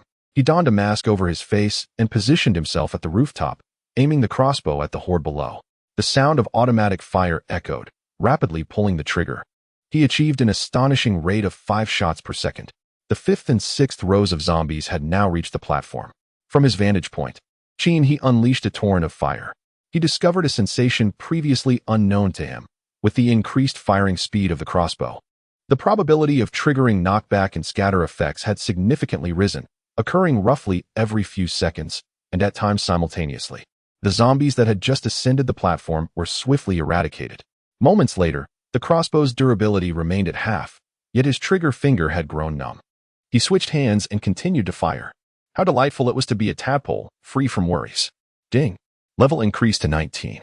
Upon vanquishing the last ordinary zombie, he ascended another level. Whoosh. Fireworks erupted overhead. Lord approaching a lord? He immediately glanced towards the west. The difficulty of the zombie tide had not escalated, yet a lord had appeared. Perhaps it was due to his elevated level. It was likely that he was witnessing the first instance of a lord arising from the global zombie tide right here. He lowered his gaze. Indeed, being the highest level in the world afforded him special privileges. Is this truly worthy of a broadcast? What does the last sentence imply? He sniffed, activating the charged arrow. As he glanced around, there was no sight of the lord-level boss. It appeared to be lurking in the shadows. At that moment, a new scent wafted in from above. He, standing on the platform, suddenly dodged to the right. A figure landed before him, tall and imposing, shirtless, clad in water blue jeans, with a watermelon knife in each hand. Upon closer inspection, the man was adorned with tattoos all over his upper body. His arms were embellished with azure clouds, while 2 azure dragons coiled around his torso, their heads extending to his shoulders. With a half-completed human figure depicted on his chest, the figure lifted its head, revealing a pair of eyes shimmering with a bluish glow, then flicked aside the long bangs that floated in front of him. With a swift motion, he drew his crossbow and fired. The charged arrow flew forth, striking the chest of the lord-level boss, inflicting 120 points of damage and triggering immobilization. The health bar dwindled to 99. Poison arrows continued to drain health at a rate of -1. 12,000 health points. He immediately retreated while shooting, activating Eagle Eye to examine its attributes. Air-long association, Twin Flower Red Stick, Twin Sabers, Acquai, 3-star Lord Boss, Constitution, 130, Strength, 180, Agility, 150, Spirit, 80, Exclusive Skill, Challenge. Initiating a skill against the target with a 25 chance to force the target into a close-quarters duel within a 3x3 meter range for 1 minute. With a cooldown of 3 minutes. Description: once a naive youth, he fell into despair after a failed romance, ultimately dropping out of school to join a gang. His bold and combative nature distinguished him within the gang, making him the foremost enforcer. He preferred to resolve conflicts through duels with rivals, often spending 15 days in detention afterward, leading to the formation of new friendships each year. Weakness: a melee combatant, he can be exhausted from a distance, provided he is not drawn into a duel. Otherwise, such a weakness detection is truly absurd. It is frustrating to speak only halfway. As he retreated, he continued to shoot. This fellow possesses the skill challenge, compelling him into melee. One can easily surmise that the opponent's melee capabilities are formidable. Otherwise, he wouldn't bear the title of Twin Flower Red Stick. This situation has become quite troublesome. Thus, he resolved to kite him, engaging solely from a distance while avoiding close combat. He believed that maintaining a distance of over 30 meters from Acquai would likely prevent him from being drawn into a duel. Roar. The immobilization effect faded. Acquai bellowed, raising his twin sabers and charging towards He, emitting a hissing sound. He pondered, could it be that this fellow is calling for a challenge? Chapter 87. Obey and do not resist, triggering a duel. He found himself at a loss for words. He had already sprinted over 30 meters away, yet he was still compelled into a duel. Suddenly, he realized he was confined, unable to move beyond his immediate vicinity, though his upper body remained mobile. The duel skill was indeed formidable. In the next instant, Aquila, with arrows embedded in his body, charged towards him, dual blades raised. He raised his shield in defense. Shield durability -8. Only then could he move his feet. A square red light box appeared on the ground, marking the area of Aquila's dual skill, restricting combat to a 3x3 meter zone for 1 minute. Bang! Once more, His shield was struck by the dual blades. Shield durability -8. At this rate, the shield could withstand only 8 or 9 more attacks. Clang! With his shield raised, the crossbow fired during a brief opening in Aquila's assault. The crossbow was now automatically reloading, making it a more cost-effective choice. Moreover, the poisoned arrows inflicted a continuous bleed. As long as he shot quickly enough, Aquila would suffer from ongoing blood loss. At that moment, Aquila's health had already diminished to 93 after several perilous exchanges. As the red line on the ground faded, he immediately retreated, continuing to fire at Aquila during his withdrawal, dealing 120 points of damage. Poisoned arrow bleed -1. Suddenly, Aquila let out a furious roar, and a crimson glow enveloped him. His health, which had been at 90, was restored to 100. Damn! Even the composed he felt a twinge of panic. This was utterly absurd. He finally comprehended the latter part of the phrase regarding Eagle Eye's weakness detection. Indeed, it echoed the saying, those who cannot endure close combat will ultimately perish in ranged encounters. Your Da Vinci and Little Gold, perched upon the rooftop, observed the skirmish between you and the zombies with great interest. Great interest? Indeed. Suddenly, he recalled the 2 tadpoles he had forgotten. I have tadpoles. Who would dare to contend with you? He promptly activated a charged arrow, immobilizing the advancing Aquila. Instantly, he leaped onto the high platform, ready for the performance of the 2 tadpoles. Your Da Vinci glanced at the fallen Aquila, then at you, sensing the excessive burden.